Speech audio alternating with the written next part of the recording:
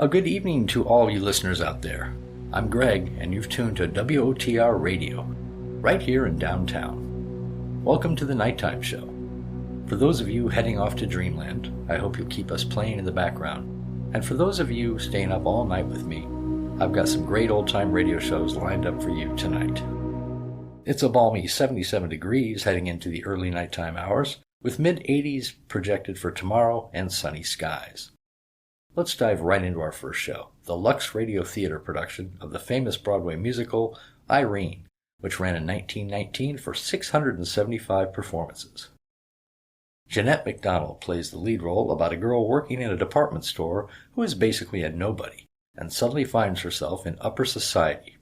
It's a Cinderella-type story about romance, mistaken identity, social status, and finding oneself.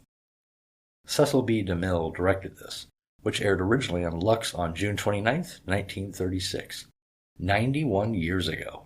Enjoy. Hollywood, California, Monday, June 29th. The Lux Radio Theater presents Jeanette MacDonald in Irene, a play with music. Lux presents Hollywood. Tonight, we bring you Jeanette MacDonald, Regis Toomey, Cecil B. DeMille, D.W. Griffith, Cora Lobb, and many others. These behind the footlights.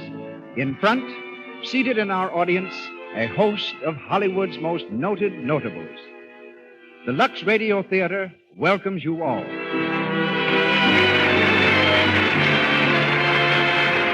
This entertainment is presented by the makers of Lux Flakes.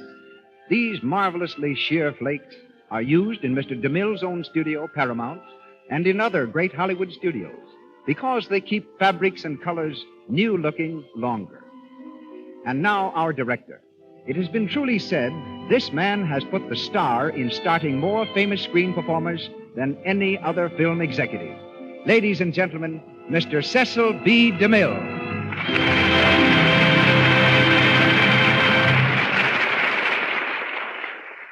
Greetings from Hollywood, ladies and gentlemen. Men make their greatest mistakes in picking women and horses. I once predicted that there would never be a horseless carriage after my roommate at college injured his hand trying to invent one. Manufacturers have made 63 million motor cars since then, and horses are found mostly on merry-go-rounds. I also misjudged Jeanette MacDonald early in her career. You would never suspect now that she was once just a Philadelphian with a purpose. There is nothing more grim than a little girl with red pigtails, ambition, and determination. And Jeanette had all four of them. When I first heard her, she'd been singing in Broadway revues.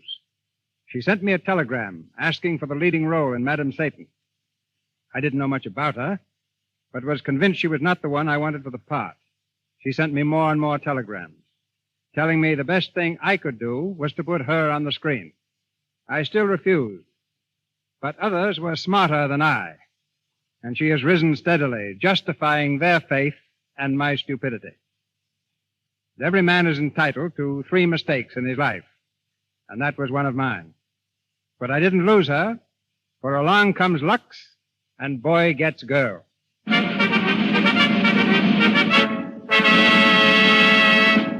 Tonight, in the Lux Radio Theater, Jeanette plays a role she had understudied on the Broadway stage, but never had a chance to play until now. So there is a special thrill in announcing Irene, starring Jeanette MacDonald.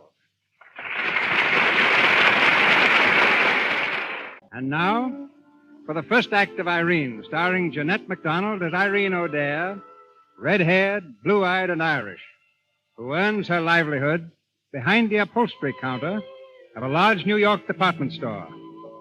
We're in the store now. On the main floor, cash goes singing by overhead, and bargain hunters are pushing through the doors, surging toward the crowded elevators.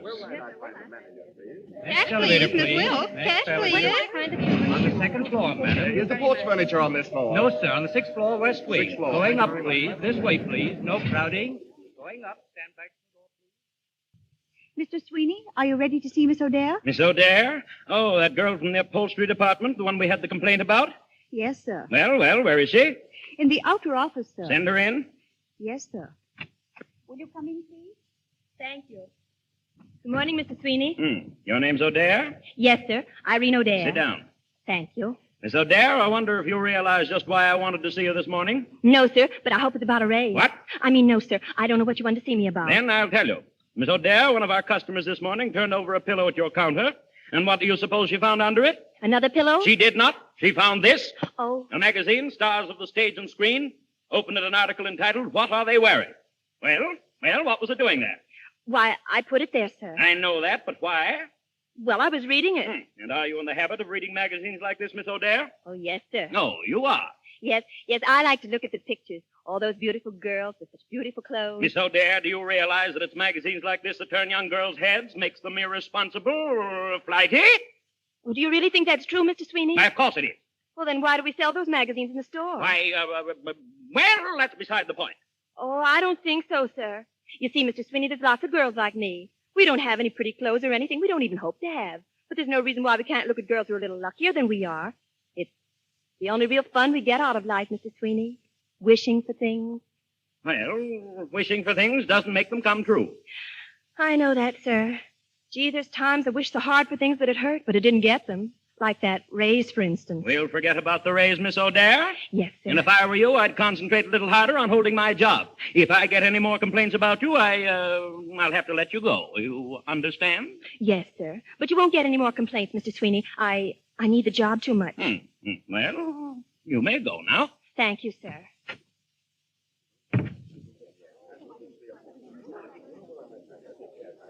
Irene, come here a minute. Oh, hello, Jane. What are you doing at the linen counter? Transferred this morning. Say, did you see the notice on the bulletin board downstairs? There's going to be another show this year. Sales Girls Review? Uh-huh. You going to try it again? I'd like to see anyone keep me away. Oh, gee, you were swell last year, Irene. Honest, if I had a voice like yours, I'd chuck this store job and get on the radio or something. Yes? And while I was looking around for a chance my mother could take in washing, I suppose. Geez, there's old Lady Hector. So long, Jane. See you at lunch. Bye. Did you call me Miss Hector? You know very well I did. Did you sell some veranda cushions to Mrs. Henry Marshall? Well, yes, I think so, for her Long Island house. Well, she has a complaint. They're too small. Why don't you send them back? She can't. She has a big weekend party starting tomorrow. And she's giving a garden party this afternoon. She wants to explain what's wrong to somebody in the department. You'll have to go, Miss O'Dare. Me? Oh, boy, I'd love to. But remember this. Mrs. Marshall is one of our best and wealthiest customers. Please act accordingly. Oh, I will, Miss Hector. I'll be a real lady.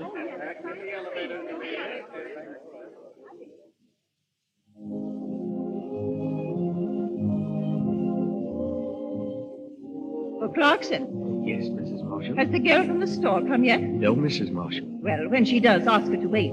I want to speak to her. Yes, Mrs. Marshall. Hello, Mother. Oh, Donald, are you so terribly late? Sorry, Mother. I was delayed at the office. The party's almost over. Eleanor's been asking for you every 10 minutes. Eleanor, is she here? Of course, Donald. You'd better go and speak to her. No, I'll keep out of the way if you don't mind. I have some work to do this afternoon. Donald, what is the matter with you? Eleanor's a charming girl. Yes, I know, but there are all kinds of charm, Mother, and hers just doesn't appeal to me. Oh, Donald. By the way, Mother, not to change the subject, but where do you buy your clothes? What? I said, where do you buy your clothes? Why? Well, I met Bob Harrison in town. You never met him, but we roomed together in college. Yes? It seems Bob went and sunk a lot of money in a place called Madame Lucy's, a dress shop. And I'm trying to drum up a little trade for him. He's running a dress shop. Well, no, not running it. He just put up the money. Well, I don't know, Donald. I wouldn't like to change my dressmaker, well, unless I were sure of what I was going to get. All right, Mother, forget it. It was just an idea. Oh, there you are. Oh, hello, Eleanor. What do you mean by hiding out on us? We're all waiting for you. I'm sorry, Eleanor, but I was busy. Well, you aren't busy now. Come on and join the party. I'm afraid I can't. I've still got a lot of work to do. Oh, work. That's all you ever think about. Mrs. Marshall, what are we going to do with him? I'm sure I don't know. Well, I do. Come on, Mr. Tired Businessman. You're going to finish this dance with me.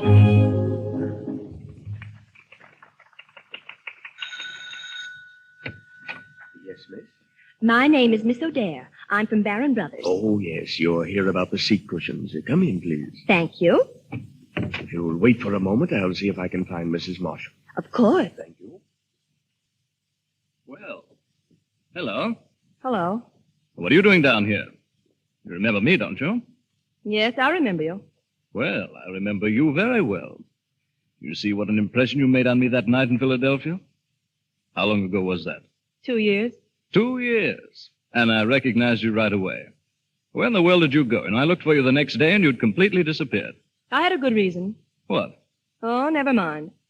What was your name? Same as is now? What is it? Must have made a terrible hit with you. Well, you did. I just can't think of your name right now. Well, I don't remember yours either, so we're square. You're just the same little girl, though. So tell me, what are you doing here in this place? I'm in the decorating business. I decorate everything but myself. I work in the store that made these cushions. Oh, that's right. You worked in a store in Philadelphia, too, didn't you? Yes. Well, now you know you really shouldn't. You're much too pretty to be working at anything. Thanks. But I have to eat once in a while. So you don't even remember my name, eh? Nope. Well, I'll tell you. It's Larry. Larry Bradley. Oh, is it? Now, what's yours? I haven't got any. Come on, sit down here. Hey, let go. What do you take me for? Don't be unreasonable. Sit down. No, let me alone. Oh, don't be afraid. Well, I'm not afraid. I just want you to let go of me, that's all. Not even a little kiss? Hey, did you hear what I said? Let go of me now, or I'll... Stop, Come on, stop Marty, it now. Hello, Donald. What's the matter here? Nothing much. Oh, yes, there is. I came here from the store to see about the cushions, and this fellow tried to get fresh with me. It's lucky for him he didn't get something he wouldn't forget. As you see, Donald, she's a regular little spitfire. If I were you, Larry, I'd clear out. Oh, yes? All right. Good afternoon, Miss Spitfire. Fresh guy. I'm sorry this happened. He's one of my guests. Will you allow me to apologize for him? A lot of good that does. I came here all prepared to act like a perfect lady, and the first thing I run into is him. Swell society, I'll tell people what swell society's like, all right, all right. Oh, but you mustn't judge all of us by one man. Come on now, you're all unstrung. Sit down a while until you feel better. Oh, I can't. I gotta get back to the store. Gee, that fellow was strong. I guess it's just as well you came out here when you did. I'm glad I did. Maybe that's just his way of being friendly, huh? How well do you know him? You'd have thought I knew him pretty well, wouldn't you? I just met him once, 2 years ago in Philadelphia. Oh, I see. Won't you sit down here? No, thanks. That's what he wanted me to do. All right. You sit just where you want to. Yes, sir. Now, is there anything I can do for you? No, thanks. I'll be leaving in a minute. I suppose you've had your lunch. Well, I had the usual. What's that? Bar of chocolate and a glass of milk. I got it in the station. Well, that's not very much, is it? Oh, I'm used to it now. Well, I haven't had a thing since breakfast. I wonder if you'd join me in something. Gee, thanks, but, well, not that's very nice. You know. Don't worry about that. Come on, we'll go inside and see if we can dig up a couple of sandwiches. Feel better? Oh, yes. Gee, that was swell. Tell me some more about yourself, Miss O'Dare. You live in the city? Mm-hmm. With my mother and my brother. We live just off 9th Avenue. Oh, you have no father? No, sir. Not for over a year. Well, then you're the breadwinner of the family. Yes, sir. Oh, you ought to be very proud. There's a real pleasure in working, isn't there? Oh, yes. I wouldn't miss a day. They take it out on Saturday night. Well, maybe you won't always work in the store. You never can tell what will happen. You mean to make it fired? Oh, no. But maybe you'll get married someday. Married? Gee, I'd have to find someone who could take care of my mother and brother. I can't desert them now. What chance have I got to meet a man like that? Not a chance in the world. The men we meet can just about support themselves. Am I talking too much? No, not at all. Mother says I got the gift of gab. I never know when to stop. Oh, but I like to listen to you. It's interesting. Well, you're interesting, too, even if you don't talk as much as I do. We girls don't meet many men like you. We don't get a chance. I know girls are lots of fun. Pretty, beautiful. But they never meet the right kind of men at all because they haven't got any decent clothes to wear. Clothes make an awful difference in a girl, and just because we haven't got them, don't think we don't know about them. We can't help seeing what the other girls have in the shop windows and evening papers. Gee, I talk careless. We all talk that way, but you wouldn't know us when we put on airs. Honest, we can talk and act like real ladies. You can? Yeah, it's not as difficult as it sounds. We take off the swell customers who come to the store. Listen to this. Oh, Mrs. Thomas, how do you do? My dear, I so enjoyed your lovely garden party. It was divine, and you look stunning. Well, au revoir. You can't tell the difference now, can you? Except for the clothes, of course. Yes, I imagine clothes do make a lot of difference. A lot? Oh, it's terrible how much difference they make. I had a dress once, a blue one. It cost $85. Yes? Oh, I didn't buy it. One of our customers gave it to me. But you should have seen me in it. Gee, I was real Park Avenue in that dress. And where is it now? It's gone. Just faded away, and oh, the care I took of it. Mother'll tell you it's the only thing I ever put on a hanger. But I'm never going to forget it. I wonder how you'd look in a dress that cost $200 or $300. $200 or $300? Well, is there anything higher than Park Avenue? I don't think so. But, Miss O'Dare, I've got an idea. You like beautiful clothes, don't you? Sure, who doesn't? Well, how would you like a chance to own some? Wear them in society. Say, what is this? The chance you've been looking for. A chance to better yourself. I don't get your game at all. You seem like a regular fella. Gee, I hope you're not going along like this and then all of a sudden spring something. Oh, don't worry about me. It's what you've told me, Miss O'Dare. That's what I'm interested in. A friend of mine told me something which gives me a chance to help both of you. Why, the opportunity you've prayed for is right here. Is it? Yes, this friend of mine told me of a dressmaker in New York, a Madame Lucy, who makes the smartest clothes in town, but she hasn't been discovered yet. The women don't know she's here. Why, I'll bet she'd be as anxious to have you for a customer as you would be to go to her. Now, what do you think of that? Well, I don't know. What would I have to do? I'll do it, but what? Well, just be a lady, that's all. Like you pretend at the store. I'll pass you off as a young heiress or something. And that'll make the women buy dresses from this Madame Lucy, huh? Of course. They'll flock to her. Yeah, but this young heiress business, they'll catch on. Everybody knows all the young heiresses. Oh, that's right. But wait. Now, you haven't any special talent, have you? I mean, you don't dance or play the trombone. Well, I can sing a little. Sing, that's it. You'll be Irene O'Dare, the famous Irish songbird. Just come over for an American tour. Oh, but... Come on. I want to hear you. You want to hear me sing? Yes, I'll play for you. What do you know? Oh, wait a minute now. I'm so excited I can't think. Well, you talked a lot about your $85 blue dress. Oh, yes. You must have loved that. Loved it? Oh, gee. You could never know how much.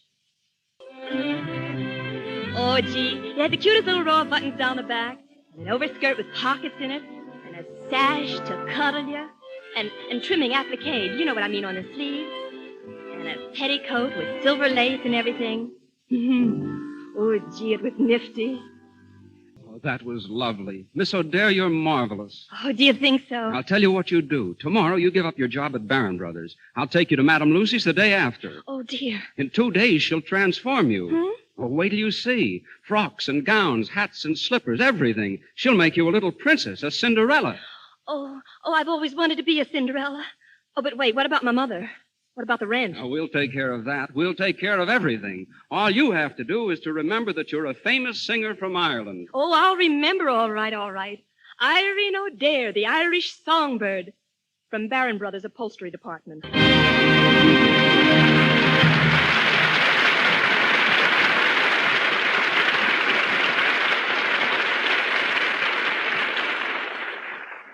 Jeanette MacDonald, playing the title role and singing the lovely music of Irene, comes to you from the Lux Radio Theater on Hollywood Boulevard.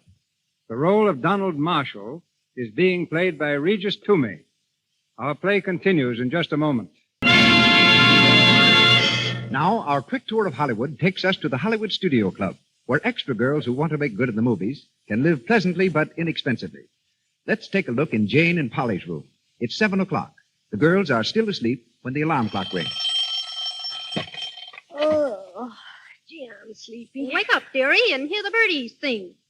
Say, you're supposed to report at 8 a.m. at Central Casting. You better hurry. Don't worry, I'll be there.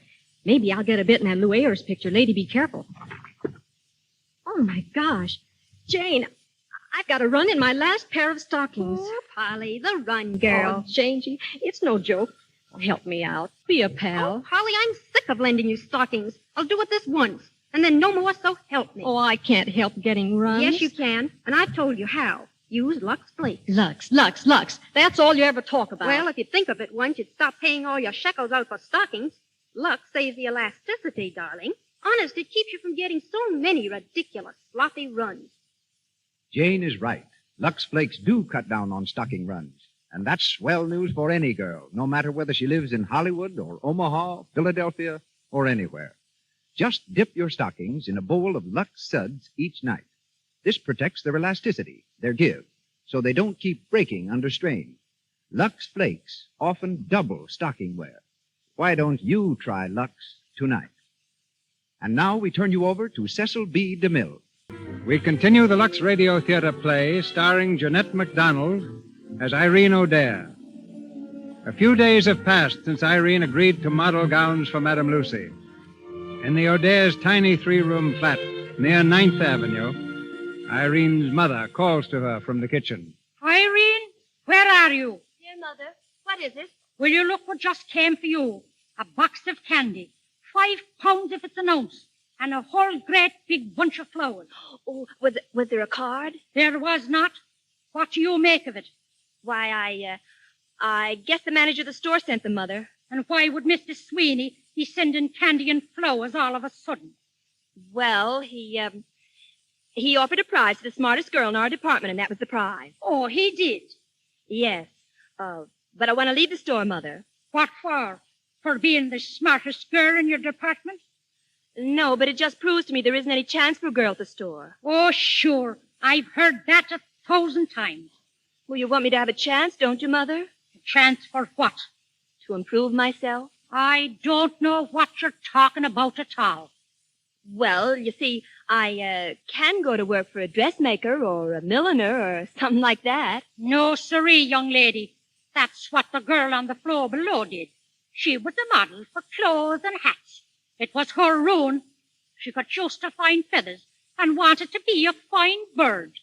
Well, from all I hear, that's what she turned out to be, a bird. All right, Mother, you know best. Of course I know best. And let it be the end of it, my dear. Now let's get this straight, Donald. You want to take this little shop girl, let Madame Lucy dress her up and use her as sort of a public model. Is that it? That's it. Only you see, Bob, no one will know she's a shop girl. As far as they're concerned, she's a famous singer. Well, it sounds all right to me. All right. It's marvelous. I tell you, Bob, she'll be a sensation. Is she pretty? Gorgeous. Good figure? Beautiful. You seem quite taken with her. Hey, are you sure you're doing all this for me or Miss O'Dare? Well, it's a little of both, I guess. Oh, she's a grand girl. Now, here's the plan, Bob. Mother's giving a supper and dance at our place tonight. I'm going to have Miss O'Dare there, beautifully dressed, of course, and I want you to bring Madame Lucy. Madame Lucy? What for? To show off the gown, stupid, and take some orders from the other women. Yeah, but wait. Madame Lucy can't come. He's not in town. And then we've got to... Did you say he? Yes. I thought it was Madame Lucy. Yeah, that's right, but Madame Lucy is a man. The Madame stuff is just a trade name. Madame Lucy is a man, huh? Oh, well, live and learn, but just the same, he ought to be there. I don't see how. He's in Paris buying material. But somebody ought to come. What about... I'll tell you, you be Madame Lucy. Me? Sure, that crowd doesn't know you. Now, just a second. You own a cutaway coat, don't you? And you can put on a little French accent. Why, it's a cinch. I suppose I could do it all right, but I don't like it. Like it or not, you've got to do it. All right, but if anything goes wrong, mister, I'll break your neck. No, we'll talk about that later. Right now, I want you to get hold of a couple of gowns and practice up on your accent. We're picking Miss O'Dare up at 7 tonight.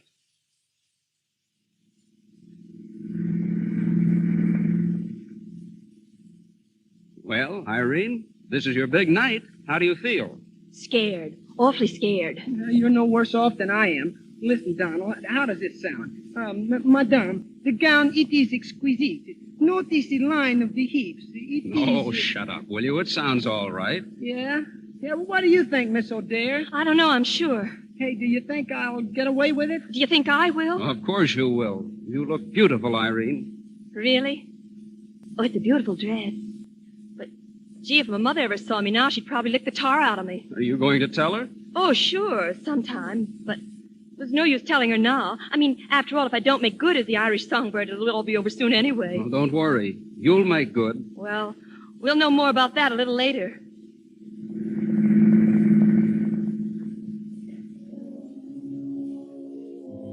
O'Dare? I never heard of her, but she does dress beautifully, I'll say that. Yes, look at that girl. Why, she's gorgeous, positively gorgeous. I wonder who makes the gowns. This man they call Madame Lucy, they say.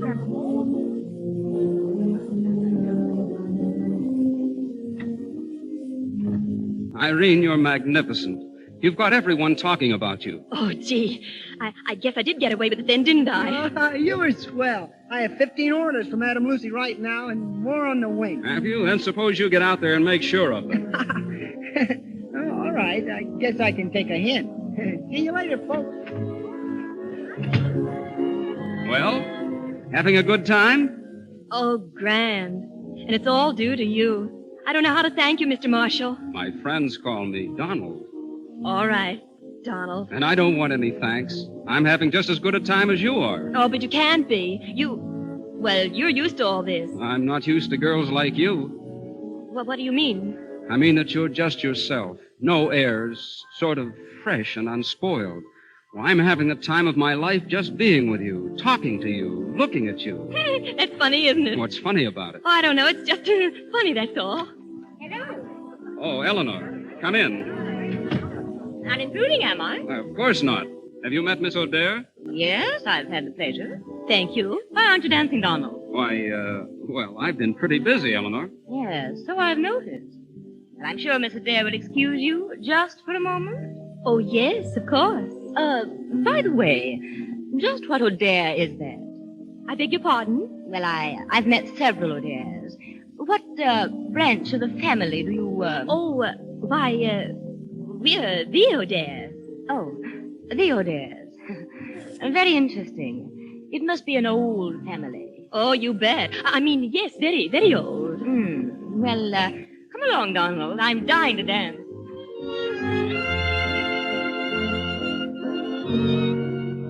Miss Adair? Oh, yes? May I introduce myself? My name is Bowden, L.J. Bowden. You've probably heard of me. Oh, yes, of course, Mr. Bowden. You're a big financier, aren't you? Yes, so they tell me. Miss Adair, I'm getting up a weekend party for the first of the month, and may I count you in? You mean it? Why, certainly. Oh, thank you. I'd be delighted.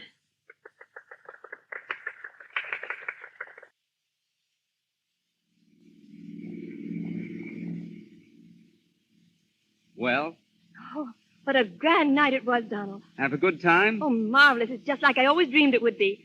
I guess that's what frightens me. Why? Well, I'm afraid that's what it is, just a beautiful dream. And I'm afraid I'll wake up soon. And the gowns and the flowers, music, they'll all be gone, and I'll just be plain Irene O'Dare again, selling pillows behind the upholstery counter. I wouldn't worry about that. Why should you? You'll never have to work there. Well, I mean, I've got a feeling that you'll never work there again either. Why do you say that? I don't know, just a hunch. Do your hunches usually come true? Invariably. Invariably. Well, if that word means what I think it means, I guess I've got nothing to worry about.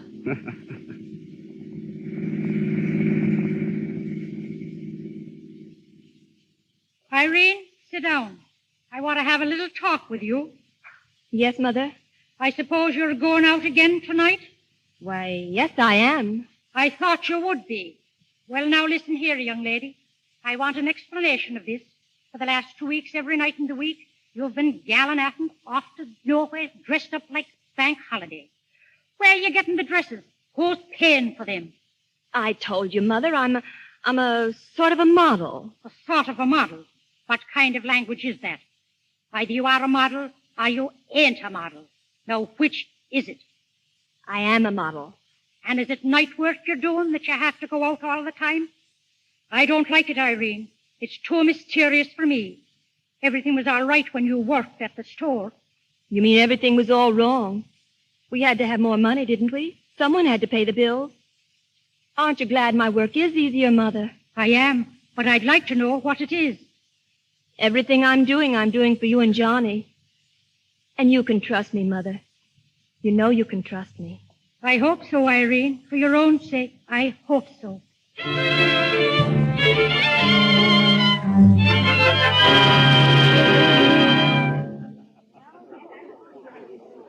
Say, Bob, have you seen Irene? Well, not lately. Last time I saw her, she was dancing with Bowden. Bowden? Why didn't you cut in? Who, me? You forget yourself, my man. I'm Madame Lucy around here. I can't dance. Hey, what's the matter with Bowden anyway? Oh, nothing much. Afraid she'll fall for his money? No, of course not. She's not that type. Well, what's the matter? Or are you just a little bit jealous? Jealous? You're crazy. Yeah? Don't you think we'd better be getting back, Mr. Bowden? Not yet, please. Oh, but they'll be missing us in there. Well, what difference does it make? Stay here a while. I still haven't said what I wanted to say. Oh. Can you guess what it is? No. Irene, I'm not exactly a young man, and there's one happiness I've always thought was not for me. The happiness of loving some woman so completely that I'm only living when I'm with her or thinking of her. I thought that I had everything I wanted, but I find I haven't anything. Unless I can give it all to you. I love you, Irene. You love me? More than I could ever tell you. I don't know what to say. I suppose every girl's planned what she'd say when a man tells her he loves her, but I wasn't prepared for this. Will you marry me, Irene? I'm afraid I... Please don't answer me now. I want you to think it over carefully. In the meantime, would you wear these, Irene? I'd like you to have them. Pearls? Oh, I couldn't. Oh, why not? Oh, because I think I know what my answer will be. But you weren't going to answer now. And even if it were no, I'd still like you to take these as a remembrance. Oh, they're beautiful. But I can't accept them. Will you at least put them on? Just for tonight. Oh, may I do just that? I want you to. Thank you. I've never worn pearls before. Never? I mean, not as beautiful as these. Irene, tell me one thing. Is there someone else?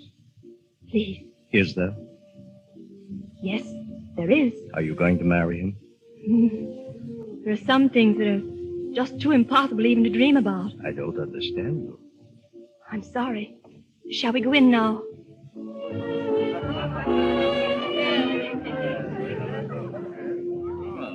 Well, good evening, Eleanor. Oh, hello, Larry. I didn't think you were coming. With all these beautiful girls around, why wouldn't I come? Oh, say, maybe you can help me, Eleanor. There's a girl here I'm sure I've seen somewhere. Let's see if I can find her. Oh, yes, there she is, in the white dress. Yes, and the new string of pearls. What do you mean? Brand new. Just got them out on the balcony. Ah, romance in the air. Oh, she's very popular with the men. Especially Donald. Well, that ought to make you happy. Oh, really? It's funny I can't place her. Tell me, what's her name? O'Dare. Irene O'Dare. Irene O'Dare. Irene Oh, so that's who she is. I thought I recognized her. You know her? Know her? I guess I do.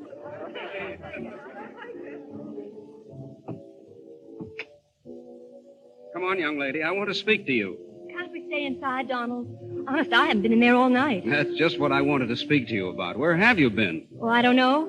Out here, walking in the garden. Every place but dancing, and that's what I want to do. Come on. Now, wait a minute. What's the matter, Irene? You're acting so strangely. Oh, it's nothing. I'm just excited tonight, I guess. So many people making me talk, and when I get excited, I speak terribly, like I used to, remember? Yes. The funny part of it is they always ask me to talk some more like that. They like it. But there's one thing certain. They wouldn't like it if I wore the clothes that went with it. I wonder what they'd say if they found out who I really am. They'll never find out now. You've made good, Irene. Yes, so far. The problem is now how to go on making good. Getting harder and harder all the time. What do you mean? I don't know what I mean. You wouldn't understand. You see, you don't know me very well. I'm not the same with you as I am with other men. I can't pretend with you. You know what I was. And I know what you are now. Yes. I've been trying to figure out what you must be thinking of me. Masquerading. Oh, so that's what it is. Mm-hmm. Underneath all these clothes, I'm still just Irene O'Dare from 9th Avenue. But whenever I've thought of you, I've always wished I wasn't masquerading. I've always wished it was real. You're real, Irene. Oh, no, I'm not. Oh, you are. To me. I'm in love with you, Irene. Donald. Didn't you know it? You must be crazy. I don't think so. I was always a normal baby. Donald, be serious. I am. More serious than I've ever been before. I love you, Irene. Oh. I love you. You love me? Oh, gee, this is a dream. Can't be true. Oh, it's got to be a dream. But if I ever wake up now, heaven help me.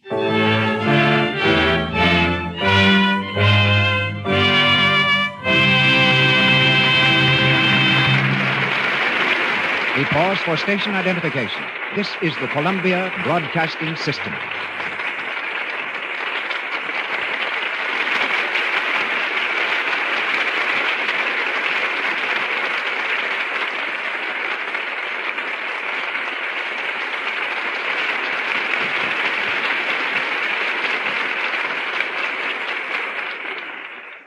This is Cecil B. DeMille speaking to you from the stage of the Lux Radio Theater in Hollywood.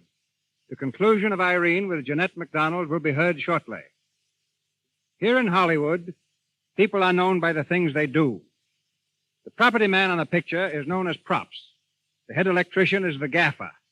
His assistants are called juicers, and a stagehand is a grip. Perhaps you'll understand then why it was that I never knew the real name of a woman who worked on my pictures for 10 years. She's been in charge of as many as 2,000 players at once, yet she was known to me only as Wardrobe. She's wardrobe mistress of Warner Brothers Studio now. But not until I asked her to be our guest in the Lux Radio Theater did I know that her name was Mrs. Cora Lobb. You know, I'm so used to being called Wardrobe that when someone asks for Cora Lobb, I often say, I'll see if she's here. I remember so well the time you were directing a scene for the Vulgar Boatman, Mr. DeMille, in which the gorgeous gowns worn by 50 girls were practically ruined in storms. Those gowns came back to the wardrobe wrinkled and caked with mud, but I don't believe you gave them a second thought. No, I knew you'd take care of them. Yes, we saved every one. You see, ladies and gentlemen, it's our job as wardrobe mistress to cut down the clothes budget by making costumes last as long as possible. Take the new Joan Blondell Dick Powell picture, Stage Struck. It's packed full of lovely clothes that are going to keep for ages because we know how to take care of them. We wash them with Lux, and that goes for gloves and stockings, too. Luxing makes gowns look like new, makes stockings wear longer. When gowns are damaged, we often have to make emergency repairs. We've even used adhesive tape, paste, and chewing gum. Once on location, a hole was burned in a star's gown. We couldn't fix the dress, so we fixed the girl. Where the dress was burned, I painted her skin to match with ordinary green house paint. Last week, Mr. DeMille, you had the famous artist James Montgomery Flagg as your guest.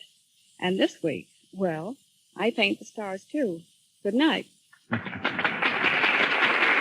night, Wardrobe.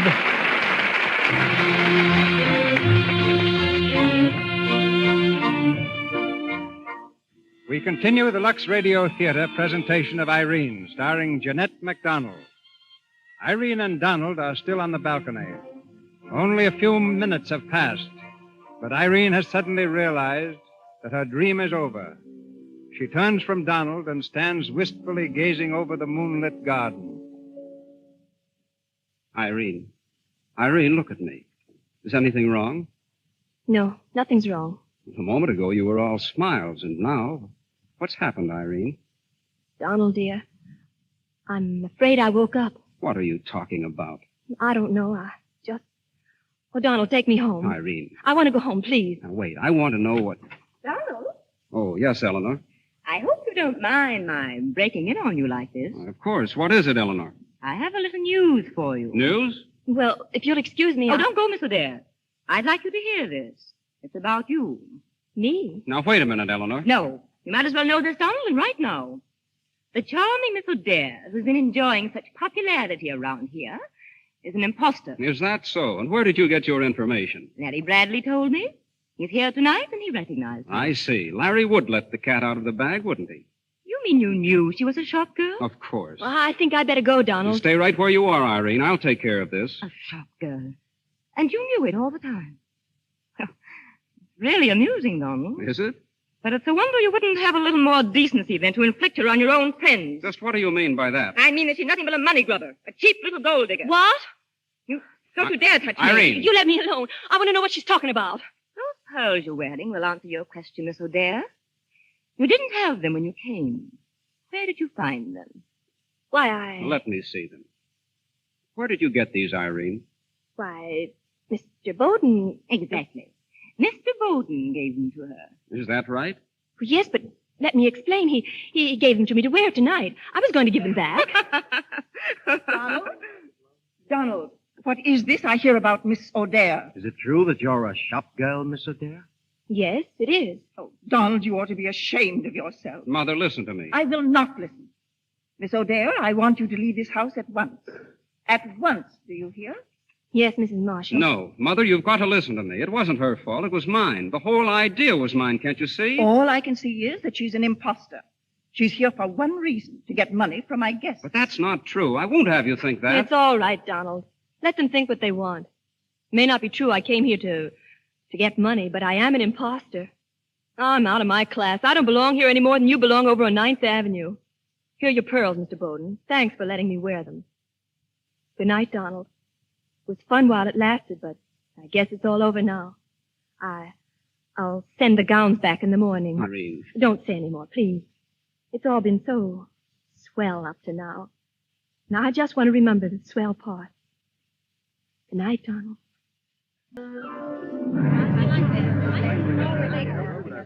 Cash, Miss Will. Cash, please. On the 8th floor, madam. Going up. Step to the rear of the car, please. Going up. So you want your job back, do you, Miss O'Dare? I'd like to have it back, Mr. Sweeney. Yeah, well, I don't know now. When a girl leaves for no good reason at all, we don't usually... Oh, please. Well, how do we know you won't walk out on us again? Oh, I won't. I haven't any place to walk to. And I do need the job, Mr. Sweeney. I haven't got anything now. And where did you go when you left us? I was a model. A model, eh? I believe I warned you once before about getting high ideas. Yes, sir. And I was right, wasn't I? Yes, sir. Well, I tell you what I'll do, Miss O'Dare. You can go back to your job if you want to. Oh, thank you. With a reduction in salary. Oh. Oh, that doesn't suit you, does it? Oh, yes, sir. I was just thinking how I was going to get along on any less money than I was making. That's up to you, Miss O'Dare. If you want to work, those are the conditions. Take it or leave it. I'll take it, sir. Oh, gee, my feet are killing me. How are yours? Yeah, Irene, I'm talking to you. Oh, I'm sorry, Jane. What'd you say? Oh, nothing. What's the matter with you lately, anyway? Ever since you got back, you've been mooning around like a lost calf. I know. I get to thinking, and I kind of get lost. Well, you better snap out of it. Old man Sweeney will be having you up in the carpet again. And... Say, you going to the rehearsal this afternoon? The rehearsal? Yeah, the Sales Girls Review. We've been getting along swell, only we need more singers. Oh, I'm not much interested in singing right now. Ah, come on. It'll do you good. Oh, maybe. I'll think it over. Cash, please. Cash, please, Miss Evans. Well, it's most irregular, Mr. Marshall. Most irregular. I know that. Just what is it you want to see her about? It's personal. Then why don't you try to reach her at home? I did. She has no phone. Anyway, I want to see her now. Well, if you want such a good customer, Mr. Marshall, I'd say no. Thanks. Where is she? Well, she's down in the social hall. The girls are giving a show next week, and Miss O'Dare is rehearsing. Well, may I go down there and see her? Well, I suppose so. I'll have someone show you the way.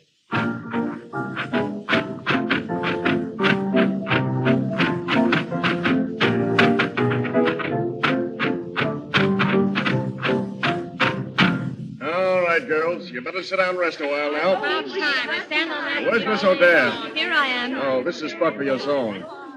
Yeah, I know, but I wonder if you'd excuse me just for this afternoon. I don't feel so very good. Come on, Miss O'Dare. You can do it. Excuse me, will you? Hey, wait a minute. Are you crying? No, of course not. Well, it certainly looks like it. Don't be silly. Hello, Irene. Oh, I heard you sing. It was beautiful. thanks. Jane, would you mind... Me? No, I don't mind. See you closing time, Irene. Well, Irene, you didn't say you were glad to see me. I suppose you've come back to ask about the dresses. I know I didn't send them back yet, but I will. I was going to get some boxes from the store tonight. I didn't come about the dresses. I came to see you. Oh. Why did you run away that night, Irene? I wanted to speak to you. Well, I thought we said about everything there was to say. I didn't. I didn't even get started. You should have heard me after you left. Did you have an argument? Oh, a swell one. Gosh, I hope I didn't get you into any trouble. No, I guess I got you into some, though. Oh, that's all right. Well... Irene, come here. Look at me. What for? That night on the balcony, remember what I said to you? Sure. I remember. But I didn't take it seriously. You were just being nice to me. No, I wasn't. I meant it, Irene. I still mean it. I love you, Irene. Oh, would you mind saying that over again? No, I'll remember it, but don't tell me anymore. I'm afraid to hear the last part of anything that has such a beautiful beginning. Irene, will you marry me? Marry you? When? Tomorrow. I'll be busy tomorrow. Tonight, then. Tonight. Well, darling. Oh, Donald, the store closes at 5.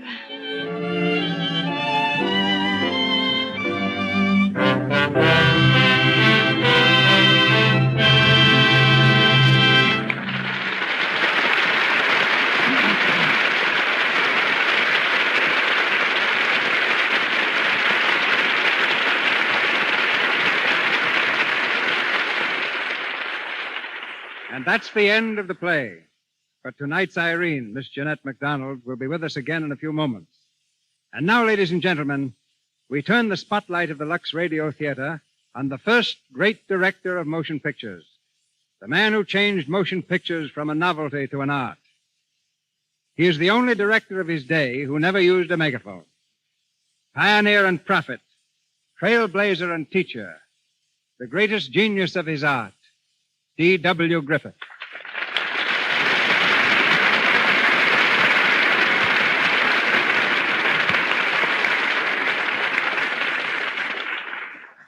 Say, DeMille, CB, you know that is awfully generous.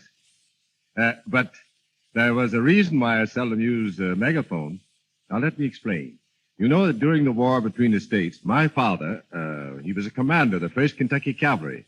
They say he could be heard yelling above the sounds of battle. They called him Roaring Jake Griffith. Well, I didn't inherit his brains, I'm sorry to say, but perhaps I got some of his loud voice. Our battle of pictures was almost a war in itself. Well, we weren't fighting each other, CB, but for the same cause. I think we did help establish the motion picture business, didn't we? Yeah, you must have had some of Roaring Jake's strategy.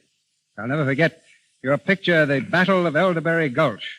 It was only a two-reeler, but it was one of the first pictures to bear the mark of genius. Oh, thank you. Well, you met that attack easily enough with the first full-length one, The Squaw Man. Then you got out the heavy artillery with The Birth of a Nation. That was the biggest gun of the whole war. Oh, well to say. You know, I sort of remember a picture called The 10 Commandments that you made while we were throwing this stuff at each other. Yes. But while we were matching each other star for star and reel for reel, something happened. In reaching out for new weapons, you created the fade-out and the close-up. Yes, you know, people thought I'd gone crazy. I think they were about right, too. They said, what's the idea of showing people without bodies? What are they doing? Swimming?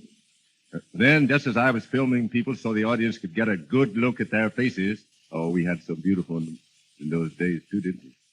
Now, you came along with that Rembrandt lighting. And a headache. We'd light the face as Rembrandt did in his paintings. Often one side of the face was in darkness.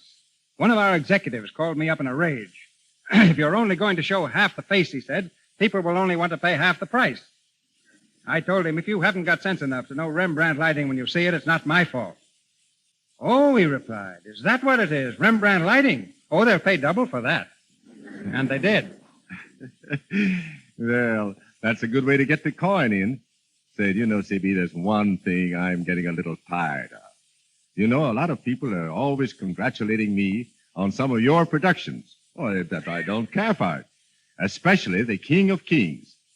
You know, at first I'd answer and say, well, that's not my picture, that King of Kings. That's DeMille's. But finally I got tired of denying it, so I just said, no. Yeah. Oh, yes. Sure, that was a great picture. One of my best. You know, I worked like a dog on that King of Kings. Say, you've had some great productions on the screen, CB. I don't need to tell you that. And you're doing a fine job here with this radio theater. Say, what about that new picture of yours, The Plainsman? So many people still get us confused. I'll hope you'll make it good, or I'll be disgraced. Good night. Good night. Good luck.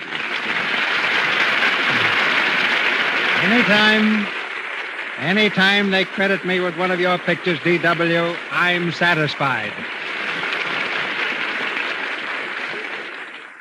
Seldom have we received so many requests for a player as we have for Jeanette MacDonald. Among them was a petition from Detroit bearing nearly 1,000 signatures. So tonight's was really a command performance. If you've pictured our star only as a demure little girl in an Alice blue gown, I think you should meet her in person. She's one of Hollywood's liveliest wits, the prima donna with a sense of humor, Miss Jeanette MacDonald.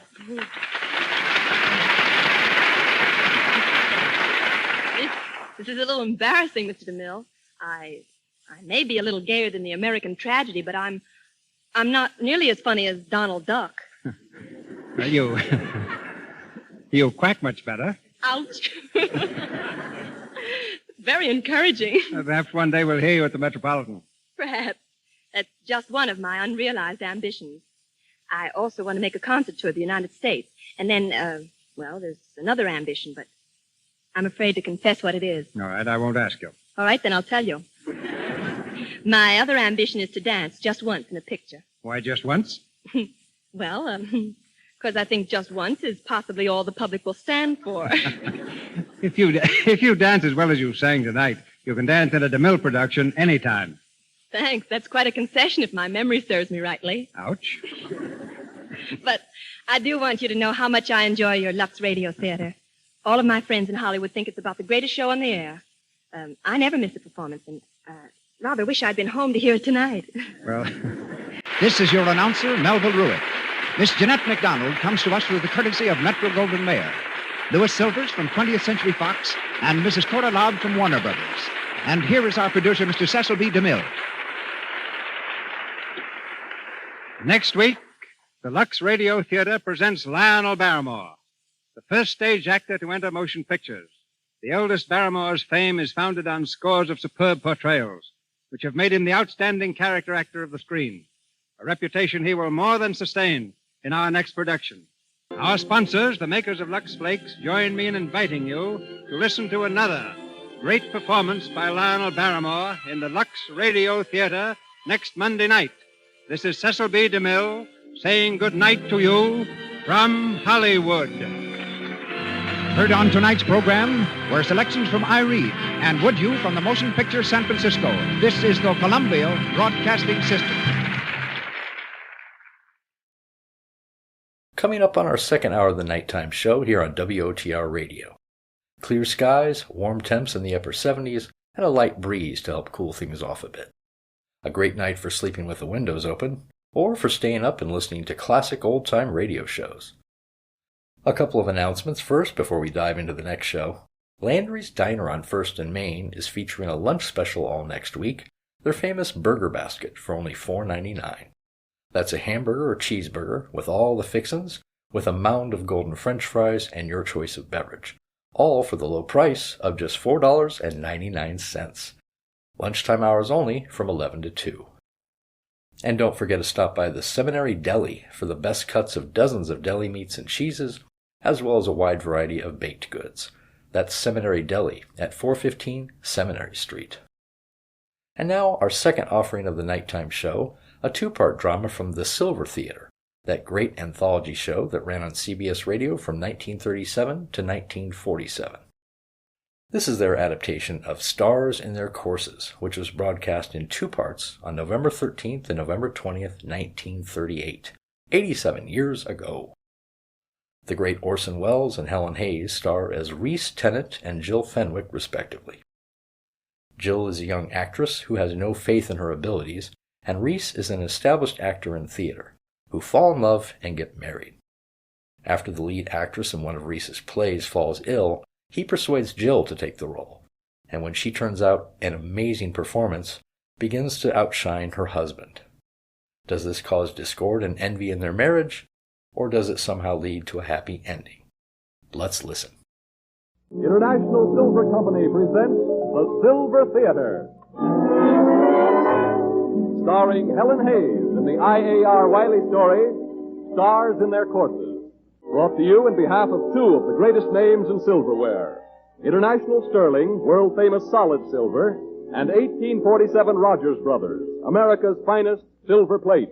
We are happy to present in the place of Conrad Nagel, who, as we told you last week, will be unable to be with us for these New York appearances, that celebrated actor-producer of stage and radio, the man who has won wide acclaim as director and star of the Mercury Theater on the air, Mr. Orson Welles.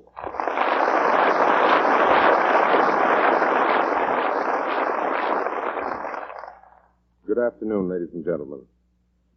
I'm very glad to be on hand for these two New York broadcasts of the Silver Theater. In future weeks, when the show returns to Hollywood, you'll hear such stars as Ginger Rogers, Clark Gable, and Betty Davis in stories by America's foremost authors. Today, your master of ceremonies is lucky enough to introduce one of the truly great actresses of our time, Miss Helen Hayes. Miss Hayes will be supported by Carlton Young and Morgan Farley in Stars in Their Courses, especially adapted for Silver Theater by Charles Tazewell.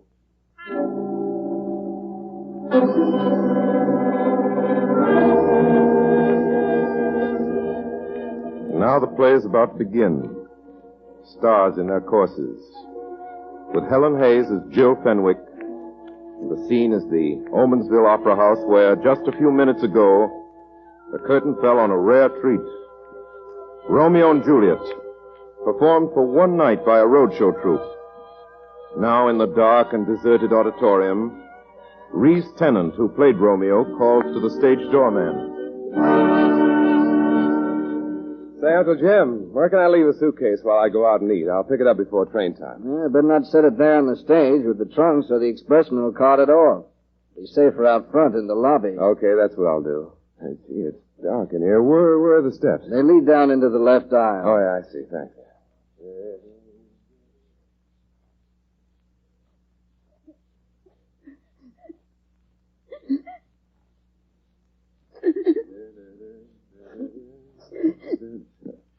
Oh, I didn't know there was anyone. I beg your pardon, but is there anything I can do? Are you ill? Just let me alone, will you? Oh, but you can't just sit down here like this. You're crying. Well, what if I am? Well, nothing. It's perfectly all right with me. I just happened to notice. Well, don't notice. You've done enough already. I've done enough. Well, what have I done? It doesn't matter. Oh, but it does. Please tell Oh, me. no, I didn't mean what you think. But you said I'd done something. What could I have done? You played Romeo tonight. Yes, I played Romeo tonight, but I thought they liked it. That's just it. They did. They cheered you and shouted your name. You were good. But why are you crying about that? Because just as you stood on a stage tonight, I stood on one last night. Me, a beginner, a nobody, playing my first decent part with a third-rate small-town stock company. But I'd studied and worked and waited and prayed for it. For that much. That little much. And what happened? Tell me. Well, there weren't any cheers. There wasn't even any attention. They wished they hadn't come. Oh, no. Oh, yes. Don't suppose I know. I just suddenly couldn't handle myself or my voice or even the lines. My hands went cold and my head went hot.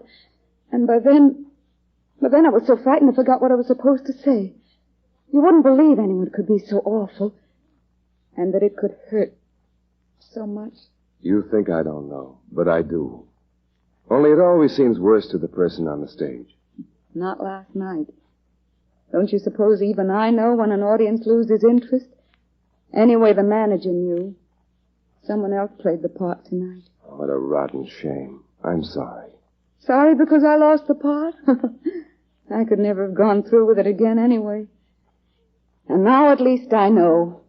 Now I know for keeps that I don't belong in the theater. That's why I came home. I live here in Omensville. But there's nothing so unique in what happened to you. You mustn't let one experience like that put you off the whole idea of acting. You can have it.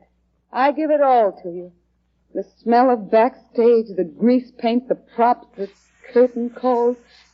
From now on, I'm going to try to live my life, not pretend it. Look, why don't we get out of here? I'd like to talk to you about this. Can't we walk somewhere, go somewhere? No. I have to go home. It's just that I hate having to tell my father and mother what's happened. That's why I came to the play tonight, to put off having to face them. Then put it off a little longer. Let's talk it over. But You're miserable. I'm lonesome. We ought to be good for each other. It's just for a little while. Well, it's nice of you, and thanks, but I'll have Look, please to... believe me. I am lonesome. I mean it. I want someone to talk to. And I have an idea of someone to talk to, maybe just what you need, too. So come on, what do you say? Let's see what we can do for each other. All right. Yes. Let's see.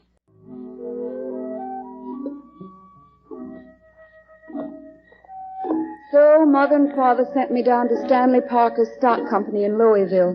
He takes on a certain number of apprentices every year, and I became one of them. I did everything around the theater. One week I'd be the offstage rain effect. The next I'd play one of those crisp parlor maids who never says anything at all. Oh, well, I know.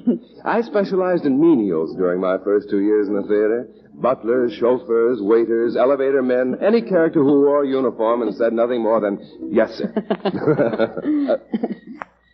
Why have you stopped? Well, I can be wrong, of course, but that sounded almost like a laugh. I believe it was. Oh, that's more like it. Yeah, I wish you'd tell me one thing, though. Why are you so afraid to go home? Won't your parents understand? Well, they'll find it hard to believe that I failed so miserably, I mean. You see, they thought I was doing so well. That does make it harder. And then the neighbors. They'll make sure I never forget it. What will you do? Oh, I'll take 10 deep breaths and settle back. Return to the fold of the Monday Bridge Club and the Omensville Literary Guild. Well, you'll be busy at any rate. Yes, uninspired, but busy. Please don't look so sunk again. How would you feel? It's the end of so much I've hoped for. It wasn't as if I was just stage-struck. I honestly thought I could act. That I could play a queen and the audience would never notice that my castle was painted canvas. That I could get the feel of all kinds of characters and make the audience feel them, too. Oh, well. Do you want to know something? After nearly 7 years in the theater, I played my first lead tonight. I don't believe it. It's true. The regular Romeo left suddenly because he and the manager had salary trouble. And even at that, it's just luck they didn't give the part to Paul Summers. You saw him play Friar Lawrence. He used to be on Broadway until he drank himself off it. He couldn't have played Romeo better than you. You really mean that? Yes, of course. I thought it was a fine performance. Thanks. That's what I needed to hear. But you must have known. I never know, and there's never been anyone to tell me. But you're friends. In the last few years, I haven't been in one place long enough to make friends. When do you leave here? 2:40, only a couple of hours away. Oh. So that's my story. That's how I got... Wait. Huh? I didn't notice where we were walking. Please, let's not go any further. Well, what is it? What's the matter? There. That house on the corner, the white one. It's mine. That's where I live. Well, I can't go in.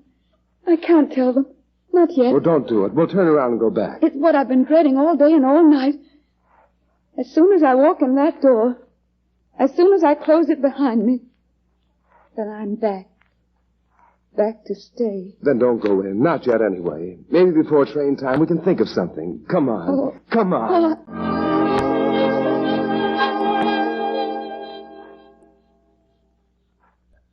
It doesn't seem half as bad now, does it? Just about half. Now that you've been nice enough to feed me, I think I can manage to behave like a grown-up. I'm sure you will. Well, we haven't much time left. Where do you think we ought to go now? Let's just sit somewhere. Right across the street there in the park. Oh, right you are. Funny. What is? Oh, the way things happen. This morning you didn't know about me. I didn't know about you. Funny. What? I was just thinking that. Wait a minute. Oh, do you see what I see? Look what we practically walked into. See it? How could anyone miss it? So help me, it's a fire engine. Now, don't tell me someone just left it here and forgot all about it. It's brand new, don't you think? I've never seen a redder, shinier, more businesslike looking one. Here's a tag on the front. Light a match. You're right. There you are. What does it say? Omensville Volunteer Fire Department. What's it doing here in the park? Oh, a new fire engine in Omensville always calls for a big celebration. They're probably going to dedicate it tomorrow. You know something? I've always wanted to sit in the driver's seat of a red fire engine. All right, young lady, you asked for it. Up you go. There. Why, it's a whole new world up here. Why do you see the gadgets? Just think, if I weren't an actor, I might even be able to explain them to you. Well, explain them anyway. It isn't as if I'd know the difference. By golly, I would if I had time. Oh, of course. The time. Hey, look at that swell moon. Is he an old settler of Omensville? Been here ever since I can remember. He's lucky. Why? You'll be here tomorrow night. I won't. Will you miss me at all? Is it possible that you might? Yes. Quite possible. I know I'll miss you. Desperately. It doesn't make sense, of course, but can you understand it? I can feel it. I'm glad. I suppose we'll get over it. After all... I won't. And you know why? I can guess. I'm in love with you. It happened right there in the theater tonight after the show. It's a wonder you didn't hear them. Perhaps I did. Know my name. Or I yours. Is that important? I'm Jill Fenwick. I'm Reese. Reese Tennant. And I love you, Jill. What can we do about it? Do you know, it's about time. Good Lord. Reese! You had your foot on that button. Do you think anybody heard it? Heard it. I'll bet all the volunteers in town are pulling on their boots already. They won't blame us. Come on. Now, here's where we start running. Come on. Jill, what a finale for a love scene. I always do that when I'm kissed. Why does everything have to happen to me? I'm running out of breath. Yeah. Here, we can hide behind this tree. Yeah. Oh, boy. Phew. Oh. Look, Jill. I haven't any right to ask you. It's unfair, it's unkind, and for your own good you must say no, but I've got to say it anyway. Jill. Jill, will you marry me? Crazy. It's mad. It's no way to do things, but yes. No, you mustn't say that. But I want to. You're throwing yourself away. I don't think so. Oh, Jill, I'll be so good to you. I know that. I'll have to be because you'll have no one else. Do you realize your family will probably disown you? Not when they know you. I hope you're right. I hope you'll be proud of me. Of course I will. The first few years won't be pleasant. We'll make them pleasant. Bad trains, bad food, bad hotels. We'll laugh at them when we look back. Hey, did you hear? It's almost train time. This is your last chance to back out. Oh, dear. You mean you've changed your mind? Certainly not. But I did so want to ring that fire siren again.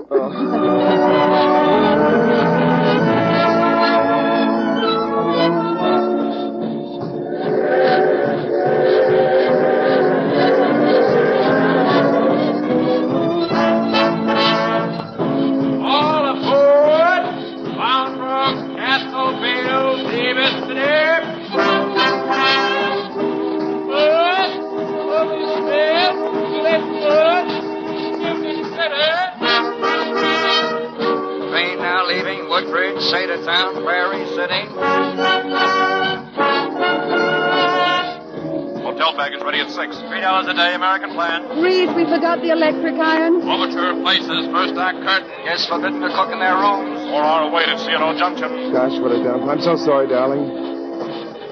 Sunday layover, Atchison City. Christmas in Meadville, then swing through the South. Look on the call board for furnished rooms. No, Reese, of course I'm not tired. Rehearsal call at 10 in the morning. 6 o'clock train to Henderson. The house is sold out, Jill. Grease paint. Laundry. Matinee. Trunks. Lights. One night stand. The theater.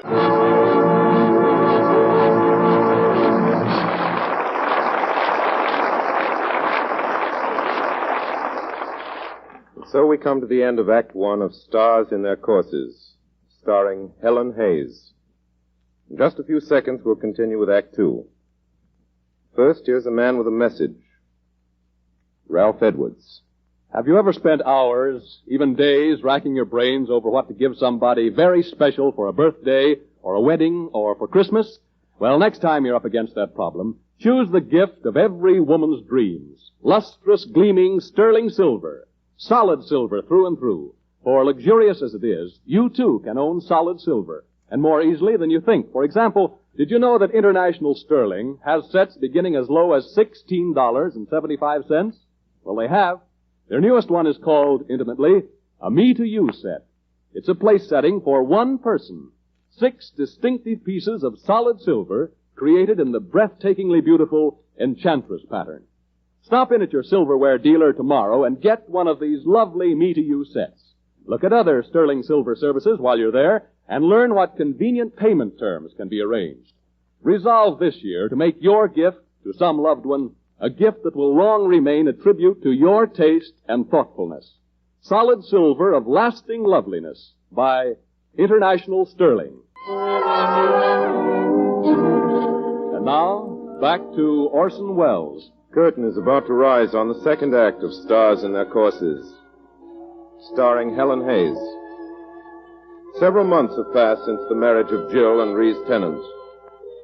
Months of tireless trooping with Jill on the sidelines, watching Reese play Romeo. Now a performance is going on, and Paul Summers seeks out Jill in Reese's dressing room.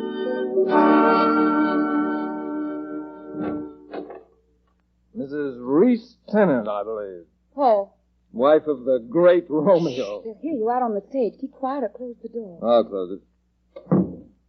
Paul, you've been drinking again. Well, why not? They expect it of me. Ask anybody in show business, and they'll say, Paul Summers is just a souse. And I suppose you're proud when they say it. Sure, what difference does it make? A lot of difference. You're a good actor. I was almost a great one. At least the New York critics thought so. Remind me to show you my notices the next time I go to the bottom of my trunk. But no one will trust you. You're not dependable. I could stop drinking like that if I wanted to. Well, why don't you? Then you'd be playing real parts instead of bits. Say, Jill, do you think Bergson would let me do Romeo? Well, I don't know, Paul. You don't believe I could play it as well as Reese? Very well, then. Guess I'll have to show you.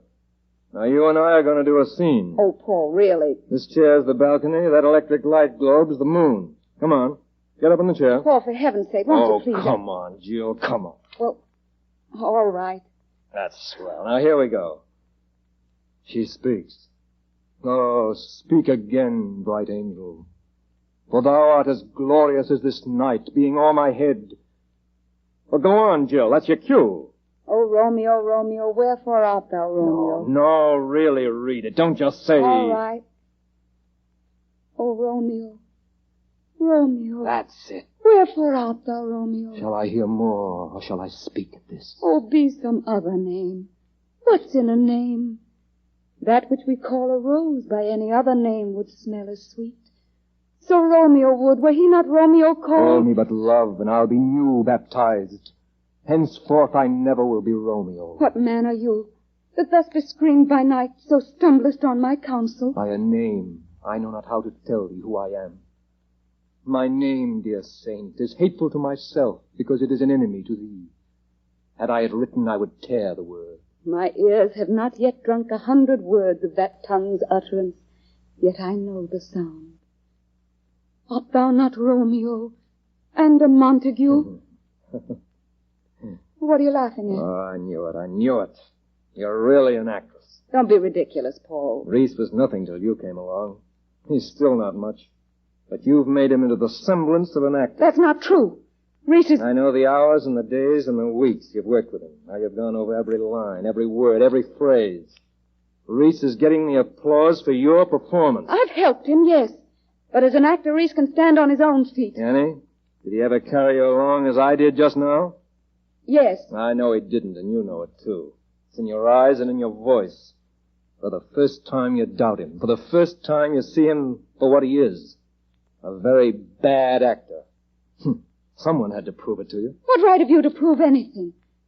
Yes, you have the advantage of years and experience, but Reese is young, and he has to play opposite Lucille Leslie. What kind of support is that? You know Lucille's too old for Juliet. She could be his mother. Why, Oh, I shouldn't say things like that. Lucille's my friend and a grand trooper, but... Oh, it's all wrong, I grant you that, but even so, I still say... You think I'm so in love with Reese, I can't see he isn't perfect. That's why I've worked with him. His career is my job. His success is the most important thing in my life. And you're wasting your life, Jill. He hasn't got it in him. I'm sure of it. And I'm just as sure he has. Now, will you please get out? Jill, do you hear that? They sat there like sticks all through the show, but I finally got them, didn't I? Yes. Yes, you did, Reese. You think this bunch is tough? Just wait till you hit the one after Easter week. What do you mean? Hasn't Bergson told you the news? He's going to try the big time. Really? Where, Paul? He's almost set on Boston. Boston? Say, that's great. Oh, no, he can't. Not yet, I mean. What's the matter, Jill? Afraid we aren't good enough? No. Well, it'll be Reese's big chance to show what he can really do, won't it? Well, sure it will. That's what we've been waiting for, Jill. They'll have real critics out front. Why, Lord only knows what may come of it. Yes, that's right, Reese. Well, I guess I better be making my change. Best of luck, Reese. Thanks. I think you'll need it. What do you suppose he meant by that, Jill? Nothing. Nothing at all, darling. He's been drinking. Jill, it really turned out for us in Boston. Bergson says the house is nearly sold out. Turn around. Let's see how the new cap fits. Yeah. Is it okay? Perfect. Oh, that's something. I'm You mustn't be nervous, darling. You're a fine one to talk. You're worse than I am. Well, hold still till I brush your jacket. Yeah, all right. Oh, gosh, I hope they like it. Boston's no different than any other town. But it means so much to us, Jill. I keep wondering what the critics will say. Why, they'll say, Reese Tennant didn't play Romeo. Reese Tennant was Romeo. Oh, silly. Well, the reviews better be good. If they aren't, we'll have to go back to the sticks. Suppose we do. We'll get along. And the next time we come to Boston... There won't be a next time, Jill. If I don't get over now, I'm finished. 15 minutes. 15 There's the quarter-hour Well, it won't be call. long now. Want me to cue you again? Oh, good Lord, what's that?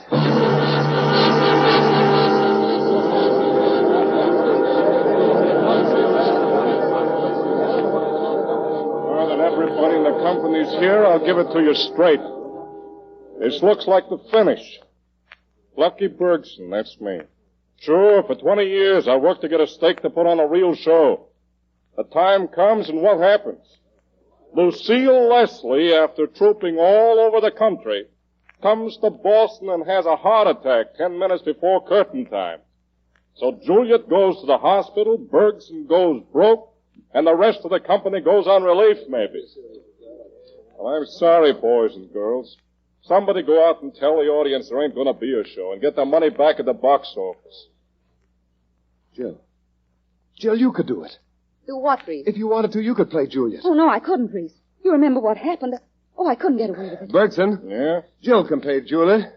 She knows every line. Night after night, she stands in the wings. She knows all the business. Say, maybe you're right. No, don't listen to him, Mr. Bergson. I wouldn't be good, I tell you. But, Jill, it's entirely different this time. You know the play so well, and you'll be on the stage with me. I can carry it. I've been doing it for months. Sure, that's right, Jill, and Lucille's costumes will fit fine. But I don't want to act. No, I won't do it. Don't you want to give Reese his chance and keep the company together? Of course, Paul, only You must do it.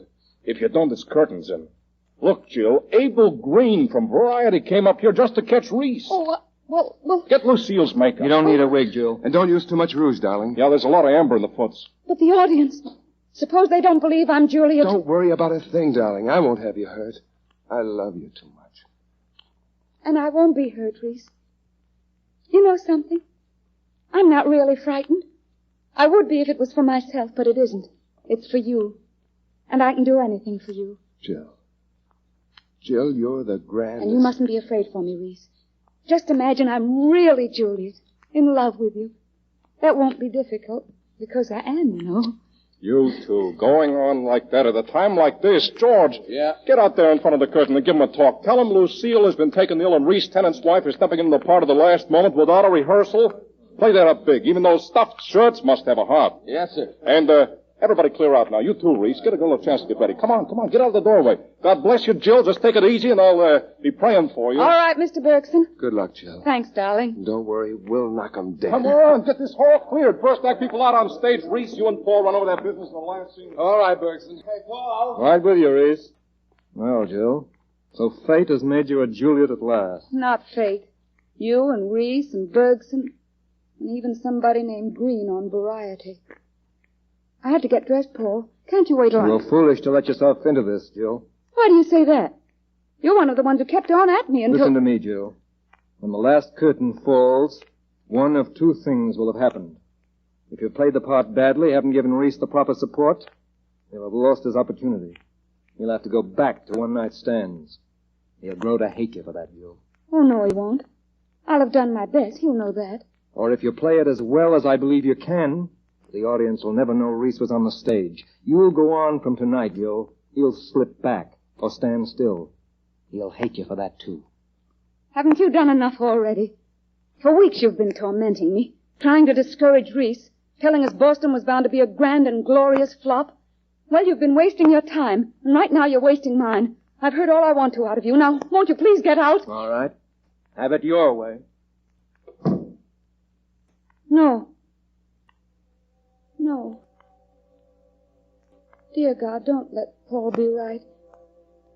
This is Reese's night. Help him. Make him great. And please help me too.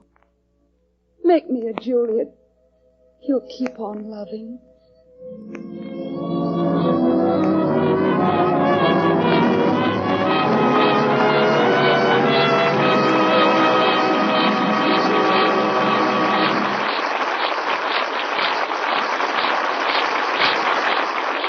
This is Orson Welles, ladies and gentlemen. You've just heard the close of the first part of Stars in Their Courses.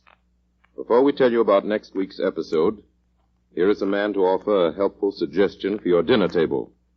Ralph Edwards. Any woman is a more charming and gracious hostess when she knows that her dinner table is sparkling with beautiful silverware. And any woman can be justly proud of her silverware if it's either International Sterling, the solid silver we mentioned a while ago, or 1847 Rogers Brothers, the silver plate we'd like to mention now. 1847 Rogers Brothers, as many of you know, has been creating masterpieces of silver plate design for almost a century.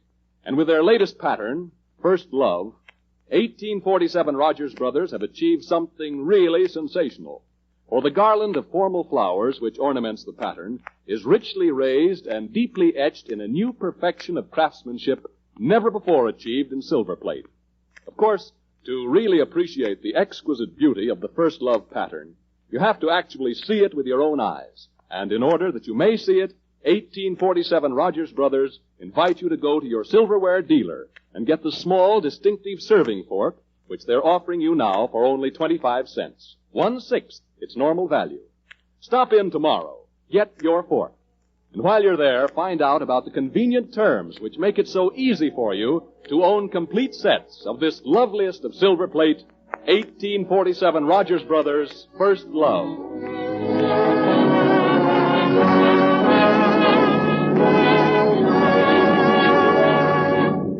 Now, Orson Welles has a word for you. Next week at this same time, Helen Hayes as Jill Tennant, Carlton Young as Reese, and Morgan Farley as Paul Summers in the exciting finale of Stars in Their Courses. There'll be music by Mark Warno and his orchestra, of course, and I'll be here to welcome you. Meanwhile, if you want solid silver, you want International Sterling. If you want silver plate, you want 1847 Rogers Brothers, both proudly created by International Silver Company. Helen Hayes is currently playing a return engagement of Victoria Regina in New York. Orson Welles is heard later this evening over this same network in his weekly broadcast of the Mercury Theater on the Air.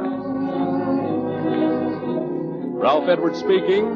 This is the Columbia Broadcasting System.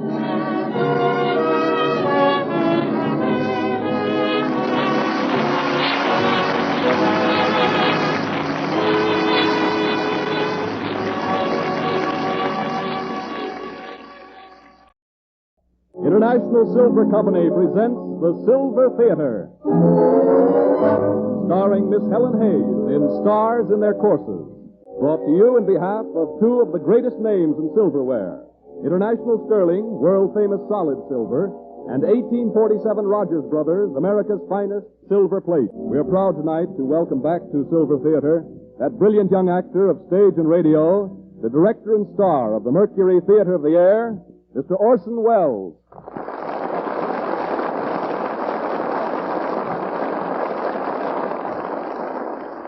Good evening, ladies and gentlemen. I'm very glad to be on hand for another Silver Theater broadcast. In future weeks, when the show returns to Hollywood, you will hear such stars as Ginger Rogers, Clark Gable, and Betty Davis in stories by America's foremost authors. Tonight we present the second and concluding episode of the Cosmopolitan magazine story, Stars in Their Courses, by I.A.R. Wiley, which has been especially adapted for Silver Theater by Charles Tazewell. I feel sure that those who did not hear the first episode will be able to follow without any difficulty.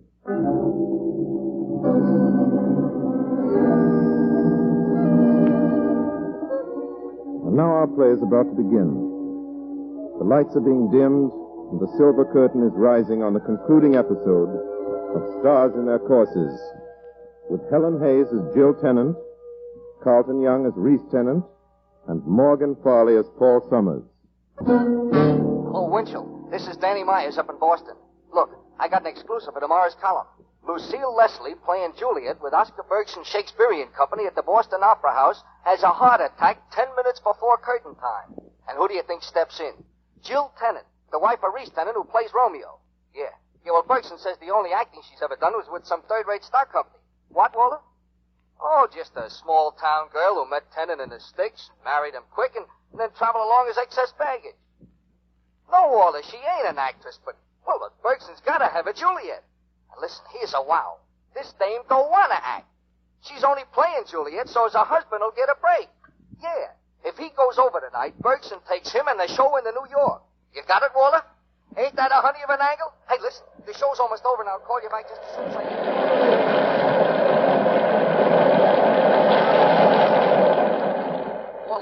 Walter, here's the payoff on that story from Boston. Jill Tennant stole the show. The audience is standing in the aisles yelling bravo and speech and Juliet. 16 curtain calls already, Walter. 16 What? Romeo? Just the stooge, Walter. Just the stooge.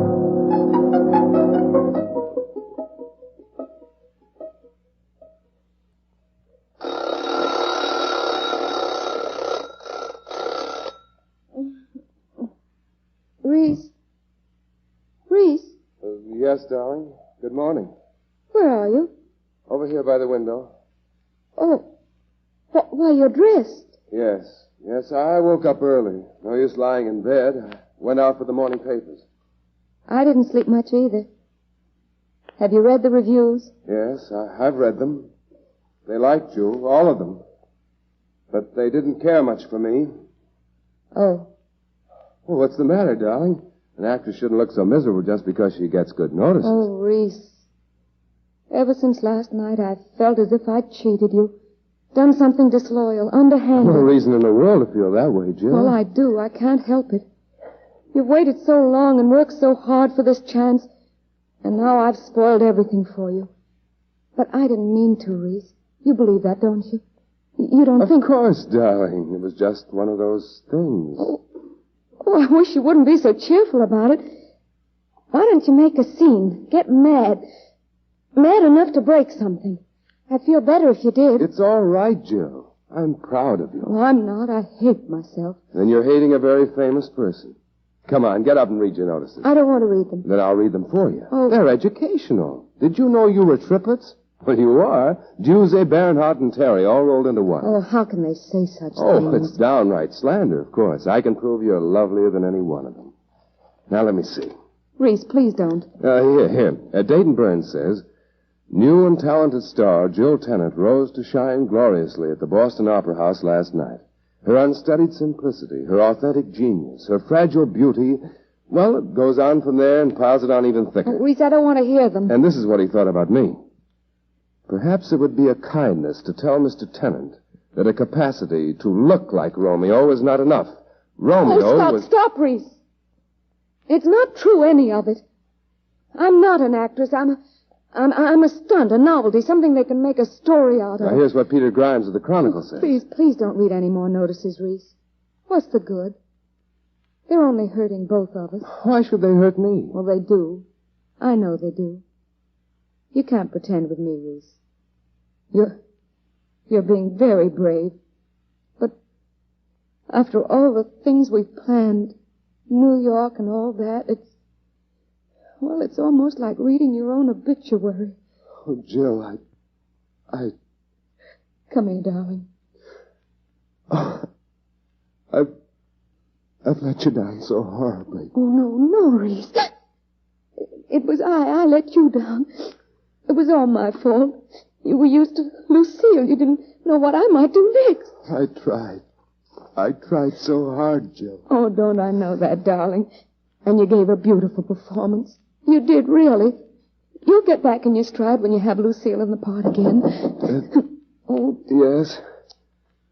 Yes, who is it? Bergson. Oh, hand me that dressing gown, darling. Here you are. Just a second. All right. You can come in now. Okay, Bergson. Hello, Reese. Hello. Morning, Jill. Excuse me, I hope I'm not interrupting. Oh, that's all right. Sit down. Thanks. Mr. Bergson, isn't there any chance of Lucille going back in the show tonight? Not a chance in the world, Jill. Then we lay off? No, I can't afford to lay off. But, Mr. Bergson, Reese can't go on again tonight like he did last night. It isn't fair to him. You can't expect him to work with just anybody. He's willing and obliging, but... Well, now look, children, this ain't easy for me to say, but this thing we run into last night... You don't need to stall, Bergson. Why don't you just say you've read the notices and that I'm fired? Now, wait a minute, Reese. Didn't you come to tell me that you don't want me to play the part tonight? Well, yes, but you see... Why don't you want Reese to play it, Mr. Bergson? Now, look, Jill, I want to take the show into New York. What's that got to do with it? Well, the news will go on ahead abroad whether they didn't like Reese in Boston. But... Bergson's right, Jill. The New York critics would be laying for us. We wouldn't have a chance. All right. You don't want Reese. Who'll take his place? Paul Summers. Paul Summers? Sure, he's played in New York before. The critics know him. I see. Well, Paul does Romeo. Lucille's in the hospital. Who plays Juliet? Why, you do, Jill. I? Yeah, don't you see it? It's a natural. Paul Summers would come back and Jill Tennant to discover. Oh, no, Mr. Bergson. You just count me out. You'll have to discover someone else. Last night was my first and last performance. Oh, now, Jill, you can't do that. You've got to help us. There's no got to about it. You haven't a contract with me. I'm not a member of your company. I'm simply Reese Tennant's wife. I don't want to be an actress. I don't want to play the part. Yeah. Now I got a headache like never before. You know what this means? The show closes tonight, and the whole company is stranded in Boston. Close for good? What else can I do? And just because Jill don't want to act. Oh, don't put it all on me. Before last night, you never even thought of me in the part. If we hadn't come to Boston, if Lucille hadn't got Say, what about Lucille? Well, I guess she'll just be in hock at the hospital. Oh. If the show was going on, I could do something for her, but the show's closing. Jill, we can't leave Lucille in a spot like this. I know you don't want to play the part, and I know why. It's because of me. Oh, no, it isn't, Reese. I know it is. So look, forget all about me. I know, Reese. Only... Oh, don't you see? It's the show that matters, darling. The show and all the people in it. We haven't the right to upset their lives. No, of course we haven't, Reese. Only... There must be some other way. I'm afraid not, Jill. Look, if the show closes, it'll be terrible for them. I know that. But don't you understand, Reese? If it goes on, it's going to be just as bad. Perhaps worse for us. Maybe you're making it more serious than it is, Jill. But, Reese, what about you? Oh, I'll look out for Reese, Jill. He can understudy maybe and help the rest. Sure. You see, darling, he's got me all set. Yes. He seems to have us both all set. Well, how about it, Jill? I guess there's nothing else to do. You'll play the part you'll open in New York? Yes. Yes, Mr. Bergson. I'll open in New York.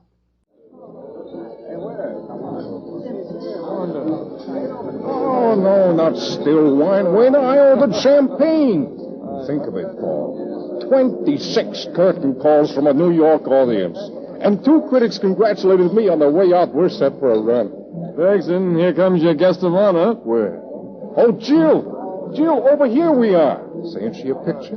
Ain't she lovely? Hello, Mr. Bergson. Hello, Paul. Hello. Am I late? Yeah, just 20 years too late, Jill. If I'd had you for a star when I went in show business, I'd be living now on Park Avenue and giving away polo ponies for Christmas cards. Sit down, everybody. Here, Jill, you at the head of the table. Paul, you next. Thanks, Bergson. Where's Reese tonight, Jill? Oh, he'll be along shortly. He told me before the show not to wait for him. How's he taking you? You know, it's pretty tough to sit on the wrong side of the footlights, watching someone else get the applause. Reese isn't like that. Did you see him in the right-hand box during the show? No, I didn't notice. Oh, even if I hadn't seen him, I'd have felt him there, helping me, encouraging me. And then when it was over, he stood up and applauded so loudly that everybody was looking at him. Still, he's bound to feel some jealousy, Jill. You're wrong, Paul. You don't know show business. You don't know Reese. Reese is big. Ask Bergson, who's really responsible for the show coming into New York at all. Now, come on, let's try and enjoy the party. All right. Attention, everybody, please. Jill, What? Oh, yes, George? Reese asked me to give you this note. Oh, why, thanks, George. I offer a toast to the newest and greatest Juliet of our time. Ladies and gentlemen, I give you Oscar Bergson's own discovery and Broadway's newest star, Jill Tennant. Oh, George. But George is gone. Well, what's the matter, Jill? Bad news? Nothing. Nothing, Paul. Now let's hear from Jill Tennant herself. Come on, Jill. Jill. Yes. Yes, Paul. They want you to say something. No, there's nothing to say. Jill, you've got to get hold of yourself. Put on a front. Give them a performance. You must do it. Yes. Yes, Paul.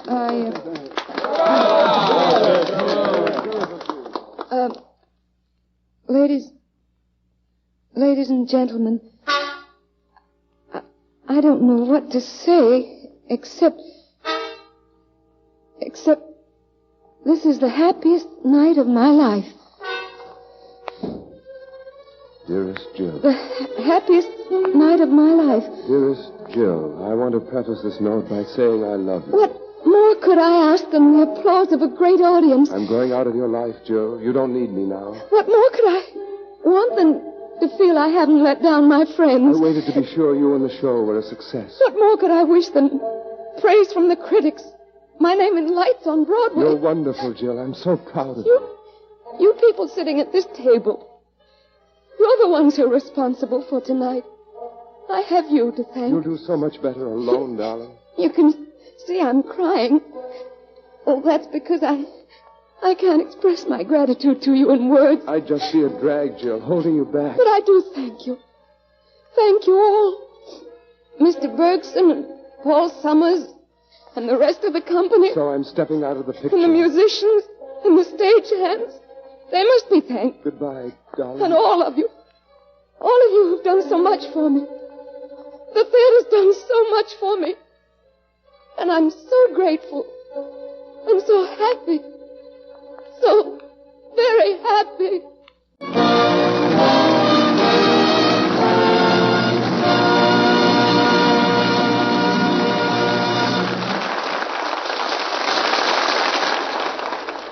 You've just heard the first act of the concluding episode of Stars in Their Courses, starring Helen Hayes. Now, in the few seconds before the curtain rises on Act 2, there's a young man who would like to explain the reason behind a countrywide enthusiasm. Ralph Edwards. Women everywhere are enthusiastic about 1847 Rogers Brothers' newest pattern, First Love. And so will you be when you see it. For as a climax to 90 years of working in silver plate, 1847 Rogers Brothers have developed a new technique, a way to apply the secret of sterling silver craftsmanship to finest silver plate. First Love is the sensational result, a pattern whose lovely floral ornament is deeply etched and raised in high relief. Visit your silverware dealers tomorrow and ask to see the Silver Theater set, a truly magnificent 62-piece service in First Love and other 1847 Rogers Brothers patterns. It comes in a handsome rosewood chest, lined to prevent tarnish, and can be yours for $59.75, a saving of more than $14 over open stock price. Let your silverware dealer tell you about the easy, convenient terms that will make this gorgeous service yours to own, or yours to give for Christmas. Silver plate, with the design authority of America's great craftsmen, 1847 Rogers Brothers.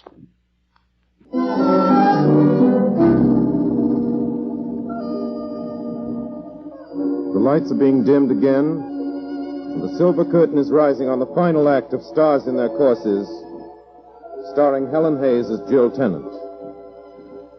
Reese has vanished, and Jill presents a brave front to the world while trying to hide the emptiness of her life without him. But the memory of his voice saying, "I love you, Jill," is still more real to her than the shrill chorus of autograph hunters, celebrity worshippers, and all those satellites who inevitably surround Stars in Their Courses.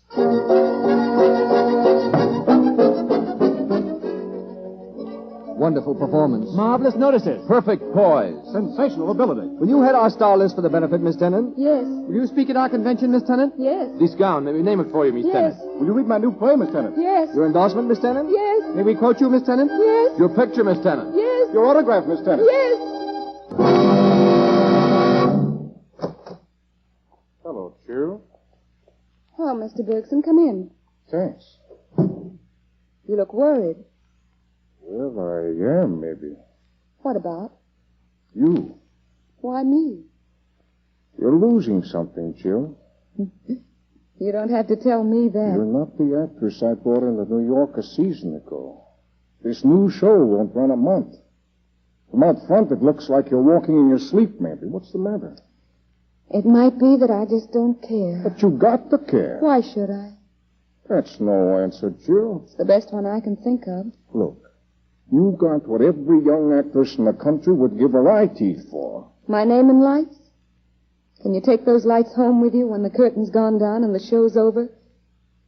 The written compliments of critics?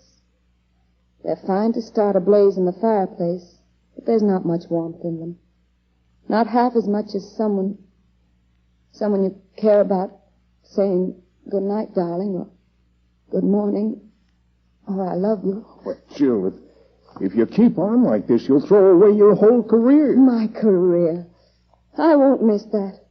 All I'll ever miss is Reese. What the devil's the matter with you, Jill? This makes 2 failures in a row. I'm sorry, Paul. Maybe next time. Now, Miss Tennant, have you and Bergson called it quits? Oh, just for the time being. You see, I didn't think the part in his new play suited me.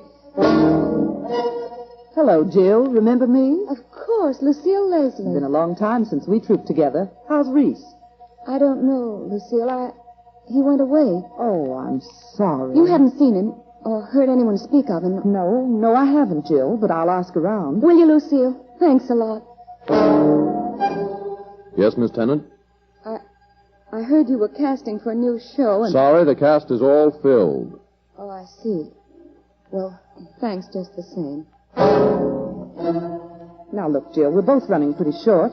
Why can't we share a room to save rent? It'll have to be a cheap room, Lucille. That's the only kind I'm used to.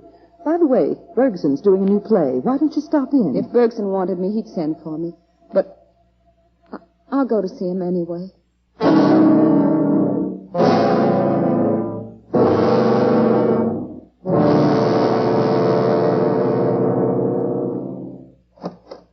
Hello, honey. You're late. Where have you been? Down at Bergson's office. He was busy. I had to wait. Did you have any lunch?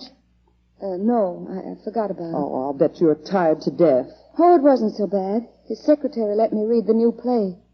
It'll be a hit, all right. Anything in it for you? There's one part I know I could do, but I won't be doing it. Well, why not? Did you ask Bergson for it? Yes. And he turned you down? That's gratitude for you. It isn't Bergson, Lucille. It's Paul Summers. What's he got to do with it? He's playing the lead.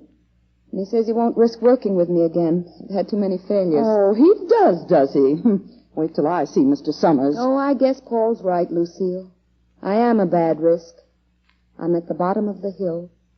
I'll never climb back up again. Oh, now, Jill. It's true. Funny, isn't it? When I honestly didn't want to be an actress, Bergson, all the rest of them insisted that I had to act.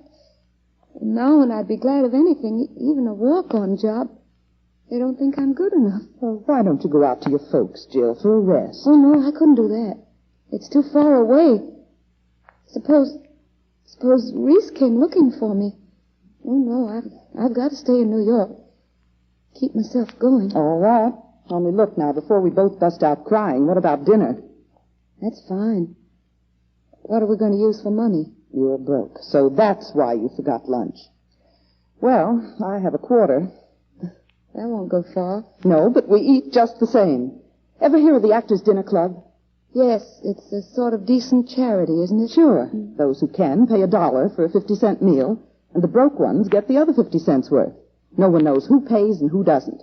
Put on your best clothes and a swagger, and they'll think I don't care what anybody thinks, Lucille. I'm past that, and I haven't any swagger left. Come on. We'll eat at the Actors' Dinner Club and be glad there is such a place.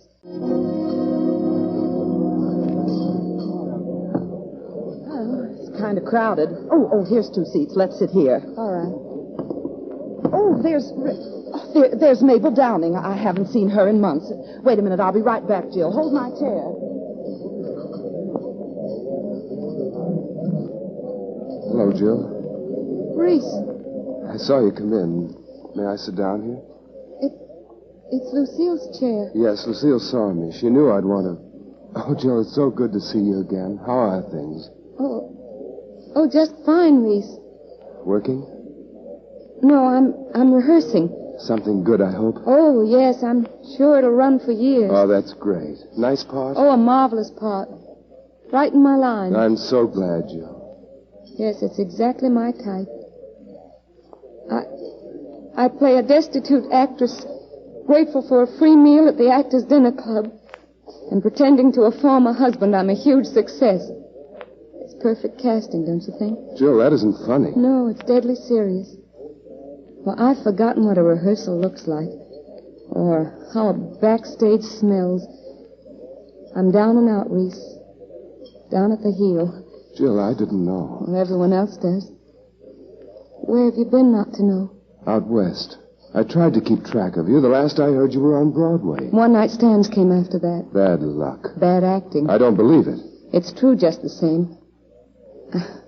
I didn't mean to tell you all this, but it sort of squares things, doesn't it? You see, now I know how you felt in Boston. I know what I did to you. You didn't do a thing, Jill. I was a rotten actor. I realized how bad I was the night I watched you and Summers on that opening in New York. I saw you standing in the back of the box applauding. You started the cheering, too. I was so proud of you. I told you that in my note. Then why did you go away, Reese? I went haywire, I guess. You'd already found out I was a second-rate actor. I was afraid if I stuck around, you'd begin to think I was a second-rate husband. When you left, the curtain went down, and the play was over. I tried to raise the curtain again, but it wouldn't go up without you. And I couldn't act because I didn't care anymore. Jill, you're going to care again. You're going to act again. No, Reese. Listen, Jill, I've found out that I do have a place in the theater. I can't act, but I can write plays. Bergson's taken one of them, although he doesn't know I wrote it, and it goes into rehearsal next week. Play Bergson's doing is your play? You've read it? I cried over it.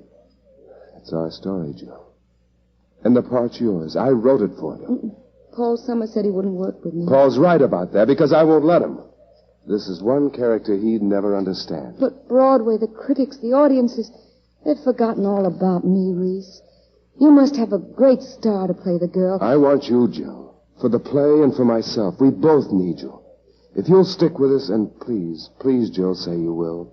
We'll show Broadway the greatest play and the two happiest people of the season, or any season. Oh, Reese, don't make me cry. Everybody's looking. They'll think you're abusing me. Then they must be blind. If they were really looking, they'd see I'm just a man in love. Darling. What would happen if I leaned over and kissed you? I don't know. Probably all the waiters would drop their dishes. Would they? Let's find out. Yes, darling.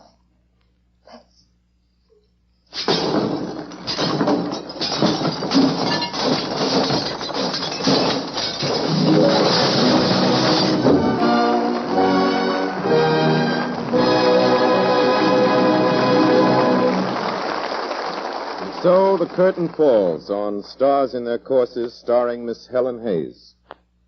In just a minute, Miss Hayes will come before the silver curtain to meet you as herself. But first, I'd like you to hear from a young man who has news of an unusual opportunity. Ralph Edwards. A few minutes ago, I spoke to those of you who either do own or would like to own the finest silver plate, 1847 Rogers Brothers silver plate. Now I'd like to say a few words to you who have always wanted sterling silver, solid silver. Like beautiful furs and rare perfumes, sterling silver has an aura of luxury that makes it seem far beyond your means. Actually, sterling silver is not as expensive as you think it is. For example, international sterling has one set as low as $16.75. It's called a me-to-you set and is a place setting for one person. 6 distinctive pieces of solid silver created in the exquisitely lovely enchantress pattern. When you see it at your silverware dealers, I know you'll be so thrilled by its luster and beauty that you'll want a set not only for yourself, but also one to give for Christmas. And you'll find other larger services of international sterling also well within your reach. A 30-piece set in a handsome velvet-lined chest costing less than $100. But ask your silverware dealer to show you all the international sterling patterns, to give you all the details, and to tell you about the convenient budget payment plan that makes it so easy for you to own solid silver of enduring beauty by International Sterling. The And now, Mr. Orson Welles has something to say to you. And I just want to have your star, Miss Helen Hayes, take a much-deserved curtain call. Ladies and gentlemen, I give you the theater's most brilliant dramatic star, the one and only Miss Helen Hayes in person.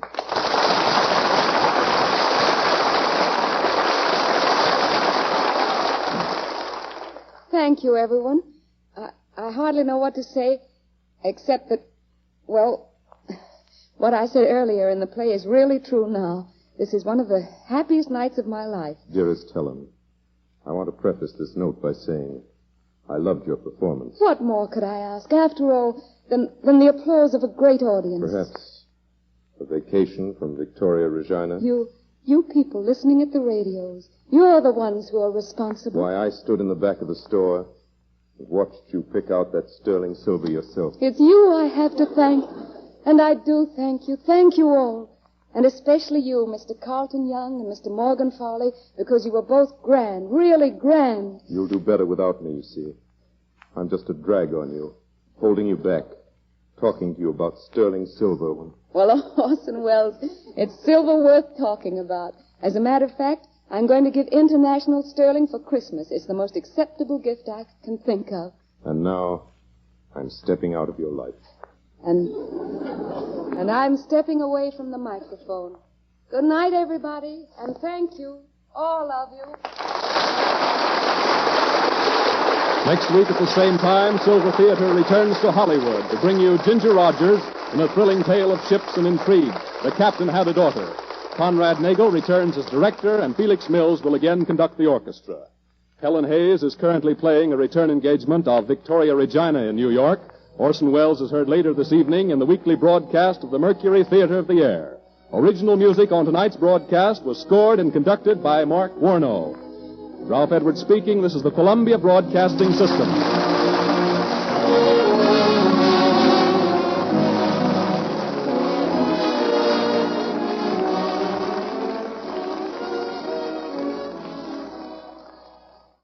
I hope you're enjoying the old-time radio shows, dear listeners. For those of you staying up with me, let's take care of some business before we move on to our third show of the night. In local news, the VFW chapter is hosting a fundraiser for our local children's hospital on Wednesday evening at 7, featuring a silent auction of some rare World War II memorabilia on offering from the VFW members and other donors. A $2 ticket gets you into the auction, located at the VFW Hall on Pinehurst, and the bidding starts at 7 o'clock sharp. Be sure to go and bid on some of these great items from the past, with all proceeds going to the Children's Hospital. And the Derby County Fair is starting up next Friday through Sunday from noon until 10 p.m. all 3 days, located at the fairgrounds in Adelberg, a short 15-minute drive from our fair town. Rides and games, and of course fantastic food booths for everyone's tastes, will provide fun for all the family next weekend. So be sure to put the fair on your calendar for next weekend. In national news, the trade talks between the U.S. and our European friends have stalled as of Friday, with more meetings planned for the coming week. The flare-up in hostilities in the Far East that has temporarily broken the ceasefire in place since last month have been called a, quote, misunderstanding by the leaders of both nations, and as of Friday afternoon, there have been no more exchanges of weapons fire. A meeting of NATO will take place on Tuesday regarding this matter. In economic news, the Dow was down 50 points and the Nasdaq 30 following the stalled trade talks and the news from the Fed once again considering raising interest rates. All right, on to our next old-time radio show, a little more scary offering for you, Sunrise to Sunset from CBS Radio Mystery Theater. This is a vampire story, but with a unique twist to it. When a girl's mother dies, people believe that she's a vampire and not dead, making the daughter a damnfear, or a daughter of an undead vampire, supposedly the only one who can actually see her. The daughter is pressured by the town to kill her undead mother, but she doesn't believe it's true. Now, despite being a bit of a spooky story, unlike our other shows tonight, this is also a great drama with some great acting by Marion Seldes. It also starred Brina Rayburn, William Redfield, and William Johnstone. I'm Greg, and you're listening to WOTR Radio.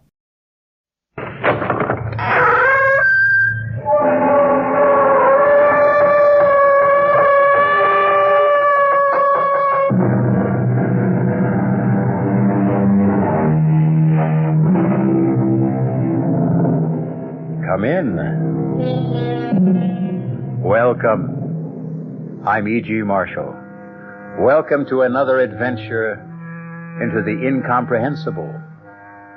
I like to think of myself as a thinking person, a reflective man, someone not given to fanciful imaginings. That's the way I like to think of myself. But is that the way I am?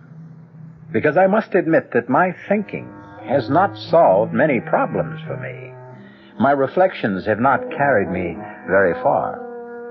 So now and again I find it extremely salutary to indulge in fanciful imaginings, to take a short walk into the world of obscurantism. For, as you will hear one of our characters say, the mind makes so many mistakes. Our mystery drama, Sunset to Sunrise, was written especially for the Mystery Theater by Elspeth Eric and stars Marion Seldes. It is sponsored in part by the Kellogg Company, makers of Kellogg's Special K cereal, and by Anheuser-Busch Incorporated, brewers of Budweiser. I'll be back shortly with Act One.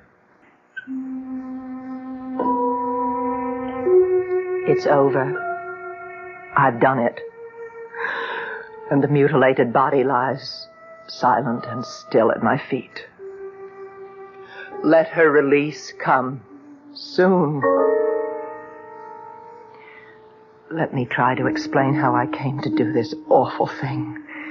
It will be necessary to go back, far back, even to the day I was born, or farther than that, to the hour when, awash in her warm blood, I felt myself pushed down that dark canal into the chilling light. Oh, yes. The woman who lies before me is my mother. But I shall content myself with reverting to the day of her funeral, a gray and dismal day. A long line of villagers passed by the open coffin. I waited with my father until the last of them should have finished viewing the corpse. Marie isn't here. She will be, Father. And Peter? Oh, I'm not so sure about Peter. His own mother not to be here? He's drowning his sorrow, I think. Oh, you were right about Marie. Here she comes. How strange she looks. How quite distraught. I wouldn't know why. She never had any affection for her mother-in-law.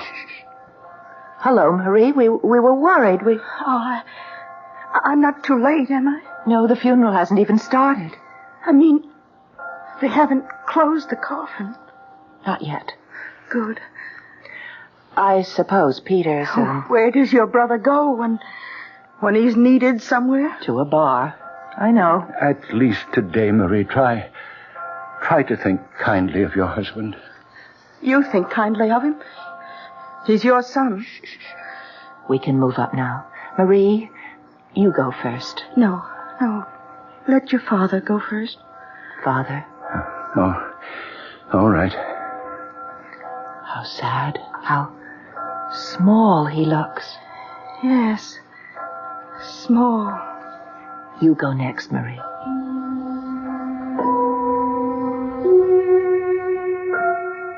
Marie stood for a second or two by the open coffin, then moved on.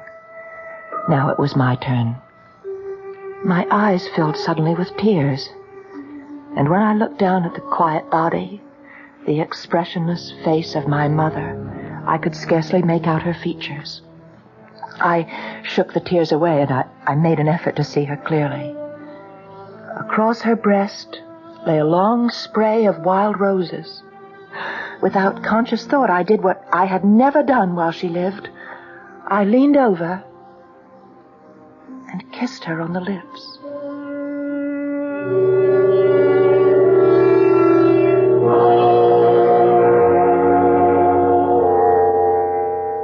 The funeral was over.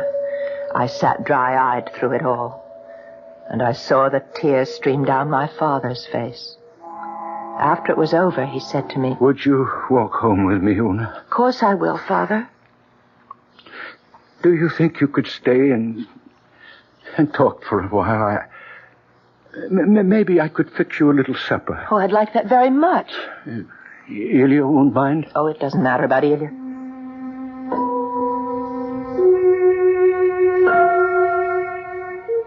I took his hand. He let me have it like a trusting child.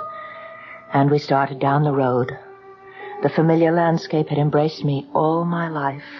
And now it brought back sights and sounds from long ago. And on this day, most particularly, the sight and sound of my mother as I had known her. I saw her handsome, flushed face. I heard her voice. How sharper than a serpent's tooth to have a thankless child. Oh, what have I done that was so wrong? Why am I being punished? To be given a daughter with no shame, no morals, no sense of decency. My father trudged on beside me without speaking. His tears had dried. He looked as he'd always looked. Very sweet, very simple. She had been the single love of his life. I had never heard him speak of any other woman. He'd fallen in love with her when she was 16 and waited 5 years to marry her. It was my mother who got me to marry him. But he wasn't really of my world. Nothing intellectual about him. What could you expect of a farmer? But marry him she did. And he never asked for anything else. The 2 children she bore him, first my brother Peter, then me. Well, we were simply 2 minor gifts she added to the supreme one of herself. And Peter always belonged more to her than to him. It's hell to be poor, Peter. Never let it happen to you. Oh, the stories I could tell you about what poverty can do to the ardent soul. It took Peter a while to get started, but once he got his foot on the ladder, he climbed steadily to the top. And along the way, he married the prettiest girl in town, the dark-eyed Marie. We're here, Ewan. What? You were dreaming. We're at the house. Oh, yeah, I must have been dreaming. Oh, it's a long time. Very long time since you've been in the old house. 2 years. You're happy living with Ilya? I don't ask to be happy.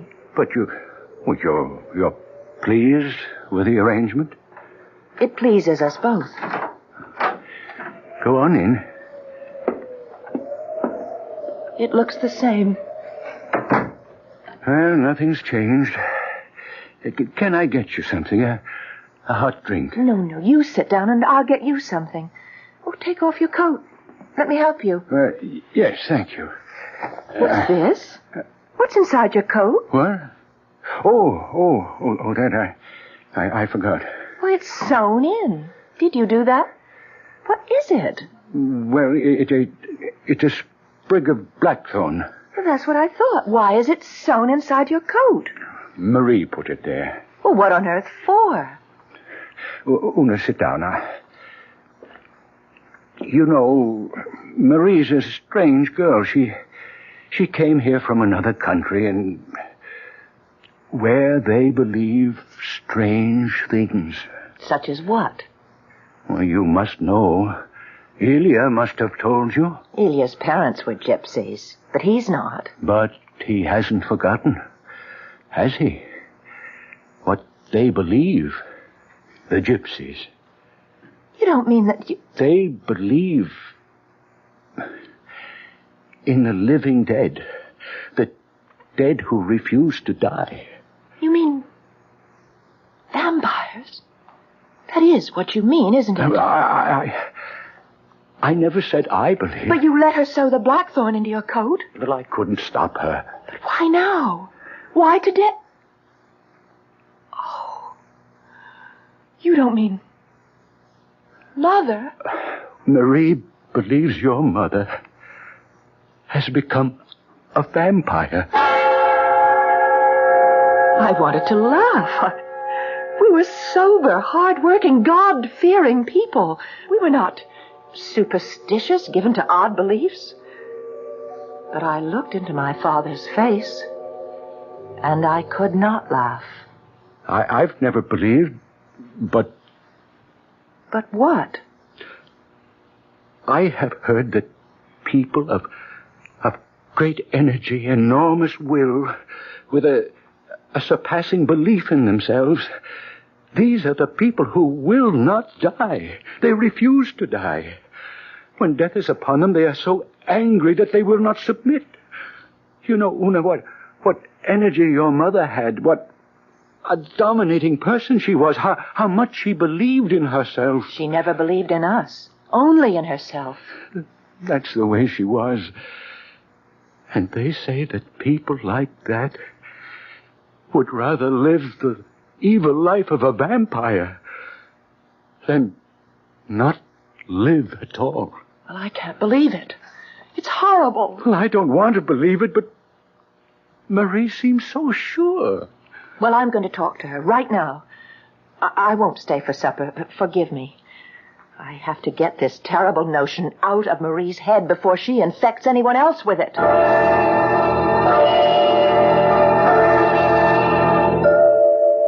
I walked to the village, to the affluent section of the village where Marie and Peter lived.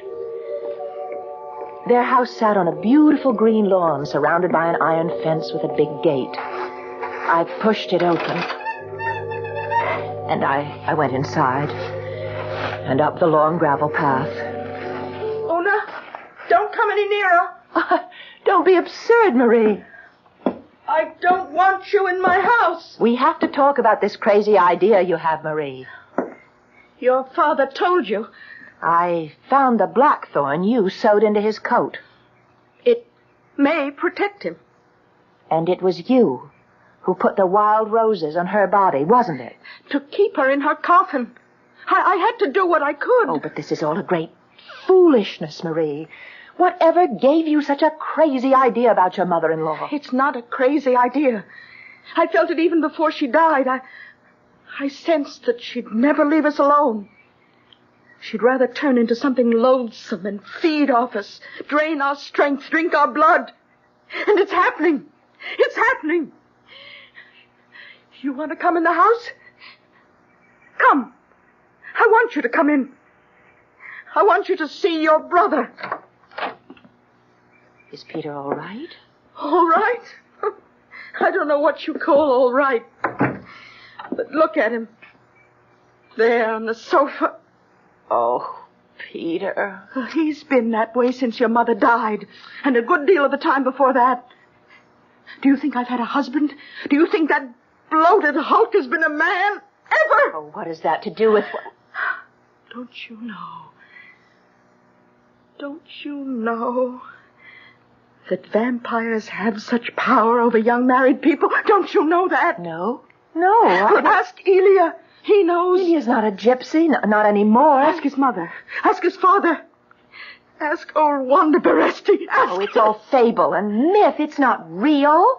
Do you know that I may never have a child? Or you? Do you know that? No. If she decides, we'll be barren forever. That's the kind of power they have. Oh, you'll never make me believe it. You have got to believe. You of all people. Why me? Because you are a damn fire. What's that? What is a damn fire? One born of a vampire. Only a damn fire can see a vampire. But I can't see my mother. I'm not a damn fire. Go home. Go home, Una. One of these nights, between sunset and sunrise, you will see her.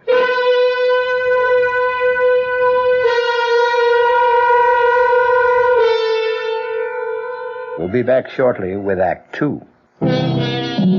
But they're all superstition, Una. Handed down from generation to generation. You don't believe them? I used to when I was very young. You see, the stories were always about very, very powerful people.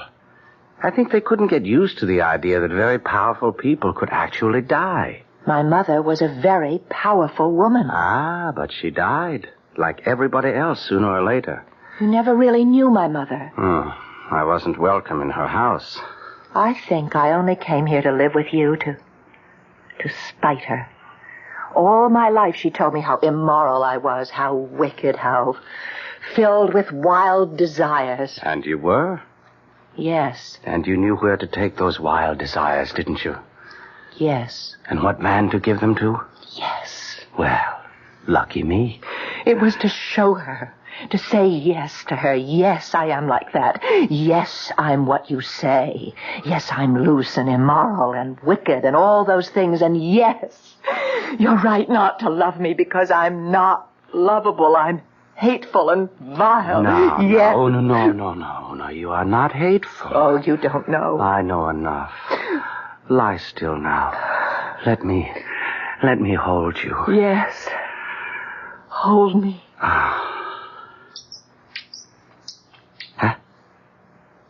What's that? What's what? I thought I heard something. I don't hear anything. Don't you hear it? Listen. You don't... It's a bat. A bat? Turn on the light. No, please. I don't want to see it. Ilya, get rid of it. I won't touch it. What are you doing? I'm putting on my clothes. Why? It's your mother. It's your mother, Una. She's back. It's not. You said you didn't Never know mind me. what I said. I was wrong. It's a bat in the rafters. It's not my mother. How do you know? How do you know for sure? Be. The old women were right. They come back, you see. No. They come back to live off the living and suck our blood. Ilya, where are you going? To my mother's house. Ilya, don't go.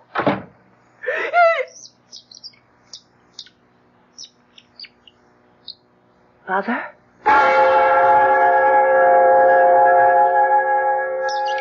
All night long, I lay in the dark, listening to the bats swoop and chatter in the rafters.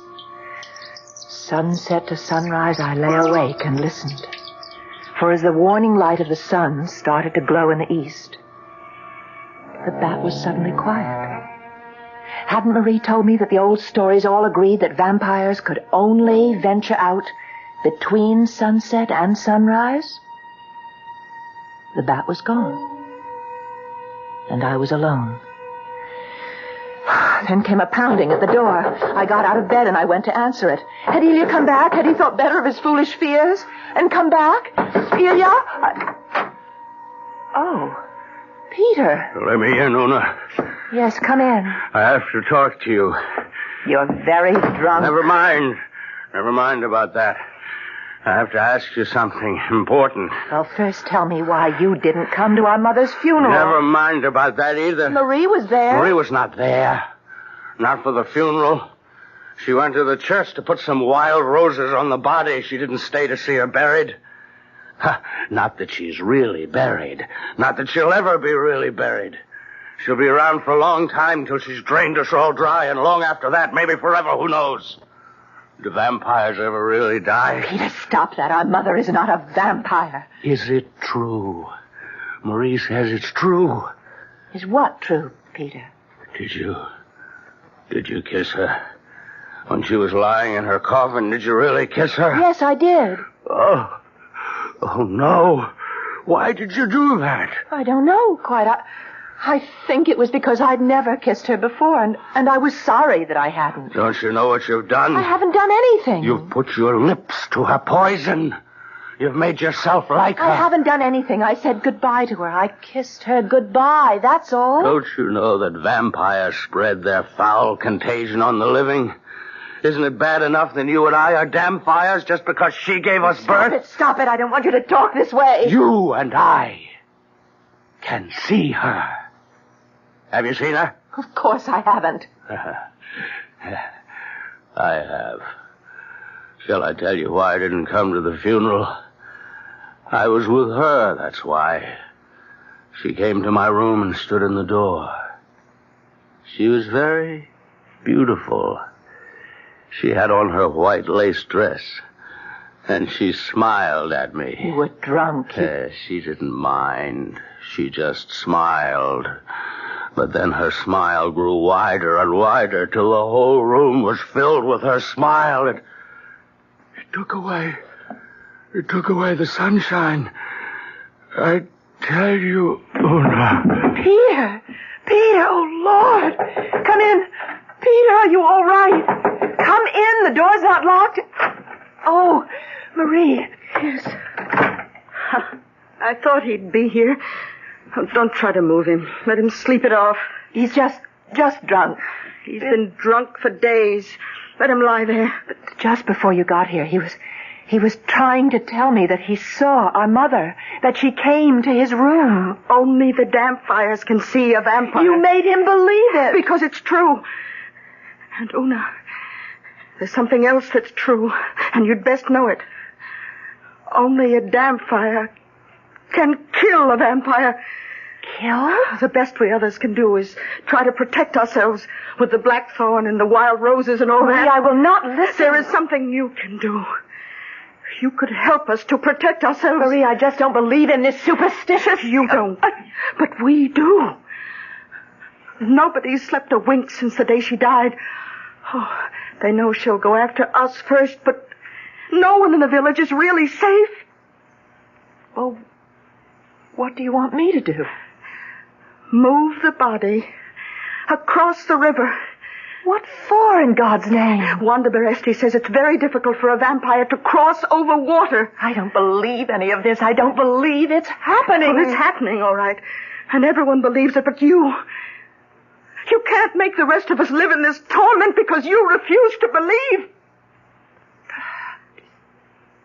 You could be right. You will move the body across the river? Oh, I'll have to talk to Father. Oh, talk to him. Talk to him now. Before it's too late.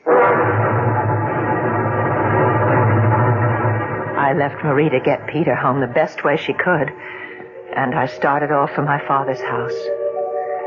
How could I ask him to disinter the body of his beloved wife only 2 days after she'd been laid to rest? What kind of daughter would nourish the horrid thought in her father's mind that his wife might be a vampire? Oh, how I needed someone to tell me what to do. Una! Hello, Father. May I come in? Of course you may come in. Oh, I'm so glad to see you. You're all right, aren't you? Yes, I'm all right. Una, can you stay for a little while? As long as you like. Oh, good. I could make a little supper if you could stay that long. Father, Peter came to see me today. Oh? How was he? Drunk. But not so drunk that he couldn't say what he came to say. And what was that? That I had contaminated myself when I kissed my mother's mouth as she lay in her coffin. Oh, my dear girl. Do you believe that, Father? Oh, my dear. I'm so confused. You do believe it? I don't know what to believe anymore. And Marie came to see me, too. Oh, yes? Well, what did she want? Marie wants Mother's coffin moved to the other side of the river. Oh. Your mother is buried in the family plot. I promised her.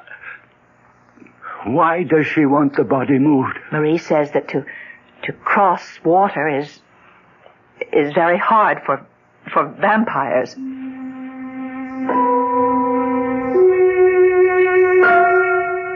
I could hardly bear the torment in my father's face. It's so hard when everyone around you believes one thing, to stand alone and believe another. I kissed my father gratefully. Grateful for his kindness, his patience. He asked me to stay the night. There was still my old room. I lay down on the narrow bed, but my eyes would not close. I stared at the black square I knew to be the window. Beyond the door, I could hear my father washing the supper dishes. Then I heard it. Very faint, but unmistakable. Someone tapping on the window pane. I lay rigid in the narrow bed. And then I heard... Una!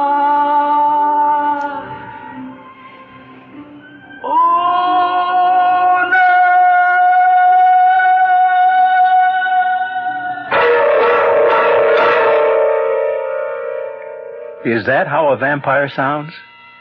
I don't know, or I'd tell you. Half a century ago, a vampire was actually tried in a London court. A gentleman it was, by the name of George Haig. Unhappily, we have no record of the gentleman's voice, and it all happened so long ago, I've no idea whether or not he was ever convicted. I'll be back shortly.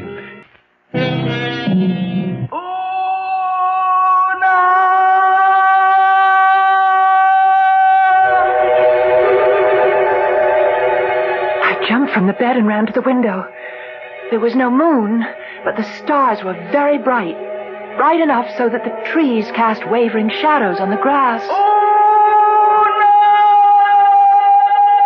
And then I saw her beneath a poplar tree just outside the window, dressed in white lace, her long hair falling to her waist. She lifted her face to the window, and by the light of the stars I saw it.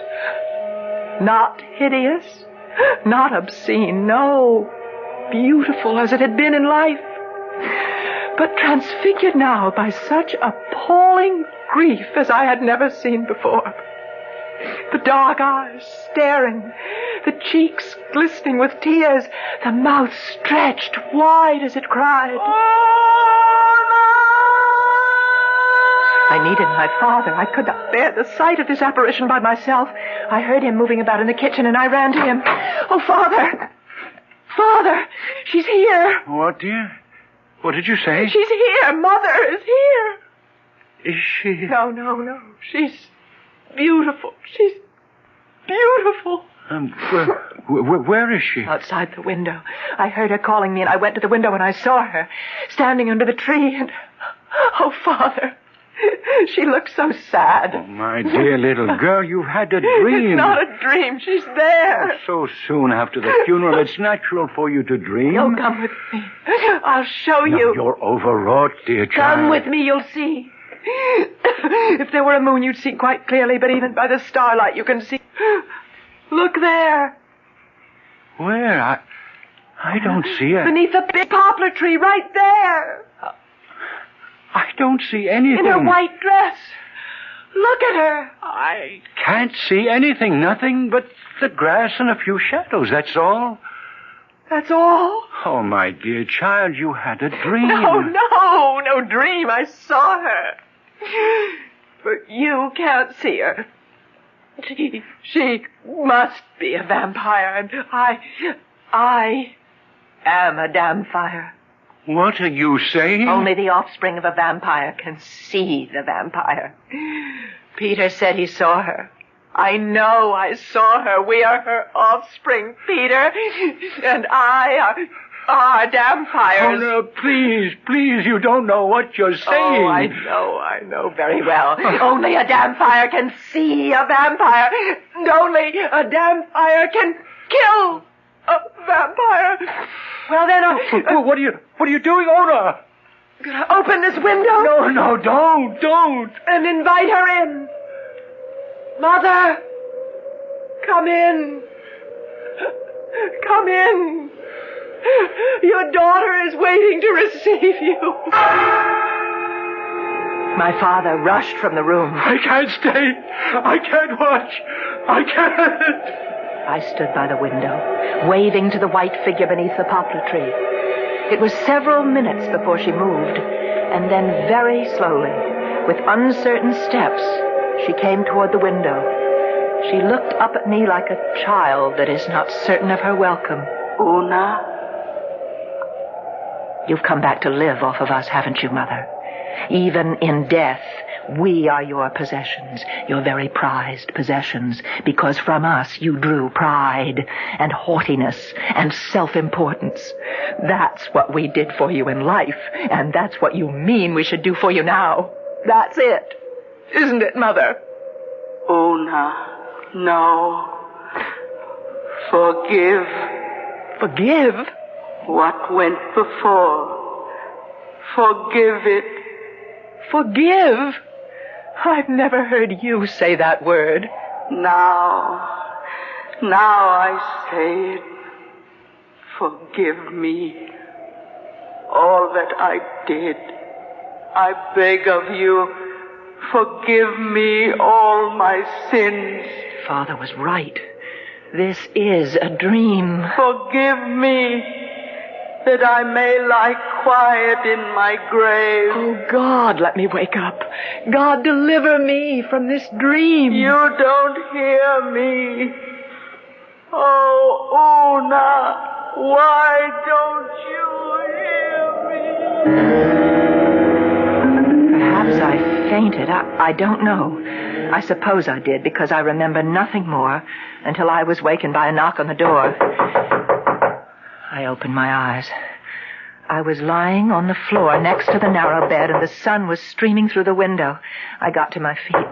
Come in, Father. Ilya. Are you all right, Una? Yes, I'm all right. You look so pale. Oh, I had a bad night, a bad dream. Yes, your father told me. My father? He went to fetch you. That's why you're here? I would have come back to you anyway. I only went to see my mother to ask her what she knows about vampires. All the old women were there. Wanda, Baresti, and all the others. Oh, they must have filled you full of stories. Una, when a whole town believes that a vampire is loose, they become terrified. A vampire, Una, is soulless, mindless energy on the march, knowing neither good nor evil, only its own desires. And the vampire must be killed, Una. Do you know why? Lest we become like the vampire.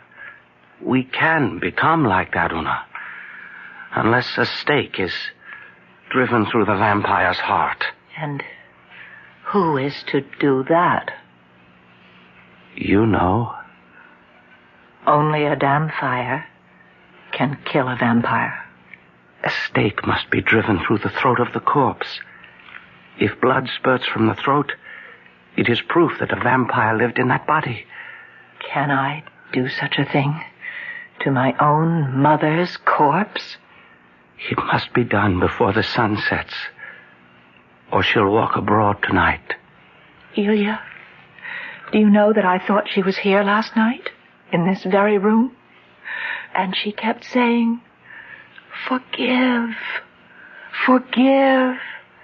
And then, of course, I knew it was a dream, because my mother would never say such a thing as forgive. She was asking you to forgive her? Imagine a proud woman like my mother to say a thing like that. You heard her say, forgive me? In my dream, yes. I suppose it's because I hated her so much in life. I liked the idea that she was sorry for all the grief she'd caused us. Una, listen. While I was at my mother's house, she told me that there had been cases now and then where a dead person returned night after night and terrified everyone because it was taken for granted that the dead one had become a vampire. But it wasn't always true.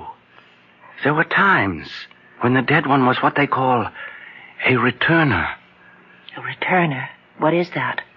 One who comes back, so my mother says, to ask forgiveness. Are you telling me that my mother did come back last night, asking to be forgiven? That it was no dream? It's possible, isn't it? And if it is true, if she is a returner? You must get a writ of absolution from the bishop and place it on her body. How can I tell? How can I know that she is a returner and not a vampire? You'll have to go through with it before sundown. Oh, no. No. Drive a stake through my own mother's throat. Una, more than half the village believes your mother has become a vampire. Marie wants you to move her body across the river. And even my father is wearing the blackthorn in his coat. And even I. When I heard the bat in the rafters, I thought it might be your mother. You must have the grave opened, Una, and the coffin.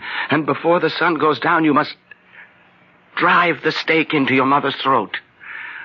Then we shall see whether she is a returner or that foul creature of the night, a vampire. Ilya himself uncovered it open. I told my father what I meant to do before the sun went. If you must, my daughter, If you think you must. If she is really a vampire, Father, only I can do it. And I went to Peter and Marie. You wouldn't ask me to do it, Una. No, I wouldn't ask you, Peter. You're very brave, Una. I'd have been content if you'd only moved her body across the river. There's so much talk in the village. So much fear, so much horror. We must settle this thing once and for all.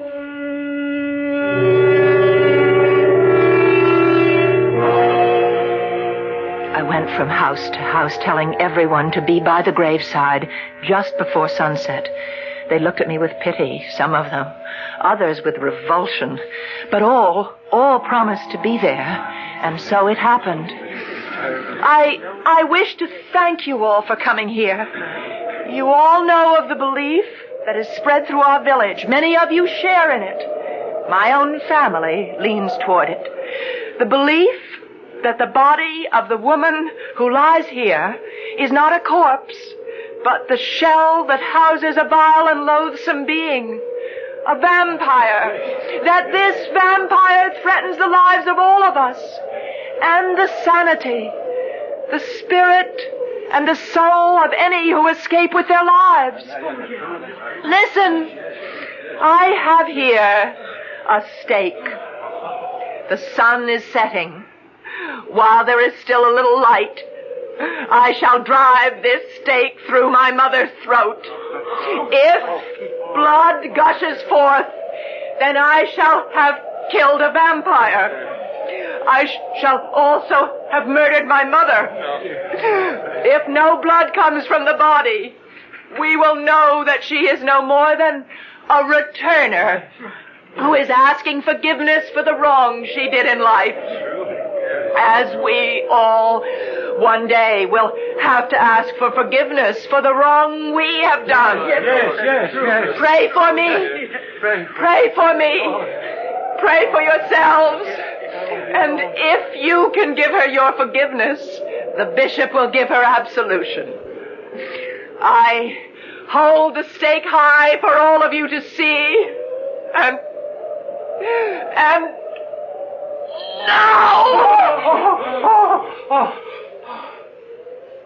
There is no blood. Go. Send for the bishop.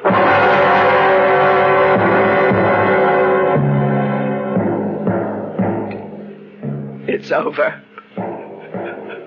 I've done it.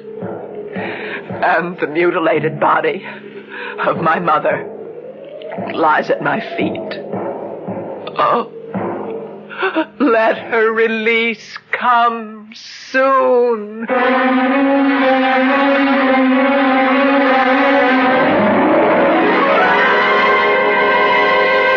I'll be back shortly. Our cast included Marion Seldes, Bryna Rayburn, William Johnston, and William Redfield. The entire production was under the direction of Hyman Brown. Radio Mystery Theater was sponsored in part by new sugar-free diet 7-Up. This is E.G. Marshall inviting you to return to our Mystery Theater for another adventure in the macabre. Until next time, pleasant dreams.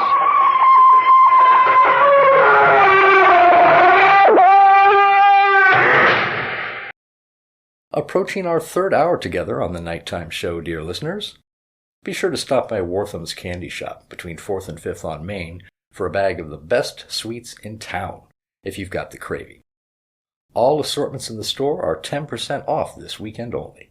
That's right, 10% off. Emily Wortham, the proprietor, hopes to see you there. Okay, our next show for you is from the New Theater, that excellent show that only ran for a few months in 1951, doing adaptations of great novels. In After Many a Summer Dies the Swan, based on the famous 1939 novel by Aldous Huxley, a Hollywood millionaire grapples with mortality, his legacy, and the innate desire of all humans to live forever. This is a fantastic adaptation, a combination of drama and comedy and satire, and it stars Ramsey Hill, Francis Bushman, Lynn Whitney, Ted Berneltz, and Johnny Barrett. It aired on July 29th, 1951. New Theater, a series of hour-length dramas based on some of the most significant writings of our time, with an introduction and commentary by one of the great personalities of the American theater, the distinguished actress, director, and producer, Eva Le Gallienne. Miss Le Gallienne. Good evening once again, and good afternoon to our friends in the West. Last Sunday, I announced that our play today would be based on Whistle Stop, the novel by Marietta Wolfe. Unfortunately, due to last-minute difficulties, we've had to change our program. And instead, we're bringing you a transcribed dramatization of a book by one of the most brilliant of modern English writers, Aldous Huxley. After Many a Summer Dies the Swan is the curious title. Huxley wrote it in 1939. It's a devastating and bitter satire, in spots excruciatingly funny. There's also something decidedly macabre about it. Many of you may not agree with it at all, but I'm pretty sure that you'll all be interested in it. Huxley never fails to be stimulating and provocative, even when one disagrees with him most violently. The setting of this strange intellectual excursion is California, and our performance today actually takes place there, for while I am speaking to you from New York, the players of our company are in Hollywood. I invite them now to begin their performance of Aldous Huxley's After Many a Summer Dies the Swan. I was reading Wordsworth when the train pulled into Los Angeles station. Not that I'm overly fond of Wordsworth. My instructions were to search for a tall chauffeur in a grey uniform, and I presume his were to track down a middle-aged Englishman carrying the poetical works of William Wordsworth. Mr. Portage, sir? Welcome to Los Angeles. Oh, Mr. Stoat, chauffeur? That's right, sir. I'd have known you by your voice even without that book. Yes, my voice. Why is it that in America I have only to ask for a cup of coffee to draw gales of laughter? It's quite provoking. I beg your pardon, sir? Oh, never mind. If you will collect my box at the window, we'll be off. Mr. Stoit's motor car rode exceedingly smoothly, and I abandoned myself to the pleasure of looking. The Southern California rolled past the windows. We were traveling westward. The sunshine lit up each building and sky sign as though with a spotlight. The billboards were most emphatic. Do things go places with Consol Gas? That's one of ours, Mr. Portage. What's that? Consol Gas. That's Mr. Stoit's company. He's president. Broken romance. Science proves that 73% of all adults have halitosis. Beverly Pantheon, the cemetery that is different. Funerals are not expensive. That's ours, too. Oh, you mean the Beverly Pantheon? Finest cemetery in the world, I guess. We could stop by if you'd like to see it. Oh, look, over there to the right. Beverly Pantheon? No, that's where Ginger Rogers lives. Oh. Yes, sir, Ginger Rogers. Pantheon's down the road, sir. You too can have abiding youth with drill form figure control. That's Groucho Marx's place over there. Here we are, the Beverly Pantheon. Beverly Pantheon, the personality cemetery. Oh, that's the Tower of Pisa, isn't it? Except that it doesn't lean. It's the showplace of the Beverly Pantheon. Mr. Stoit had it straightened special. $200,000, that's what it cost. Yes, sir. We went through a whirlwind tour of the Beverly Pantheon. Everything. The pet cemetery, the Poet's Corner, the black marble vestibule of ashes leading to the super-modern burning mortuary furnace. And finally, the Pantheon itself. And over all, the inescapable crooning of a perpetual Wurlitzer automatic organ. This new heaven of the Beverly Pantheon seemed to promise all the more conventional delights, with the added joys of everlasting tennis, eternal golf, and millennial swimming.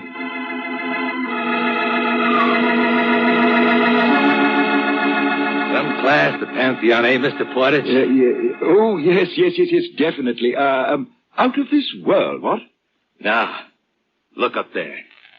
Between those hills, there it is. That's Mr. Stoit's place.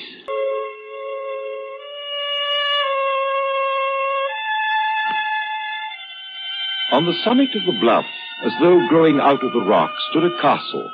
The thing was Gothic, medieval. Medieval not out of vulgar historical necessity like the castles of France and Germany, but out of pure fun and wantonness. Platonically, one might say. It was medieval as only a witty and irresponsible modern architect and engineer is equipped to be. Want a ride, Mr. Proctor? Oh, hello, George. Nice of you to stop for me. Always glad to, Mr. Proctor.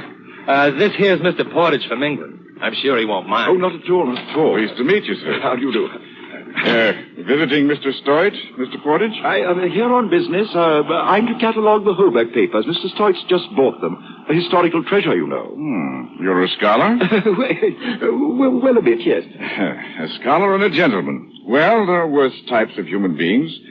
I might almost claim to have been one myself long ago. You're not William Proctor, are you? Not the one who wrote short studies on the Counter-Reformation? Well, I'm jiggered. Remarkable building, the castle, isn't it? Ah, poor Joe Stoit.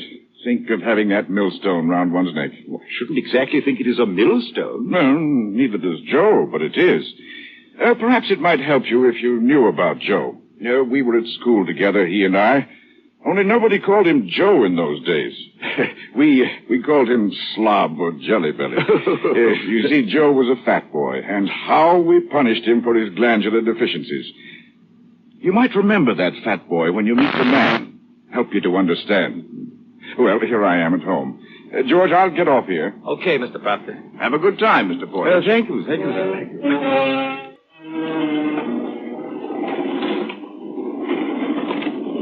Mr. Portage, pleased to meet you. My name's Stoit, Joe Stoit. Oh, You're older than I thought. Oh, the sere and withered leaf, you know, one sinking... What's your age? 54. Only 54? Ought to be full of pep at 54. How do you do with the lady? Well, mon beau prince, so what it is. What's that? No use talking foreign languages to me. I'm head of an oil company, got 2,000 stations in California alone. And not one man in any of those filling stations that isn't a college graduate. Go and talk foreign languages to them. Here, you're to do those old papers, aren't you? What the devil is the name of them? Roebuck, Hobuck? Just bought them this summer. The Hoback papers. Hoback, that's right. What were you saying about women when you started that foreign stuff one day? What was implying? It was normal for one's age. What do you know about what's normal at your age? Go talk to Dr. Obispo about that. Dr. Obispo? It won't cost you anything. He's on salary. He's a house physician. Knows everything about long life. Want to see the castle? I'll take you round. Oh, that's very kind of you. I've already seen your burial ground. What? What's that? My burial ground? What the devil do you mean? Well, I understood. That is that you own the Beverly Pantheon. That. Well, don't say that again. Got one arteries, you know. Can't get excited, Obispo one. Come on. It is a large castle, isn't it? 20 stories. We'll go down to the hospital now. Stoit Hospital for Children. They call me Uncle Joe. Well, they do. Poor kids. Makes me feel kind of like to cry. By the way, Mr. Portage. Have you got a religion? Well, more or less, yes. The late Mrs. Stoit was very religious. Taught me a slogan. God is love. There is no death. Good one, eh? There is no death. Well, I think it There used to be a text over my bed when I was kid. Orange letters on a black cardboard. It is a terrible thing to fall into the hands of a living God. Different, isn't it? Now, what the devil made me bring that? Oh, never mind. To blazes with a hospital. We'll go up to the roof. Got a pool up there. We'll have a swim before dinner, huh?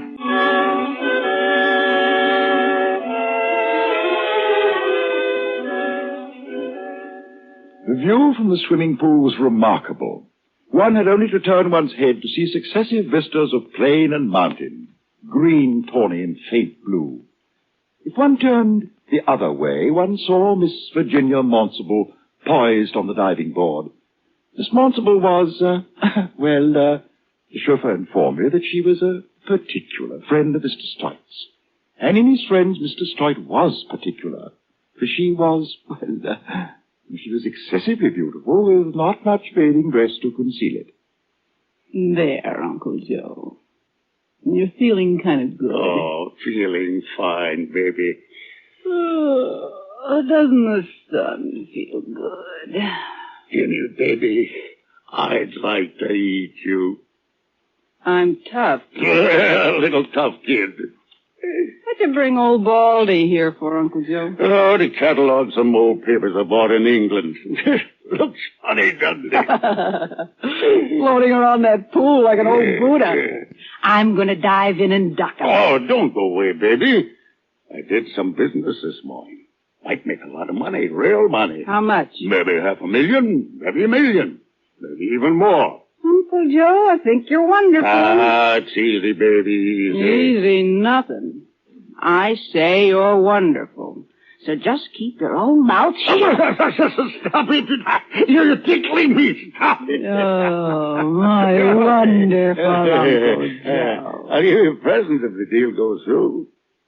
What'd you like, baby? I don't know. I never really want things bad. Uncle Joe, I don't think I want anything. Ah, that's what I like about you, baby. No, I don't want anything. Don't you, Virginia? Well, I do. Obispo, don't pussyfoot up like that. I don't like to be startled. I don't like it at all. Not at all. Mr. Stoid, I don't advise you working up a temper. Anger is a poison, my friend, and not a slow one. But if you want to shorten your life instead of lengthening... All right. What do you want, Doctor? To be precise, I want to inject 1.5 cubic centimeters of this stuff into the great man's gluteus medius. So off with you, Virginia. Sig, you're an old... Up along, Angel. You think you're Tyrone Power or something, don't you? You're ready for the injection, Mr. Stoid. Obispo, I don't like the way you talk. No, I don't suppose you do. It makes your blood boil, but when your blood boils, your blood pressure goes up, and, well, you just can't afford to be angry with me. Obispo, I put you on your feet after the last stroke, Mr. Stoid. Without me, perhaps next week, the week after, within the year. Don't talk like that. I don't like it. But if I continue my research, perhaps 10 years more for you. Or 20, or 30, or even... Well, there's no guessing about that. You think there's a chance, Obispo? You really think that... That, my friend and benefactor, time will tell. Ready now for the injection?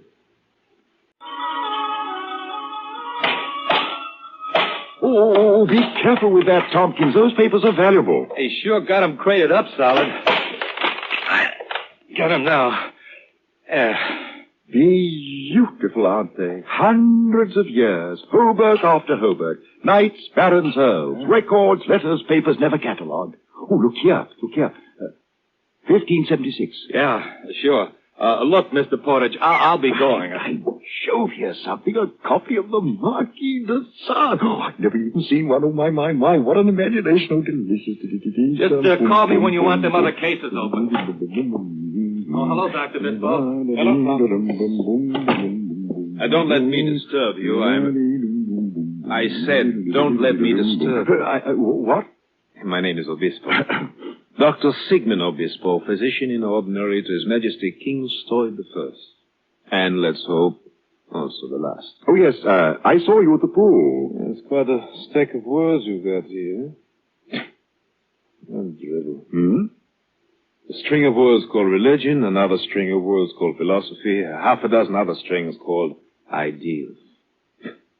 You know, I don't know how you liberal artists stand it. Don't you find for some sense once in a while? Oh, it's a great deal of fun, you know. Just scrabbling about in the dust heaps. Mustn't worry about the meaning. Frank, anyway. Most of the PhD boys are blasted snobs trying to pull that high moral culture on you. You know, wisdom rather than knowledge. At least you admit you're in your racket just for fun. That's what I'm in mind for. Oh?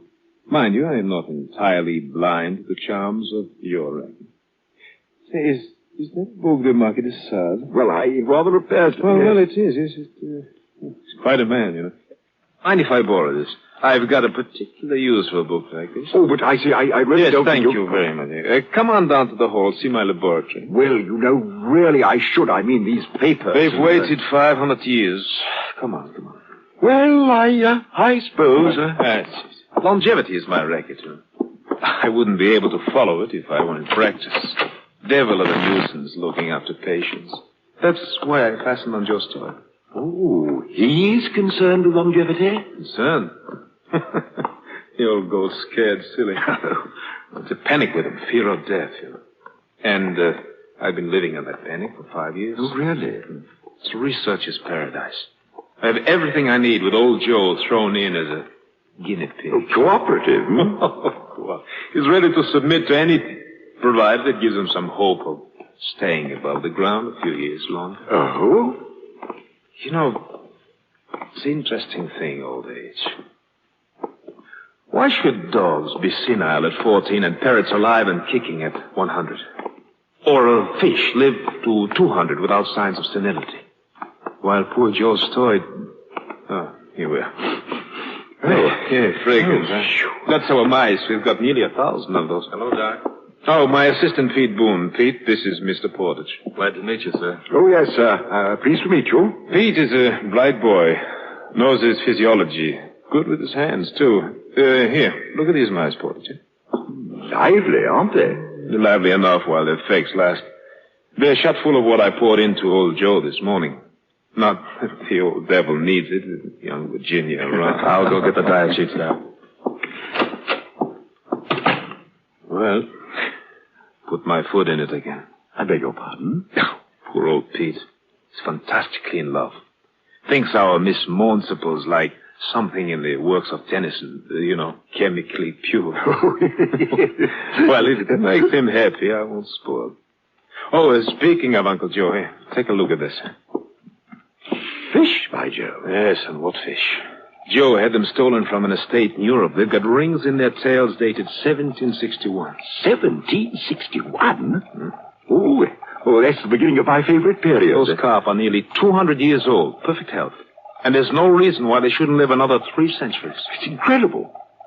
There's something about the flora and the intestinal tract of those fish. Something that kills the poisons that produce senility. It's something that... Oh, rather a fountain of youth. That's all right, my friend. Go ahead, laugh. But we're working on the operation that will transfer that something from the carp to... Well, now we're working on mice. Mice? Yeah. After that, large animals. And if it works all right on dogs and baboons, it ought to work on Uncle Joe. We had dinner in the small dining room. It was the sort of place you think of when you hear the word cafe, with original Fra Angelico murals on the walls for a spiritual touch. Mr. Stoit was with us and Miss Municipal. Dr. Obispo spent the hour telling stories to the lady, while young Pete gazed at her with a rapt pre-Raphaelite expression. After luncheon, Virginia, Pete, and the doctor went off to feed the baboons. Here now, Virginia, throw the potatoes to them. Oh, aren't they cute? Absolutely divine. Well, divine is an adjective I hadn't thought of applying to baboons. But, here, throw the rest of the food. That old fellow's looking seedy, Doc. He won't even come eat. He's hungry, all right. He's just afraid to leave his lady friend. Here, Angel, throw this potato in front of him. Okay. There. He's taking notice now. Well, so's the young chap on the rocks. Look at him. He's just waiting till the old boy gets away so I can dash for the lady. Come on, funny face. Go get the carrot. Here. And there goes young Lancelot sweeping down on the lady. That's young love for you. Oh, aren't they cute? The old one's too busy eating to notice it.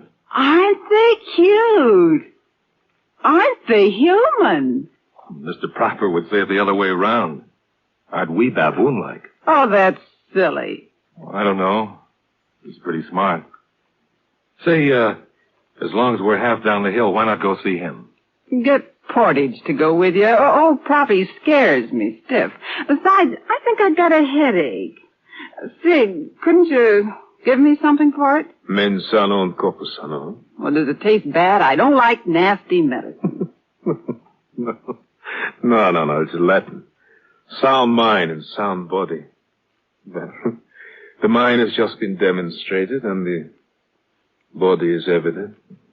You talk too much, Sig. Yes, I know, dear, but only a trifle of it filters down into that pretty head. And if you're not going with Pete, come back to the castle. I'll read you an old book I borrowed from our English friend. Who's interested in old books? Don't worry, darling. You will be in this one. Well, Mr. Portage, did you meet the ogre of the castle? I remembered about, Jelly Belly. That made it easier, Mr. Proctor. Ah, poor Joe. I remember even at school he was the kind of fat boy who bluffs it out, fights back, buys popularity by treating the girls to ice cream when he has to steal a dime from his grandmother's purse to do it. Believes it when they say he'll go to hell.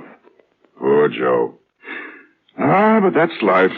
And, speaking of life, Pete, how's the work going? Oh, it's going just fine. Mm-hmm. If you succeed, what happens? Why, life is prolonged. Yes, I know that, but I meant something else. A dog, for example, isn't that supposed to be a wolf that hasn't fully developed? A sort of unborn wolf? Isn't that so? Mm-hmm. There's a theory like that. In other words, it's a tame animal because it doesn't have time to grow up to savagery. Isn't that supposed to be one of the mechanisms of evolutionary development? Yes, that's right. But what will happen with man? What would he grow into if you lengthened his life? You know, Pete, time and craving, that's our life. Now, what are you offering us? Another 200 years of time and craving? Time, Mr. Proper, for more good. Time doesn't guarantee good, my boy. But you can fight for good, Mr. Proper. We fought for good when I was in Spain. And you'll find, Pete, that evil comes even out of those fights for good. But, well, what do you expect people to do when we're attacked by fascists? Sit down and let their throats be cut? No, I expect them to fight. People generally do, and the results are generally disastrous. I should like them to try something more effective someday. Yeah, but that's cynicism. Defeatism. Hey there, Proctor. Oh, here comes the Lord of Stoit Castle. What is it, Joe? Why the devil can't you leave my man alone? Which man, Joe? My estate manager. Interfering with him in his work. You've been bothering him about those blasted farm hands again. What do you think you're doing? What's the idea? The idea? It's an old one, Joe. Your manager's treating those harvest hands like vermin, not like men and women. They haven't enough to eat. You're trying to make reds out of them.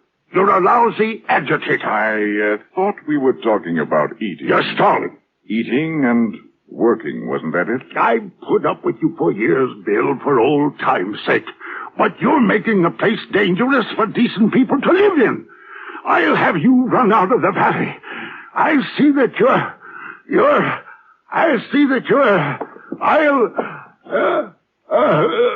somebody get me a chair. Here you are, Mr. Doyle. Thanks. I mustn't get angry. Obispo said so. Terrible thing. Terrible to fall into the hands of a living God. Terrible. What's the matter, Joe? Nothing. I'm better. It's all right. I've got something to show you, Joe. Been meaning to. It's a sun motor. A thing for making use of solar energy. Runs my electric generator. What? Why the devil do you want to do that? Haven't you got your current wired in from the city? Well, of course, but I'm trying to see how independent I can be from the city. Little Jeffersonian democracy. You're turning back the clock, Bill. You're going against progress. Am I? Well, don't worry about it, Joe. You're a crackpot, Bill. I guess you always will be. But remember what I said. You stay away from my manager. I won't stand it. I'm the boss on my estate.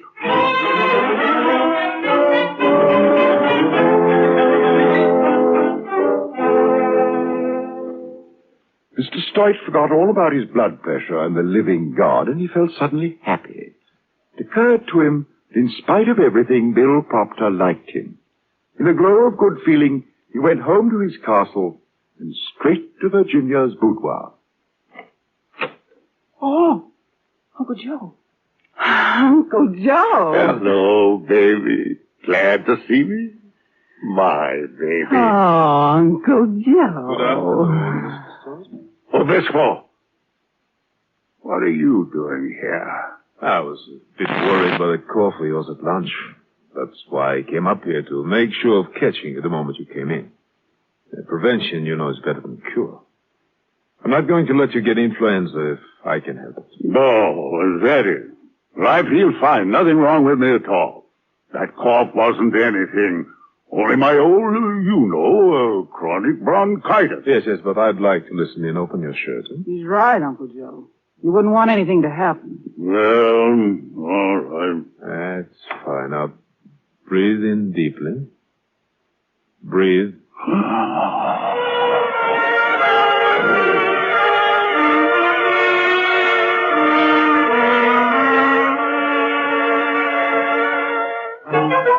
Night fell on Stoit Castle, and the long halls were shrouded with shadows.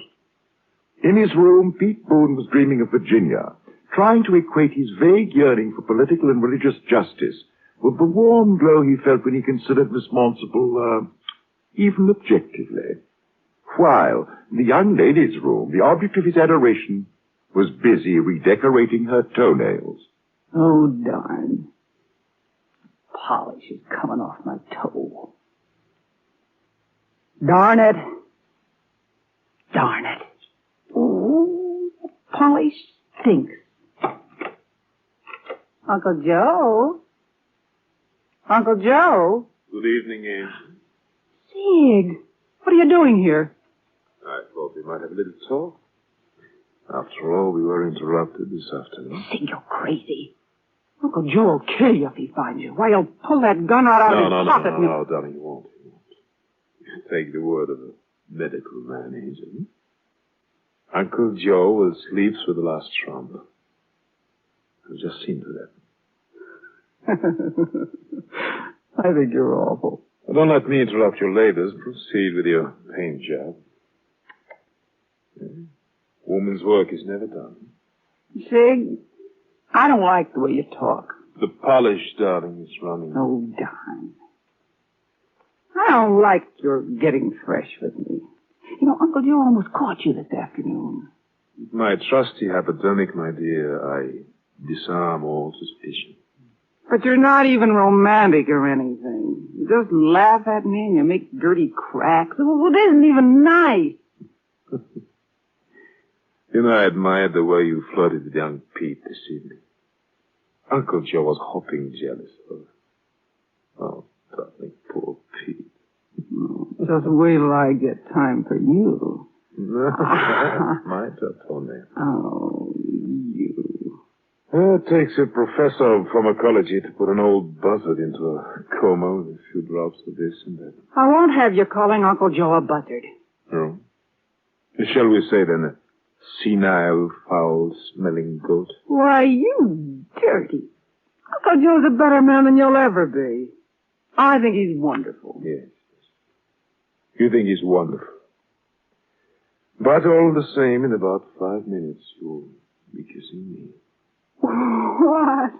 Why, you filthy, dirty, Look out, nasty. darling. You're spoiling the polish on your toes. Just wait till I'm finished. I don't believe I will.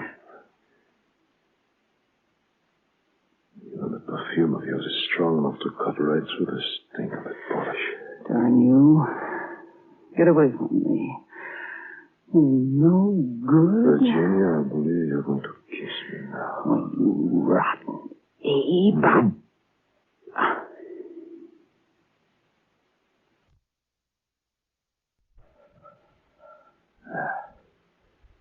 That's much better. And in the master bedroom, under a 25-foot mural of the crucifixion of St. Peter by El Greco, the Lord of Stoit Castle slept with a revolver under his pillow and with fear sitting at his bedside. Crawling, damp fear.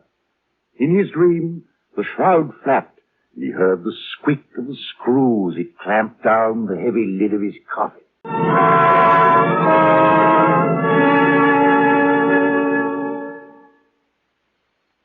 are listening to After Many a Summer Dies the Swan by Aldous Huxley.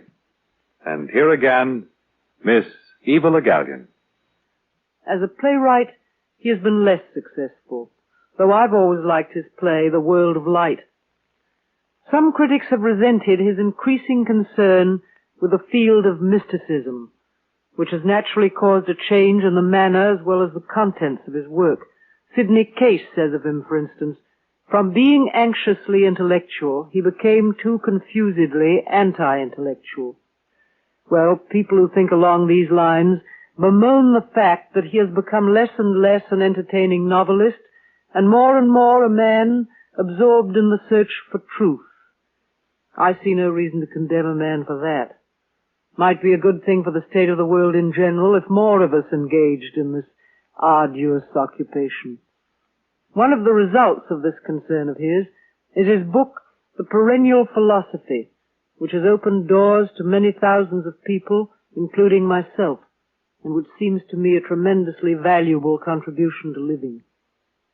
But we'd better get on with our story, which presents Mr. Huxley in what one might perhaps call his middle period. So we'll resume with Act 2 of After Many a Summer Dies the Swan in just a moment. Now, Act 2 of the New Theater's transcribed production of After Many a Summer Dies the Swan. Muddling about with the Holberg papers was completely fascinating. The 5th Earl of Garnister, about 1789, writes as follows. If men and women did woo as noisily as do cats, what Londoner could ever hope to sleep o' nights? There speaks the 18th century.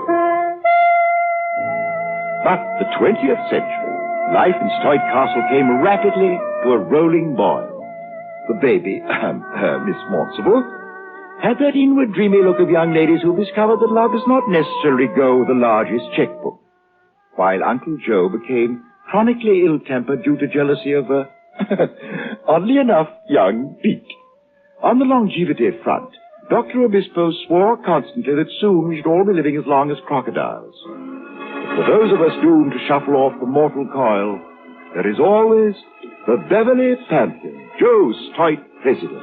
And the total profit, Mr. Stoit, comes to over $500,000 for the 3-month period. Not bad for a boneyard, eh, Mr. Stoit? Don't talk that way and close that door.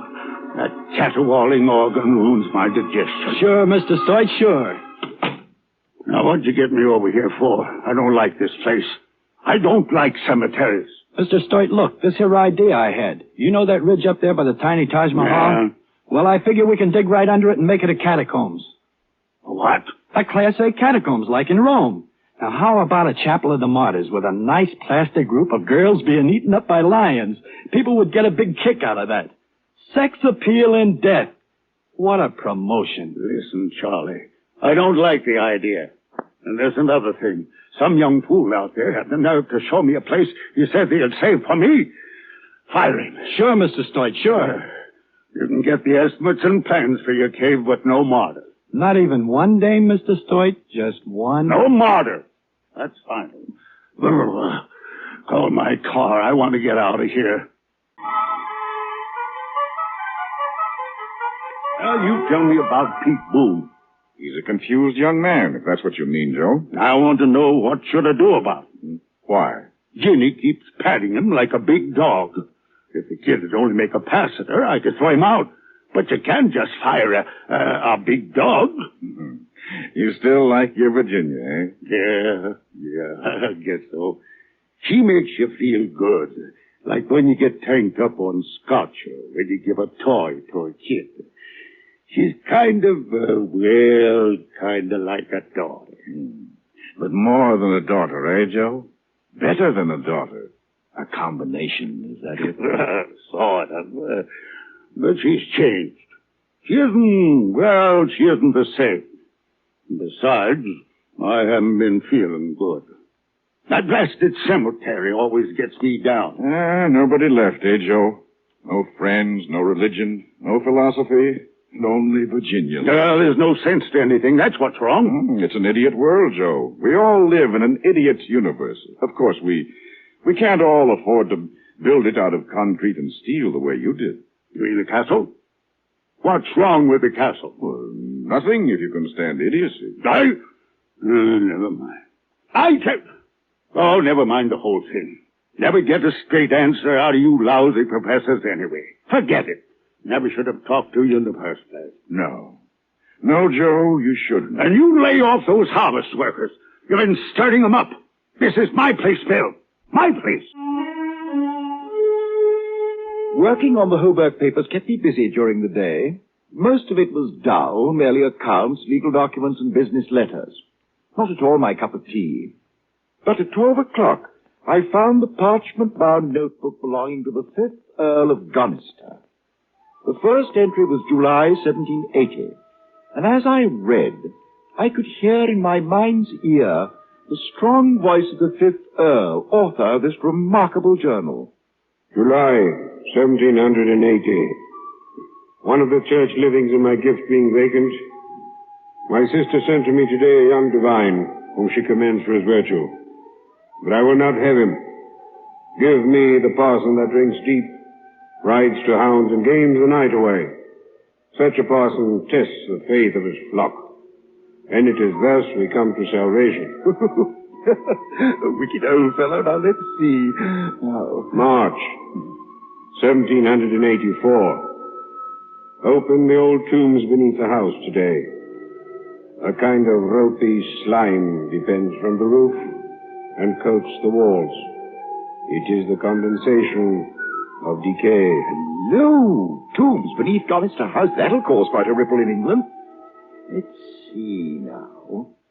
1789, 94, 95.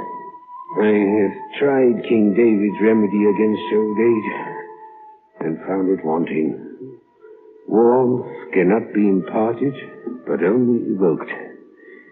I'm an old man now, weak and shrunken, without desires. So, the 5th Earl suffers from Uncle Joe's complaint. Well. July 1796. There are carp in the fish ponds at Gonister with leaden discs which were attached to their tails in the days of Charles I, 300 years ago. By George, so he's onto the carp, too. I marvel at the strength and unimpaired agility of these great fishes. The secret of eternal life is not to be found in old books or even in heaven. It is to be found in the mud and only awaits a skillful angler. The secret of life in the mud. Well, won't that hand over his poet Joan his best ideas on longevity anticipated in the 18th century and by the 5th Earl of Gonister? Do you mean to say some old fossilized Earl was onto the carp theory? Can you try this? Well, you're not annoyed? Oh, why the devil should I be? Well, your theory, I mean, it's been anticipated. Let's hear more about your 5th Earl. You say he lived till 90? More than 90. 96 or 7. He died in the middle of a scandal once more. Oh, not really. What sort of a scandal? Well, it seems he had a tendency towards homicidal pleasures. Killed somebody? Not actually killed, just damaged. Hmm. You know, the old buzzard's line, the secret of life is to be found in the mud. That's almost a definition of science. Well, I was up to 1796. The old chap was feeling pretty seedy. Pharmaceutical tragedy. Well, I'll bet he could have been fixed up with a week of injections. Hey, get to the diary and let's hear the old ghost speak for himself. Yeah, well, certainly. January 1797. Why should a man die at 80 years and 10 when a fish can retain its youth for 2 and 3 centuries?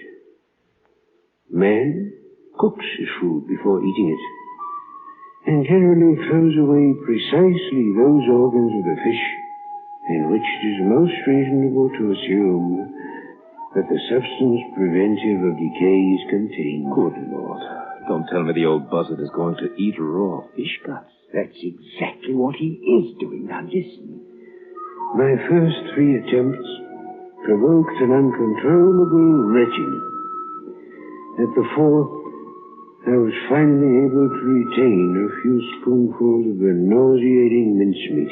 Oh, talk about courage. I'd rather go through an air raid than that.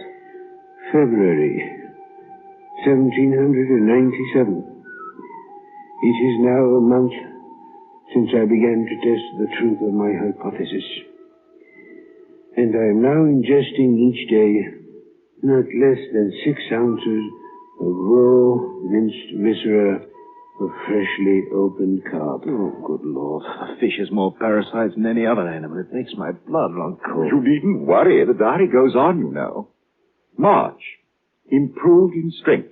April, horseback riding again. I said, oh, this is more than a joke. Raw fish guts, prevention of senile poisoning, and rejuvenation. Rejuvenation. In September, he's been out fox hunting, after which there's no entry until 1799. No entry till 1799. That's when his case is getting really interesting. He goes and leaves us in the dark. Oh, not entirely in the dark. There's an entry a little further on. The age of 81, the fifth Earl is the proud father of a bouncing baby boy. At 81? What do you think of that? And here in 1820, he seems to be in the prime of life. 1826, he's taken on a new housekeeper named Kate. In 1831, he has repairs made on the dungeons of Gonister House. And how about his health? Oh, he seems to take it for granted. Wait, now listen to this. March 1834. By the criminal negligence of Kate, Priscilla, my young servant girl, has been allowed to escape from a subterranean place of confinement. Unfortunately, she bears upon her person the evidence that for some weeks she has been the subject of my investigations. She holds in her hands my reputation and perhaps even my liberty and life. Well, there it is. That's the scandal. For the old devil. The girl must have told her story. Well, what's next? I really can't make it out. It is devilish odd. My funeral will be conducted with all the pomp befitting my rank and virtues. My only regret is that I shall be unable to leave my subterranean retreat to see the pageantry of woe. I go now to my own private hell, deep beneath the walls of Gonister House.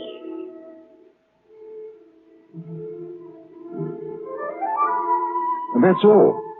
There's nothing else. Just 2 more blank pages and the end of the book.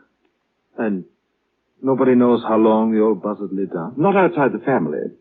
There's an old woman living in Gonister House now, Lady Jane Holbrook, the last of the line, but do you realize what this means? Well, the 5th Earl could still be... Yes, it could be. Bless me.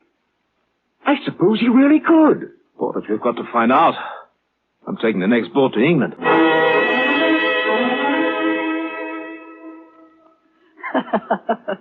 Think you're crazy. You're absolutely crazy. Why are we going to England? It's a secret, Angel. I haven't even told Uncle Joe yet, but you take it from me. We'll go. Well, I wish you'd go somewhere. And I don't mean England. Harsh words, Angel. I mean it. I don't like the way you act. I feel like I'm double-crossing Uncle Joe all the time. Darling, you are. Besides, I haven't been able to say my prayers. I don't like you, Sid. I don't like you at all. Still, there isn't much you can do about it, is there? You make up your mind that you hate me, don't you? That you won't speak to me again, won't even look at me. Sid, go away. But you can't keep that promise, can you? No. You don't mean that at all. Hi there. Portage. Yes, Mr. Stoic. Come on up to the roof with me. I want to talk to you. Why, yes, of course. Get in the elevator. Well, thank you. Had a rotten time today. Oh, I'm sorry. That was that blasted cemetery. Always gets me down. Going up to see Virginia now. She always makes me feel better. Wouldn't know what to do without. She's mine. She loves her old Uncle Joe. You can bet your bottom dollar on that. Here we are. After you, Mr. Stoic. Cut it out, Sid. If you kiss me again, I'll hate you. Sure, darling. Go ahead. Hate me. Baby! A beast fall! Uncle Joe! You snake.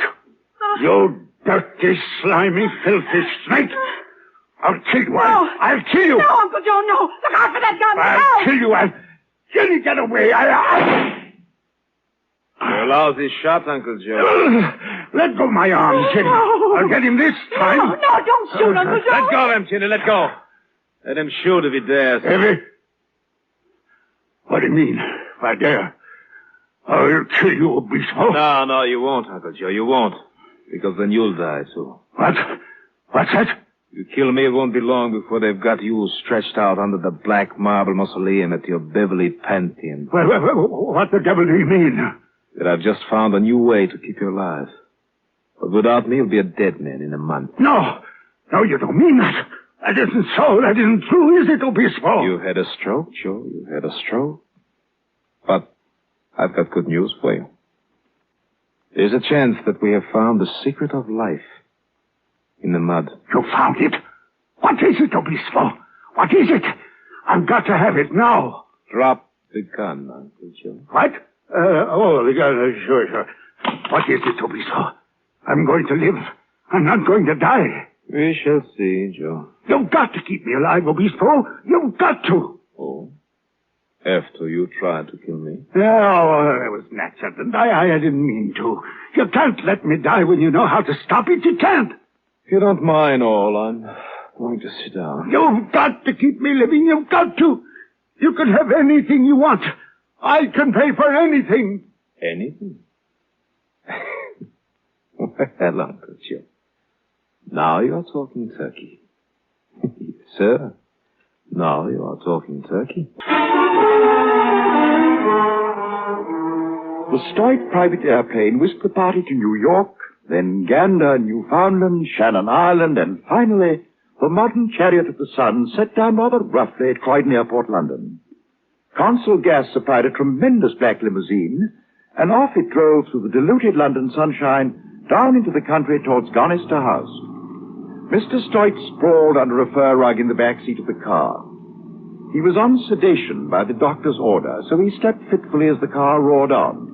Dr. Obispo was at the wheel, while Virginia sat aloof on the front seat. I dreamt I dwelt in marble for heaven's sake, shut up, will you, no fear, awake, Uncle Joe, honey. It's out like a light. And will you love me in December as you do in May? Why not? It's open season on doctors, darling. But don't worry. We understand each other, Uncle Joe and I. We even understand about you. I dreamed I killed the golden goose that laid the golden egg. Stop it! What? What's the matter? What's wrong? She objects to my singing. Goodness knows why. I have such a charming voice, particularly well adapted to a small auditorium like this car. What is it? Are we here? Yes, indeed we are here, Uncle Joe. Gonister House. I don't like it, Uncle Joe. It's scary. Oh, it's all right, baby. It's all right. Yeah, look out for the creepers on the path. Not much of a garden, eh? It's all grown over. What's the matter? Someone behind that bush. Oh. Come on out, youngster. Come out. Look what I've got. I've got a gas mask. That's what I've got. Ah, that's nice. Gas mask all filled with flowers, huh? What's your name? Millie. I'm 9. 9. Granny says I'm undernourished. Oh. Does your granny live here, Minnie? In the kitchen. She's dead. Oh. Do you like candies? Huh? What the devil they call candies in England? Would you like some sweets? Let us in and you can have them all. Well, I don't know. Oh, nice chocolatey sweets. Whole box of them. Well, all right. Come on.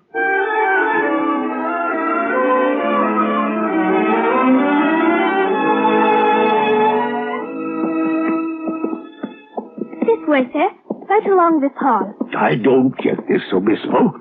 I don't understand why we're here. Why can't you tell me? Now, don't get worried, Uncle Joe. Obispo, can you prove absolutely there's no such place as hell? Can you prove the wrong side of the moon is not inhabited by green elephants? No, seriously. Oh, don't no. bother me with the nonsense.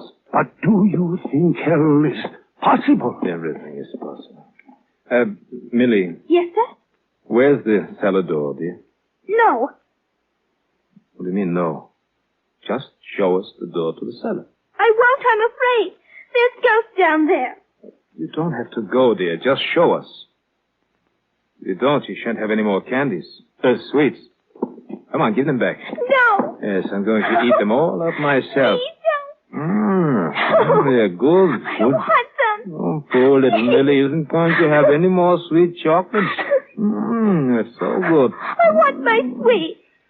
Now till you show us the door to the cellar, dear.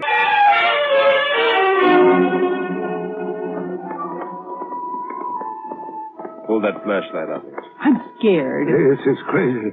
I don't like this, Whisper. It's damn down here. I'm not well. All right, you stick with us, Uncle Joe. Maybe we can fix it so you won't have to find out about hell. Wait a minute. There's the door. Is it locked? No, wait a minute. Come on. Oh, that's awful. That smell. Pretty bad. Come on. I don't like this. I don't like this at all. What do you think you're going to find out here? Hey, stop being a sniveling baby, Uncle Joe. I'm not sure of anything. For all I know, you may die in 5 minutes. No, don't say that. Well, then, come on. Oh, that smell. Getting worse. It's awful. Just around this corner. Here. The flashlight up.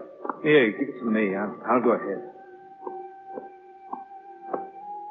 There's an iron barred door here. Wait till I get the light focused. Doesn't quite seem to...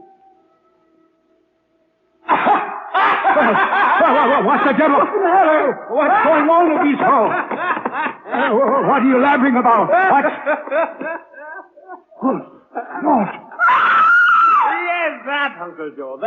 That's a fetal ape. What? For Lord's sake. What? My hairy old man Proper was right. It's an unborn ape that's had time to grow up. Look at him, Uncle Joe. Look here. Look at him.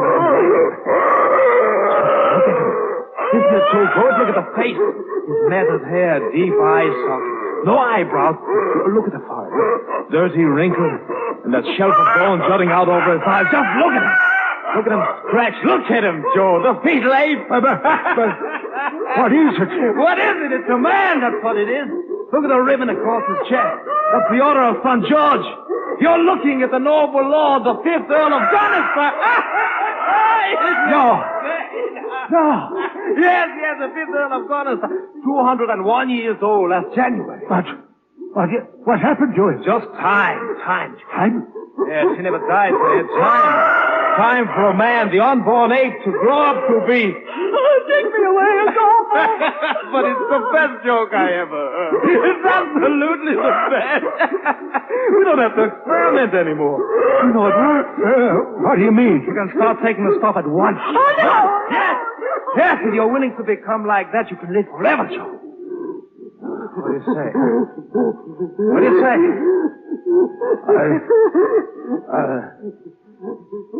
Whisper, how long do you figure it would take before a person got like that? I mean, it wouldn't happen all at once.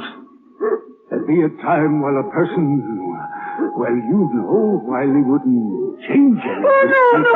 You want to, Uncle Joe. You don't want to.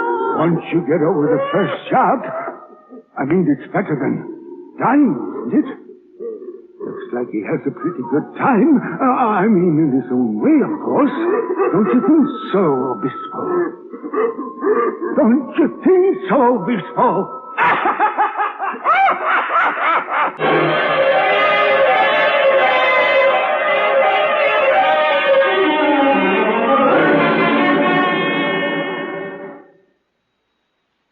You have heard After Many a Summer Dies the Swan by Aldous Huxley. The dramatization was by Ernest Kenoy. And here again, Miss Eva Le Gallion. Oh, there's something decidedly ghastly about that ending. Might almost have been written by Edgar Allan Poe. Makes me glad it's still daylight here. Now about next week. We're going to present a very different kind of story in a decidedly popular vein, one for which we have had many requests. It's a new dramatization of Daphne du Maurier's great yarn, Rebecca. So until next Sunday and the new theatre production of Rebecca, this is Eva Le Gallienne saying good night. And don't forget, join us at the theatre. Tonight's production of After Many a Summer Dies the Swan was transcribed in Hollywood. Heard in the cast were Ramsey Hill as Jeremy, Ted Von Eltz as Proctor, Francis X. Bushman as Joe Stoit, Lynn Whitney as Virginia, Tony Barrett as Dr. Obispo, William Lally as Pete, Ralph Montgomery as Charlie, Donald Morrison as the 5th Earl of Gonister, and Marlene Ames as the girl. After Many a Summer Dies the Swan was directed by Andrew C. Love. Your announcer, Fred Collins.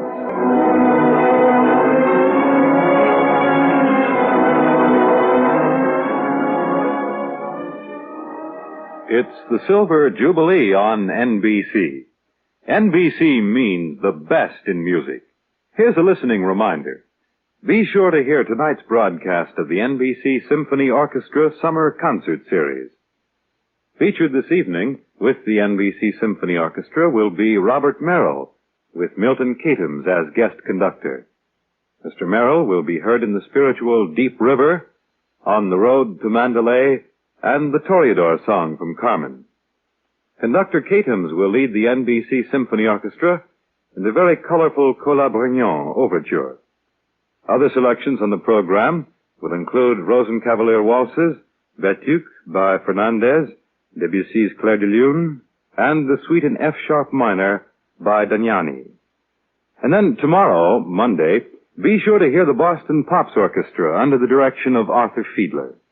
The Boston Pops Orchestra will feature among its selections Fane's Alice in Wonderland music in a suite and the overture to Wagner's Rienzi. The Boston Pops Orchestra will also include in its performance the famous guard mount from Bizet's well-known work, Carmen. So, tonight, hear Robert Merrill and Milton Katims as guest artists on the NBC Symphony Orchestra Summer Concert Series. Then tomorrow, hear the Boston Pops Orchestra under the direction of Arthur Fiedler. Yes, for the very best in music, keep tuned to NBC. This is NBC, the national broadcasting company. We're about halfway through the night, dear listeners, and I'm glad you're staying up with me. Temps have dropped a bit. We're at 74 degrees as we approach the wee hours of the morning with a light breeze from the southwest. If you don't have any plans tomorrow evening, the Sunny Drive-In out on Old Darby Road is showing a double feature starring Clark Gable, Too Hot to Handle from 1938 and Somewhere I'll Find You from 1942. If you're a Clark Gable fan, you and your sweetheart should stop by and enjoy the shows. Showtime starts at dusk. And now for our next offering tonight, The Man Who Played God from the Ford Theater, that great but short-lived drama anthology show that ran from 47 to 49 and was sponsored by, obviously, the Ford Motor Company. Adapted from the play by Jules Goodman, this is a really great story about a famous concert pianist who loses his hearing after a bomb goes off during one of his performances. He loses the will to live, he's battling depression, but eventually he finds a new purpose in life by helping others. Ann Seymour, Warren Bryan, Mitzi Gould, Edwin Jerome, Jean Leonard, Helen Lewis, and Frank Thomas star in this wonderful version. Enjoy. This is the Ford Theater, an hour of radio drama presented by the Ford Motor Company, makers of Ford, Mercury, and Lincoln cars, and Ford trucks, tractors, and motor coaches. Today's drama, Jules Eckert Goodman's The Man Who Played God. Good afternoon, ladies and gentlemen. Howard Lindsay speaking. On behalf of the management of the Ford Theater, may I extend hearty Christmas greetings. From all of us here on this side of the microphone to all of you within the enormous orbit of this far-seeking wavelength. As a comparative newcomer in radio, I'm still a little astonished and a little frightened, too, at the idea of saying Merry Christmas to several million people at the same time. I haven't grown entirely accustomed to the central miracle of broadcasting. A voice impressed on a pulse of energy, hurled to the ends of the earth, and multiplied by millions, all in a millionth of a second or so. To operate such a profound mystery for an hour of God's time involves a huge responsibility. A responsibility of which the management of the Ford Theater, I'm happy to say, is well aware. Much time and thought goes into the selection of our plays. Our search for a suitable Christmas drama, for example, began last summer. After discarding many more conventional choices, we have found in The Man Who Played God an unusual story which is also unusually suitable to the season. This is Jules Eckert Goodman's The Man Who Played God, adapted for the Miracle of Radio by Claudia Clayton. Our story begins on an early summer afternoon in Paris. The warm June sun shines down on the children playing beside the banks of the River Seine, tips with gold the ancient spire of Notre Dame, and glitters on the bright brass buttons of the doorman outside the very fashionable Hotel Paris, where at this moment a crowd of students, eager servant girls, and elegantly perfumed ladies are jostling each other for a glimpse of the musical man of the hour in Europe, the great Montgomery Royal. Hôtel Paris? Monsieur Montgomery Royal? Monsieur Royal n'est pas là, madame. Mais non, il n'est pas... Mr. Royal is not in, madame. Pardon? A friend from Ohio? Un moment, madame, I will ring. Hello?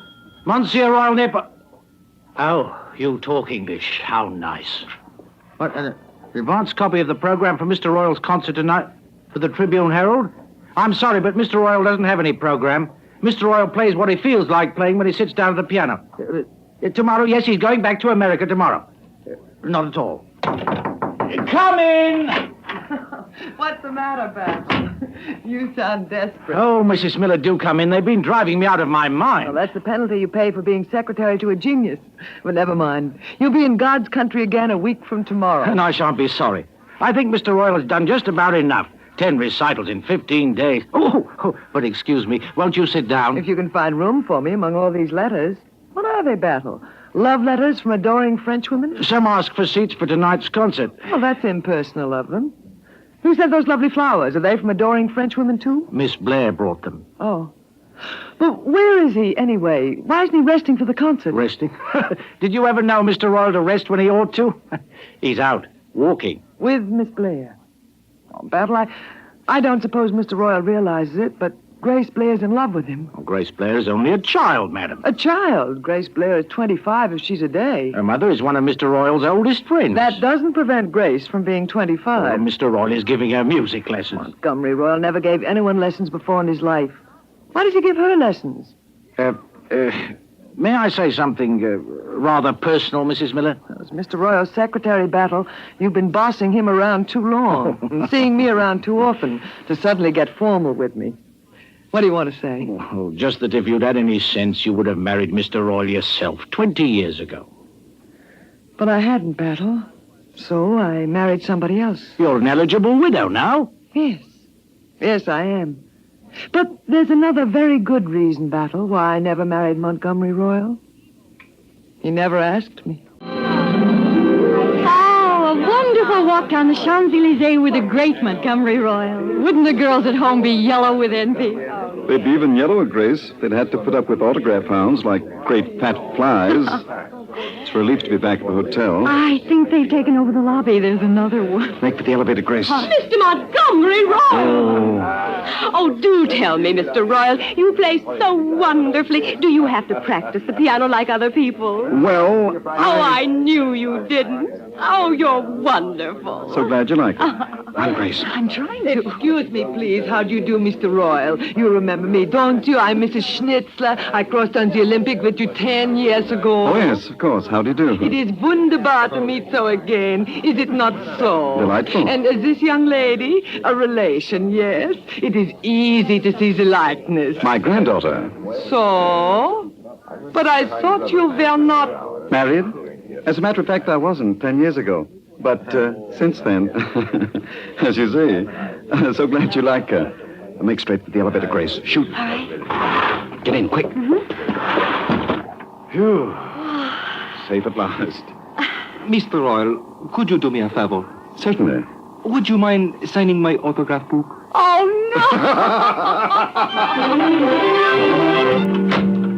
Hi there, Battle. Sir? We're back.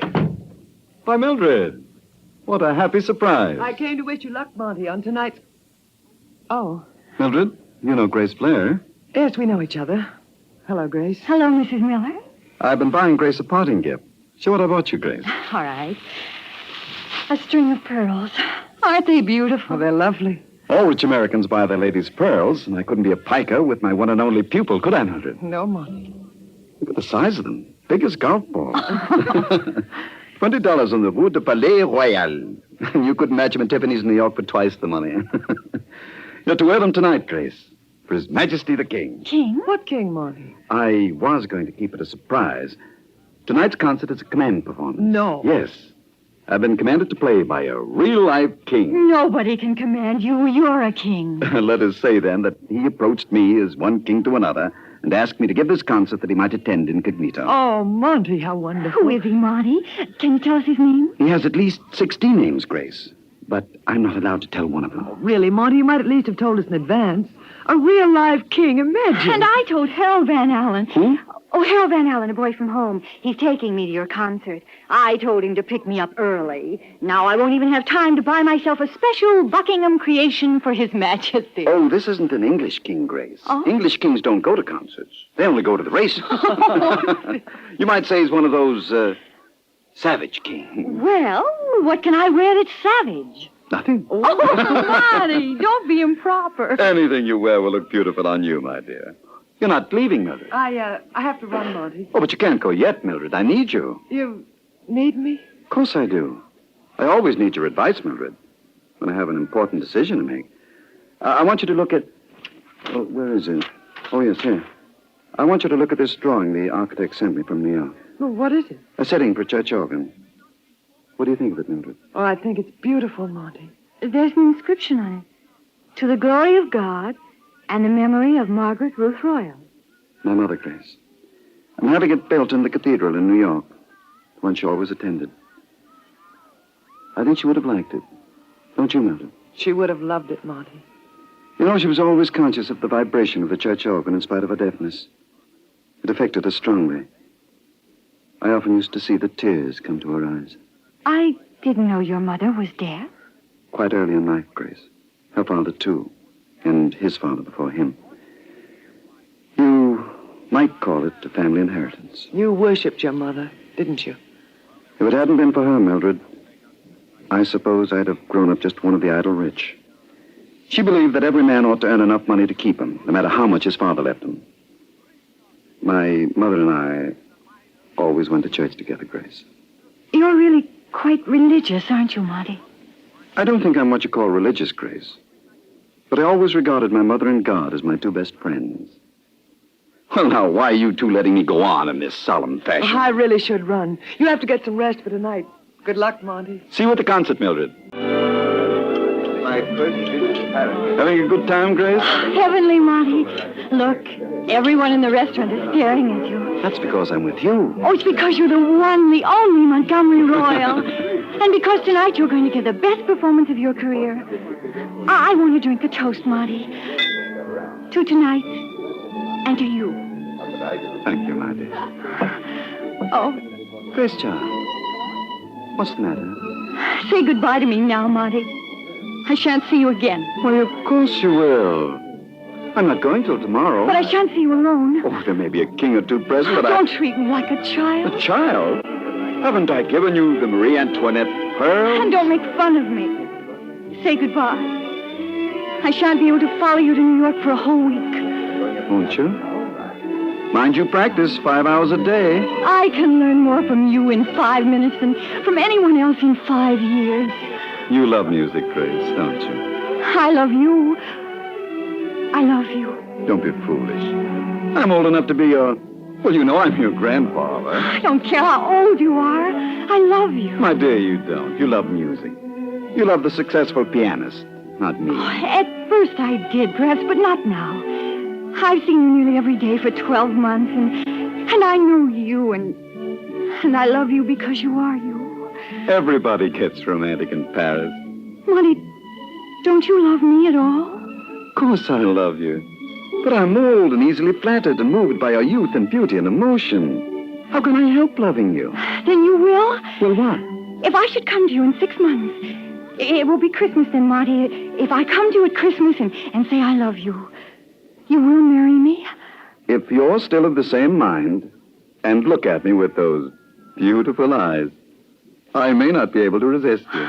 Don't beat about the bush. Say yes. Yes. Oh, Marty, darling, you and I are going to have the most beautiful Christmas in the world. What an audience. Did you ever see a theater so crowded? The concert was completely sold out days in advance. Did you know that, Milton? Monty's concerts are always sold out in advance, Grace. Have you heard Mr. Royal play before, Mr. Van Allen? Oh, Harold has heard Monty's entire Paris repertoire. Haven't you, Harold? And enjoyed every one. But I'm glad he's sailing tomorrow. Harold Van Allen. Maybe I might have a chance with you then. Now, please don't start that again, Harold. I came here to listen to music, not to... Well, there isn't any music yet. And Monsieur Montgomery Royal should be ashamed. He's late. Oh. Incidentally, what are you dragging those enormous field glasses around for? Afraid you won't be able to find the stage? I brought what you are pleased to call these enormous field glasses because I like to watch the movement of his fingers when he plays. And I wish you'd stop talking this way, Mildred. What time is it now, Grace? 20 past 8, Mildred. Oh, I do hope everything's all right.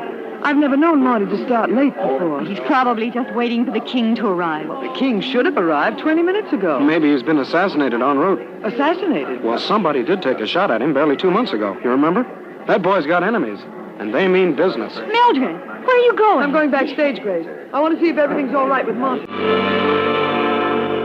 Mais, Monsieur Royal, on doit attendre l'arrivée du roi. There's no use arguing. I'm not going to keep those people waiting any longer. Say toot nonsense. That's right, Battle. Say toot nonsense. There are a million people out there, pay the good money, and I won't keep them waiting, king or no king. You're entirely right, sir. Thank you, Battle. What's that? A special flower for your buttonhole. A boutonniere, it's called. Boutonniere, huh? Well, you're making quite a dandy of me, Battle. You're a genius, sir. You can wear what you like. There. Oh, don't start that genius stuff, Battle. It took me 20 years working 8 hours a day to become a genius. If it's the manager again, tell him I'm not waiting another minute. Yes, sir. Monty. Mildred, something wrong? Why aren't you out front with Grace? Oh, everything's fine, only it's so late. Oh, that. We're waiting for His late Majesty. Oh, I thought you might have been taken suddenly ill or something. Me? Ill? Oh, but you're darling to worry about me. Well, I was anxious. I know how nervous you are before you play. Do you? How did you know that? Well, It's strange that you should know that, Mildred. I am deadly nervous always. But I thought that was my secret. I've always known it, Monty, and suffered with you. It's not fair that you should suffer, Mildred. Because you get none of the compensating glory. Don't you think I glory in your success? Thank you, my dear. And I'll hurry around or you'll miss my first song and dance. I've only half the nervousness now that I know you're sharing it with me.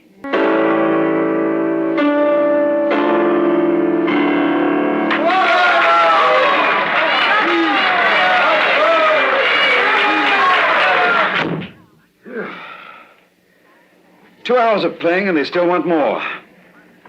What is it about women at concerts, Battle, that makes them want to rip the buttons off your coat? You should have taken at least one more curtain call, Mr. Royal. They're still applauding. Oh, no, I couldn't. I was beginning to feel too much like a fool, bowing and smirking. Don't let anyone in except my personal friends, Battle. And then get behind the piano and shoot anybody who says maestro. Monty, let us in. It's Mildred and Grace. Come on in, quick. Hurry, Grace. Monty, this is Harold Van Allen. He's been helping me applaud. Hello, Van Allen. She didn't need any help. You were wonderful, Monty. Was I? 8 hours a day, but I let you off with 5. So the king didn't come after all. He'll live to regret this. Thank you, my dear. Are you satisfied with your glory? Are you? No more nervousness. Till next time. Bless you. No one else, Battle. Mr. Royal never sees anyone.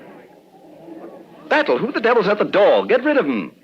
His Royal Majesty, the King. So he finally came. Made it. Your Majesty. Maestro, we regret that we could not attend the performance to which we had looked forward with such eagerness. Unfortunately, matters of security.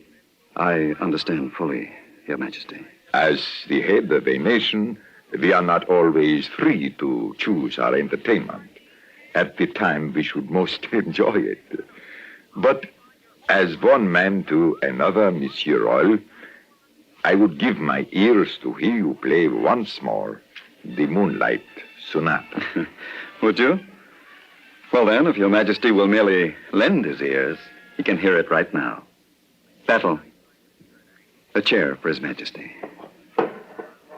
Thank you, Battle, Your Majesty. Good heavens, what is it? It's a grenade! Oh, Marty, don't touch Take it! care! Get back, everyone! Good Lord. He picked it up and threw it back out the window. Monty. Oh, Monty, you might have been killed. Monsieur Roy, you know that grenade was meant for me. What? What? You have saved my life, Monsieur Roy. You have saved us all. I can tell by the look on your face that you are thanking me. But Your Majesty must forgive me. I am quite deaf.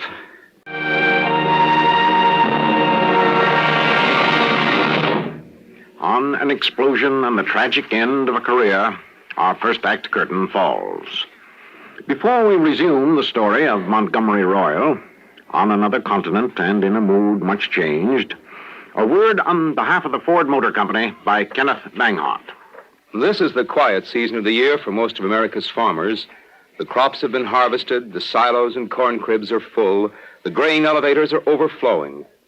But a farmer's work is never really finished. He has to care for his stock, make repairs around the place, and get ready for spring. Already, farmers are planning their work and crops for next year, preparing to carry on the huge job of feeding untold millions who depend on them. And farmers everywhere in America will be helped in that work by two outstanding products of the Ford Motor Company, Ford trucks and Ford tractors. From the rich black soil of Louisiana to the wide and fertile plains of Minnesota, Ford trucks and Ford tractors are devoting their great strength to countless farm jobs and doing them dependably, quickly, and economically. At this very moment, Ford trucks are carrying farmers' crops to market and bringing back the things they need. Hauling stock feed, firewood, fence posts, machinery, and 1,000 other things. Because of its proven ability and economy, the Ford truck is as indispensable to the modern farmer as the horse and wagon was to his grandfather.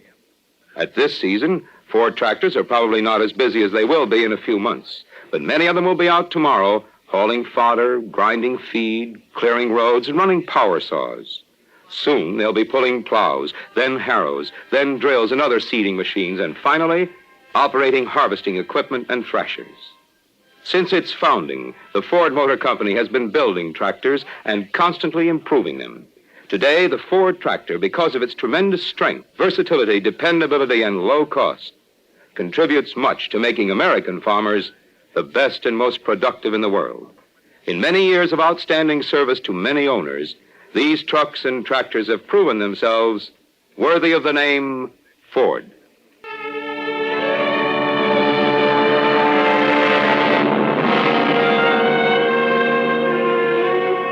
The Ford Theater, The Man Who Played God, Act 2. It is 2 weeks now since the explosion of a hand grenade deafened the famous concert pianist, Montgomery Royal. It is clear that his deafness, partly the result of a family affliction, is permanent. Royal is returned to New York, to his penthouse apartment overlooking Central Park. And once there, he has refused to see any of his old friends. Mildred Miller, in love with him secretly for the past 20 years, finally calls to see him. I swore I wouldn't force myself on him until he sent for me, Battle, but afraid my pride gave out. How is he? Has he asked for me at all? He speaks of you often, Mrs. Miller. He misses you. But not enough to send for me. Not enough to answer my letters. He sees Grace?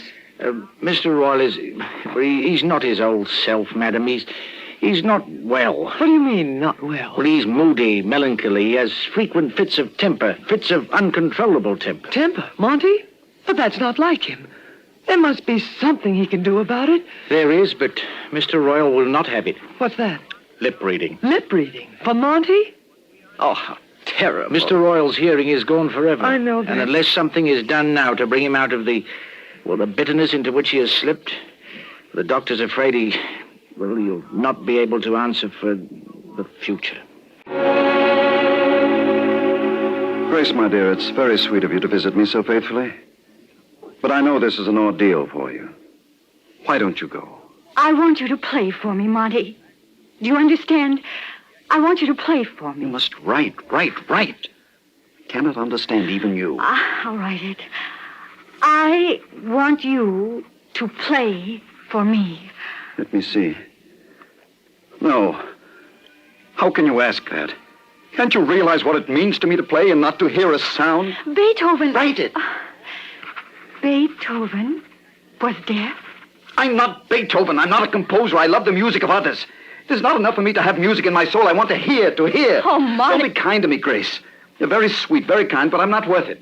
Go away. Go back to the world of real people. There's someone at the door. What are you saying? Oh, someone at the door, knocking. It's Battle. Why does he do it? When will he remember? I can't... Come in, Battle! What is it? Write it down. Yes, sir. Mrs. Miller is here. Is here with a lip-reading teacher. He is highly recommended. He is... Tell him to get out. Tell everyone to get out. Monty. You too, Grace. I don't want anybody standing around pitying me. And no more messages, Battle. Food and water at mealtimes. That's all I need. I'm just... an animal. No. I have to run, Harold. I'm awfully late. Well, you can surely spare 5 minutes to walk in the park. Royal won't mind. You've been seeing him faithfully every day for 4 months. Harold Van Allen, how did you know that I... Grace, how long is this going on? What do you mean? You and Royal? I don't know what you mean, Harold, but Monty and I are going to be married next month, if he'll still have me. You can't do it, Grace. Now, really, Harold, you're being quite Well, impertinent. you can glare at me all you want to, Grace, but you can't tie yourself to a deaf man old enough... That's no concern of yours. Well, anyway, we won't have to talk about him in Palm Beach. Palm Beach? Harold Van Allen, you didn't wangle an invitation from the Chittendens just because I got one. They're my friends, too, you know. Well, of all the... Oh, really? Grace, will you do me one big favor? What is it? Rubenstein's giving his farewell concert of the season at Carnegie Hall this afternoon. Will you come with me? As a sort of pre-holiday holiday. I don't think I better. You're crazy about him, Grace. You told me so yourself. Rubenstein's a magnificent pianist, but... Come on, Grace. It won't do any harm to anybody. No. It won't do any harm to anybody. I'd love to, Harold. Well, will you get me a taxi? I have to go home. But I thought you were going up to see Royal. I will later, but first I want to go home and get my glasses. You remember my field glasses? I want to see the movement of his fingers. Now, Mr. Royal, I'm going to give you what we call our final test. Yes? I'm going to place my fingers almost over my lips and see if you can read what I say. Go ahead.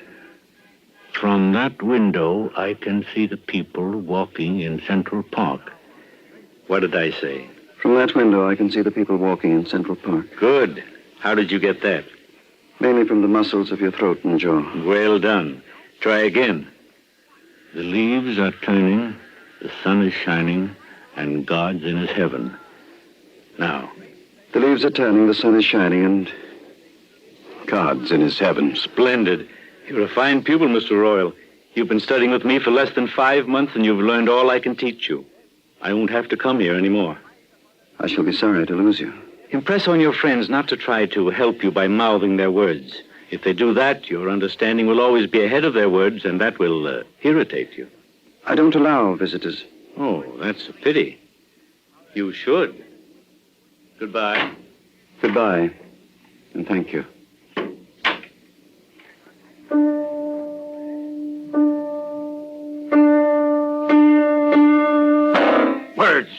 Words, but... I can't read your lips.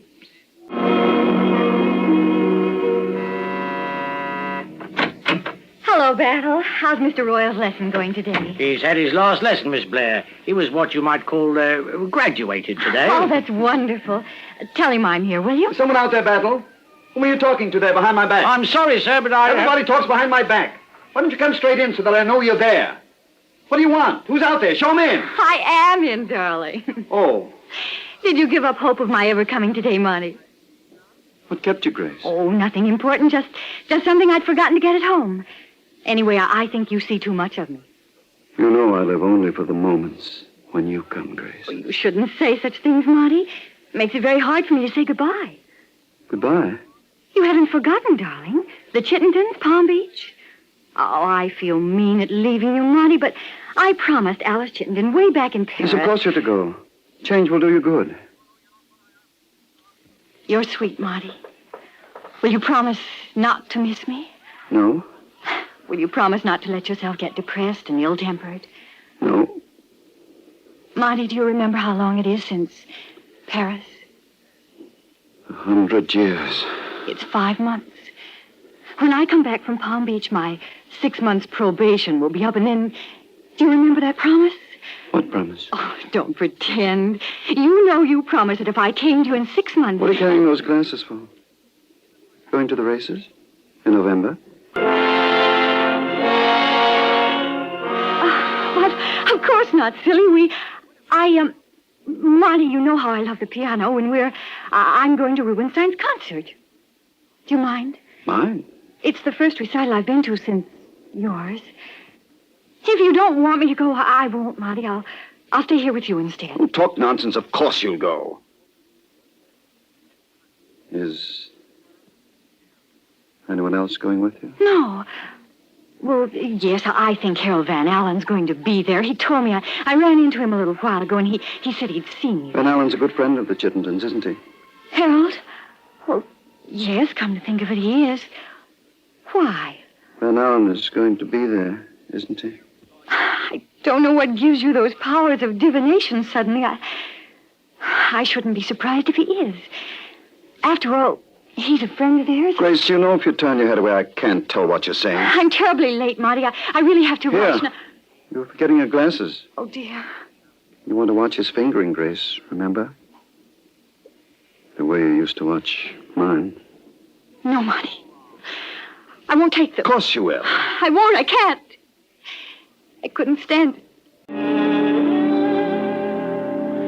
Mrs. Miller is outside again, sir. Will you see her this time? No. Yes. I should like to see Mildred. Will you come in, Mrs. Miller? How do I speak to him, Battle? Do I speak loud or slow or how? Speak naturally, that's all. I can understand you. Monty, you heard me. No, I didn't hear you. I read your lips. Welcome to my den, my dear. The lion's den, you know. Thank you, Monty. Oh, it's so... I thought I'd find you so different. Why do you cry? Because I'm so happy. You've hardly changed a bit, Monty. Yes, I am changed. You know I'm changed, Mildred. But I'm glad you've come. I've often wished I could talk to you during these 5 long months. You didn't answer my letters. I knew you only wrote because you were sorry for me. You know that's not true. Anyway, I can talk to you now. Do you know this book, Mildred?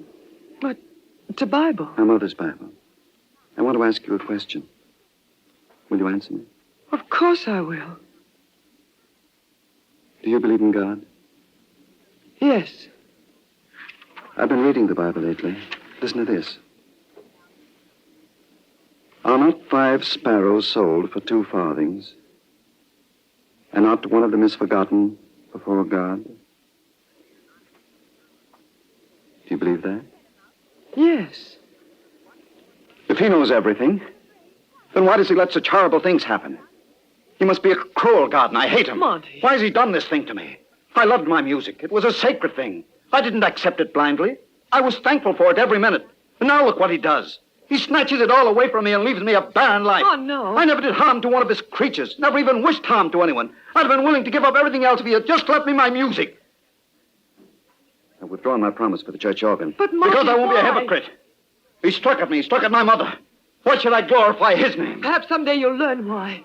I can't believe that he makes mistakes. The Bible's a great book, Mildred, a great book. And I'll tell you what it has taught me. There is no God. Monty, you've been alone too long. You shut yourself away from the world and brooded about your affliction. Do you know where this will lead you? Yes, to madness.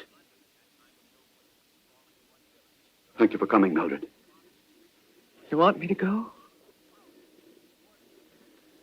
Goodbye, Monty.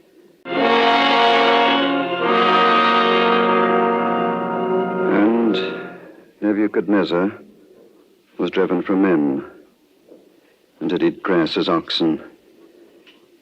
His body was wet with the dew of heaven, till his hair was grown like eagle's feathers, and his nails like birds' claws. I can't stand it. I can't stand it. To hear no sound, no sound. Baffle! Baffle! Mr. Royal! Have this thing taken away. Your piano, I sir? can't bear the sight of it, and this. What are you going to do with your violin, sir? My violin will never play again. You've broken your violin. We'll never play again. Oh. That was foolish of me. You've always loved your violin, Mr. Royal. You said it gave you peace. Yes. Yes, I did. Didn't I? We played a lot together, you and I. We've known beauty and peace. Why did I do that, old friend? I've taken your life. Taken your... Battle. How many floors up are we? Why, 20, of course, Mr. Royal. 20 floors. Battle, I want you to leave me now. I want to be alone for a little while. Of course, sir. 20 floors. There is a fascination about height. I don't wonder that people give way to a sudden impulse. Mr. Royal! Don't, Mr. Royal! Mr. Royal, let go of me! Please, sir, please. Let go of me, you fool! Why did you stop me? Why did you stop me? I've got nothing left to live for. You can live for those who love you. I'm a burden to those who love me. You think I'm blind as well as deaf? Not blind, sir, but cowardly. What did you say? You've never had to test yourself before. The time came now and you couldn't face it. Test myself? I'm not talking about music now. I'm talking about life.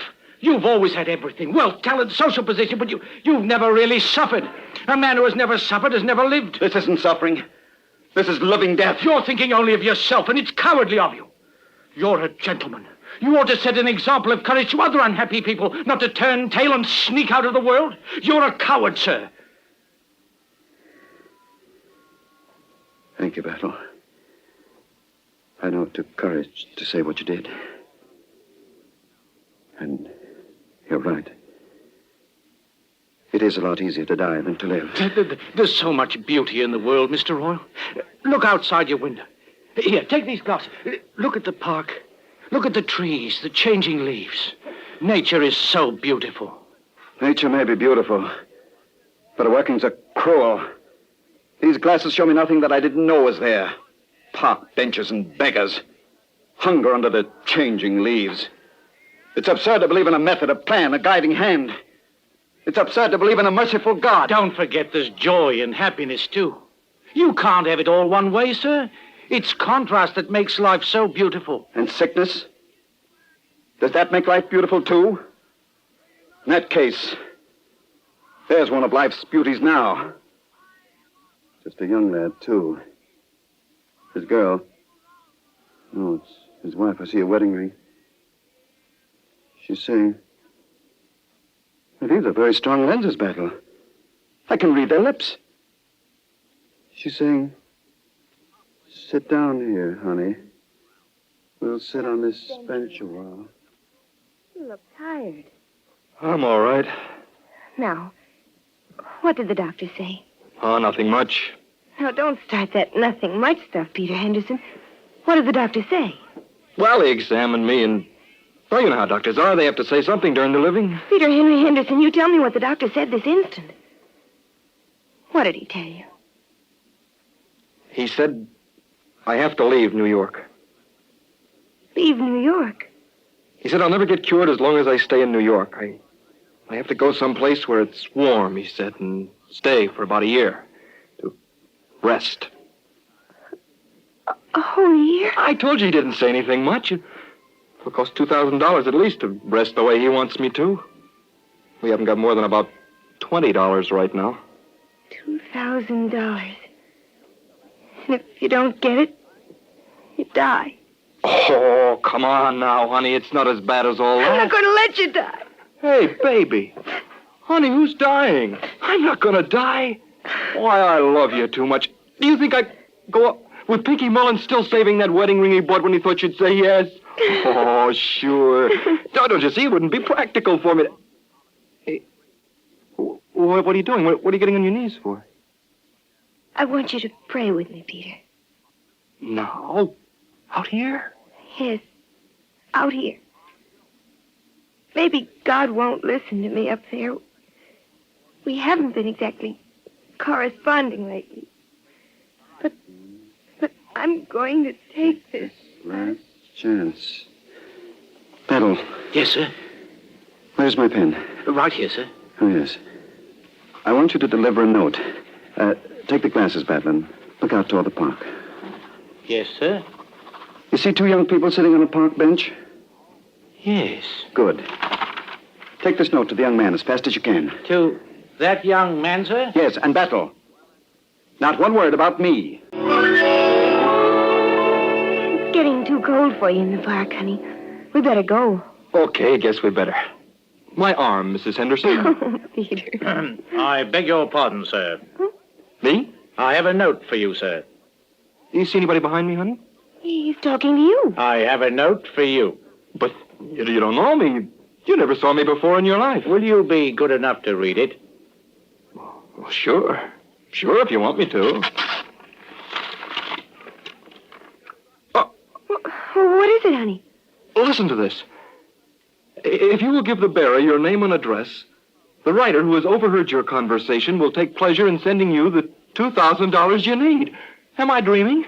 Somebody heard us. Well, it's impossible. There wasn't anybody around. There couldn't have been. Who wrote this note, mister? I am not at liberty to say, madam. I would be grateful for your address, sir. But I don't get it. Should I, honey? Yes. Well, it's 55 Young Street, but I'd like to know whom. Whom you are to thank? Well, then, let's say it was a man who, for the moment, played God. Yes. Yes, if I were you, I should thank God for it. He heard us, honey. We prayed and he heard us.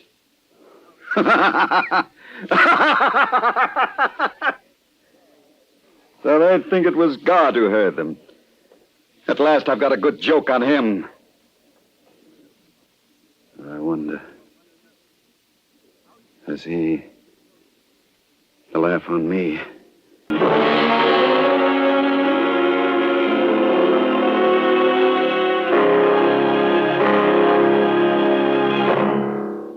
The answer to Royal's question lies in Act 3, just ahead.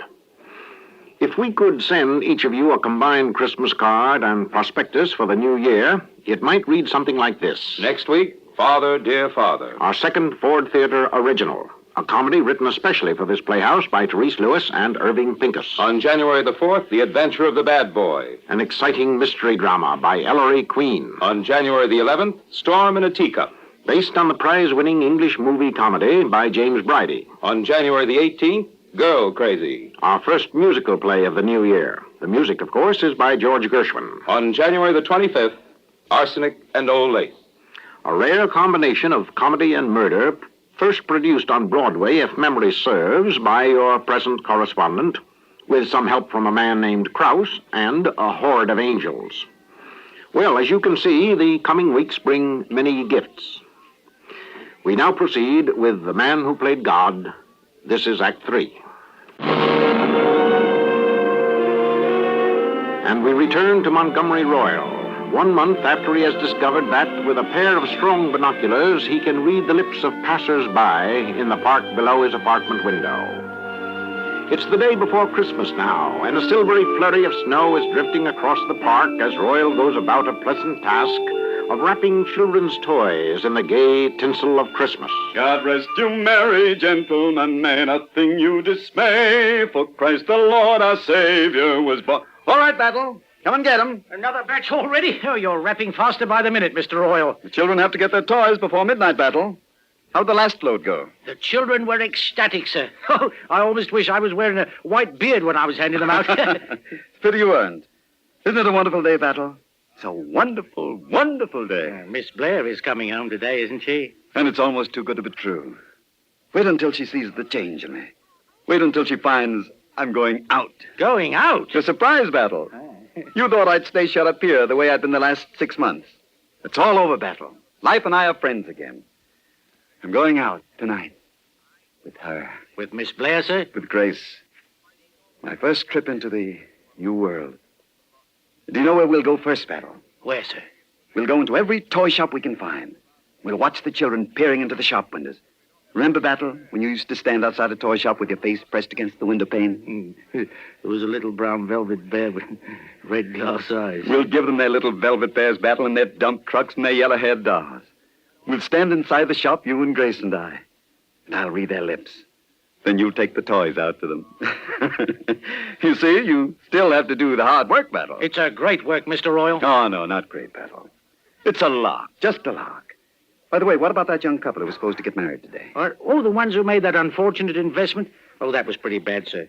No trace has been found of the man who cheated them, and those poor children had even put in what little cash they'd received in wedding gifts. You gave them the check, didn't you? I'm giving it to them today, meeting them at the same bench you first saw them. Oh, as a matter of fact, I better run. They're due there any minute. Well, you better hurry. Hey, wait a minute. Yes, sir? What are you all dressed up for? I'm to be best man at their wedding. Oh, I beg your pardon, madam. Battle, you almost ran me down. Where's the fire? Oh, Mrs. Miller, excuse me. I didn't see you. I was hurrying to the park. Another customer? The young engaged couple. Oh, yes, you told me. How is he today, Battle? Fine, madam. Happy as a lark. He is? Miss Blair is coming back today. Oh. Well, is something wrong, Mrs. Miller? You look worried. No, Battle, nothing's wrong exactly. I just hope she isn't going to hurt him. What do you mean, madam? Well, it's nothing, really. You know how people will gossip whenever two young people are together. I see. Well, fortunately, Mr. Royal doesn't get out among gossip. Oh, maybe everything's going to be all right after all, Battle. You'd better hurry. You'll miss your young couple. I'll announce myself. Mildred, wonderful to see you. I'm here on business, Monty. Business? Well, you haven't been very sociable the last few months, you know. So I'm here today only as a messenger from Bishop Graham. He wants to thank you for the organ in person. There's no need to thank me. Made me happy for the church to have it. But, Mildred, if I've seemed unsociable to you the last few months... I'm not reproaching you. I was just joking. No, you're very right. But things are going to be different from now on, Mildred. They're going to be very... What are you looking at, Monty? Take these glasses, Mildred. What do you see? Young boy and girl sitting on a bench. The girl's very pretty. Let me have those glasses a minute. Battle's late. I told him to hurry. Oh, there he is now. He's... Oh, no. What's the matter? He's playing the heavy father again. He's giving him that don't you think you were foolish routine. Oh, you know you love it. I know what he's doing. She's a pretty girl. He's done it. He's done it. I knew he would. Done what? Kiss the bride. He always does. Oh, Monty, there's something absolutely sublime about this. Only business of its kind on earth. Absolute monopoly. Congress will be after me soon for running a trust. Mildred, I've learned things up here with the stars. Things I never dreamed of. What things? The doubts and fears are only shadows. For long months, I shut my eyes. And in the darkness, I railed against God.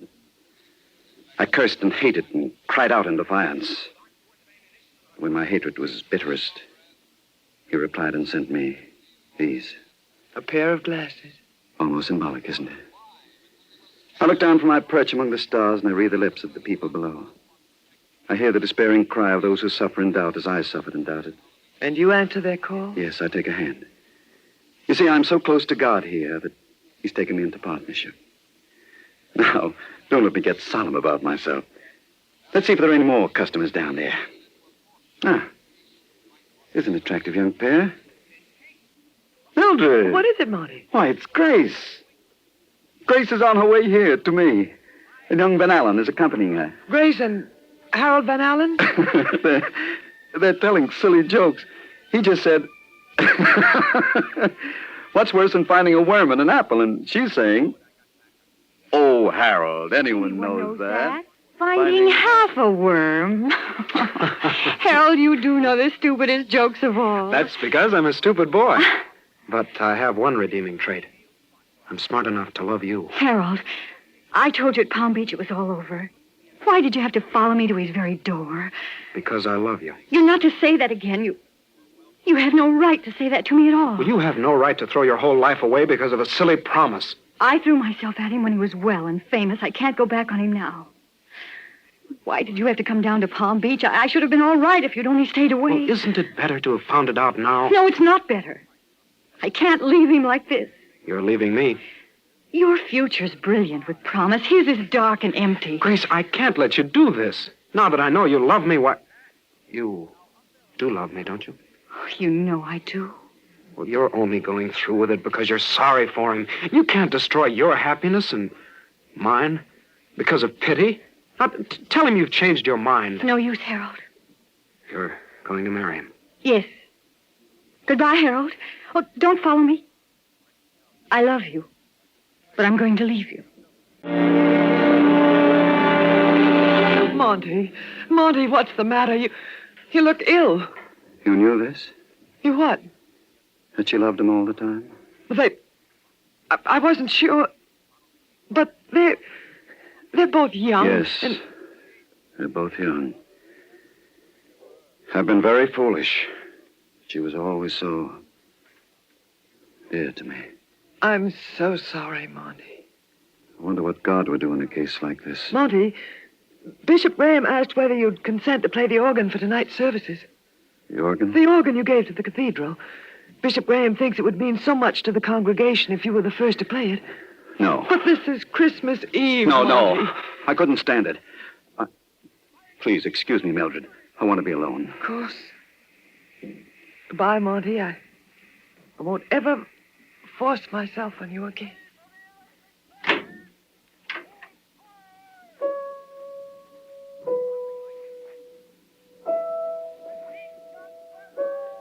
Isn't there anybody to let me in? Oh, there you are, Marty. Hello, Grace. Oh, it's wonderful to see you again, Marty. You might tell me you missed me. I miss you, Grace. I miss you very much. Miss? Silly. Past tense. I'm back now. And I'm here to hold you to your promise. My promise? Christmas Eve, Marty. My probation period's over.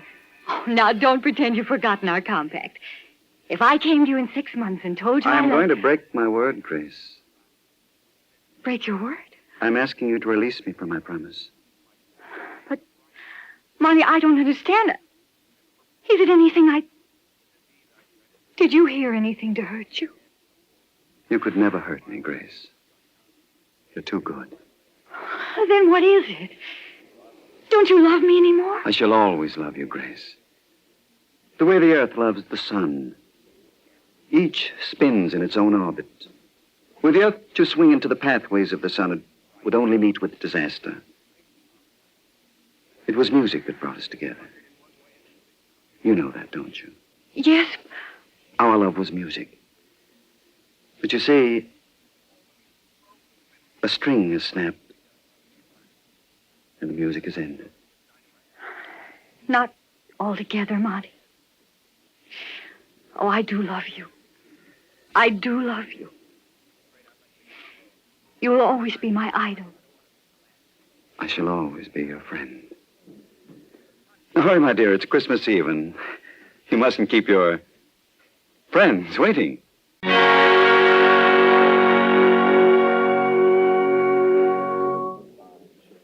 I quite understand, Mrs. Miller, but it's a pity. It's a beautiful organ, and it would have meant a great deal to us to have had Montgomery Royal himself be the first to play it. It's painful for him to be near a musical instrument since his accident, Bishop. It must be very hard. You couldn't persuade him at least to come tonight? His first Christmas Eve at home? He hasn't been inside a church since It happened. It would be useless to try. I see.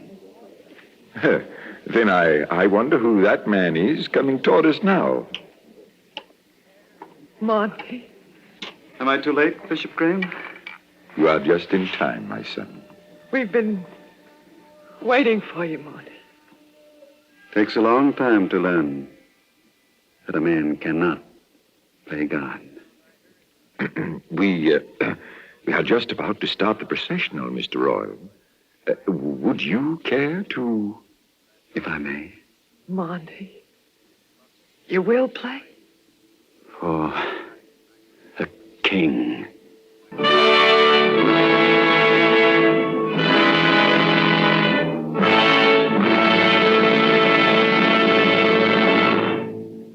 Joyful and triumphant. In the 1932 movie version of The Man Who Played God, Montgomery Royal was played by George Arliss. Today's Royal was played by Santos Ortega, one of radio's best known and best liked actors, a veteran of 17 years and more than 2,000 character roles before the microphone. You may know him as Dr. Carvel in Big Sister, or as the present radio incarnation of Charlie Chan. Grace, Betty Davis in the movie version, was played by Amzie Strickland, who has just concluded a long radio run as Asenath in The Light of the World. Next week, Father, Dear Father, an original comedy containing a highly original character, the great and gay Benji Whitehurst, who came home broke, but hardly broken-hearted. The Man Who Played God was adapted for radio by Claudia Clayton, edited by Howard Teichman, with continuity by George Faulkner. The musical score was written and conducted by Lynn Murray, and the entire production was under the direction of George Zachary. Mildred Miller was played by Ann Seymour.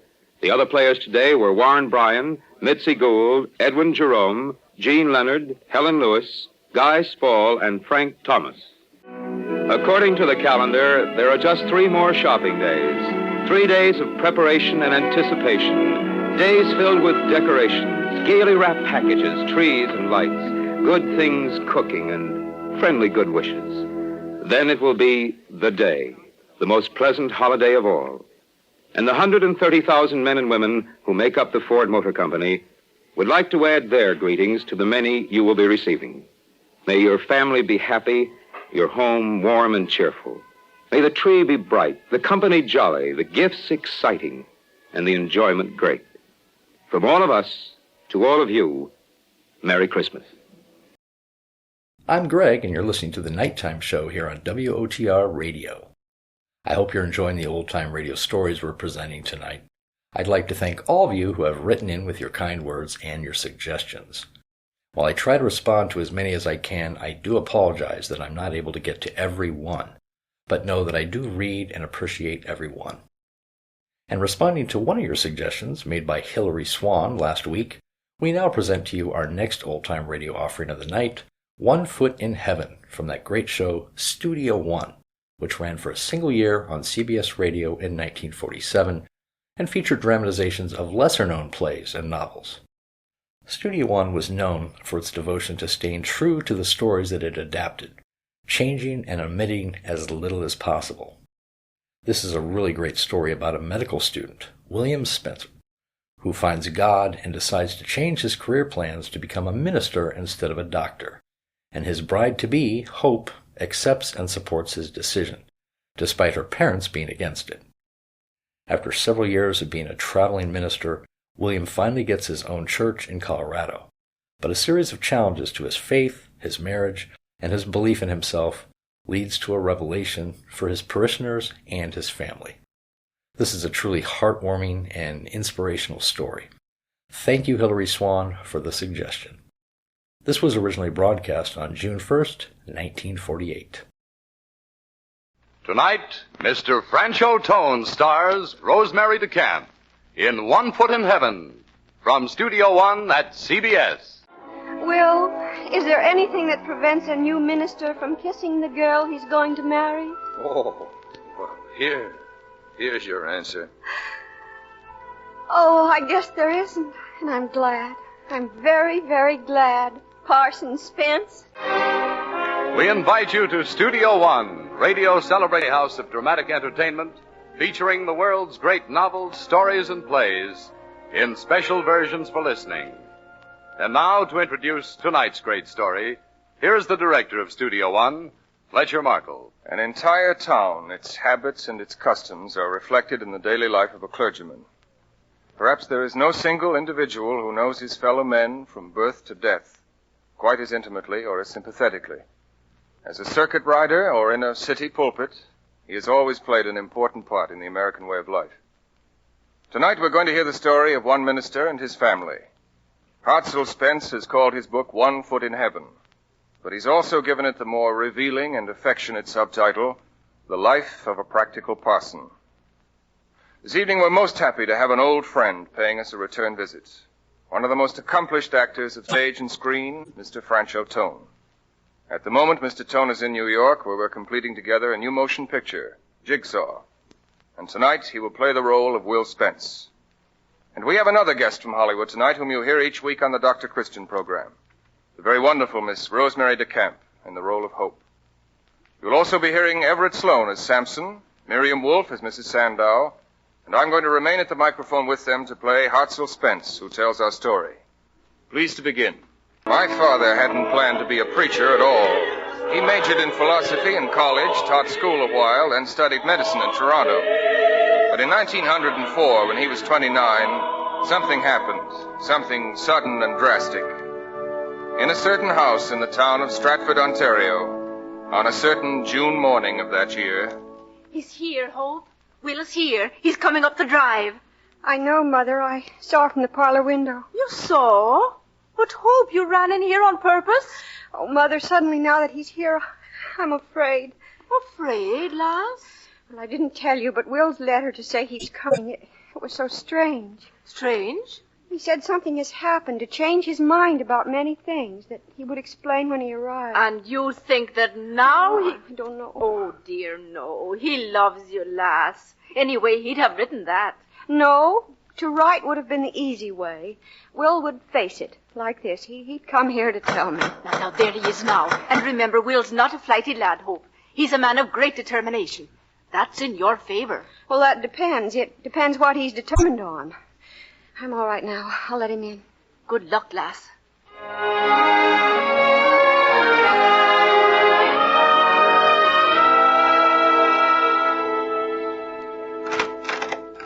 Hello, Will. Good morning, Hope, my dear. Come in, Will. I'll take your hat and your umbrella. Thank you. You look very elegant in your new suit, Will. And that ring collar. Is that what doctors are wearing in Toronto now? Hope, I must talk to you. All right. Can we sit down? My dear, before I asked you to marry me, I tried to be very frank as to what it would mean. I know. I tried to make you realize that many problems of being the wife of a doctor, loneliness, having so little part in what I would be doing, all the rest of it. I said I didn't mind, Will, and I still don't. Hope, I'm afraid I have a shock for you. Oh. But among your other virtues, I know that you have fortitude. Well, that remains to be seen. My dear, as you perhaps realize, I never make decisions lightly. Yes, Mother said that, too. What? Go on, Will. Whatever it is, please tell me. Do you know why I gave up teaching and studied medicine these last 4 years? Oh, because I felt that I could be of greater service as a doctor than as a teacher. And you will. You'll be a fine doctor. But there's an even greater service, Hope. Far more important than ministry to the body, there's ministry to the soul. There's... Will... Hmm? What are you trying to tell me? Hope, I've entered the ministry. I'm going to be a preacher. Oh, is that all? Is it all? I mean, oh, that's wonderful. I am so glad, Will. But are you sure you're glad? The bishop said that I must warn you. He said to tell you that while a doctor's wife spends half her life alone, a preacher's wife never has 5 minutes alone as long as she lives. It doesn't matter. It'll mean teaching in Sunday school, working in ladies' aid, running a park. It'll mean... that's another thing. It will mean leaving Canada. For where? Well, there are no parish vacancies now in Canada, but there is one in northern Iowa. Iowa? Mm-hmm. Iowa. Well, my dear, what's your answer? You remember what Ruth said to Boaz? Your people shall be my people. Your land, my land. Oh, well, quotation is inaccurate, my dear. And she said it to Naomi, not to Boaz, but... Oh. That doesn't matter, just so you said it to me. Oh, well. I'm sure in my heart, my dear, that there's no service like the service of the Lord. And that in that service we can find a good life together. It may not always be easy, Hope. I'll have little to give you in worldly things, but I don't think you'll ever be sorry. And Hope, you're crying. Oh, darling, don't you know that every girl prays that someday her man will say to her what you've just said? You know what you want in life, and you know it's right, and you need me to help accomplish it. Iowa, oh, Will, of course I'll go with you. To Iowa, to the mountains of the moon. But you're still crying, Hope. If you're happy about it, why? Oh, Will, is there anything in the church discipline that prevents a new minister from kissing the girl he's going to marry? Oh, well, here's your answer. Oh, I guess there isn't, and I'm glad. I'm very, very glad. Parson Spence. It had been planned that Father should spend the first 6 months in his new parish alone and then return for the wedding. But after 3 months, he couldn't stand the separation any longer. And so it was that a train nearing the little town of Laketon, Iowa, on a winter's day in 1904, carried two very special passengers, the Reverend and Mrs. William H. Spence. Now, you're sure you have them straight, dear? I hope so, Will. I'll go over it one last time. Mr. McCreary, who will probably meet us as church treasurer. McCreary. Mrs. Sharples is Sunday school superintendent. Sharples. Mrs. Reynolds is head of Ladies' Aid. Yes. Mrs. McClintock is parsonage committee. Mrs. Will, Farrell is on the not committee. again. I think I know them now. You're sure? Ooh, I just had a horrible thought. What if they don't approve of me in Laketon? Well, how can they help it? Oh, darling. Laketon? We're here. Are we? Oh, yes, but... Will, where's the town? That is the town. Oh, I see. I'll get the bags on the platform. Hurry. I'm coming, Will. I'm coming.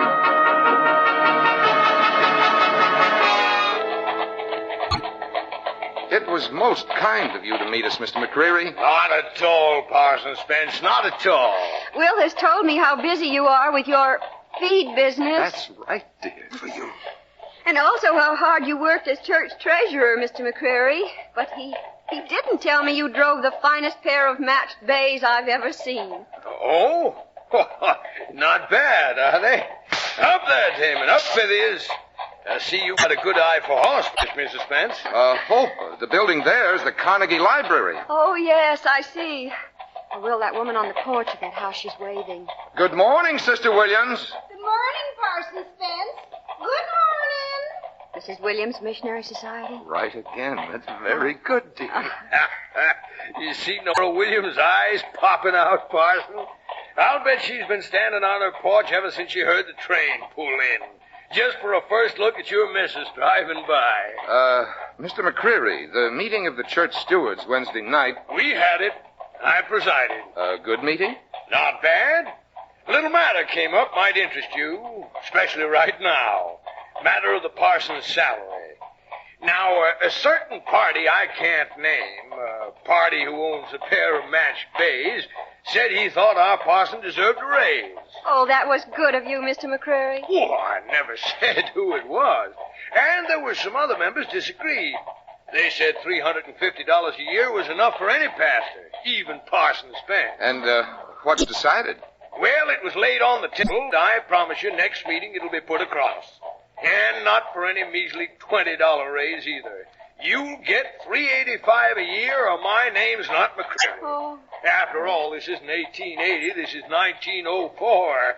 And starving preachers isn't too bad. But when we start starving their pretty young wives, well, that's where I draw the line. Be ready, Hope. We're almost there. Just around the corner. Maybe I should close my eyes. No, I don't think... Here we are. Whoa, Damon. Whoop it is. There it is. There's the parsonage. Oh. Yeah, it does need a little paint, doesn't it? Oh, no, it's very quaint. Oh, it's that all right. Help you with the bags, Parson? No, thank you. We'll be all right. Come on, dear. Thank you again for meeting us, Mr. McCrary. Pleasure was mine, ma'am. Pleasure was mine. See you later, Parson. Yes, and thank you. Yep, damn it. Up with you.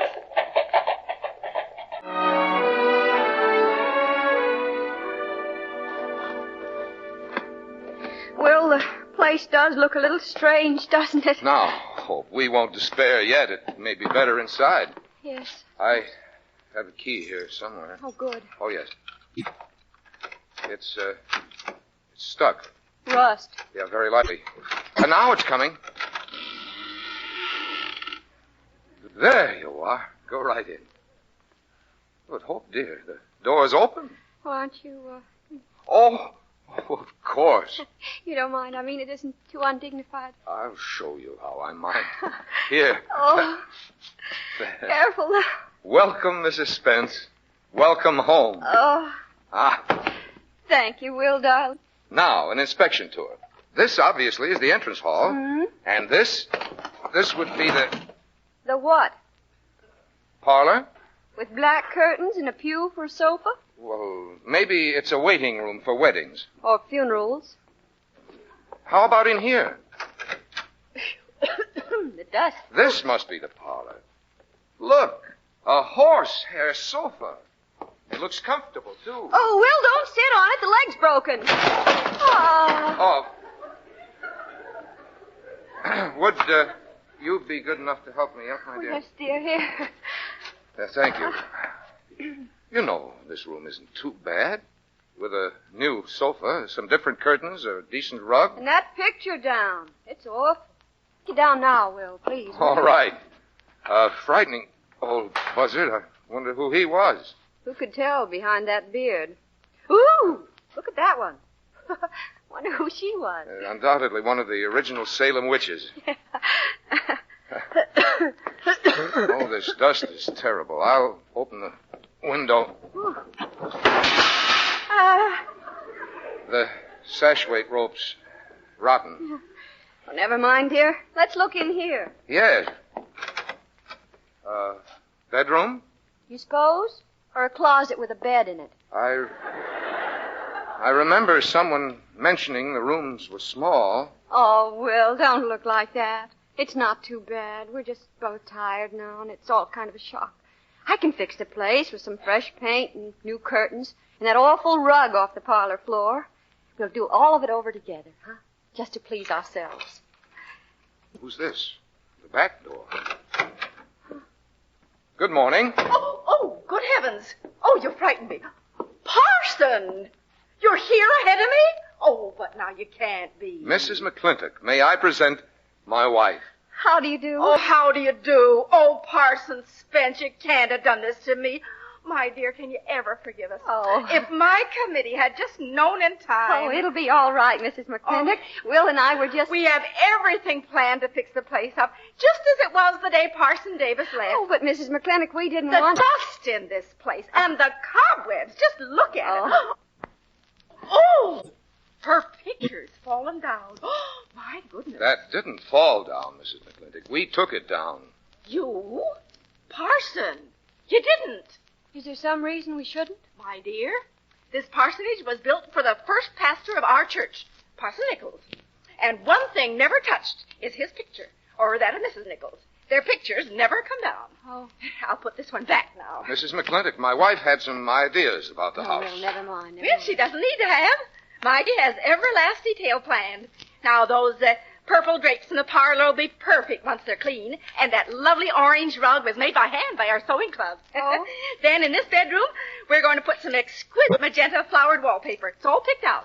And upstairs, oh, well, there's no point in my telling you. It'd spoil the surprise, wouldn't it, dear? Yes, I suppose it would. When my committee does the job, it does it. Well, I'll go on back now to get 'em. We're going right to work. And you, my dear, I don't want you to turn your hand. Just rest and save your strength for the reception tonight. Reception? Tonight? Well, naturally. Everyone in the church wants to meet the blushing bride. Goodbye now, dear. And don't worry about a thing. It's all in our hands. Goodbye. Goodbye, Mrs. McClintock. Oh, They have it all planned, even the purple drapes. Hope I won't stand for it. I'll go now and talk to Mrs. McClintock. I'll talk to the committee. I'll talk to the whole congregation. The reception was held that night, and Mother survived it, as she was to survive hundreds of similar occasions in years to come. There was magnificence, proud of the beauty of his bride and of her skill in her new role. And so began the first of the separate adventures that were Father's many parishes in the years to come.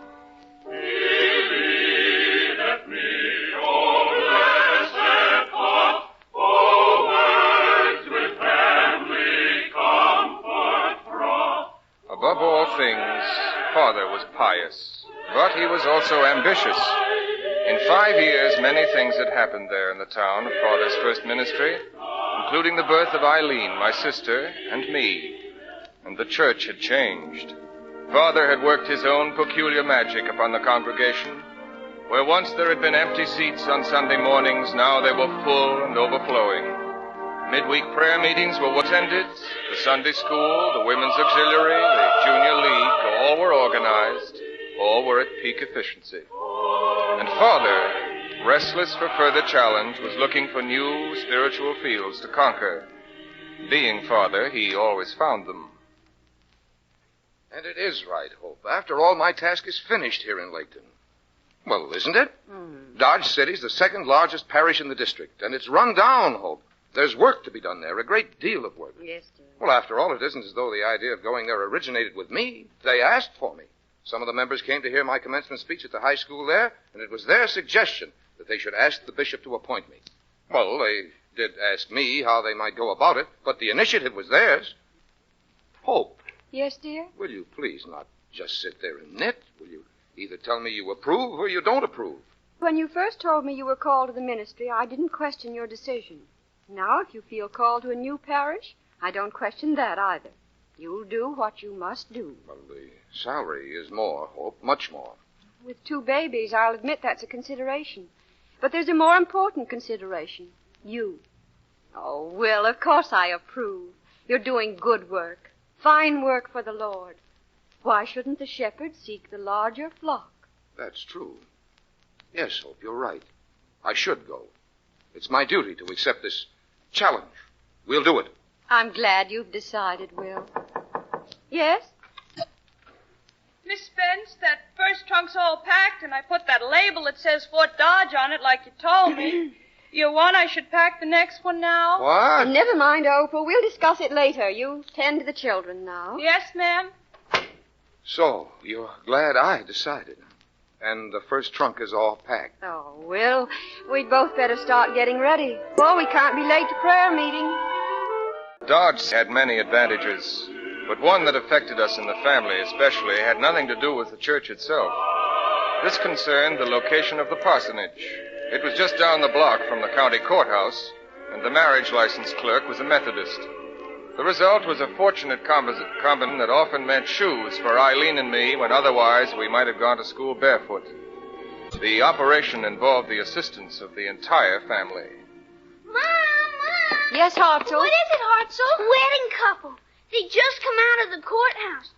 And Mr. McPhee pointed them this way. Oh, let's see. Your father was going to the cobbler's. That's 10 minutes. And then to the hospital, 40 minutes. Mrs. Kendall's. He'll probably be at Mrs. Kendall's. And hurry. I'll get him. And Eileen, you try the hospital just in case. Yes, ma'am. Don't let him get away. Don't worry. They won't get away.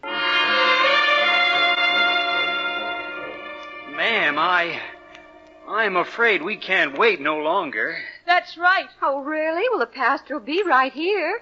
You said that a half hour ago, ma'am, and we gotta get back. I got my chores to do before nightfall. So is Ellie. That's right.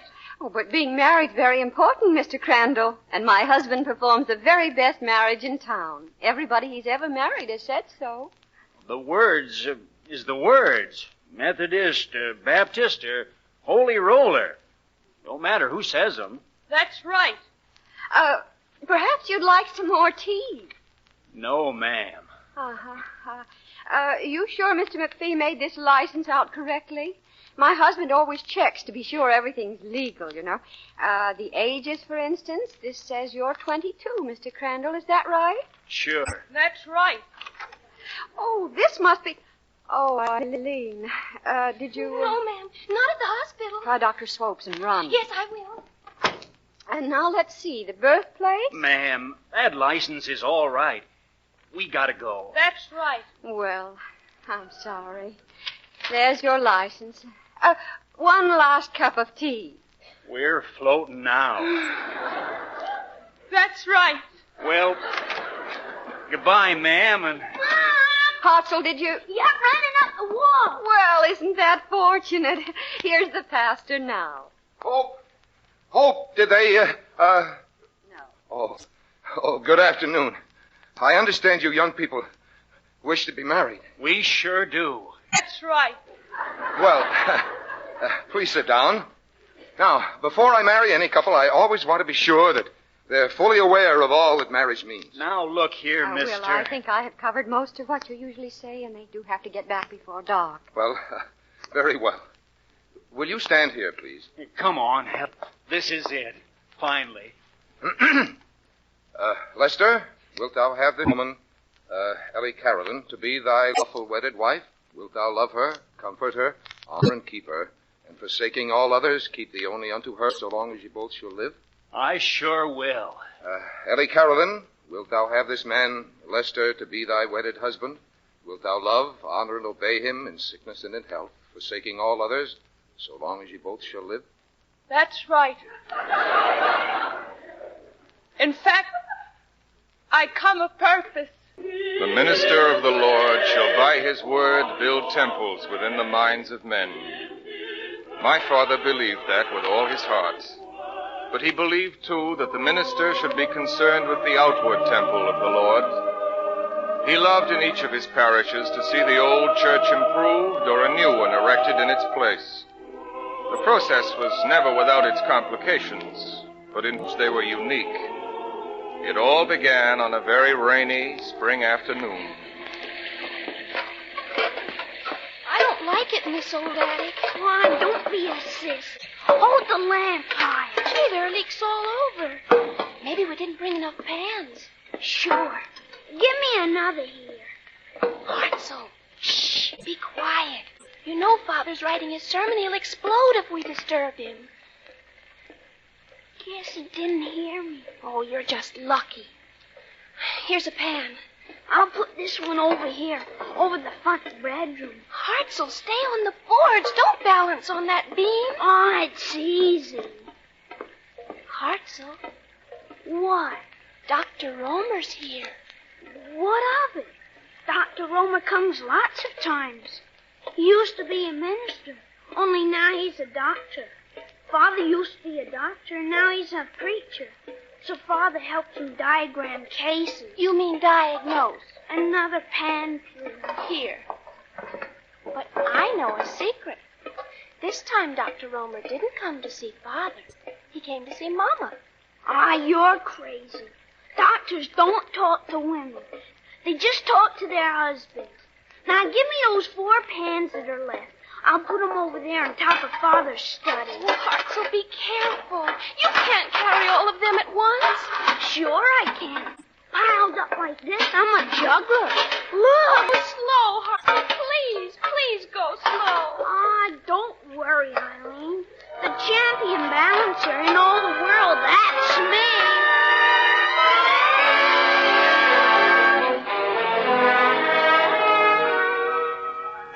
I hated to bother you, Doctor, but I did want to be sure before I said anything to Will. Well, I assure you, you couldn't be more certain. Oh. Where is Will, by the way?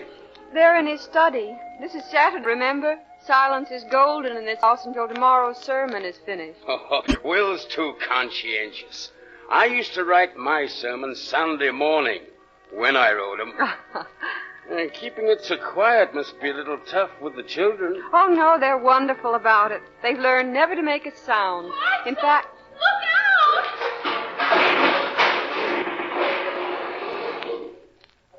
I see what you mean.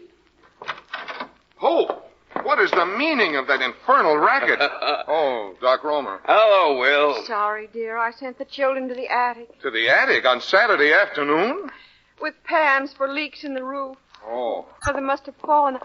Hartzell, Arlene, are you all right? Yes, ma'am.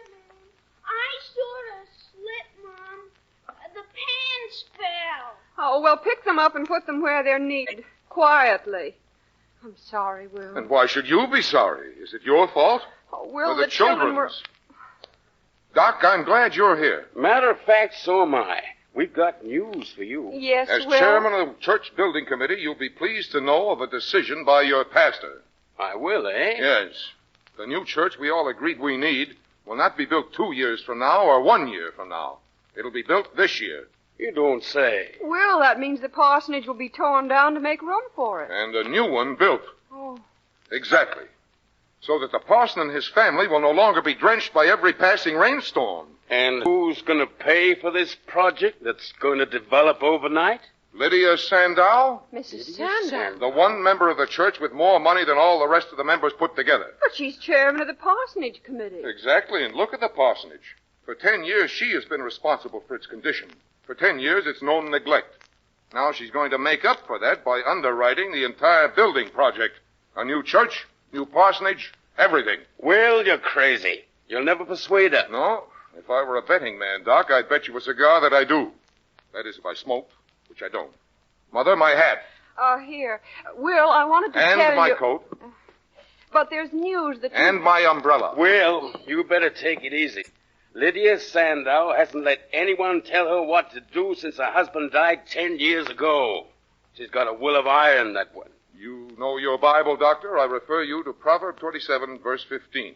A continual dropping on a very rainy day and a contentious woman are all alike. Very well. I proceed now to dispose of both of them. Will he do it, Mrs. Spence? Will has a way of getting what he goes after. Something tells me he'll do it. He never did hear your news. No, he didn't. I wonder what he'll say when I tell him I'm having another baby.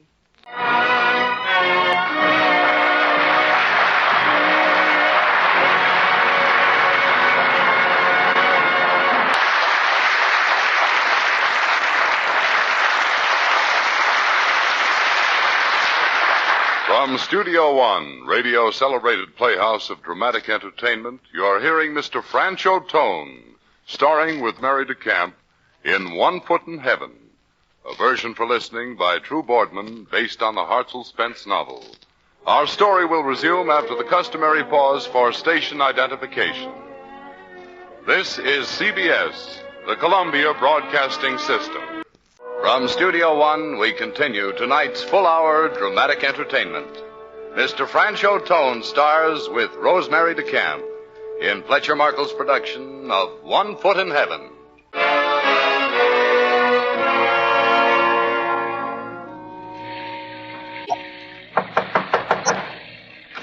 Yeah? Oh, Parson Spence. Good afternoon, Hannah. You will please tell your mistress her parson is calling. But I can't. You can't? She's not here. She went to collect rents from 2 of her farms with lawyer Ackerman. Oh, she did? Yes, sir. Hannah, tell me, is it dry in the house? Dry, sir? Of course. And is it dry in the stables? Oh, yes, sir. Mrs. Sandow wouldn't dream of letting a horse get wet. Oh, she wouldn't. Much less Samson. He lives in a room by the stable. Samson? Yes. Oh, yes, of course, her coachman. Very faithful, Samson. He never misses Sunday evening service. I can't say as much for you, Hannah. No, sir. But I never miss Easter or Christmas. Your church does not exist only for Easter and Christmas, Hannah. No, sir. Well, when will your mistress be back? I don't know, sir. Susan might know. He drove her to lawyer Ackerman's. I'll go ask. Never mind. I'd like to see these waterproofs that your mistress insists upon. I'll ask Samson myself.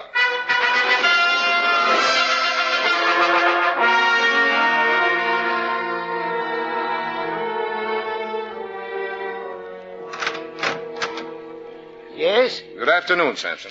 Oh, who is... Pastor Spence. May I come in? Here? You'd come in here? Of course. Or aren't you at home to your pastor? Oh, please, please. My door, it's low for your height. Well, Samson, this is very comfortable. Warm, dry, and dry. But my place is no one to receive a preacher. Nonsense. A man's home is his inner spirit. All one needs in a house is a roof over his head. Yes, a roof over his head. I can't believe it. A caller. You're the first guest I've ever had in 22 years. And you came to see me in the rain. Samson, I should tell you. Please, Mr. Spence, sit down here in the good chair. I was just making tea. A caller. I still can't believe it. You have no friends, Samson? Mrs. Sandow, she frowns on them. They cause talk, gossip. Mrs. Sandow is afraid of gossip. So you live here alone? Never see anyone? Mrs. Sandow has me in for prayers after supper, and on sunny days I talk to the maids in the garden. I'm both gardener and coachman, you know. Yes, I know. Your tea, Parson. Thank you, Samson. And I do have friends. My horses, my flowers.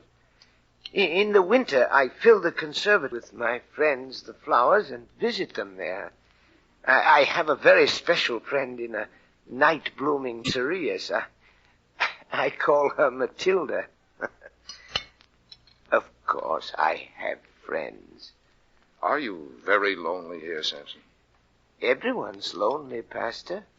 From too many friends or too few. At least I see it that way. And I'm lucky. I have my Bible. And well worn, I see, from much reading.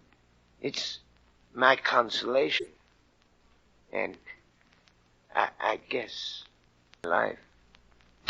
Samson? Yes? I'm very grateful to you just now. To me? Pride and willful anger are sinful in any man. They're even worse in a minister of his word. Thank you for helping me to remember that. I must go now, but thank you for...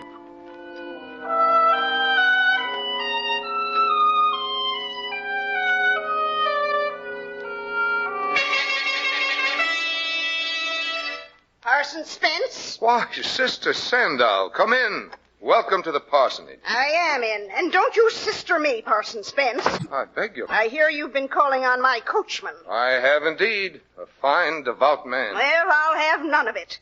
Excuse me, sister. I'm sure I did you correctly. Oh, yes, you did, and I'll have none of it. You mean to say that I may not call on Samson? You certainly may not. Well, I'll be the laughing stock of the whole town, putting him on my social plane. Do you realize what you've done? I do indeed. You're my pastor, and you'll call on me. My coachman belongs in the stable. Your coachman is also a member of my church. Only for the evening service. Sister Lydia! Sister Lydia? Tell me, don't you have Samson in for evening prayer? I do. As mistress of my house, I'm responsible for devotions of my servants, but I don't have tea with them, and neither will you. We are all children of God. There is no distinction in his sight. As you would do unto me, do even so unto the least of these. Oh, don't you start quoting scripture to me. You preachers are all alike and find precedent in the Bible for anything, even sin. But you won't find it to have tea with my coachman ever again, do you hear? You'll never visit Samson again. Yes, I hear. And I shall visit Samson, Sister Lydia, whenever he has need of me, or I of him. Well, that settles it. From now on, you're no longer my pastor. I'm going to the Baptist. Oh. What happened? The new church just went out that door. Oh, no. To the Baptists. What more, oh Lord? What more can one day bring? One little thing, Will. One very little thing. I tried to tell you before. You wouldn't listen. Well, what? I'm going to have another baby. Oh.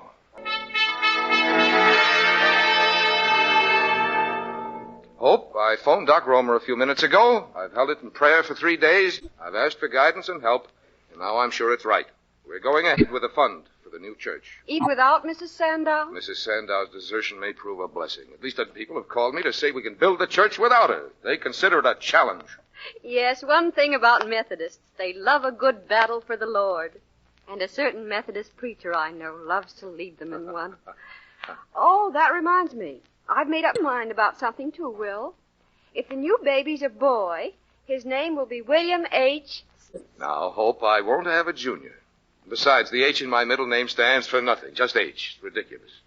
We'll call the boy Fraser after my uncle. We'll call him William H. Spence, and we won't discuss it. Now, Hope, All right, dear. We won't discuss it now, but when the time comes, we'll call him Fraser. My father loved revival meetings. He believed them an essential part of a living religion, and he himself found new faith and inspiration in the voices of worshipers raised in song. He believed, too, that a revival meeting helped to unify a church in time of need. And so now, when all the forces of the congregation had to be mobilized, Father began a revival in Fort Dodge. Even before the second week was over, the results were abundantly evident. And I'm not one for miracles, Will. That's your department. But it's like a miracle the way the building pledges have been coming in. Well, I don't mean to discount the blessings of the Lord, Doc Roma, but if you tried conducting one of those revival meetings some night, you'd realize that ministerial sweat also has something to do with it. So the committee's pleased, huh, Doc? They have the final budget this afternoon. $60,000 and without a nickel from Lydia Sandow. Say, have you heard the latest about Lydia? Rumor is that Baptists won't take her. Dr. Carmichael came to talk to me. He doesn't want to accept anyone who just joins his church in anger. Besides, Sister Lydia would never stand for immersion. What's more, she'd never live through it. Didn't you come back to us, Will? I'm not saying a word, but that carillon for the tower and the organ, they're still not included in that revised budget, are they? No, they aren't. Hey, you mean Sister Lydia... Doc, do you think for 1 minute we can have the finest church in Iowa and no chimes to call the worshipers to service, or no organ to give body to our choir? Will Spence, you're the most religious man I know. But you're also a conniver if I ever saw one. You know, I've always wanted to play one of those carillons. And see that you don't try to beat me to it when it's installed. For this food we are about to receive, we offer thanks. May it be blessed to our use and thus to thy service. Amen. Amen. A good sermon today, Mother? Oh, fine, Will. The baby loved it, too. He slept all through. Yes, so I noticed. I expected him to cry, as usual, during silent prayer. Potatoes? Yes, dear. Will, I didn't want to mention it, but I've had several telephone calls. Your congregation is worrying about how the carillon and the organ will ever get paid for. They'll be paid for. But, Will, you've already ordered them, and you haven't even seen Sister Sandow. There is a time for all things, my dear. Yes. And speaking of a time for all things, Mr. Spence. Yes? One thing was missing in today's service.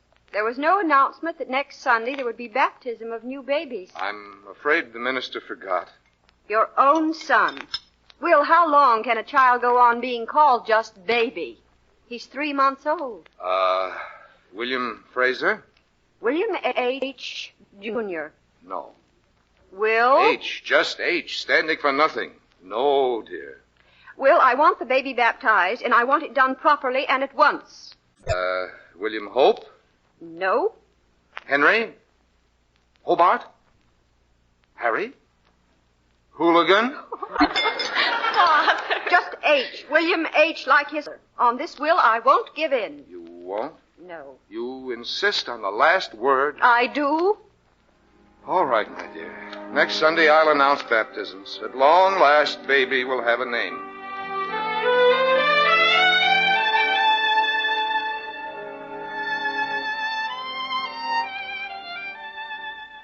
For of such is the kingdom of God. Verily I say unto you, whosoever shall not receive the kingdom of God as a little child, he shall not enter therein. And he took them up in his arms, and he blessed them. At this point, your pastor always likes to depart a moment from the usual ritual. I count it an especially rare moment in the Lord's service when I'm privileged to baptize new babies in the church. And this morning I have a particular interest. We have 2 children to be received today, a girl and a boy. The parents of one I recognize as our chief usher, Mr. Nagel, and his good wife, the mother of the baby boy. Well, she looks familiar, too. And now, will the parents stand here by the font, please? The little girl first. What is the baby's name? Clarice Marie. Thank you. Clarice Marie Nagel, I baptize you in the name of the Father, and of the Son, and of the Holy Ghost. Now the boy. What is the boy's name, please? I Beg your pardon? William H. Thank you. William Fraser Spence. I baptize you in the name of the Father, and of the Son, and of the Holy Ghost. Amen. You may return to your seats. You too, ma'am. And may I say your son Fraser is a very handsome child.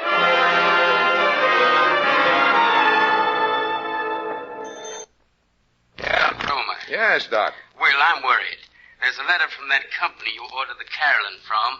They're ready to ship and want payment. They do? It's serious, Will. Between the Carolyn and the organ, it's over 30,000. If we can't pay, it'll be a lien against the church.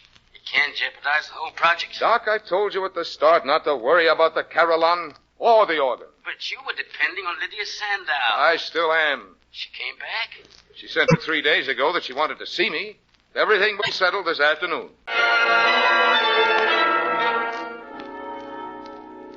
Come in. Oh, come in, Brother Spence. Sister Lydia, I trust you're well. Oh, I'm a sinful old woman. That's what I am. You mean you've been neglecting your prayers? Oh, no.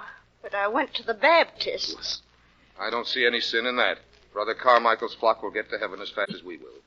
And he's a good preacher. Oh, not like you. Well, people don't join a preacher, Sister Lydia. They join a church.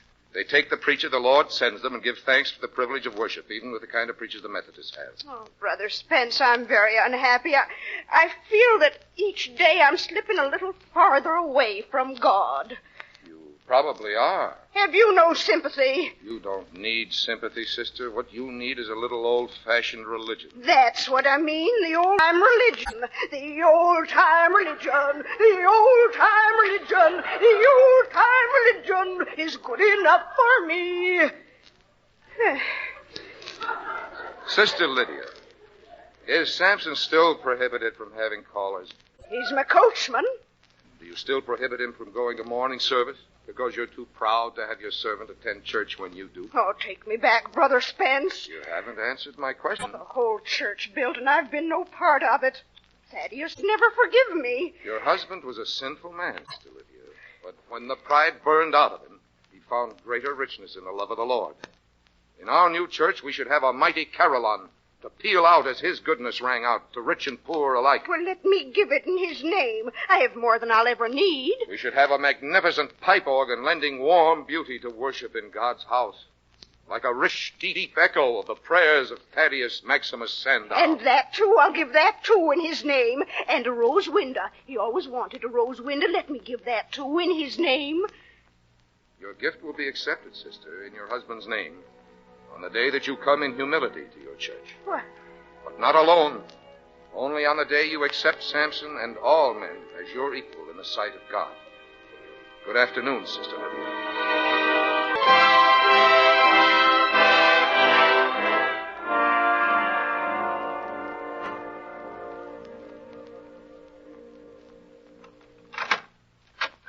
Will, you should try to get some sleep. Oh, did my pacing wake you? No, I haven't been asleep either. It's that Mrs. Sandow business, isn't it? Did you talk to Samson? Yes. Sister Lydia hasn't been anywhere for weeks. She hardly talks to any of the servants. Stays in her room for days at a time. Hope, am I wrong in this? Wrong, Will? Without Lydia Sandow's gifts, the church is in serious trouble. Or more correctly, we are. I placed those orders on my own authority. But I was sure, Hope, I was sure she would come back. She still may, Will. And as long as delivery on the carillon was delayed, it couldn't be here for the dedication anyway. Or the organ. Maybe the dedication service will be a call even Lydia's pride can't resist. But, Hope, should I take her on any terms? Should I compromise with his word? Is any amount of money worth doing? You never in your life have asked a question like that, darling, that you didn't answer yourself. The only way you can answer it. You know, it's actually true. Without that gift from Lydia Sandow, we may be in trouble. Serious trouble. We haven't had too much trouble in our lives, Will. Problems, but not real trouble. We can stand some if we have to. Mm-hmm. But we won't. This'll all work out. Now, you try to get some sleep, Will. Just think about this service Sunday. It's the dedication, darling, the new church. The day you've lived for so long. That's what's important now. Sunday and the dedication. Feel Oh, Mama, isn't the new church wonderful? Yes, dear. And the procession. I was so proud of Father. So was I. But he hasn't smiled at us once. And he keeps looking all over the church worried like. What's he looking for? Never mind, sis.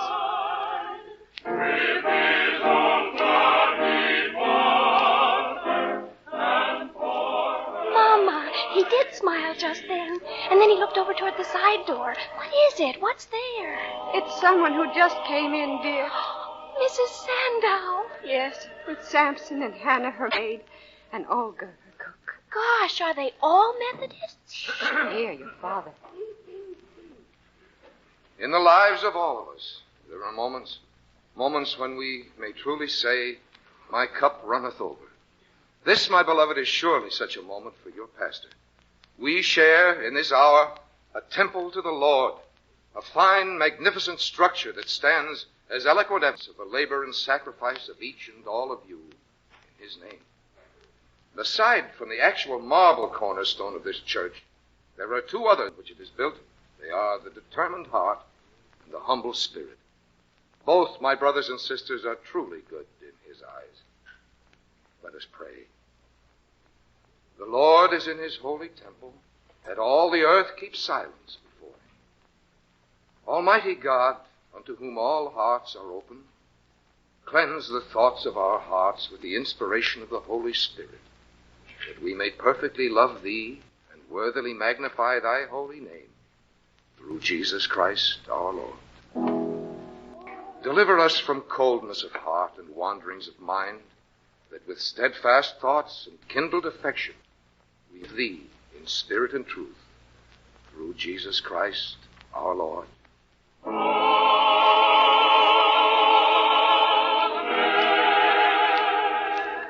I'm not, sis. I'm not.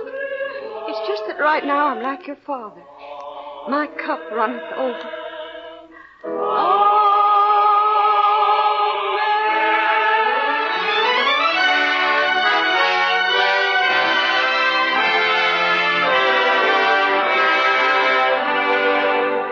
From that moment there at the dedication, I think we knew, Mother, Eileen, and I, what was inevitable.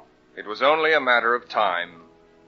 The organ arrived and was dedicated with appropriate pomp and ceremony, while Mrs. Sandow and all her retinue beamed from a first-row pew.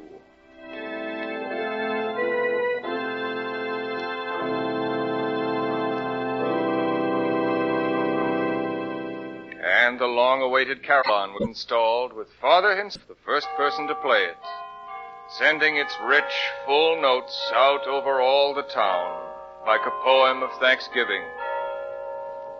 Both events were but late milestones on a course that was for Father already run. And then they came, the words we had dreaded. Mother, we've got to move on. I talked to the bishop today. And? He wants me to take the church in Omaha. It's a challenge, Hope. The bishop says the parish there needs leadership, and it needs devotion. He feels much good work for the Lord can be done by the right man. And you're that man. The bishop thinks so? Will, you've earned a rest. Oh, Hope. You're tired. You've nearly worked yourself to death here. Now you have a perfect church organization, a car, a fine new church, and for once we have a new parsonage. When a minister takes root, he's through. But why? Why can't you go on serving in one place? Why must you always find a new town, a new challenge, someplace far away? That is Methodism. What can I say? You know we'll do what you feel you must. It'll be Omaha and then somewhere else. And then still somewhere else. After all, it isn't as though you hadn't warned me. All right, Will. When did you tell the bishop we'd go? September. Now, how did you know I'd already given him an answer? I know you, darling. I can recognize that new horizons look in your eyes when it comes. Heaven help me if I couldn't. Well, now that we have everything beautifully settled in the new parsonage, I'll go and start to pack.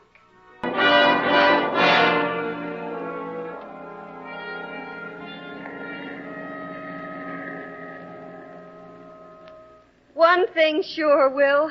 No church ever gave a minister a finer farewell. They're good friends, all of them.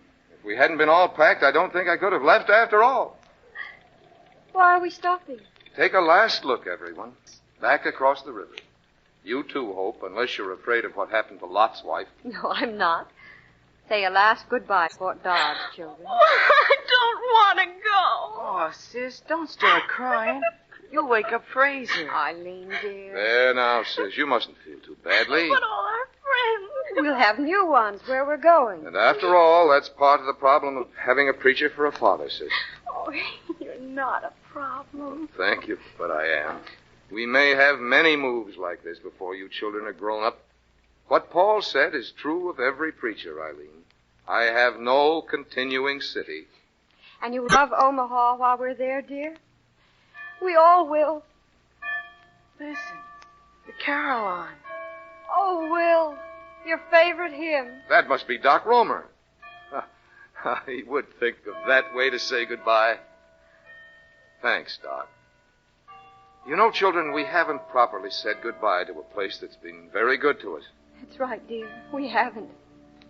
Our Heavenly Father, we thank Thee for the blessings of the years we have known, and we thank Thee for the trials Thou hast put upon us and for the strength to meet and overcome them. We thank Thee for friendships made and for the privilege of serving Thee. And above all, we thank Thee for each other. In His name, Amen. Amen.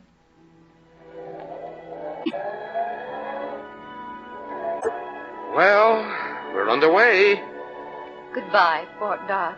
Omaha, here we come. Here we come. Father, can I blow the horn? Can I, please? Yes, Hartzell, you may blow it.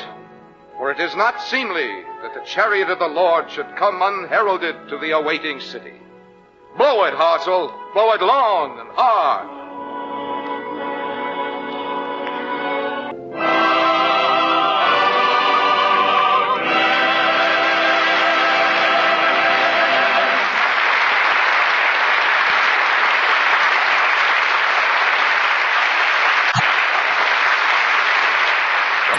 At CS, you have just heard Mr. Franchot Tone, starring with Rosemary DeCamp in Fletcher Markle's production of One Foot in Heaven, Suspense. Another of the world's great stories from radio's celebrated playhouse of entertainment. Tonight's script was prepared by True Boardman, and the original musical score was composed by Norm Lockwood and conducted by Alexander Semler. Now again, Mr. Markle. May a producer identify the principals in our cast tonight?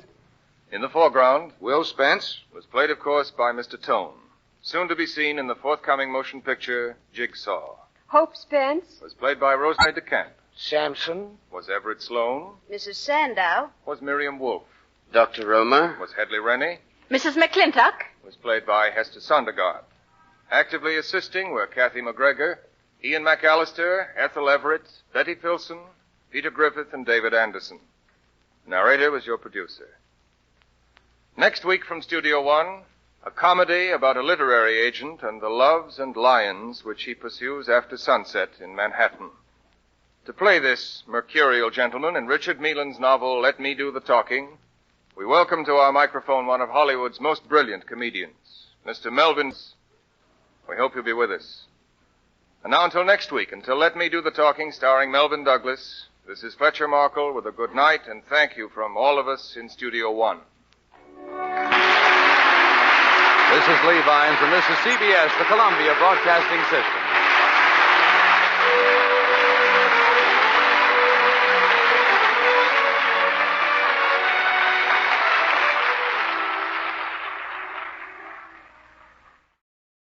We are in the wee hours of the morning. It's 73 degrees, and you're listening to the nighttime show here on WOTR Radio.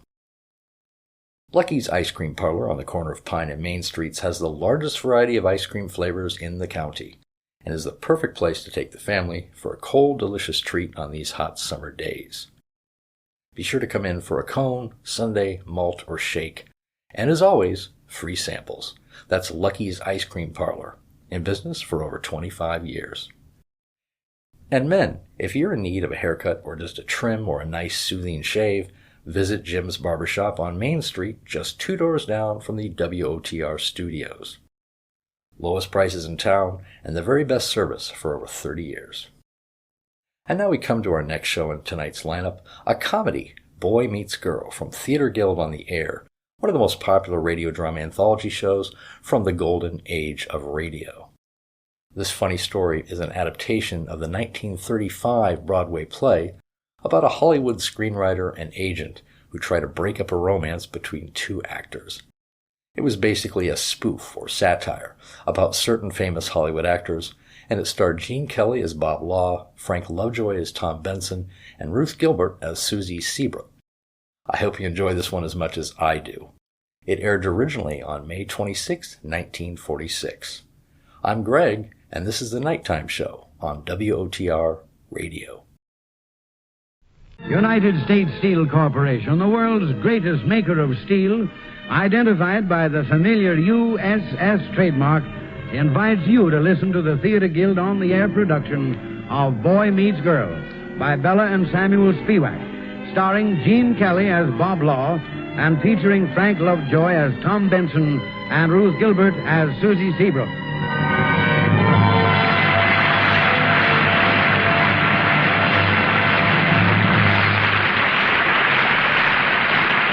And now, here is Lawrence Langner, co-director with Teresa Halburn of the Theater Guild, one of America's foremost theatrical producers, to introduce the play.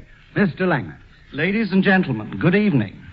The Theater Guild on the Air, having just returned from Hollywood, it seems appropriate that our first play back in New York should be about Hollywood. Boy Meets Girl is generally considered the funniest of all the comedies which have been written on this subject. The plot of our play is one of the oldest in the world. It began when Adam met Eve. It continued when Romeo met Juliet, when Prince Charming met Cinderella, and when Gable met Garson.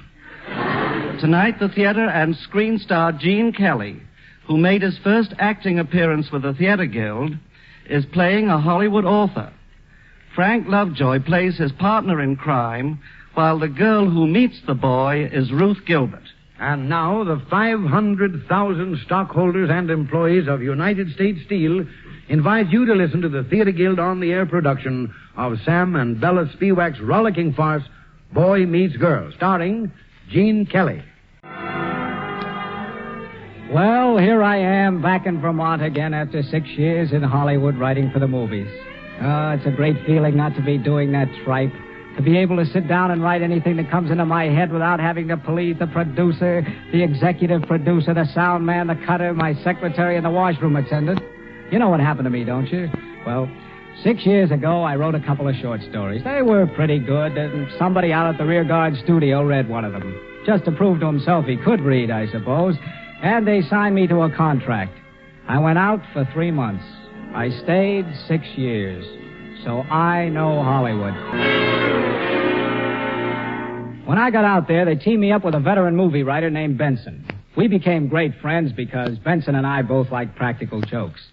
Like the one we pulled on Mr. Kalbfleisch at rear guard, for example. Now, listen, Benson, and you, Law. I've been producing moving pictures for 30 years. Yes, Benson. 31, Mr. Kalbfleisch. We looked you up in Who's Who. You're the man that turned down Mary Pickford. And Charlie Chaplin. And never in my 30 years experience 31. Did I ever have anything like this happen to me. What kind of monkey business, what kind of loyalty is it when two raddies on this lot take out our biggest female star, the biggest moneymaker in the studio, and get her drunk? In public. She got us drunk. And then, not satisfied with your dirty work, you sell her a bill of goods. The picture she's making is a turkey, and she ought to quit the movie business, try to get a job as an extra with a Broadway show. I ask you, is that loyalty? But, boss, it is a turkey. And we ought to know. We wrote it. That picture is colossal. And Marianne LaBerne is not going to New York. She's going to stay right here. But you're not. You're fired.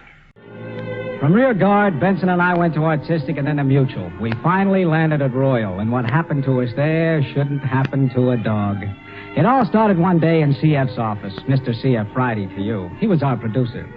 Anyway, Benson and I were supposed to be working on a story for an overaged cowboy named Larry Toms. We were late with the script, and this actor, came in with his agent, one Rossetti, to find out what was holding things up. Now, listen, fellas, you're writing a story for me. Now, what I want to know is, what's it about? I'm asking you, Benson. Larry, you want to know what this story is about? I'll give it to you in one word. Love. Love is the sweetest thing. Now, come on, fellas, this ain't fair. This is the last picture in my contract. If I get a poor story, well, I'm out in the cold. I can just see you freezing to death with $1 million annuity. Now, gentlemen, do not let us get personal. That was his agent, Benson. Do we have to listen to agents? Not this one, not the louse that double-crossed us on our contract. Now, look here, fellas. When they told me Larry was getting the star team of writers on the lot, I was all for it. But you two fellas have done nothing but clown around, and the shooting day's only 2 weeks off. Larry's got to play this picture. Why? Oh, fellas, please. Now, just explain the story to me again. I couldn't follow it. You couldn't follow it? Listen, actor, I've been writing stories for 11 years. Boy meets girl, boy loses girl, boy gets girl. Or sometimes we make use of a very ingenious twist. Girl meets boy. Girl loses boy. Girl gets boy. Love will find a way. Benson, I'm getting hungry. All I gotta say is it's a sorry state of affairs when an actor insists on following a story. Yeah, one more crack like that and I'm going back to Vermont. Gee, I bet there's snow there now. Real snow. Good morning. Oh, look who's here. The boss's secretary. Come here, Miss Cruz, and sit in my lap. I want to dictate. Miss Cruz, what's keeping Mr. Friday? Now, this is a story conference. If he's a producer, he ought to be here. CF was upstairs with BK. He's on his way down. Come here, beautiful. Right over here in Papa's lap. Come on, honey. Give me a plate. Oh, honey, girl, you know. Good morning. Hi, CF. All right. Now, boys, please, no antics. We got a heavy day ahead of us. Miss Cruz, sit outside that door and don't let anybody in unless it's a matter of life and death. Very well, Mr. Friday. Where the devil's that phone? Hello? Operator? This is CF Friday. I don't want to be disturbed by anybody. You understand? And order some lunch. A plate of raw carrots and a bottle of certified raw milk. See that it's raw. Bring some for everybody. Now, just a moment, CF. Operator, Mr. Benson and Mr. Law want 2 cups of chicken broth, some pork tenderloin, cabbage, lemon meringue pie, and some bicarbonate soda. Now, what were you saying, CF? Boys, I have just seen the front office. We are facing a crisis. There may be a reorganization. Again? And you know my position. I'm the only college-bred man in the studio. They resent me. The big snob. Just because I've always tried to do something fine, something dignified, something worthwhile, I'm being hammered on all sides. Boys, if my next picture fails, I'm out. And you're out, Larry. And it won't do you boys any good either. Of course, you could always write Broadway plays. I don't see why not. We never wrote any. I got an idea for a play I want to discuss with you sometime. You'll be wild about it. Catherine Cornell would be marvelous for the girl. She dies in the first act. Mr. Friday. I told you, Miss Cruz, I don't want to see anybody unless it's a matter of life and death. Your manicurist is here. Oh, send her in. Hello, Peggy. Well, I mean, Miss Harper. Good morning, CF. I mean, Mr. Friday. You can work on me while I'm telling these writers. What were you telling us, CF? Boys, we need a big picture. Something fine, with sweep, with scope, stark, honest, gripping, adult, but with plenty of laughs and a little hokum. Excuse me, Mr. Friday. The casting department wants to know how many midgets you need. Midgets? I don't need any midgets. Casting said you ordered midgets and they got them. They're crazy. Send them away. Yes, Mr. Friday. Now, what was I saying? You were just saying that the little job we did for Larry is probably one of the greatest scripts ever written. Now, just and do you know why, CF? Because it's the same story this jerk, our good friend Larry Toms here, has been doing for years. Boy meets girl, boy loses girl, boy gets girl. The great American fairy tale. Sends the audience back to their slums in a happy frame of mind. Well, of course, if you put it that way. But, boys, it's a little hackneyed, isn't it? Hackneyed? You mean classic. Let's ask your manicurist. What's her name? Peggy. I mean, Miss Harper. Oh, thank you. Now, Peggy, you're the typical American audience. Would you like to see Larry Toms in a different story? I got a toothache. But, Peggy, you go to pictures, don't you? Nah. But you've seen Larry's pictures and enjoyed them as millions of others have? Nah. Why, one man sent him a rope all the way from Manila with instructions. Now, wait a minute, you. Boys, this isn't getting us anywhere. Just one moment, CF. I'll take over the witness. Young lady, do you mean to sit there and testify that you haven't seen one Larry Toms picture? I saw one. Aha. It was called Night in Death Valley. So this isn't getting us anywhere, huh, CF? Young lady, how would you like to see Night in Death Valley again with a new title? It would turn my stomach. The other hand, dear. CF. Mr. Friday. Extra from wardrobe, Mr. Friday. Go on in, you. Thank you. Mr. Friday? What do you want? A wardrobe sent me. Do you approve the uniform I'm wearing? Uniform for what? Why, the new picture you're producing. Young England. You see, Larry, 3 pictures in production, all going on at the same time. I'm standing on my head. And then they wonder what's wrong with the industry. You, stand over there. I don't like that hat. The hat is authentic, sir. I still don't like it. Hello? Yeah? What midgets? I didn't send out any call for midgets. Get rid of them. Hello? You, operator. Get me wardrobe. Wardrobe, this is CF. I don't like the hat. What hat? The Young England hat. That's what hat. I don't care if it is authentic. Change it. Well, if I may say something, Go back sir. to wardrobe. Tell him I don't like the hat. But it's very peculiar that you should take umbrage at the hat, Mr. Friday. It so happens to be the only correct item in the entire costume. It does, huh? What's your salary? As I understand it, I'm to receive $7 a day. And you're telling a $50,000 a year man how to run his picture? What's your name? Rodney Bevan. Rodney Bevan, huh? Hello, operator? Give me casting. Hello, casting? This is CF. Extra here by the name of Rodney Bevan doesn't like his uniform. Fire him. Oh, but Mr. Friday, I merely suggested... Mr. Green and Mr. Slater outside. I don't want to hear any music. Well, CF, we got it, and you're going to listen. If you don't like it, Von Bernberg's nuts about it. We wrote it for young England, but it's flexible. Boys, I am in no mood. Hey, you extra. Get out. You're fired. Very well, sir. But I'll prove you're wrong about the hat, sir. It is authentic. Listen to this, CF. Okay, Otto, shoot it to him. You promised love undying and begged me to believe. Then you left and left me crying with a pain in my heart and Listen. My name's Larry Toms, remember? I'm a star. I work for Biograph. I've worked for Artistic. I've worked for Mutual. But a screwier outfit than this I never did see. You, Rossetti, you're my agent. Now do something about this. CF, we came here for a conference. What about Larry's story? Listen, boss, get the middle section. Sing it, Otto. Yes, I've been kissed, but like Oliver Twist, I'm still crying for... Stop it! I don't want to hear any music. Get out! Okay, CF, we'll come back after lunch. Come on, Otto. Now listen, everybody. We've had enough of this. We are now going into a story conference right here in this room, and nobody budges until we come up with a story for Larry. But CF... Shut up, Vincent. Not a word. The first one who opens his mouth... Here's Susie with the lunch. Tell her to take it away. Tell her to bring it right in. Come on in, Susie. Good morning, everybody. Grub, Susie, I love you.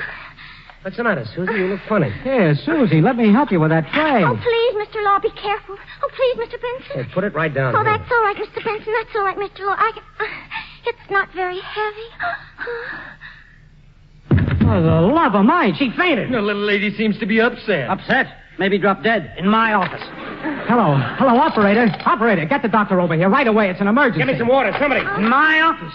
Who is this girl, anyway? Come on, Susie. Come on, baby. Come on. Give me a hand, Bob. We'll put her on the couch. Say, she's not bad to look at. Kind of cute. Funny, I never noticed that before. Oh, look, she's coming out of it. Oh, Mr. Law, Mr. Benson, I'm sorry. Did I forget anything? The napkins, maybe. Never mind that, Susie. Here now, you stay where you are. Oh, thanks, Mr. Law. Here, drink this. Thanks, Mr. Benson. What's wrong with you, young woman? Is this a plot? Did someone from another studio pay you to come in here and drop dead on my brand new rug? Never mind this, hooligan Susie. The doctor will be right over. How did you call for a doctor? You didn't have to. Tell me, young woman, do you get these spasms very often? CF, I resent your tone to this unfortunate young woman. Shut up. This is my office. This is my rug. And this was supposed to be my lunch. I repeat, young woman, what's wrong with you? Oh, there's nothing wrong. It's only natural. Only natural for you to come into my office and collapse on the floor? CF, I don't like your tone. Oh, no, sir. It's only natural for you not to feel so good when you're going to have a baby. A baby? Susie's going to have a baby. A baby? Where's that phone? Hello, operator? Tell that doctor not to come. I won't have my office converted into a maternity ward. Young woman, I don't think very much of your husband letting you work at a time like this. Oh, but I haven't got a husband. Huh? What's that? And now you all better eat your lunch before it gets cold. Are you sure you've all got napkins? The new generation. What courage. What honesty. I haven't got a husband, she says. It's only natural, she says. I'm going to have a baby, she says. Oh, Susie, you're magnificent. I'm quitting at the end of the week, so I thought I'd tell everybody why. I wouldn't want them to think I was discontented. Susie, can we be godfathers, Bob and I? Oh, why, Mr. Benson, Mr. Law. Oh, do you really mean it? Now, boys, enough of this. Do we mean it? We haven't got a baby, and we've been collaborating for years. That would be wonderful for Happy to have writers for Godfather. Happy? Who's he? Oh, I'm going to call him Happy, even if he's a girl, because I want him to be happy. What a magnificent thought. Hello, operator. Get me the Pavilion Hospital and make it happy. Snappy. Mr. Law, what are you doing? I can't afford to... Oh, yes, you can, Susie. We're going to give you the finest... Hello, Dr. Marks. Now, listen, boys, enough of this tomfoolery. Hello, Willie. This is Law of Law and Benson. Benson and Law. Listen, Willie, reserve the best suite in the house for us. A little friend of ours is going to have a baby, and we want the most colossal accouchement you've got in stock. Day and night nurse. What? Who's going to pay? Why, the studio, of course. We'll do no such thing. What kind of a gag is this? Listen, CF, Susie is one of our oldest friends. She's entitled to the best there is, and we're going to see that she gets it. Yeah, but you can't do this. Decided you want to hear... No, get out of here, Miss Cruz. But it's the musicians. Don't you want to hear the trumpet calls for Young England? No, throw them out. Once you're okay. Throw them out. Yes, oh, my goodness, it's too late. Stop it! Stop it! Stop it! Why does everything happen to me? First we haven't got a story, then I gotta listen to songs, then a waitress drops dead on my carpet, and now trumpets! Get out, all of you! I want rest! Go to lunch! Come back in 1 hour. And you, waitress, you go to the hospital. Over the lunch table, Benson and I had come up with a brand new idea for Larry Tom's next picture. It was Susie's having a baby that gave it to us. As soon as we got back to CF's office, we started selling it to them. I don't like it. Now look, CF, and you too, Larry. I'm looking, but I tell you I don't Shut up, Larry. CF, I tell you, it's the greatest, most colossal... It'll wring their hearts, CF. It'll tear them in two. You won't be able to hear Larry talk on account of their noses blowing. Well, that's fine. That'll be a big help to my career. Now, let me get this straight. You were suggesting we team Larry up with a baby? Look, CF, I'll give it to you again. Larry finds a baby in the Rockies. Larry Toms and a baby. Jerusalem, it'll kill him. Hey, where's that waitress? Why didn't she collect these dishes? What was that? Say that again, Bob. Look, there's a girl with a no-good gambler out of Las Vegas. She has a baby. Gambler is killed. Girl leaves baby on the ranger's doorstep. Larry is the ranger. I can just see it now, tugging at every mother's heart. A love story between Larry and the baby. The two outcasts, you get it? He takes the kid in, nurses him out of a can of tomato juice. And then he meets the mother. She wants her baby back. She's been through the fires of hate. The man she loved let her down. She hates men, all men. There she sits, bitter, brooding, cynical, but underneath, her mother's heart. Oh, I can see it all out there in the Rockies. No. Let's junk the Rockies. Back to the Foreign Legion. Right, Benson. Casablanca. Larry's joined up to forget. He's out in the march. And he finds the baby. He's going off to fight the Rips. She doesn't know if he's coming back. She's waiting. Why doesn't she get rid of these dishes? We cut to the Rips. We cut back. And we're right in a battle. The great battle of Larry gets wounded. His father's the colonel. Talk about Kipling. Talk about scope sweep. What a setup. But you can't act with a baby. They steal everything. Shut up, Larry. The baby brings them together, splits them, brings them together. Boy meets girl. Boy loses girl. Boy gets girl. Boys, I think you got something. Let's go up and try it on the boss while it's hot.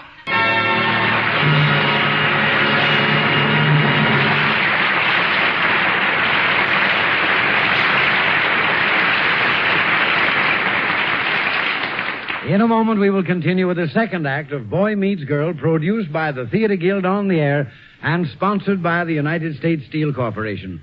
And here, speaking for United States Steel, is George Hicks. Good evening. Next Thursday is Memorial Day, and I'm sure all of you are looking forward to your holiday with real pleasure, especially if you're fortunate enough to get away for a glorious weekend. And if you're planning a trip in your car, I'd like to make 2 suggestions. First, have your garage or service station go over your car thoroughly before you start on your trip. Be especially sure to check your tires, your brakes, and your cooling system. That is, your radiator, water pump, and fan belt. Second, tie a little piece of string to the very top of your steering wheel to remind yourself that you must drive even more carefully than you usually do when you get out in that heavy holiday traffic.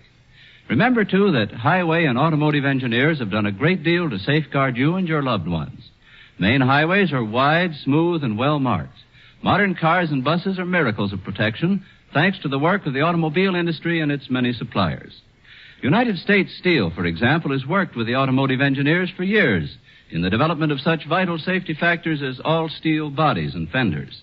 U.S. Steel has also worked with highway engineers on road building and road maintenance equipment, concrete highways reinforced with steel, white concrete reflecting curbs, steel guardrails, steel light poles, steel safety signs, and steel bridges.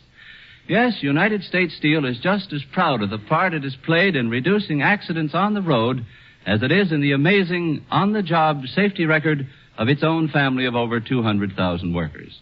And speaking for the United States Steel Corporation, I wish all of you a grand holiday. Have fun, but take it easy. Let those professionals on the Indianapolis racetrack do all the speeding for the Memorial Weekend.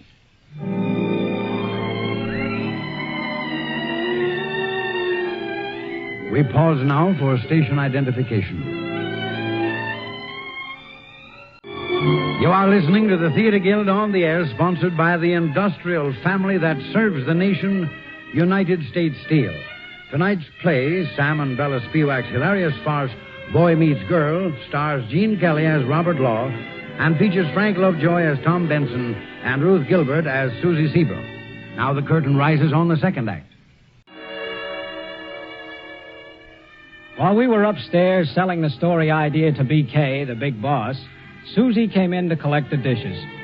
Maybe it was because the tray was heavy, or maybe it was because she was, well, anyhow, she got dizzy again and decided to sit down. A couple of minutes later, an actor came in. He was the same one CF had fired before lunch. Oh, I'm sorry. I hope I didn't startle you. Where's Mr. Friday? Oh, they all went upstairs to BK's office, and they didn't even touch their lunch. Lunch? Did you say lunch? Uh-huh. Oh, would you mind if I waited here? It's rather urgent. I know, of course not.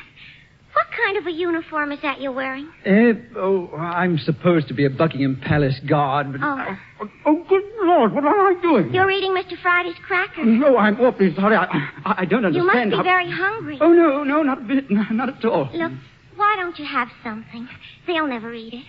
You'll only be doing me a favor. I won't have so much to carry back. Oh, you're not really a waitress. Oh, sure I am. Try the chicken soup. We make it special for BK with 9 chickens. Well, dash it all, I might as well. You're English, aren't you? Yes, of course. I thought so. So is Ronald Coleman.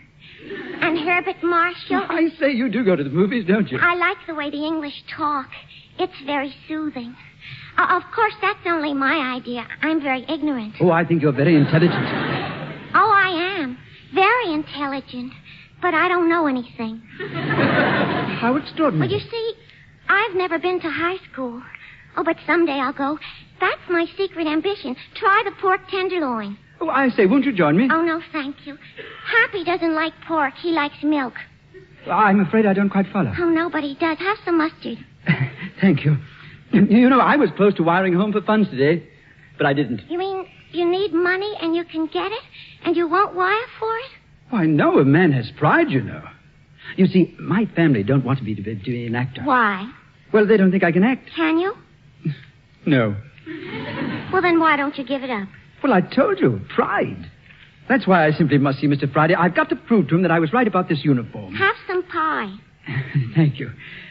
You know, you are the most extraordinary young lady.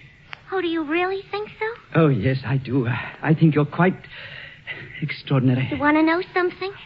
I think you're quite extraordinary, too. Do you really? Yes, I do. You do? Yes, I do.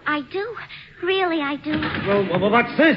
Good gad, I leave this house for 1 hour, and... Hey, you extra, you've been drinking my milk. Oh, it's all right, Mr. Friday. I told him he could have it. You told him? Oh, I'm awfully sorry, sir. I owe you an apology. And money, of course. Will you accept my IOU? Get out. Yes, sir. Oh, young lady, I still don't know your name. But someday, under more auspicious circumstances, perhaps we shall meet again. Until then, au revoir. Oh, isn't he wonderful? You, Susie. Huh? Why aren't you in the hospital? Oh. And get those dishes out of here. Oh, yes, sir. That's what I'm doing.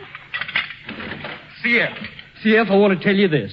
I won't play it. Listen, Larry, it's a great idea. I don't care. A baby. They're all picture stealers. Everybody keeps looking at the cute little idiot, and nobody looks at me. No, sir, I won't do it. BK is the head of this studio. If he likes it, you will play it. Greetings, CF. We sold it to BK. Yep, he went for the whole story, lock, stock, and baby. Says it's the best mother love story he's heard in years. Excuse me, please. And you, Susie, you stay where you are. Now put that tray down.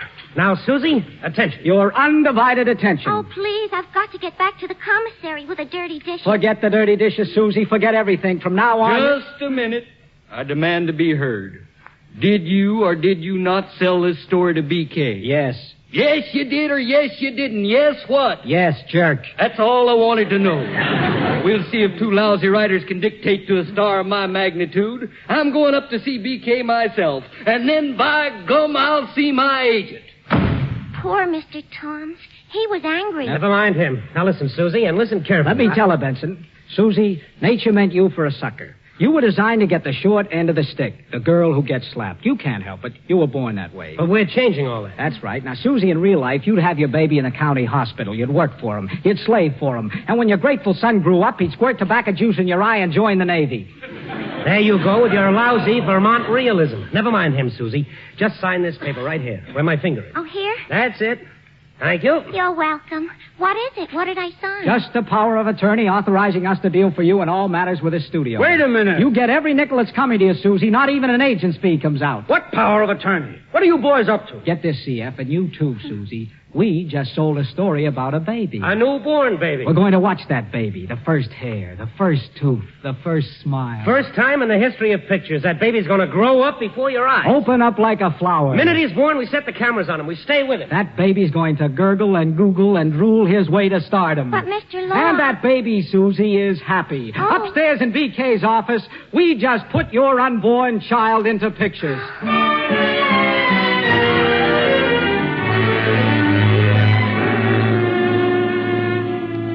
In due time, Happy was born and turned out to be a bouncing boy. The first picture he appeared in with Larry Toms was called Wandering Hearts. It was released nationwide when Happy was 7 months old. The day the first box office reports came in, we all gathered in CF's office to hold a celebration. Read those figures again, Miss Cruz. I want to gloat. 110,000 at the music hall, 58,538 in Des Moines. Well, I always went big in Des Moines. Quiet, Larry. Proceed, Miss Cruz. 28,300 in Hackensack. In Hackensack, Happy's a star. What about me? Wandering Hearts was my picture, wasn't it? Folks came to see me. They didn't come to see Happy. Listen, you phony cowboy, while I read Variety to the assembled multitude. Wandering Hearts, Sacco in Minneapolis, despite Larry Toms. Where? Where does it say that? Right here. Oh. Boys, it's time to discuss the renewal of Happy's contract. Shall we say $300 a week for Happy, Mr. Law? Shall we say $3,500 a week for Happy, CF? For a crack like that, I have a good mind to have you two writers thrown out of the studio. Happy goes with us, you know. That's We've right. still got that power of attorney. Of course, I didn't mean that literally. Hey! Look at this, what it says in Variety. The acting of this newborn baby is far more convincing in every detail than that of Larry Toms, the eminent thespian. Thespian, that means actor. I said that baby had ruined me. Well, he ain't going to steal no more pictures. I won't play that new scene with him, no sirree. What scene, Larry? In the new picture, I'm supposed to wash Happy. That's a cute scene. I read it. Am I the type that washes babies? Why not? It ain't manly. No, you want the baby to wash you? I'm going to see my agent about this. Larry, please. Thank you, CF. Thank you. Now listen. We're asking $3,500 a week for Happy. We'll consider $3,000 and settle for $2,500, but not a penny less. Incidentally, Artistic Pictures will pay $2,500 for the kid. We promised to let them know in 1 hour. No hurry, of course. Come on, Benson. So Benson and I took another walk around the lot just to kill time. We had a cup of coffee in the commissary and then pitched pennies with a bootblack outside the barber shop. While we were thus engaged in earning our salary, Rossetti, Larry Tom's agent, was out conniving. When he'd connived to his dirty little heart's content, he went back to CF's office to talk to Larry. Listen, Larry, I've just checked with the legal department. Happy's power of attorney, the one that Benson and Law hold, expired last week, and they don't even know it. What's that got to do with me? Larry, it occurs to me that you ought to be more, friendly with Susie. Happy's mother? Oh, don't be ridiculous. In fact, you don't know it yet, but you're going to marry her. Marry her? Larry, I don't want to hurt your feelings, but I can't get you a new contract the way things are now. What? That's what I said. But if you marry Susie, you're Happy's legal guardian, and we control the situation. A father and son team off the screen as well as on. No, but I don't want to... Not only will you keep your job, but there's the matter of revenge. Revenge? Those two hacks, Law and Benson, they've been making you jump through hoops. They hate your guts. You mean I can get back at them for their aspersions on my artistry as an actor? Aspersions? They said you stink. Now listen, Larry. If you marry Susie and I control Happy through a new power of attorney to replace the one that just expired, we'll be able to dictate our own terms to CF and BK. Oh, we could, huh? Then we've got those two smart Alecs where we want them. Why, we could even have them fired if we wanted to. Fire them? Gee, I'd like that better than a chocolate sundae with 2 scoops. Susie's coming down the hall. Now, you start laying the groundwork. I'll be waiting outside. And when you come out together, I'll make the pitch. What for? For the power of attorney, you dope, to handle Happy's new contract. Shh. Here she is. I was looking for... Oh, hello, Larry. Well, if it isn't Susie. How are you, Susie? Sit right down here. Susie, Larry. Hello, Susie. Well, I hope I didn't interrupt anything important. I was hoping to find Mr. Benson and Mr. Law in here. Yeah, well, I just stepped out. Oh. Is your chair comfortable? Would you like a pillow? Oh, it's fine. Did I tell you I'm going to high school? I'm taking algebra now. I'm the only mother in the class. Well, I guess I'd better be running along. I'll go with you, Rosetti. Why, Larry, I thought you told me you had something very important to ask Susie. Oh, did I? You certainly did, and no time like the present, you know. Well, see you later. Did you have something to say to me, Larry? Well, Susie, I just wanted to ask you, where's Happy's father? He's dead. He went down in a destroyer off Guadalcanal. Is that true, Susie? No, it's what the studio wants me to say, though. Oh. It's a long story. Oh, but I am a widow, honest and truly. Oh, yeah? Gee, that's great. I mean, I'm awful sorry to hear it, but, Susie, I'm mighty fond of you and Happy. Mighty fond. Oh, are you really? Mighty fond. Susie, I don't want you to get too excited about this, but I've been a-thinking about you and Happy. Thinking a lot. Have you, Larry? Ever since the day you come into this office and had a spasm on that there floor, I said to myself, Larry, there's your leading lady for life. Susie, I'm asking for your hand in marriage. Hiya, Susie. How's the little mother? Where's CF, Larry? Is he going to sign Happy's new contract, or isn't he? I have no idea. Care to go for a stroll, Susie? We could have an ice cream soda. I'll pay. Well, I'd like to talk to Mr. Law and Mr. Benson first. You go ahead, Larry. By the way, I got me 2 tickets to the opening of that new picture tonight, Grauman's Chinese Theater. Oh, gee, the big opening? Oh, I'd love to go, Larry. It's just around the corner from the studio. We can walk there. Well, adios. You better beat it, too, Susie. We got no time for you today. We still need an opening for Happy's new picture. Oh, do you think Mr. Friday will sign Happy's contract? Why, of course he'll sign. Oh. Come on, let's go. Fade in the zoo. A long shot of Larry. Oh, I just wanted to thank you, Mr. Law and Mr. Benson, for all you've done for Happy. You're welcome. Oh. Now he's crossing the road. Bang. The dame comes tearing down 90 miles an hour. Let's give her a little character, Benson. You know, 3 dimensions. Sure. She's a high-handed floozy. Society girl. Why, you lousy bum, she snarls. Boys, I've just got to ask you something. Not now, Susie. Fade out. Fade in. And then I'll go. All right, Susie. What is it? Do you think I should marry Larry Thomas? No, a fade in. That's it. The girl's home, a pan... Did he ask you to marry him? Yes. Did you spit in his face? He's taking me to the opening of the new picture tonight.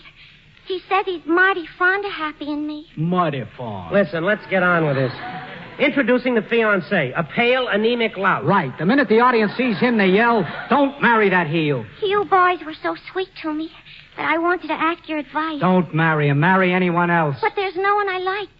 Except maybe that Englishman who was hungry that day.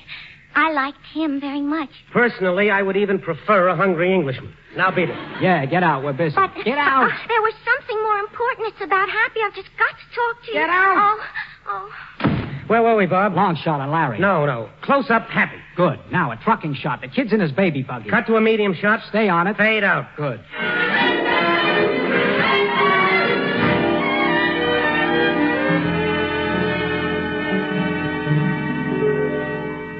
Medium shot? No, a pan shot. Right, then lap dissolve. That's the way... Hello, boys. Well, don't tell me you're working. Have a cigar. Well, if it isn't Mr. Rossetti, the agent. Fade out, Stooge. We're busy. Same old boys. Anything for a gag. Well, I'm feeling pretty good myself. I've just set Larry to a long-term contract. Nice little setup. A joint contract with Happy. With Happy? You're crazy. Ask Susie. She says she tried to talk to you, but you weren't interested. And I happen to know your power of attorney expired. Is this on the level? How much did you get for Happy? $300. Why, you crooked louse, we turned down $1,500 from Artistic. You should have taken it. Or gotten a renewal when your power of attorney expired. Anyway, what's the difference? It's all in the family now. You see, Susie's going to marry Larry Toms. Who thought this up? You? Sure. Why, you scavenging, blood-sucking crook. Now, you better be careful the way you talk to me. And you better be careful about the way you talk to Larry from now on. He's fed up with your gags and insults. You got away with a lot around here because you had Happy. Well, Larry's got him now, and he's going to have plenty to say around here, I'm warning you.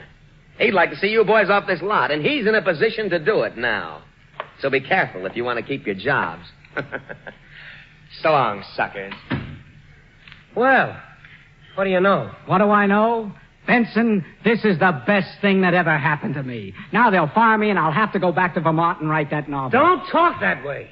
What about my debts? The process servers are driving me nuts as it is. They'll have me in Alcatraz in a week. It'll do you good. When you get out, you'll have enough material for a B picture. You'll write with authority and realism. Will you shut up? What about the alimony to my 2 wives? Let him go to work. But I want to stay in pictures. I love pictures.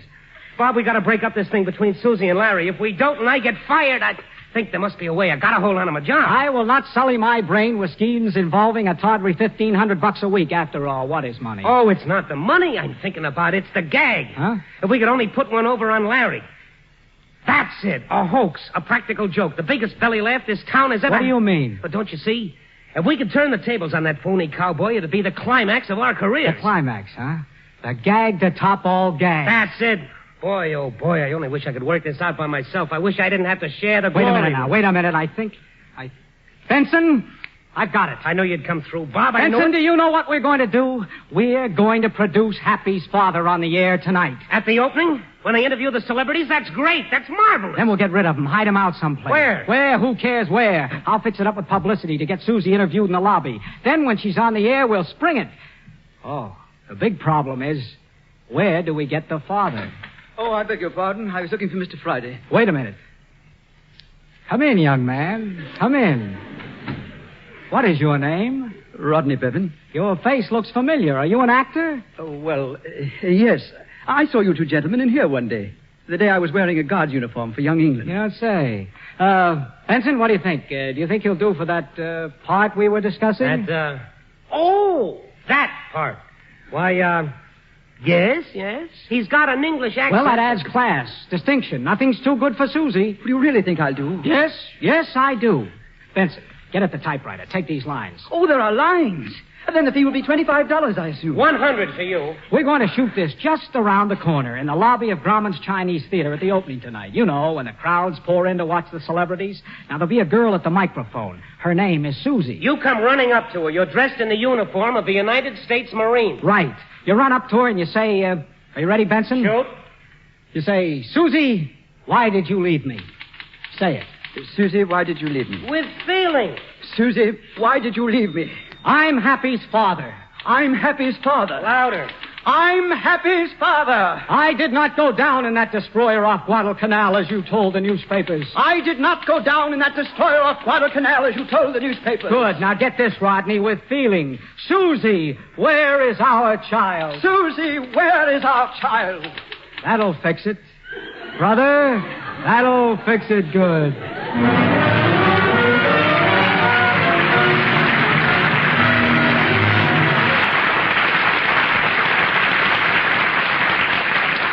In a moment, we will continue with the third act of Boy Meets Girl, produced by the Theater Guild on the Air and sponsored by the United States Steel Corporation.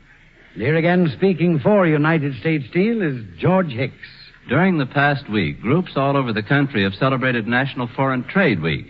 The celebrations were intended to make us all more conscious of the importance of foreign trade, of world trade.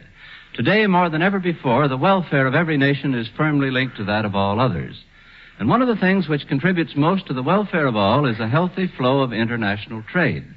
Mutually satisfactory trade relationships between all countries foster world peace by contributing to the national and international prosperity of all peoples, and by helping to establish a better understanding of different national cultures, interests, and necessities.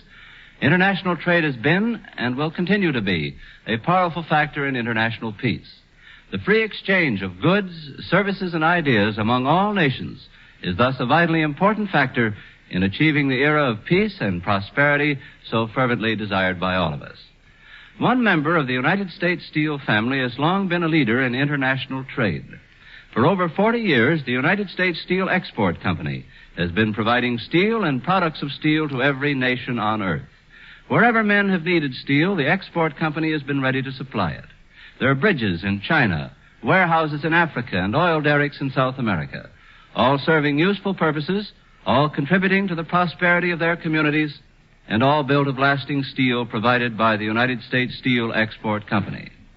Serving all peoples of all nations, providing steel for every purpose, and helping them to use those products for better living is the job of this member of the industrial family that serves our nation, United States Steel. And now the curtain rises on the third act of Sam and Bella Spiewak's famous comedy success, Boy Meets Girl, produced by the Theater Guild on the Air and sponsored by the United States Steel Corporation. Starring Gene Kelly as Robert Law and featuring Frank Lovejoy as Tom Benson and Ruth Gilbert as Susie Seabrook.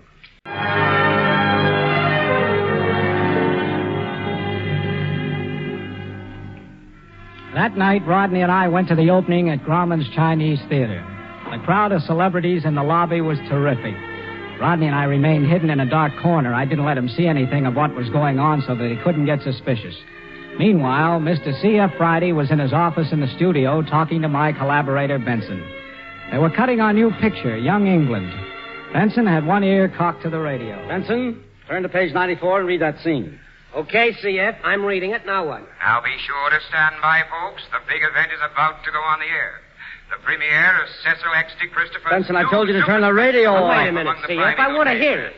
And now, folks, I'm told that none other than Larry Toms is with us tonight. There he is. And who is that I see hanging on his manly arm? Why, it's none other than Mrs. Susan Saybrook, mother of America's favorite child star, Happy. Oh, Mrs. Saybrook, would you mind saying a few words over our microphone? Will you turn that thing off? No, I want to hear our little Susie. Good evening, everybody. Happy sends you all his love.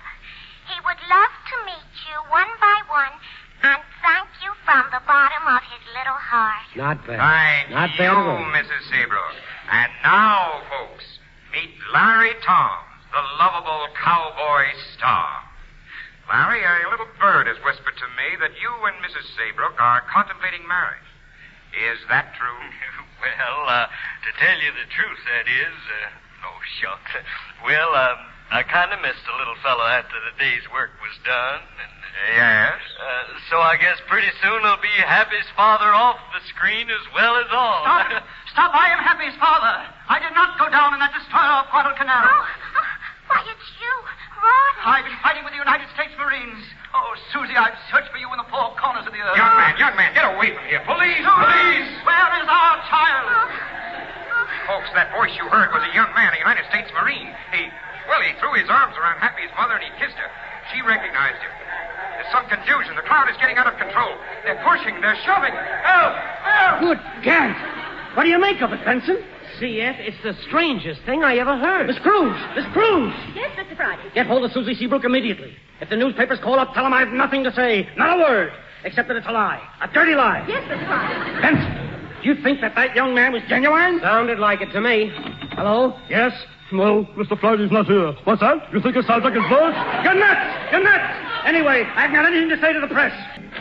CF, I just came from Grauman's Chinese Theater, and I want to tell you... Well, if it isn't Larry and his 10% friend, Rossetti. Shut up, Benson. Now, Larry, calm down. I'll calm down. Where's Susie Seabrook? What did you do with her? I don't know, and I don't care. Look here, Larry, I want to know what Susie said. Did she know the young man? What did she say? Now, you listen to me what I got to say. You too, Rossetti. Now, get this.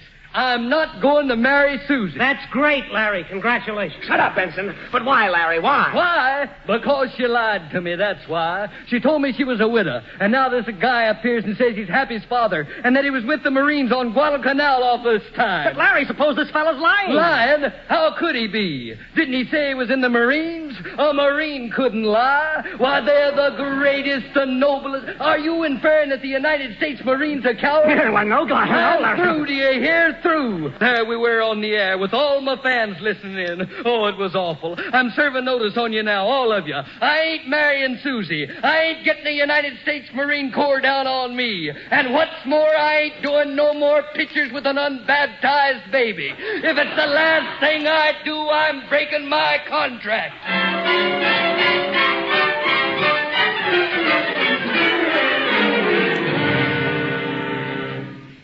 Bob. That's you, Bob? Yeah, it's me, Benson. What are you doing out here in front of CF's office at this hour of the night? You were supposed to meet me inside. Where were you? What held you up? Never mind. How did it come over the air? Terrific. I just want to ask you, Bob, what did you do with the Englishman, Rodney? Why, I got him locked up, of course. Where? Where I just came from, in the ladies' room in the commissary. Here in the studio? Well, where else could I put him? You dope, every cop in L.A. is looking for him. Yeah? They swore in 800 special deputies, all looking for the Marine who said he was Happy's papa. Why didn't you drop him somewhere else? And leave him free to roam and blab? If they catch him, we're sunk. We'll be on the blacklist for life. Hooray! Then I can go back to Vermont. Will you shut up with that Vermont? You know, I had a lot of trouble with Rodney. In his own peculiar English fashion, he's not entirely nitwitted. I had to shove him at the mic, and he's been demanding explanations ever since. Get that guy out of the studio. Put him on a plane to Mexico. Strangle him. I don't care what you do. Who's that?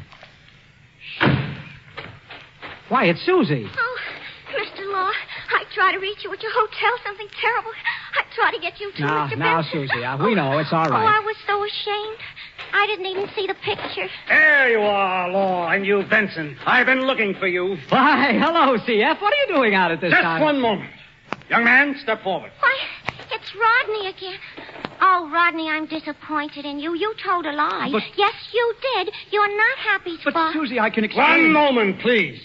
Now then, Mr. Law, Mr. Benson, I ask you, did you ever see this young man before? Never saw him before in my life. He looks like a young man my sister was engaged to in Brattleboro, but no, he's not the one. That fellow wore a toupee. Very funny, very funny. Now, I ask you, young man, what did you say your name was? Rodney Bevan. I ask you, Mr. Bevan, did you ever see them before? I most certainly did.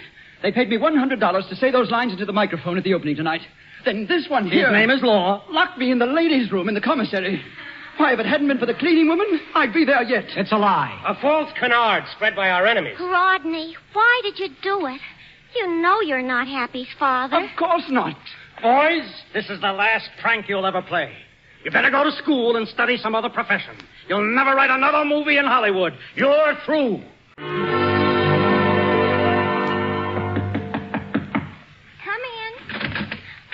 Mr. Benson. Oh, I haven't seen you for a long time. Is Mr. Law with you? Mr. Law and I are not speaking. Why not? Because I'm out of a job and I can't get one without him. And he, it seems, is going back to Vermont. Oh. Oh, roses. Who sent them to you, Larry? No, it was Rodney. Mr. Bevan, I mean. You mean you've been seeing that English jerk? Oh, no. But he's been sending me flowers every day. Excuse me. May I come in? Why, Mr. Law. Hello, Susie. Don't you want to say hello to Mr. Benson? No.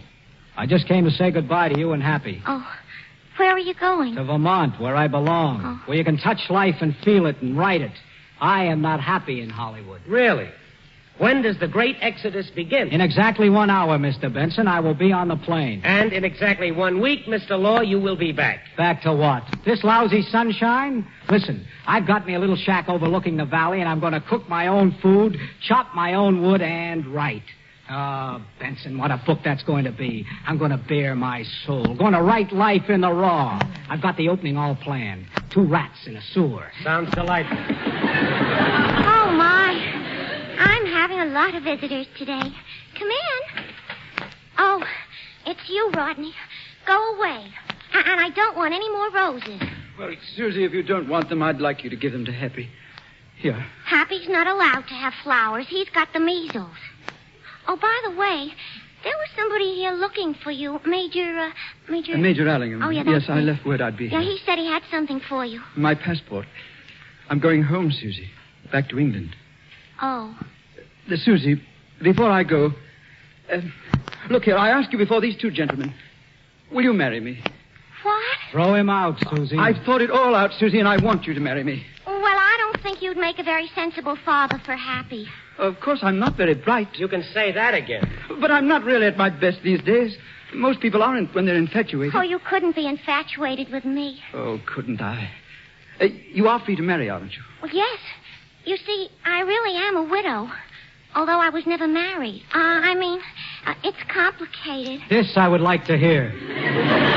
Well, you see, the man I married had a Mexican divorce. Although I didn't know it at the time I married him. Go on, Susie, dear. And then, I found out the divorce wasn't recognized in the United States. I didn't like that. Naturally.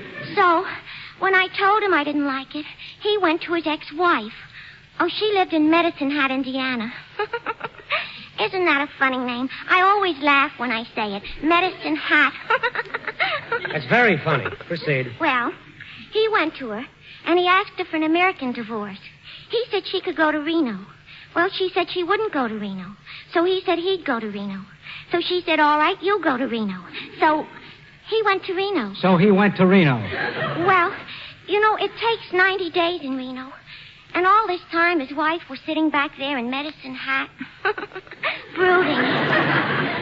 Oh, she was very unhappy. I think she still loved him. Okay, so she loved him. So she followed him to Reno. Only she arrived too late. On the very day the divorce came through. Then what did she do? She shot him. She shot him. Yup. 6 shots. They all took effect. He died. Well. Why, Susie, then you are free to marry, aren't you? Oh, I'm free. But the point is, do I want to? After all, I don't know you very well. You might have a Mexican divorce, too. Oh, I assure you. And not only that, but every time we meet, something terrible happens. Here. Susie, you asked our advice once, and I'm giving it to you now. Throw him out. No, wait a minute. I want to ask him something. Mr. Bevan, when I come into a room, does something happen to you? Of course. Very much so. Oh. Why'd you say oh? Because every time you come into a room, something happens to me, too. Does it really? Susie? Oh, Rodney. Oh, Susie. Susie, do my eyes deceive me? Are you kissing an actor? An English actor? Boys, I've just been thinking it over. And I'm going to marry Rodney. Him? Without our consent? Yes. Because I love him. This bankrupt beachcomber. Don't make me laugh, Susie. Come in. I beg your pardon. Could you tell me if Mr. Rodney Bevan... Oh, hello, Major. Looking for me? Oh, there you are, Rodney. I've got your passport. Thank you, Major. And now, will you be so kind as to tell these gentlemen who I am? So delighted. Mr. Bevan's father is Lord Saveringham. The Lord Saveringham who... His father? Why, yes. Rodney, is your father a lord? Well, it doesn't matter, does it? No, I guess it's all right. If I can be of any further service, Rodney. No, thank you, Major. I think we'll sail along beautifully now. Well, then, good afternoon, gentlemen. Well, I think we'd better go now, Bob. I don't believe her ladyship has any further need of our advice. Oh, do you have to go? Yes, m'lady. You too, Mr. Law? Yes, m'lady. Mr. Law, please don't drink too much back there in Vermont. Thank you, m'lady. Well, Benson, that's how it is. That's life. The poor little extra marries the waitress, and he turns out to be an English lord. And you want to go back to Vermont. Huh? With the greatest stories of our careers handed to us on a platter. Look at it. Cinderella, Prince Charming. What do you mean? What do I mean? What else but? Boy meets girl, boy loves girl, boy gets girl. Only this time he's an English lord and she's a waitress. A brand new twist. Why, we could write the thing in a week. There isn't a studio in town who wouldn't pay through the nose for it. Benson, I think you've got something there. Let's see now. Opening shot, the Queen Mary. Cut to the deck. First class passengers only. No. Third class. Rodney's traveling incognito. Right. Medium shot, Rodney at the railing. He's looking at the Statue of Liberty. Close shot, he waves his hand. Long shot, the Statue of Liberty waves back.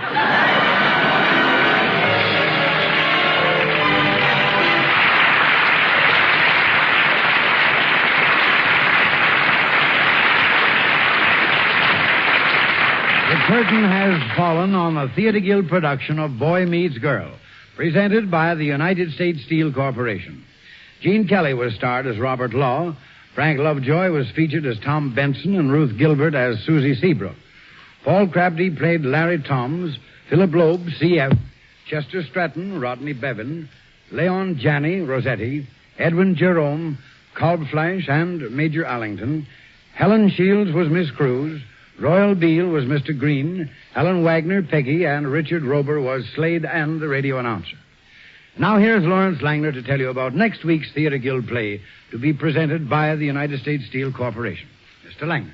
Ladies and gentlemen, we've appropriately selected for our last play of this season Dodie Smith's famous comedy Call It a Day, starring Alfred Lunt and Lynn Fontanne. 20 times have Mr. Lunt and Miss Fontanne starred together in Theater Guild plays. They are currently appearing in the delightful Broadway comedy, Oh, Mistress Mine. So if you listen in next Sunday, you will hear Alfred Lunt and Lynn Fontanne in the gay and witty comedy of family life, Call It a Day. With this presentation, the Theater Guild on the Air will also call it a season for the summer months. And here is Mr. Brokenshire again with an announcement about United States Steel's summer program. 2 weeks from tonight, United States Steel will bring you the first production of its summer series, The Hour of Mystery, presenting the greatest stories of intrigue and adventure ever brought to radio. Stories by such masters of mystery as Eric Ambler, Dashiell Hammett, and Van Wyck Mason. The first program on the new U.S. Steel Mystery Hour will be Eric Ambler's gripping novel of international espionage, Background to Danger, and it will star the famous English actor Laurence Olivier. That's 2 weeks from tonight, same time, same station.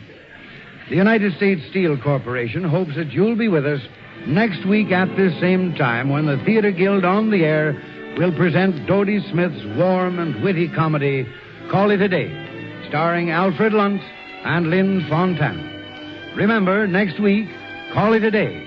And remember, too, that when you see the USS label on any product, it means the steel is good.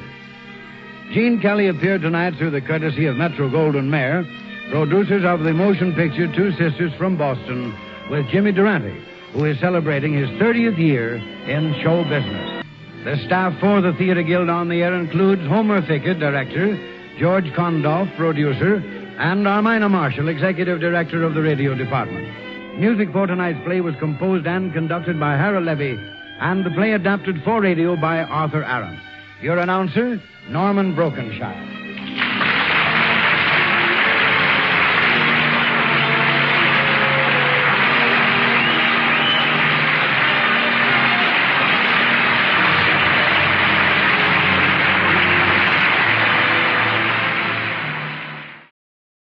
Just a bit into our 6 hour together here on the nighttime show on WOTR Radio.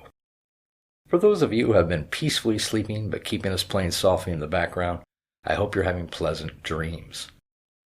For those of you who have been staying up with me, I appreciate the company as we head into the last 2 hours before dawn and a new day.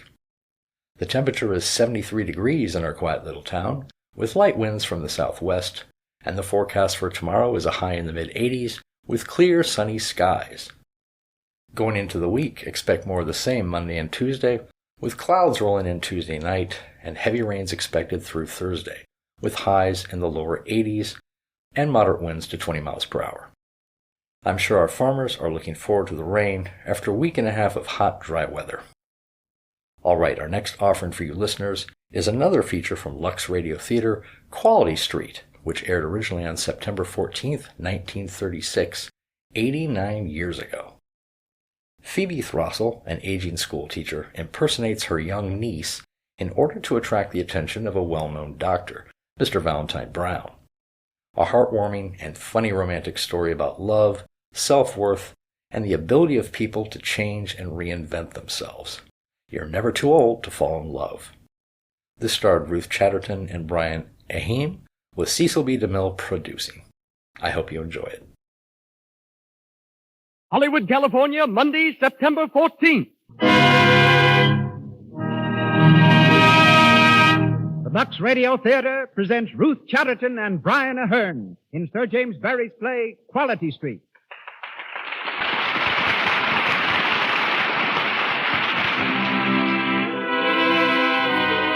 Lux presents Hollywood with Ruth Chatterton, Brian Ahern, Kathleen Lockhart, Mervyn Leroy, and Harold S. Bouquet.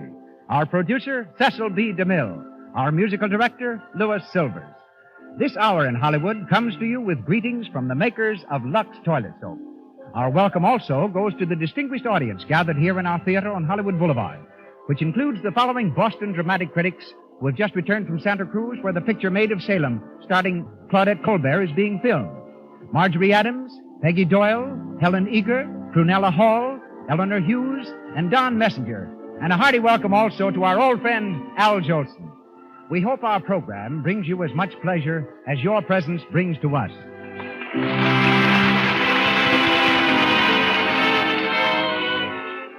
We wish you could visit the homes of Hollywood's glamorous stars. We wish you could visit their dressing rooms at the famous motion picture studios. For then you could see for yourself that 9 out of 10 of our most beautiful actresses protect their flawless complexions with Lux Toilet Soap. Lovely women everywhere prefer Lux Toilet Soap because they know its active lather removes cosmetics thoroughly, assures daintiness, and leaves the skin clear, smooth, and delicately fragrant. Order some tomorrow. It's so inexpensive that everyone can use Hollywood's favorite beauty care every day. And now, the producer of the Lux Radio Theater, ladies and gentlemen, Mr. Cecil B. DeMille.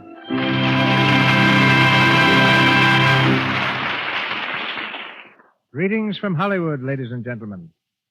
Given a microphone or a monoplane, Ruth Chatterton and Brian Ahern are completely at home on the air. Miss Chatterton has the distinction of being the first actress to make a solo flight across the United States, and Mr. Ahern has just obtained his pilot's license. Sir James Barrie, who wrote tonight's play, Quality Street, also dabbled in aviation.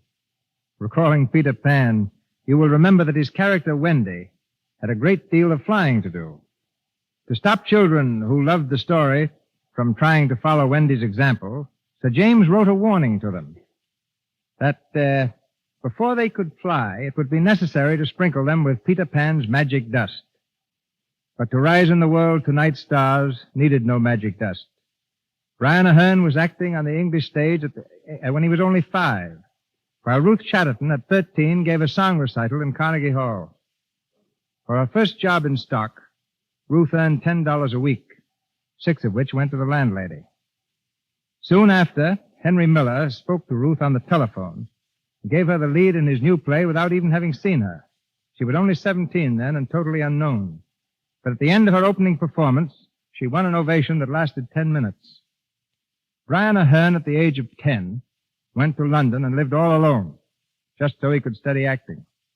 After leaving college, he rose to immediate success in England and Australia, while his performances in this country, in the Barretts of Wimpole Street and Romeo and Juliet, will long be remembered.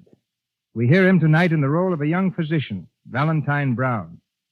The part of Phoebe Throstle will be played by Miss Chatterton, and that of Susan, her spinster sister, by Kathleen Lockhart. And now, the lights overhead in the Lux Radio Theater fade to pinpoint, then go out.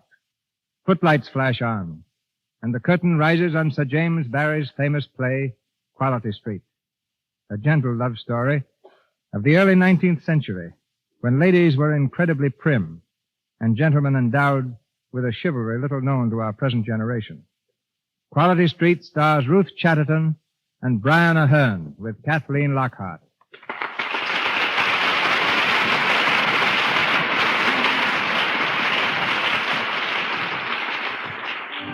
It is the winter of 1805, and Napoleon's greed for empire casts a threatening shadow over all Europe. We're in the home of the Mrs. Susan and Phoebe Throstle on Quality Street, a refined but by no means wealthy district in an English town. As the curtain rises, Miss Susan Throstle, Phoebe's old maid sister, is knitting in the parlor.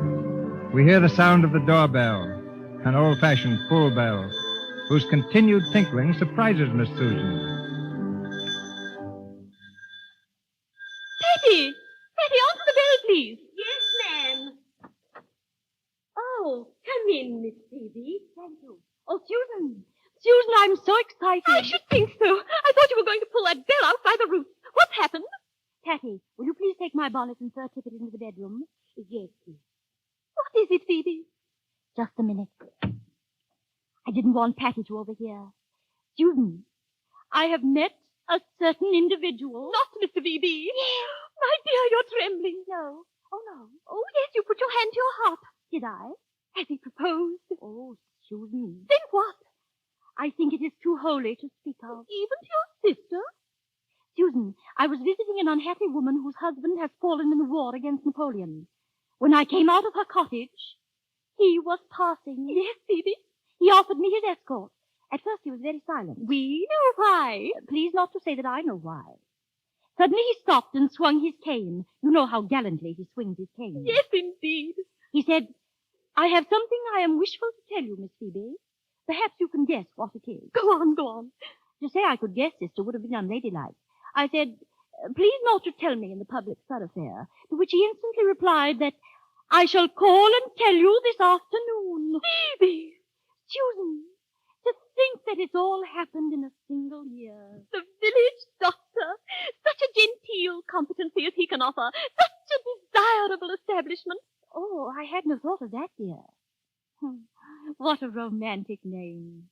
Mr. Valentine Brown. Do you remember when he first called? At the tea table, he humorously passed the cake basket with nothing in it at all. Oh, he was very amusing from the very first. I'm thankful that I have a sense of humor, too. I'm exceedingly funny at times, am I not, Susan? Yes, indeed. You know, he is absolutely fearless. Susan, he has smoked a pipe in this very room. Oh, smoking is indeed a dreadful habit. But there is something so dashing about it. And now I shall have to live alone. Oh, no. I cannot bear to leave this room. My lovely blue and white room. It is my husband. Susan, you must make my house your home. You see, I have something distressing to tell you. What?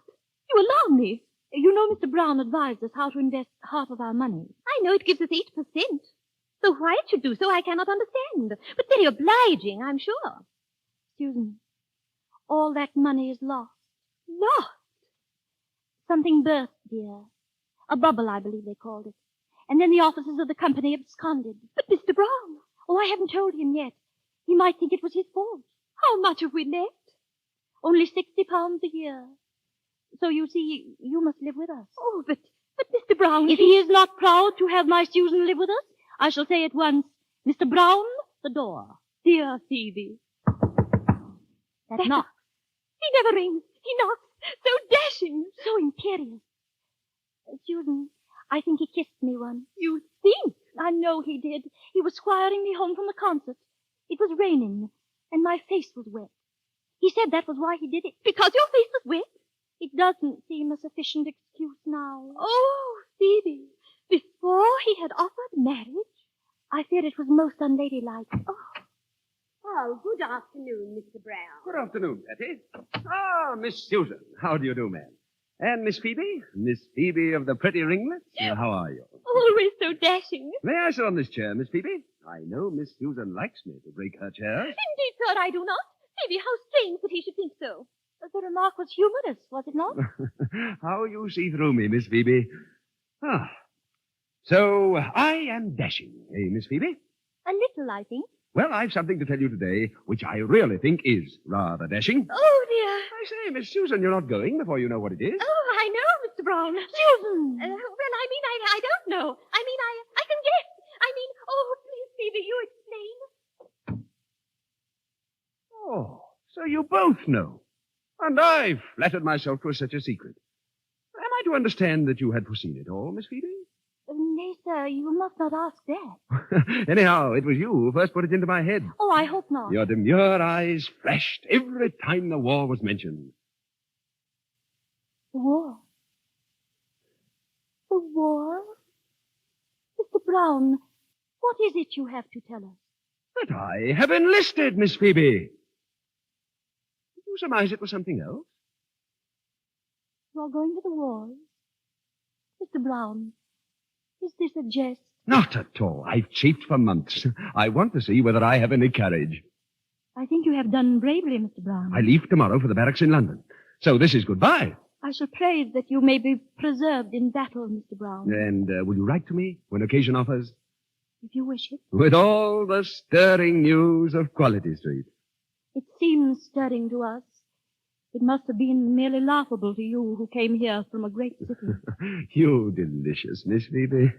When I first came here, I felt sorry that one so sweet and young should live so grey a life. I wondered whether I could put any little pleasures into it. Oh, you mean the picnics we had together, chaperoned by Miss Susan? Oh, that was only how it began.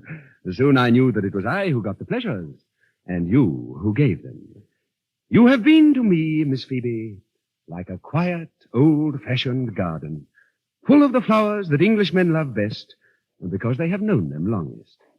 The daisy that stands for innocence, and the hyacinth for constancy, the modest violet, and the rose.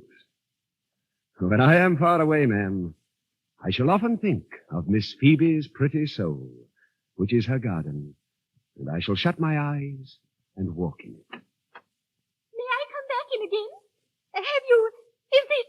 Why, Phoebe, you seem so calm. Susan, what Mr. Brown is so obliging to inform us is not what we expected. Not that at all. He's enlisted for the wars, and he came to tell us goodbye. Going away. Am I not the ideal recruit, ma'am? A man without a wife or a mother or a sweetheart? No sweetheart? Have you one for me, Miss Susan? Susan, we shall have to tell him now. You dreadful man, Mr. Brown. You will say it is just like Quality Street. But ever since you told me earlier today that you had something to tell me, we've been puzzling over it, and we concluded that it was that you are going to be married. Was that it? So like women, you know. We thought perhaps we knew her. We were even discussing what we should wear at the wedding. I shall often think of this. Oh, I wonder who would have me. But I must be off. So, God bless you both. You are going? We shall miss you very much, Mr. Brown. Oh, there is one little matter that I forgot. That investment I advised you to make. I'm happy it has turned out so well. It was good of you to take all that trouble, sir. Accept our grateful thanks. Oh, I am indeed glad that you are so comfortably provided for. You must remember I'm your big brother. Well, goodbye again. Goodbye, Mr. Brown.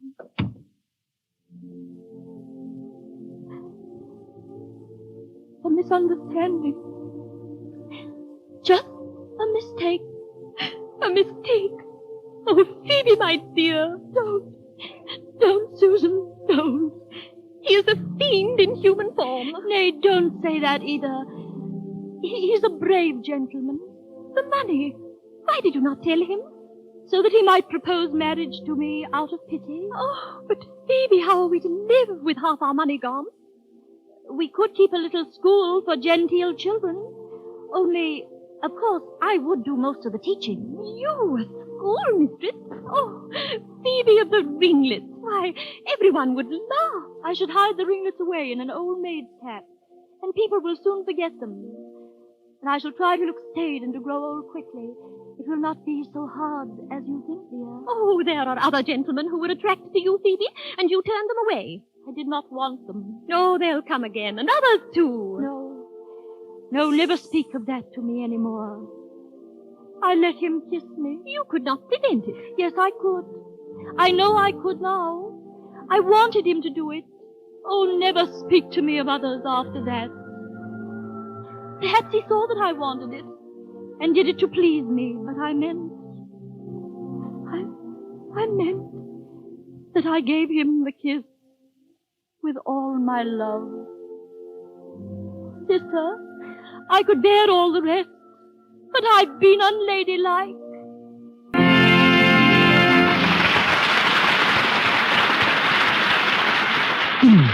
Before we continue with Quality Street, starring Ruth Chatterton and Brian Ahern, we want to take you to an attractive one-story house on one of Hollywood's numerous hills. A man and his wife and their pretty daughter live there. We'll say their name is Brown. And Mrs. Brown is saying... Peg's awfully late tonight. They were to shoot her big scene today. You know, sometimes I think she works too hard at this moving picture business. There she is, I guess. Now, don't scold her. Peg, you're late. Have a good day. Oh, Mother, don't ask me. We had to shoot that telephone scene 22 times. Seemed to me I was running up and downstairs all day long. Maybe you don't think that's work. Of course it is, but it's worth it. Now, calm yourself and let's have some dinner. Oh, I can't. Davy's coming for me at 8, and I can't park up the Coconut Grove with him. Oh, dear, he'll expect me to be full of pep, and I'm so tired I could flop. I'll never make it. But Peg did make it. She took a warm, fragrant Lux toilet soap bath, just as screen stars do when they're worn out from too much work. A Lux toilet soap beauty bath makes you feel refreshed, alive. And, most important, its active lather sinks deep into your pores and frees them of impurities that may remain to choke them. When you use Lux toilet soap, you're sure you're dainty, certain your skin is sweet. Peg's found out that daintiness pays dividends in popularity. She knows that's why Davy says to her as they glide past at the Coconut Grove, Gee, Peggy, you are a peach. Let's stay until the music stops, Honest, I could dance forever when I'm dancing with you. Be sure you protect daintiness the Lux toilet soap way. Keep skin clear, smooth, dainty with this soap the screen stars use. Start today. And once again, Mr. DeMille. We continue with Quality Street, starring Ruth Chatterton as Phoebe Thrussell and Brian Ahern as Valentine Brown.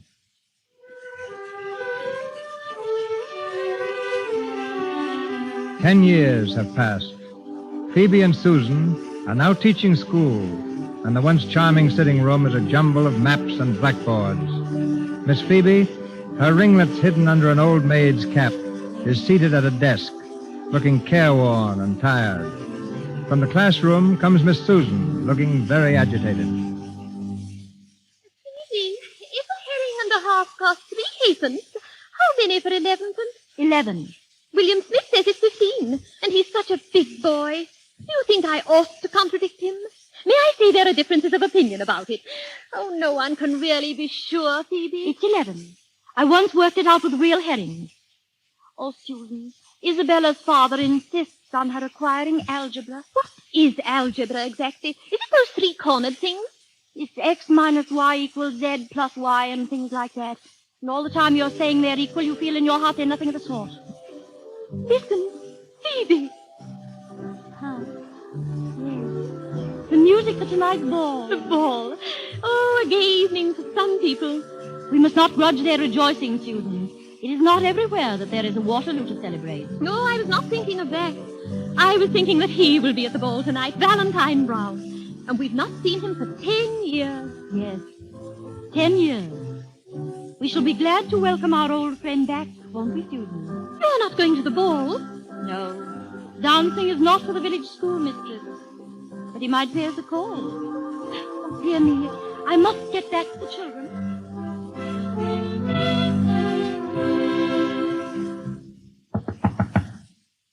Good afternoon, Patty. Oh, sir, good afternoon. Come in, sir. Who is it, Patty? He's Captain Brown, Miss Susan. Captain Brown. Captain Brown reports himself at home again. Oh, you call this home? When the other men talked of their homes, Miss Susan, I thought of this room. Well, what's this? Maps, desks, blackboards? Why, it looks like a schoolroom. It is. Ah, well. Hi-ho, it is still the same dear room.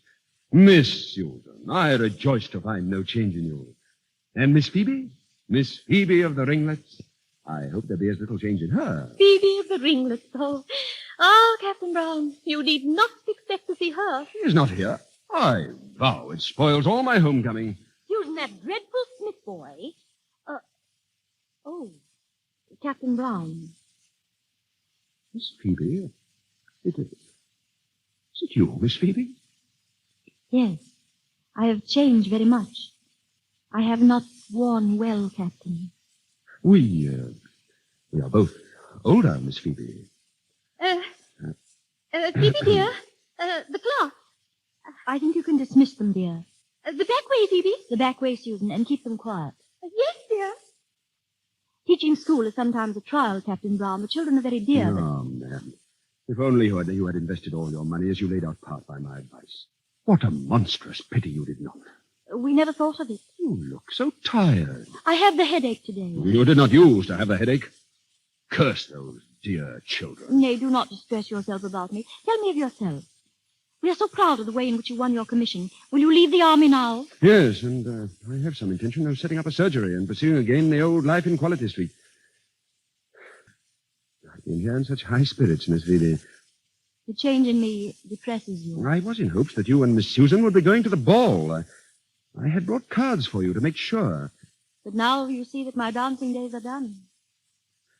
Miss Phoebe, what a dull, grey world it is. Phoebe, I sent them off and asked Patty to make some tea. You will have some tea, Captain Brown. Oh, thank you, Miss Susan, but I think not. Some other time, perhaps. Oh, yes, of course.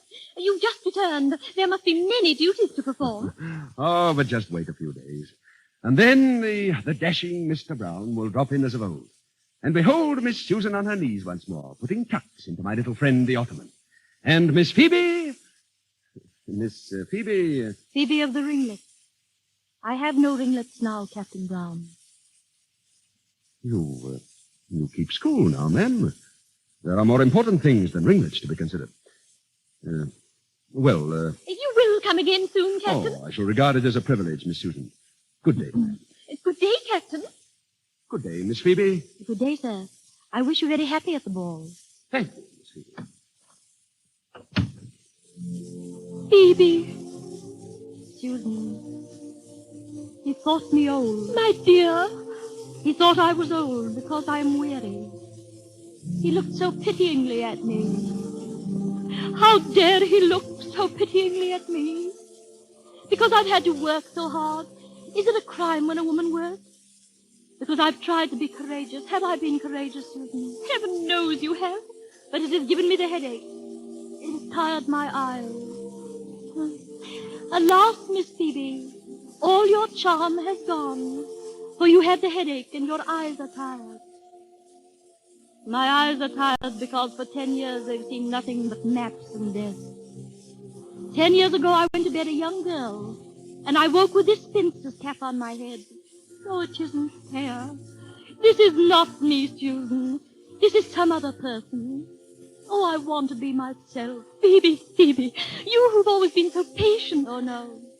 No, not always. If you only knew how I've rebelled at times, you'd turn from me in horror. Susan, I have a picture of myself as I used to be. I sometimes look at it. I sometimes kiss it and say, poor girl, they've all forgotten you, but I remember. I cannot recall it. I keep it locked away in my room. My room. Oh, Susan, it's there that the Phoebe you think so patient has the hardest fight with herself. I've heard her singing as if she thought she was still a girl.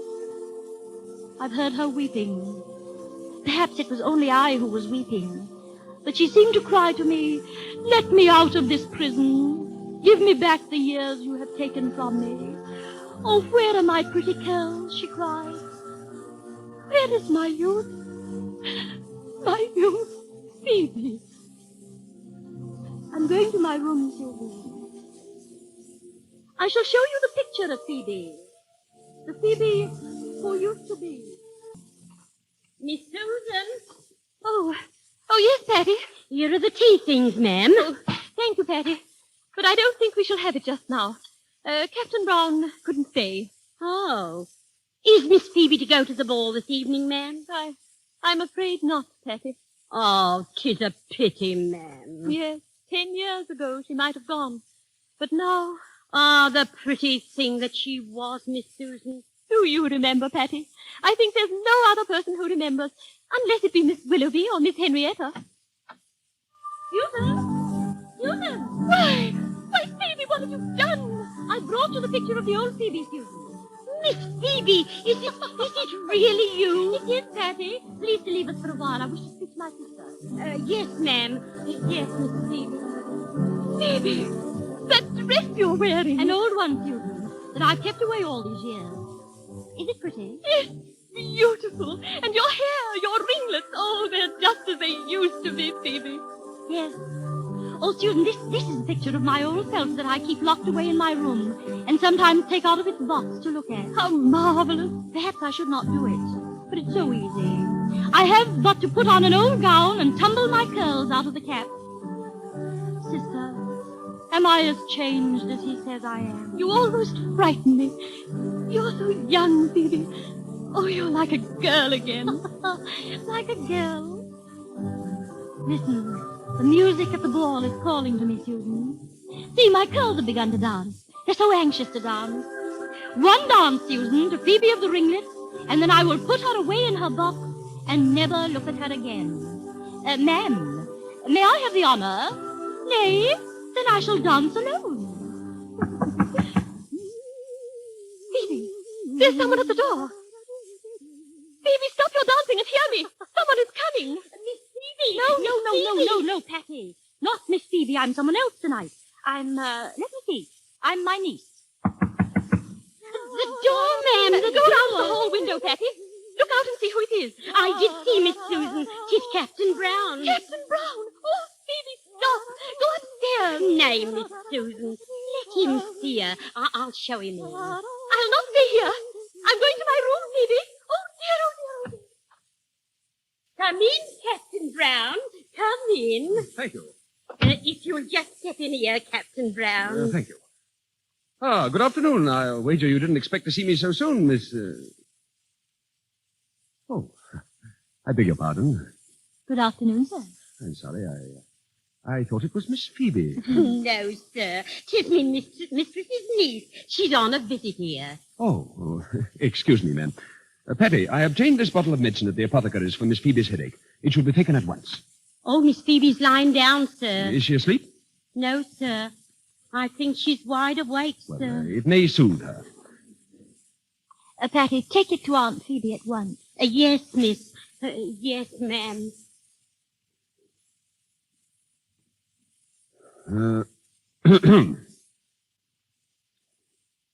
Perhaps I may venture to present myself, Miss Miss Libby, sir. I am Captain Brown, Miss Libby, an old friend of both your aunts. How do you do? I was sure you must be related. Indeed, for a moment, the likeness, even the voice. Law, sir, you mean I'm like Aunt Phoebe? Everyone says so, and indeed 'tis no compliment. It would have been a compliment once. You must be a daughter of the excellent Mr. James Thrushell, who used to reside at Great Buckland. Miss Libby, you go to the ball tonight? Alas, sir, I have no card. I have 2 cards for your aunts. As Miss Phoebe has the headache, your Aunt Susan must take you to the ball. You'll enjoy it tremendously, I'm sure. Oh, sir, do you think some handsome gentleman might be partial to me at the ball? If that is your wish. I should love, sir, to inspire frenzy in the breast of the maid. But I dare not go.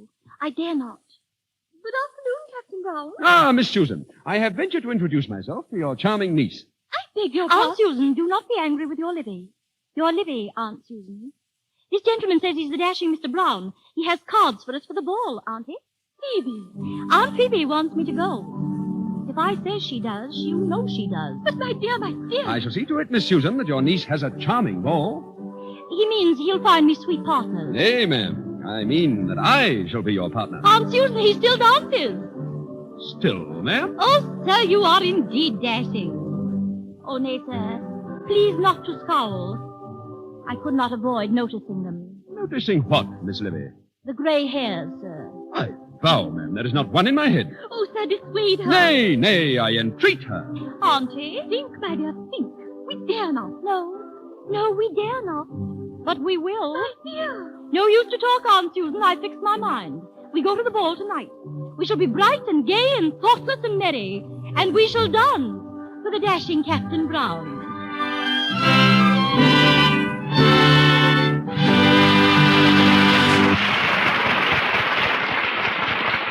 We pause for station identification. This is the Columbia Broadcasting System.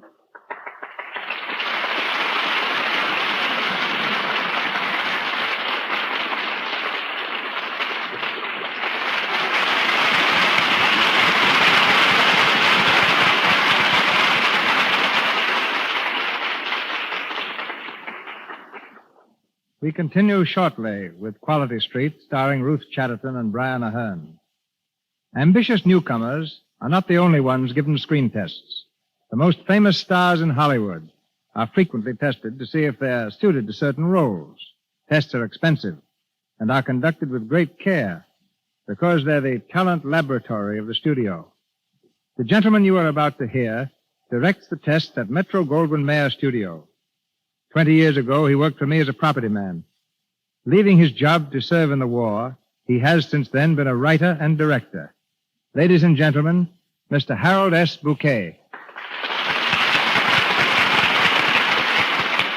Let me first explain how we make a screen test. The person to be tested rehearses a scene from a play.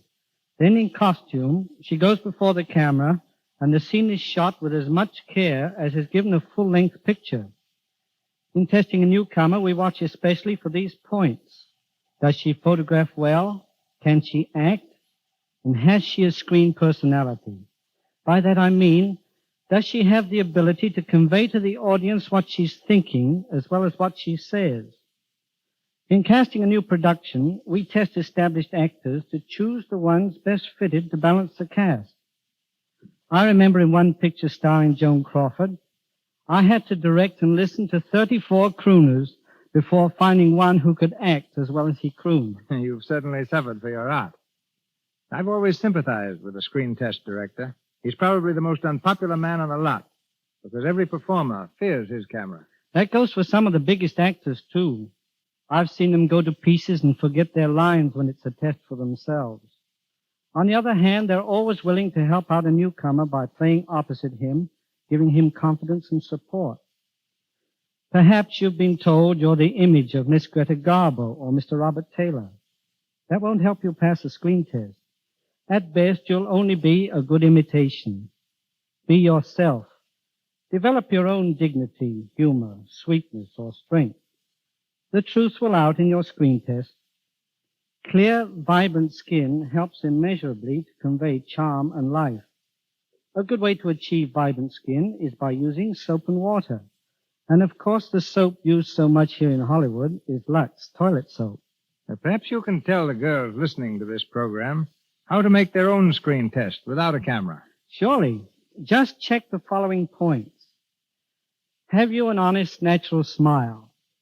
Do you keep your appearance attractive with lovely skin, clear, sparkling eyes, even, regular teeth? Is your voice pleasing? Watch your friends while you talk, and if they become restless, you can be reasonably certain your voice is irritating. Can you retell a story you think is funny and make other people laugh? If you can't, don't blame it on the story. Your timing ability and sense of dramatic values need developing.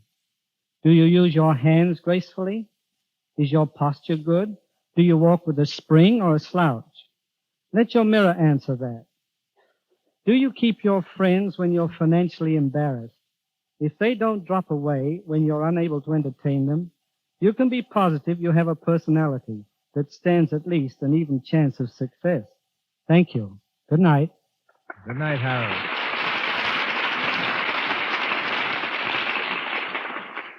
Back to our story, Quality Street, starring Ruth Chatterton and Brian Ahern.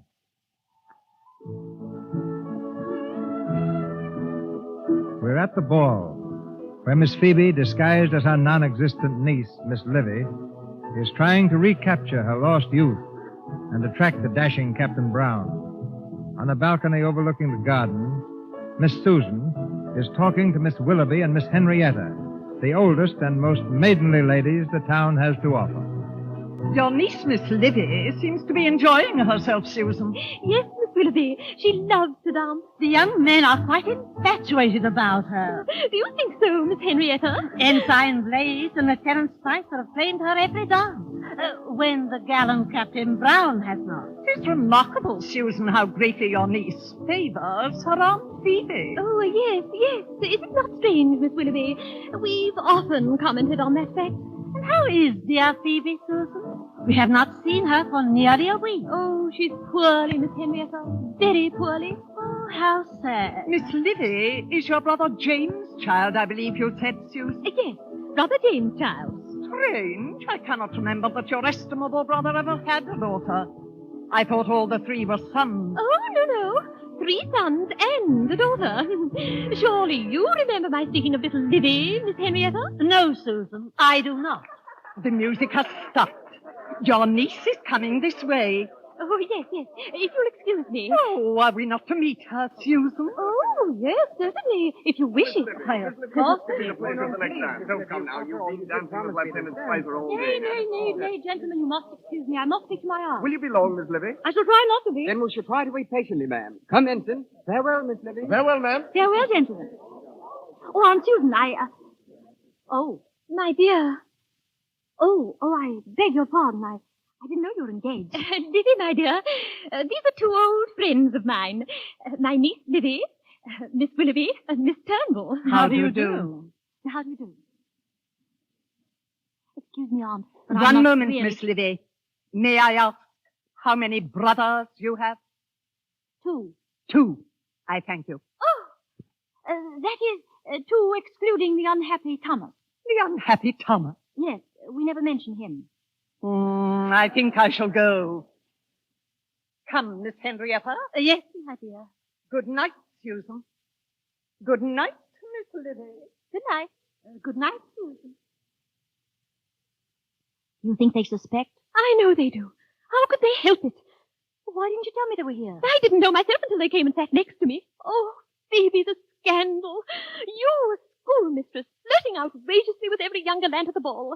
And allowing them to propose to me, too. You didn't. Oh, who were they? Ensign Blades, Lieutenant Allen, and Major Linkwater. Baby, what is to be done? If Miss Willoughby and Miss Henrietta find out about these proposals, they'll tell all Quality Street. We can never open school again. We shall starve. That horrid, forward-flirting, heartless, hateful little toad of a Libby. Oh, it's not her fault. I know who it is that has turned you into this silly, wild creature. That odious, cruel Valentine Brown. Poor blind man. To weary of Phoebe. Patient, ladylike Phoebe. The Phoebe whom I have lost. To turn from her and then become enamored in a single night of a silly impostor like Miss Libby. Yes, he is infatuated with Libby. Susan, there's been a declaration in his eyes all tonight. And when he cries, "Adorable Miss Libby, be mine," I mean to answer with a, "Oh, law, how ridiculous you are. You're much too old. I've been but teasing you, sir." Oh, Phoebe, how can you be so cruel? Because he's taken from me the one great glory that is in a woman's life. Not a man's love. She can do without that. But her own dear, sweet love for him. He's unworthy of my love. That's why I can be so cruel. Oh, dear. Miss Libby. Oh, 'tis Captain Brown, Aunt Susan. Lord, Captain, why are you not dancing? Indeed, ma'am, it is because I have something of more importance to attend to. I wish to speak to you, Miss Libby. May I, Miss Susan? Oh, yes, Captain. Libby, I think it's almost time we left. I'll go fetch your cloak, dear. Thank you, Aunt Susan. Won't you sit down, Captain? Thank you. You're looking rather grim, Captain. What is it you have to speak to me about? Miss Libby. You're an amazing pretty girl, ma'am. Oh, Captain. But you're a shocking flirt. Oh, Lord. It has somewhat diverted me to watch the men go down before you. Ah, but I know you have a kind heart. And if there be a rapier in your one hand, there is a handkerchief in the other, ready to stanch their wounds. I have not observed that they bled much. The blades and the like. No. But one may, perhaps. Perhaps I may wish to see him bleed. For shame, Miss Libby. I speak, ma'am, in the interests of the man to whom I hope to see you affianced. Oh, please, to say nothing. I am feeling faint. Nay. We must have it out. Well, then if you must go on, do so. Who is this happy man? As to who he is, ma'am, of course I have no notion. Oh. Nor, I am sure, have you, else you would be more guarded in your conduct. But someday, Miss Libby, the right man will come. Not to be able to tell him all. Would it not be hard? And how could you acquaint him with this poor sport? His face would change, ma'am, as you told him of it, and yours would be a false face until it was told. This is what I have been so desirous to say to you. By the right of a friend. I see. Oh, it has been hard to say, and I have done it bunglingly. Ah, but believe me, Miss Libby, it is not the flaunting flower that men love. It is the modest violet. The modest violet? You dare to say that? Yes, indeed. And when you are acquainted with what love really is... Love? What do you know of love? Why, man, I know all about it. I am in love, Miss Libby, with a lady who was once very like you, ma'am. Not... Oh, no. I hadn't meant to speak of it, but why shouldn't I? It'll be fine lesson to you, Miss Libby. Ma'am, it is your Aunt Phoebe whom I love. You do not mean that. Most ardently. It is not true. How dare you make sport of her? Is it sport to wish that she may be my wife? Your wife? If I could win her. May I solicit, sir, for how long you have been attached to Miss Phoebe? For 9 years, I think. You think? No, I want to be honest. Never in all that time had I thought myself in love. Your aunts were my dear friends. And while I was at the wars, we sometimes wrote to each other. But they were only friendly letters. I presume the affection was too placid to be love. I think that would be Aunt Phoebe's opinion. Yet I remember, before we went into action for the first time, I suppose the fear of death was upon me. Some of them were making their wills. I have no near relative. I left everything to those two ladies. Did you? And when I returned and saw Miss Phoebe grown so tired looking and so poor... The shock made you feel old, I know. Oh, Miss Libby. But it filled me with a sudden, passionate regret that I had not been killed in that first engagement. they would have been very comfortably left. Oh, sir. Oh, I am not calling it love. It was sweet and kind, but it was not love. It is love now. No, it's only pity. It is love. You really mean Phoebe? Tired, unattractive Phoebe, that woman whose girlhood is gone. Nay, impossible. Phoebe of the fascinating, playful ways, whose ringlets were once as pretty as yours, ma'am. Memories. Yes, that is the Phoebe you love. The bright girl of the past, not the schoolmistress in her old maid's cap. Ah, there you wrong me. For I have discovered for myself that the schoolmistress in her old maid's cap is the noblest Miss Phoebe of them all. When I enlisted, I remember I compared her to a garden. I've often thought of that. It is an old garden now. The paths, ma'am, are better shaded. The flowers have grown They old-fashioned. smell the sweeter. Miss Libby, do you think there is any hope for me? There was a man whom Miss Phoebe loved long ago. He did not love her. Oh, he was a fool. He kissed her once. If Miss Phoebe suffered him to do that, she thought he loved her. Yes. Yes. Do you think that this makes her action in allowing it less reprehensible? It has been such a pain to her ever since. How like Miss Phoebe. But that man was a knave. No, he was a good man, only a little inconsiderate. She knows now that he has even forgotten that he did it. I suppose men are like that. No, Miss Libby, men are not like that. I am a very average man, but I thank God I am not like that. It was you. Did Miss Phoebe say that? Yes. Then it is true. It was raining, and her face was wet. You said you did it because her face was wet. I had quite forgotten. But she remembers. And how often do you think the shameful memory has made her face wet since? The face you loved, Captain Brown. You were the first to give it pain. The tired eyes. How much less tired they might be if they'd never known you. You who are torturing me with every word. What have you done to Miss Phoebe? Do you think you can ever bring back the bloom to that faded garden? I vow I shall do my best. I shall go to her. Miss Phoebe, I will say. Oh, ma'am, so reverently. Miss Phoebe, my beautiful, most estimable of women, let me take care of you forevermore. Beautiful. Oh, no, Miss Phoebe. Ah, ma'am, you may laugh at a rough soldier so much enamored, but 'tis true. Marry me, Miss Phoebe, I will say, and I will take you back through those years of hardship that have made your sweet eyes too patient. Instead of growing older, you shall grow younger. We will travel back together and pick up the many little joys and pleasures that you had to pass by when you trod that thorny path alone. Can't be. Can't be. Nay, Miss Phoebe has loved me. 'Tis you yourself have said it. I did not mean to tell you. She will be my wife, yes. Never. You are severe, Miss Livy. Ah, but it is because you are partial to her, and I am happy of that. I partial to her? I'm laughing at both of you. Miss Phoebe, Lord, that old thing. Silence. I hate her and despise her. If you knew what she is. I know what you are. That paragon who has never been guilty of the slightest deviation from the strictest propriety. Never. That garden. Miss Livy, for shame. Your garden has been destroyed, sir. The woods have entered it, and all the flowers are choked. You false woman, what do you mean? I'll tell you. What faith you have in her? As in my God. Speak. I cannot tell you. No, you cannot. It is too horrible. You are too horrible, is not that it? Here is your cloak, dear. The carriage is waiting to take us home. Answer me, Miss Livy. Is it not that you are too horrible? Yes, that is it. Livy, horrible? Explain yourself, Captain Brown. Ma'am, I leave the telling of it to her, if she dare. And I devoutly hope that those are the last words I shall ever address to this lady. Ma'am, your servant. My love, my dear, what terrible thing has he said to you? Not terrible, glorious. Susan, 'tis Phoebe he loves. 'Tis me, not Livy. He loves me. He loves me. Me, Phoebe.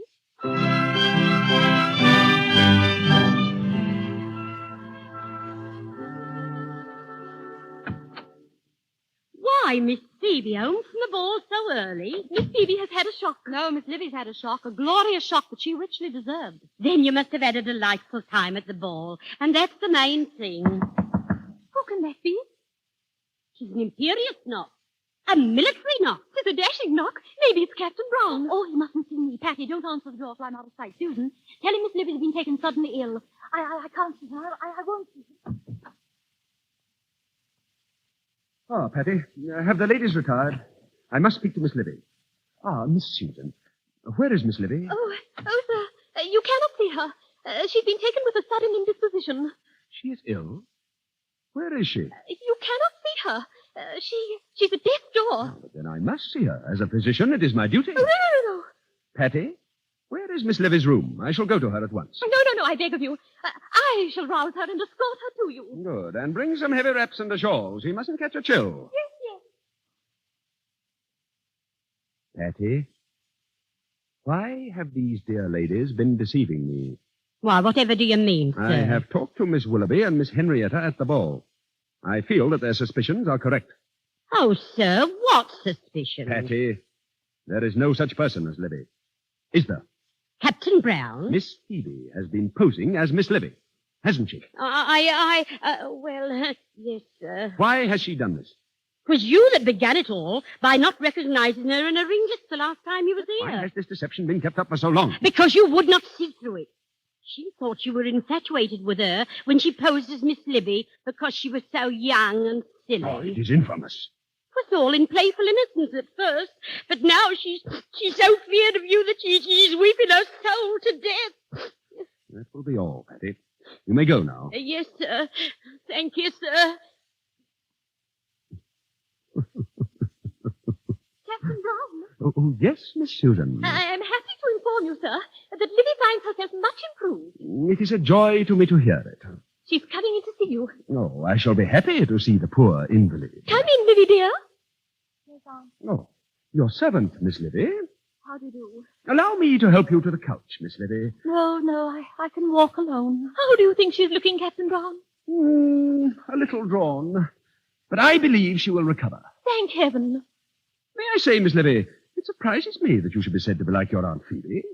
Of course, you have the ringlets, but Miss Phoebe is decidedly shorter and more thick-set. No, I'm not. I said Miss Phoebe. Oh, yes. Well, Miss Susan, I think I could cure your niece if she is put unreservedly into my hands. I'm sure you could. Ah, then you are my patient, Miss Livy. It was but a passing indisposition. I'm almost quite recovered. Oh, nay, you still require attention. But I believe that your home is the best place for you. Would that I could go. You are going. Yes, soon. Indeed, I have a delightful surprise for you, Miss Livy. You are going tonight. Tonight? Not merely tonight, but now. As it happens, my carriage is standing idle at your door, and I am to take you in it to your home. Sir, I decline to go. Oh, what a stubborn patient you are. Miss Susan, can't you persuade her? Indeed, Captain, I cannot. Oh, well, then I must speak to Miss Phoebe. Oh, dear. Where is she? I cannot tell. You don't know. Very strange. She is your aunt, is she not? Oh, sir, and you are her niece. Yes, her niece. And yet you don't know where she is. I cannot tell. Then perhaps, ma'am, I can help you. You, sir? Miss Phoebe, dear creature, is here in this room with us now. She calls herself Miss Livy. But we know it's just in sport. And more to her own confusion than mine. Phoebe, he knows. Captain Brown, I will explain everything to your satisfaction. No need for explanations. Miss Livy is no more. Good riddance to that charming little flirt. And now, Phoebe Frossel. Will you be Phoebe Brown? You know everything. And that I am not a gardener? I know everything, ma'am. Except that. Then the dictates of my heart enjoin me to accept your too flattering offer. Miss Phoebe, it is not raining, but your face is wet. I wish always to kiss you when your face is wet. Oh, sir. Kiss Susan also.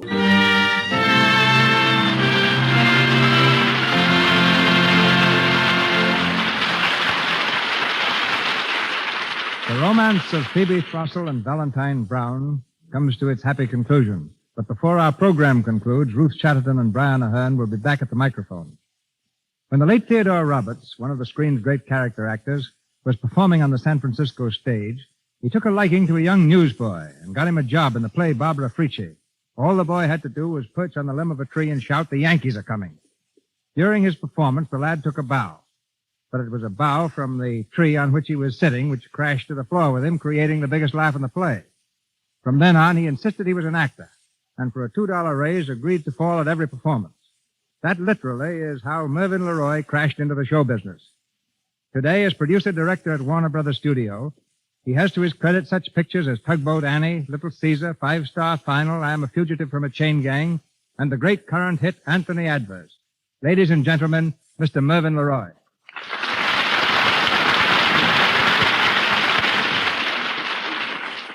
Thank you, C.B. My first job in pictures was in the wardrobe department for $12.50 a week. I thought I was getting into the movies, and I found myself in the cloak and suit business, so I quit. Then you managed to catch my brother William DeMille in a weak moment and convinced him you were a great cameraman. I remember the first picture you shot under his direction was all out of focus, which gave it a soft, attractive quality never seen before, and we decided you were a genius. But I was smart, so I quit being a genius and got myself a job as an actor for you, Mr. DeMille. Mervyn played the role for me in Triumph. The scene was in a canning factory. And among other things canned during the picture was Mervyn LeRoy.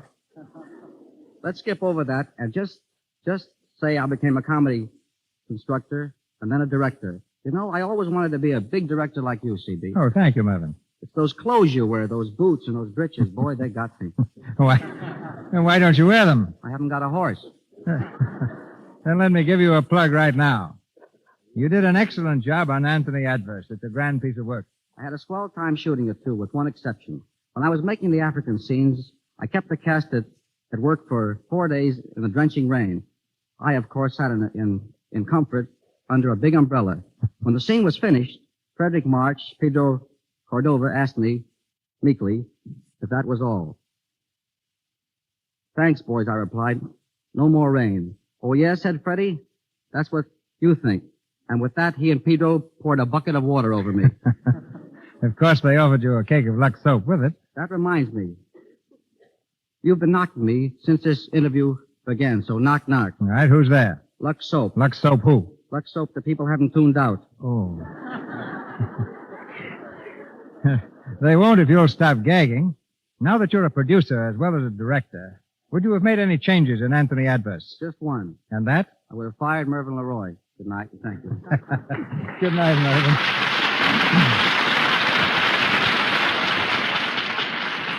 Last week, the National Air Races were held in Los Angeles. Tonight's leading lady sponsored one of the features, the Ruth Chatterton Air Derby for sportsman pilots.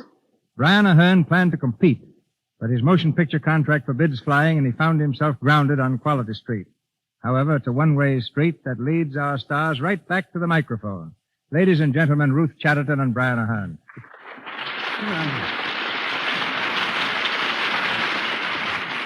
I really had no thought of ever flying, Mr. DeMille, but Ruth bullied me into a plane last year. So then I decided to take lessons until I knew how to fly around the field and land the plane, just to prove to her there was nothing in it. While Brian was up in the air, a bug bit him. He's had the flying fever ever since. It's a bad case, too. But long before Miss Chatterton or I came to Hollywood, ladies and gentlemen, Mr. DeMille was flying his own plane.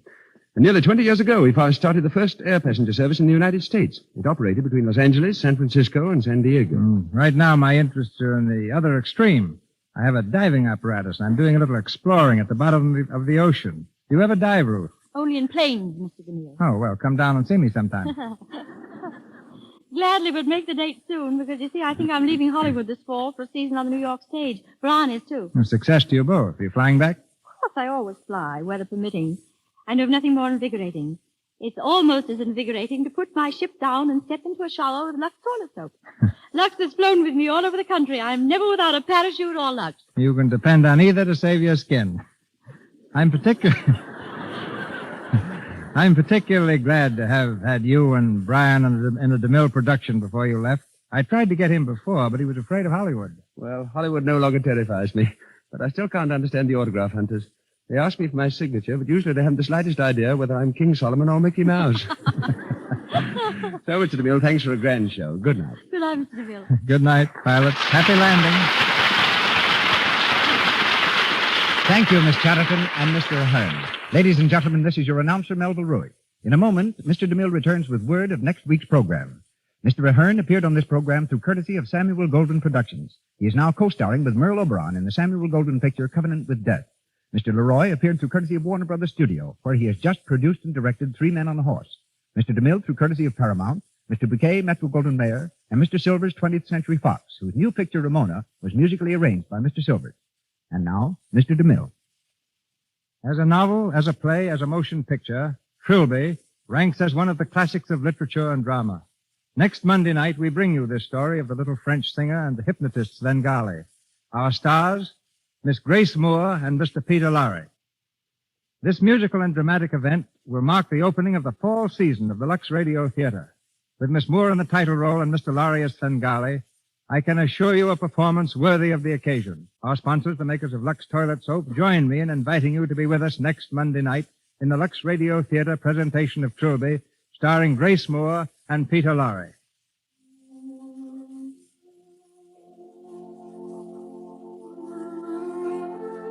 Today, the motion picture industry suffered one of its greatest losses, Irving Thalberg. The Lux Radio Theater joins Hollywood and the entire nation in extending deepest sympathy to his wife, Norma Shearer, and his family. To Irving Thalberg, who has brought so many hours of happiness to people the world over, we dedicate these 10 seconds of silence.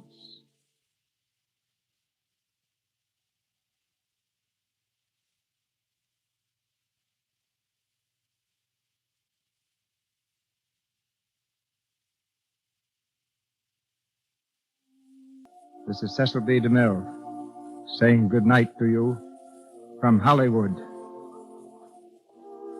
This is the Columbia Broadcasting System. You're listening to the Nighttime Show on WOTR Radio. I'm Greg, heading into our final presentation of the night, as dawn is just a little over an hour away. I'm hoping you have enjoyed the shows tonight, and I'd like to remind you that you can catch me again tomorrow night, keeping you company as always during the nighttime hours. Don't forget to pack up the family and head to the Derby County Fair over in Adelberg next Friday through Sunday from noon until 10 p.m. all 3 days. Just $2 admission and 50 cents for every ride and attraction.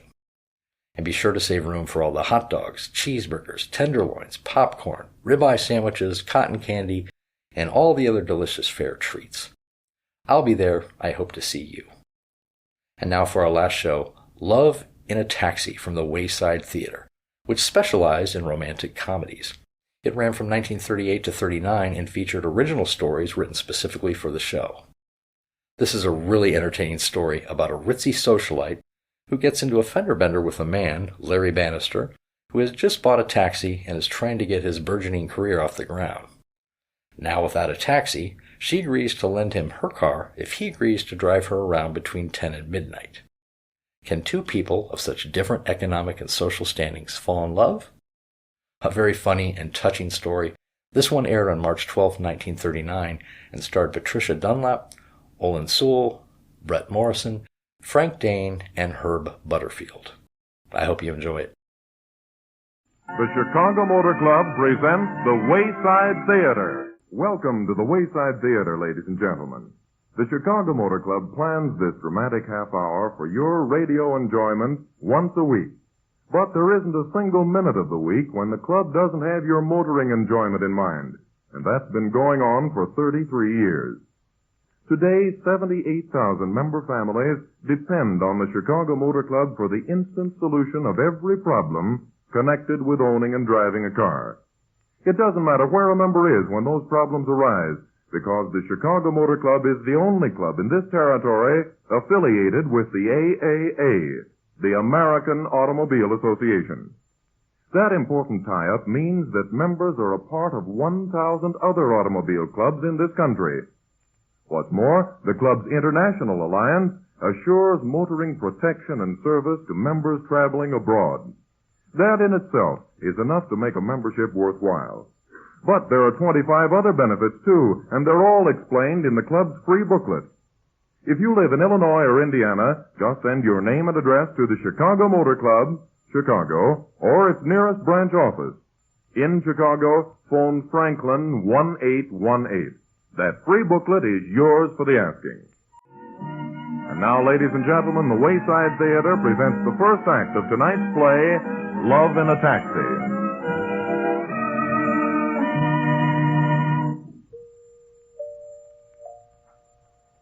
You mean you don't have anything for me, Mr. Stokes? I'm sorry, Larry, but I can't use anyone that hasn't specialized. An A.B. degree doesn't count for much these days. It's specialization and actual experience that counts in this day and age. Now, if you can get a couple of years' experience in this field and then come round, I think I could use you. Sorry, Bannister, I'd like to help you, but nothing open at present. I don't care if you did graduate with all B's. I can't use you. No job here. No, nothing doing. Sorry. Sorry.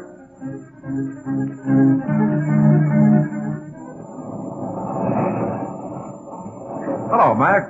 Hiya, pal. Well, Mac, there she is, and all mine. Hey, you mean she's all paid for? Every cent. I made the last payment this morning. Hey, that's swell. Mac, my boy, you see before you Larry Bannister, possessor of a nice, shiny, second-hand taxi that's going to make him his fortune. Yeah, fortune? Hey, now look, pal, I tried to talk you out of this taxi business. I explained to you that $15 a week clear is top. $15 a week is a fortune, Mac, especially after pounding the pavement for almost a year without making a cent. Okay, but this taxi business is a tough racket. Don't ever say I didn't warn you. I'm full of fight and raring to go, Mac, so bring on your tough customers. Hey, look. Holy mackerel, it's your cab. Oh. Somebody ran into it. Oh, my tax. My beautiful tax. Come on, let's grab the guy that rammed it. Yeah. A dame. You might know it would be a dame that would do it. I don't like that nasty little insinuation. That was no insinuation, lady. That was a statement of fact. Now, look.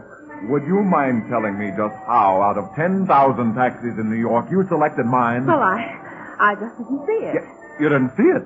Well, just what were you looking at? Your pug nose in the rearview mirror? That's not the least bit funny. Now, you listen to me. Oh, no, you listen to me, you two gorillas. I haven't the slightest intention of giving you any explanation of any sort.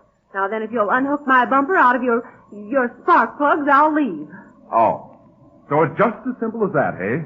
Well, my decadent debutante, you've got another guess coming. Do you know that you've just wrecked the first job I've been able to land since I left college a year ago? You don't seem to make a bit of sense. I don't, eh? Well, maybe you can understand this. I'm broke. I paid my last cent to buy that hack. And you think you can wreck my taxi, wreck my career, and then simply drive off without so much as... Oh, well, I didn't know the car belonged to you. You didn't know it belonged to me? What do you think I've been screaming my head off for, a friend? Well, I thought it belonged to some big corporation or something, and they could just sue me, and that'd be all. Yeah, and since it doesn't belong to a big soulless corporation... Oh, I'll fix it up for you. You just have it repaired and send me the bill. And how do you think I'm going to make a living while my cab's laid up in a garage?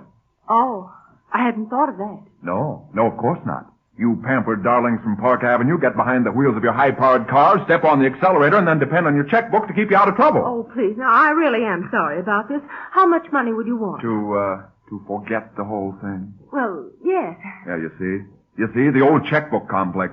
You think anything can be fixed by a check. You can't understand the sentiment I had for that car. That car was a symbol to me. A symbol of my emancipation. A symbol of... All right, if you're so high-minded about money, how do you propose fixing this up? Don't be a sucker. Take the dough. Take the dough. Mac, I'm disappointed in you. Well? Well, here's the situation. It's okay for you to pay for the damages for my car, but I need something to hack in for the next week. So? One solution would be for me to use your car till mine's fixed. What?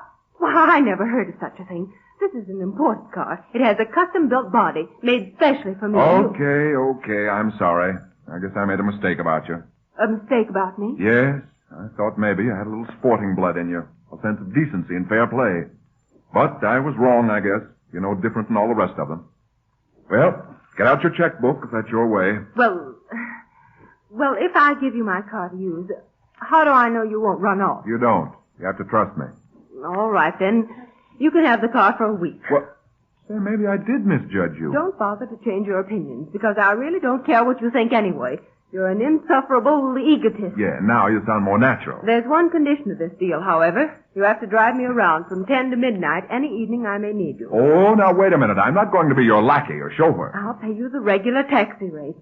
Well, that's different. Is it a deal? It's a deal. Here are the keys. I want you at my home tonight at 10 o'clock. Here's my card with the address. And please come without your usual assortment of sermons, because they're awfully boring. Why, you little... Not in front of a lady, please. You know, somebody should do something about you. Please don't get any illusions about yourself just because I'm loaning you my car. And please be on time tonight. I detest tardy people. Well, goodbye. I'll see you at 10. Well, I'll be... Gina, I never heard of such a thing. You don't know who this fellow is or anything about him. Here he comes now. At least he didn't run off with my car, as you predicted. Good evening. Good evening. You're right on time. That's right. Take us to the Plantation Club, please. Right. Really, Gene, I must protest against. He'll hear you. I don't care if he does. He probably has you down as an easy mark and intends to... All right, Philip. I made a mistake. You were right and I was wrong. Now let's forget about it. It's that very attitude I object to. What attitude? The way you say it.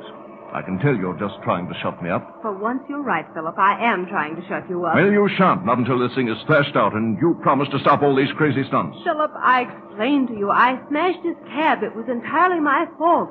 I had to help him out, didn't I?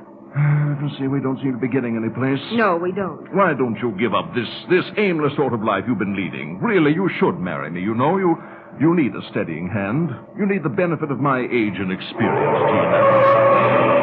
Stop the car! Stop this car at once!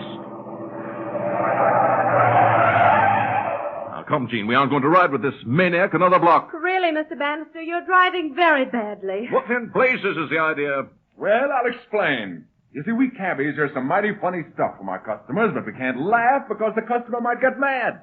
So when I feel an urge to laugh, I just take a corner on two wheels. Well, really, Mr. Bannister, this is too much. Are you going to marry him? I can't see that it's any of your business. But you can't marry that stuffed shirt. I'll not stay and be insulted another minute. Come, Gene. He's a bore. Can't you see it, Gene? He's not interested in you except as a fixture for his house. I demand you discharge this man at once. You must listen to me. You're young and beautiful and spontaneous. Why, he'll make you old. You interfering busybody. Stop it, both of you. Philip, I'll tell you for the last time, I'm not interested in society, and I don't care what you or anybody else thinks about it. Oh, that's fine. And you. If I'd wanted any advice on running my life, I'd have asked for it. Mr. Bannister, you're fired. Fired? Fired. Now get out of my car. Gene. Get out, both of you. From now on, I'm running my own car, and my own life, too.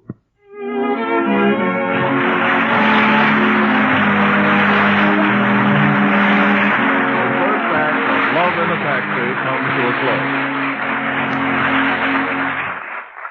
Your attention, please, ladies and gentlemen.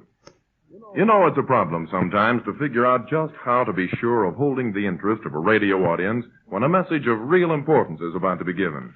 I might blow a police whistle or fire off a gun or blast you out of your chairs with a fire siren. But that's taking unfair advantage, I'm afraid. So I'll just repeat, your attention, please, if you own and drive a car. The Chicago Motor Club includes a $1,000 personal accident policy in its membership at no extra cost. With each year's membership renewal, that policy increases in value until in its sixth year, it's worth $1,500. Now, that's a mighty generous insurance policy, friends, and remember, it's included at no extra cost. It provides for payment if a member is killed while driving, walking, or while riding in a car driven by another. Think what that money might mean to your own family. We all know that when unexpected tragedy strikes, our grief-stricken families are faced with the added burden of making every dollar count. I wish I had time to tell you real-life instances where the club's personal accident policy has actually saved families from serious necessity and has given them the courage they need at a time of sorrow and stress.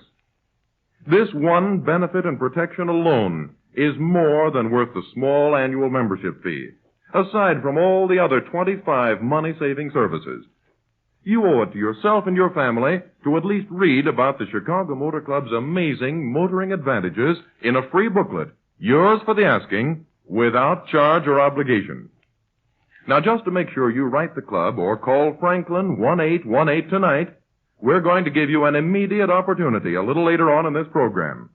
Between the second and third acts of tonight's play, we'll have a musical intermission instead of our regular announcement. You can use that time to write the club or phone Franklin 1818 and ask for your free booklet without delay or inconvenience. And now the second act of Love in a Taxi.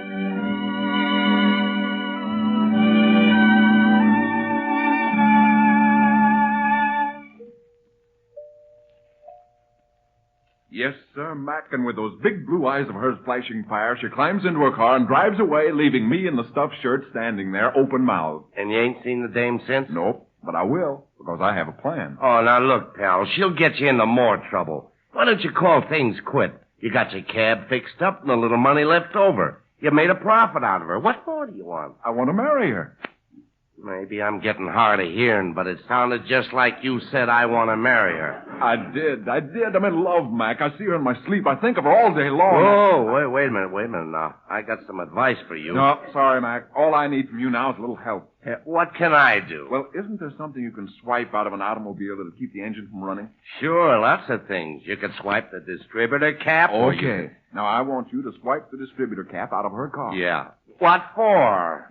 So her car won't run. So she'll have to take a taxi. Oh, I get it. Well, how do you know she'll take your cab? Because, Mac, I'll shadow her. I'll follow her day and night, and whenever she needs transportation, there I'll be. Well, what's that gonna get you? I don't know, Mac. I don't know. But it might get me a wife. What's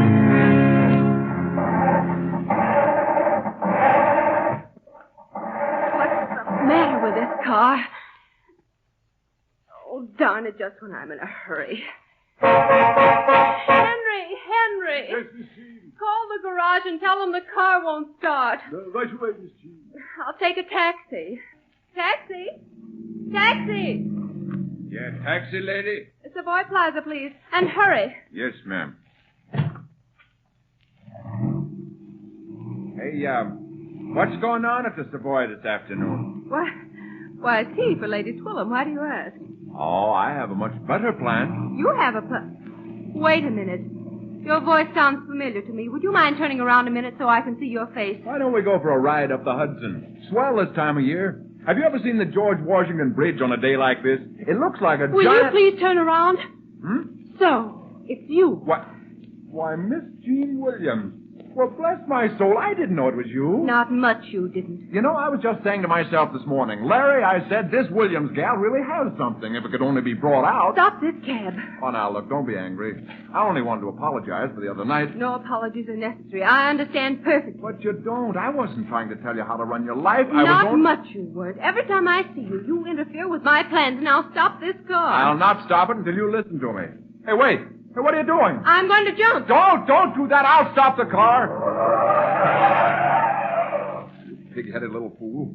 Don't you realize you might have been killed? I ought to spank you. No, wait now. I didn't mean to say that. I was upset, that's all. Hey, Jean. Jean, come back. I'll take it, old Lady Twillum's tea. I'll take you any place you want to go.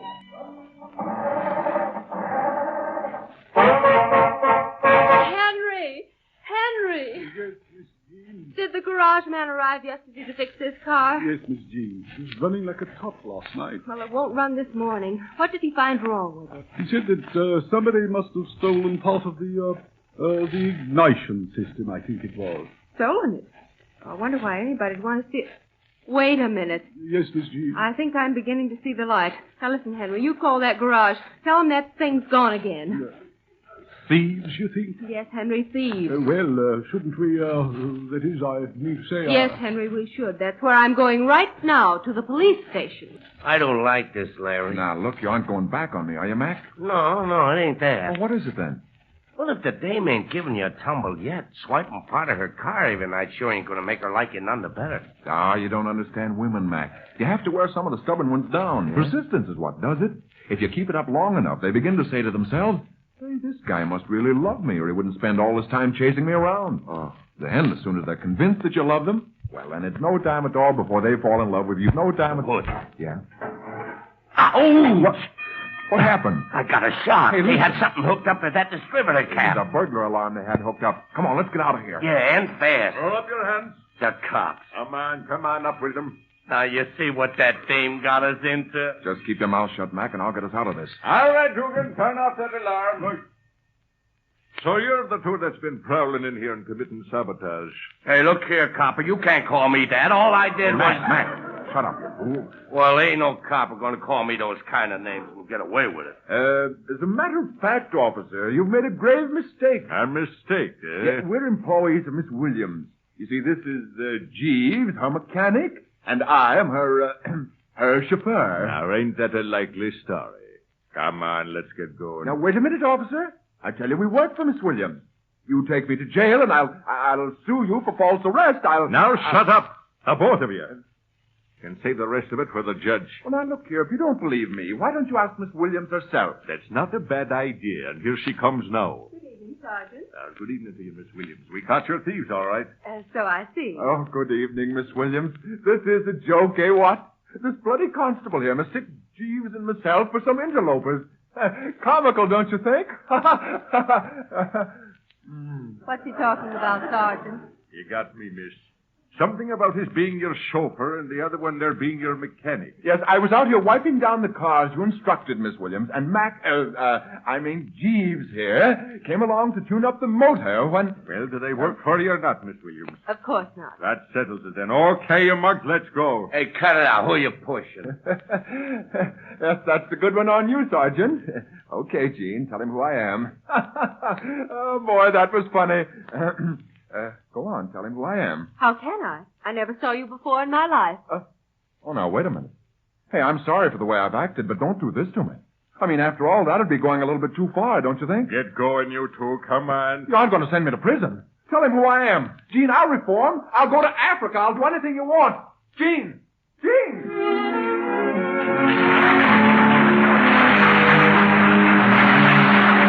The second act of Love in a Taxi comes to a close.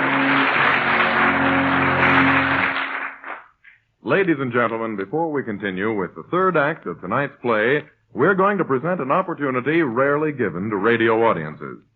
The Chicago Motor Club urges you to ask for its valuable free booklet right while this program is going on. You won't miss any of the play, and you won't be delayed or inconvenienced. We'll have a musical intermission right now, giving you ample time to ask for your free booklet.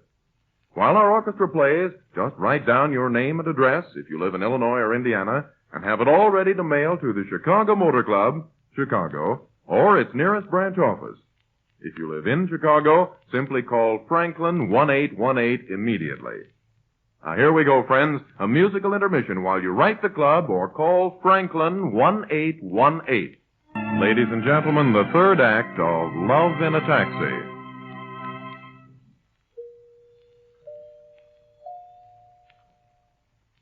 Mac, if we ever get out of this jail, and if I ever so much as look at another woman...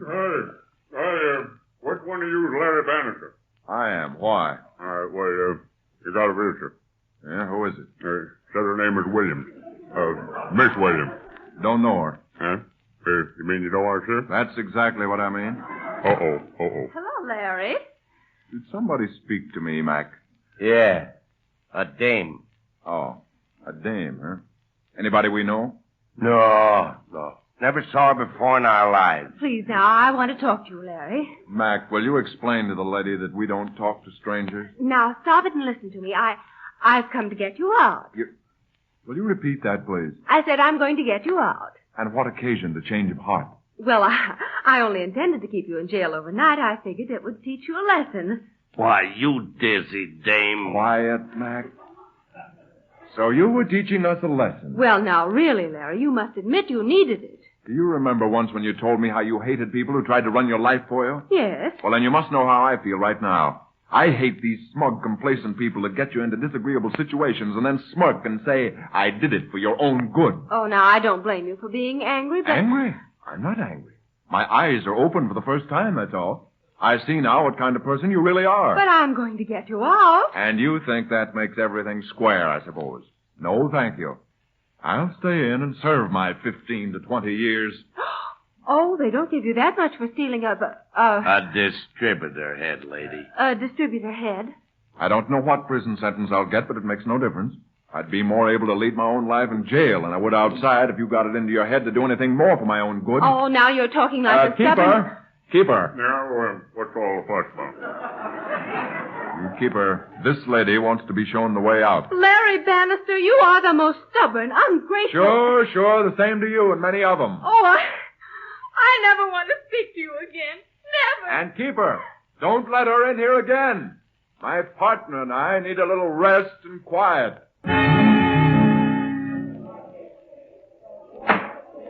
The case of the people of the state of New York versus Larry Bannister and Max Simpson. Your Honor, may I speak to you, please? What is it? Who are you? I'm the defendant. I'm the prosecutor. I'm Jean Williams. Yes? Well, I've decided to withdraw charges against these two men. Why are you doing that, Miss Williams? Well, I just am, that's all. Now, see here, Miss Williams. Yesterday you charged these men with breaking and entering and with burglary. If these men are criminals, they should be locked up. Oh, they're not criminals, Your Honor. Really, they aren't. Larry Bannister's a very fine man. Bailiff, bring the prisoners before the bar. Oh, please set him free, Your Honor. I only had him put in to teach him a lesson. I had to do something to show him he couldn't interfere in my life. But now... Yeah, and now? Well, now I don't mind his interfering. Yeah, I'm beginning to understand this case. Here's the prisoners, Your Honor. Oh, Larry, I'm so glad to see you. Yes, I can imagine. You two realize, I suppose, that you were to be tried today on rather a serious charge? Oh, we was framed, Your Honor. This dame here... Shut up, Max. I'll handle this. However, the state star witness, Miss Jean Williams, has decided to withdraw all charges, so I have no alternative but to set you free. Just a minute, Your Honor. My partner and I have suffered both mental and physical anguish because of this arrest. And we'd like to know the reason that prompted Miss Williams to drop the case.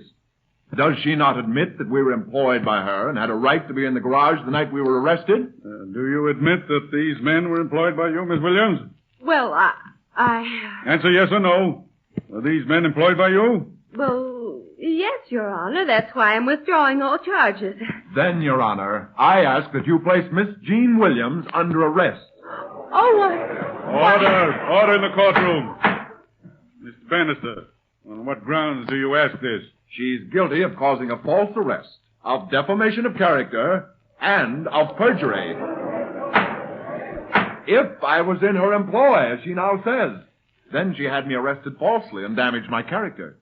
If, on the other hand, I was not employed by her, but actually was stealing parts of her car, then she has just committed perjury. Why, you... In either case, Your Honor, she has committed a crime. Judge, you're not going to believe this. Well, now, Miss Williams, Mr. Bannister has a point there. I'd advise you to explain yourself. Oh, I never... Well, my little schemer, the tables are turned. Why, you horrid thing. I hate you. I hate you. Miss Williams, the court is waiting for your explanation. Well, it was this way, Your Honor. I said I employed this creature because I felt sorry for him and wanted to help him get out of jail. Then he never worked for you? Certainly not. Then you did commit perjury. Oh, is perjury something bad? It's a very serious offense, young lady. Oh, dear. Well, as a matter of fact, Your Honor, I did employ him. In what capacity? Well, as a... chauffeur? As a chauffeur. In that case, you lied to the arresting officers and caused the false arrest of the two men. They're entitled to damages from you in such a case. Damages? Well, just how do I... By paying them money. Now, wait a minute, Judge. She's one of those women who thinks her checkbook can get her out of any jam. I won't take her money. I wouldn't give her the satisfaction. Now, just a moment, Mr. Bannister. If you don't want money from her, just what do you want? I want to teach her a lesson. Oh, I see. And, young lady, you had Mr. Bannister jailed to teach him a lesson, did you not? Yes, I did. You're both determined to teach the other one a lesson? Yes. You're both quite angry with the other? Yes. Could it be that you're both in love with each other? Why, that's ridiculous. I'm no more in love with you. Order in the court. Well, that's just what I thought. I'll tell you what I'll do. Since both of you have charges hanging over you, I'll suspend sentence and parole you in each other's custody. You mean I'm to see that she behaves? Oh, no, the judge means I'm to see you behave. You're both to see that you both behave. Well, is that arrangement for life? Now, that sort of an injunction would come from the department on the floor below this. It's marked Marriage License Bureau. On the floor below, did you say, Judge? No, that's right. Can't miss it. Come on, you. You can't tell me what to do. I can, too. You're in my custody. You're in my custody just as much. All right, you tell me what to do then. Okay. Come on, you. We're going to the floor below.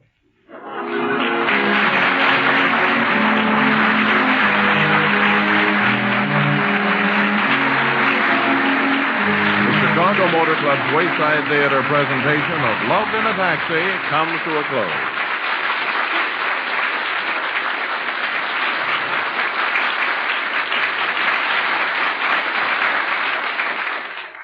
Be sure and join the Wayside Theater radio audience again next Sunday evening at this same hour. And now I'd like to emphasize again the importance of the Chicago Motor Club's free booklet. Its very title suggests an interesting story. Spend less to own and drive your car. Now, don't fail to ask for that valuable free booklet this very evening. It's yours without the slightest charge or obligation. If you live in Illinois or Indiana, send your name and address on a penny postcard to the Chicago Motor Club, Chicago, or its nearest branch office. In Chicago, simply call Franklin 1818. Tomorrow evening, ladies and gentlemen, you are invited to hear the Chicago Motor Club's weekly broadcast of the Parker Family at 6:30 over WBBM. In the cast of tonight's play, you heard our popular stars Patricia Dunlap in the part of Jean and Olin Soule playing Larry. They were supported by Brett Morrison, Frank Dane, Herb Butterfield, and Bill Boucher. This is Vern Smith speaking for the Chicago Motor Club. This is the WBBM Air Theater, Wrigley Building, Chicago. That's it for the nighttime show, dear listeners. I have enjoyed spending the hours with you, and I hope you'll tune in again tomorrow evening for another night of great old-time radio shows from the golden age of radio. Next up is the Morning Drive with Ben Hardy. I don't know about you, but I'm going to head over to Landry's Diner for a hearty breakfast of their delicious pancakes and sausage. Maybe I'll see some of you there. Until next time, this is Greg with WOTR Radio. Thanks for listening.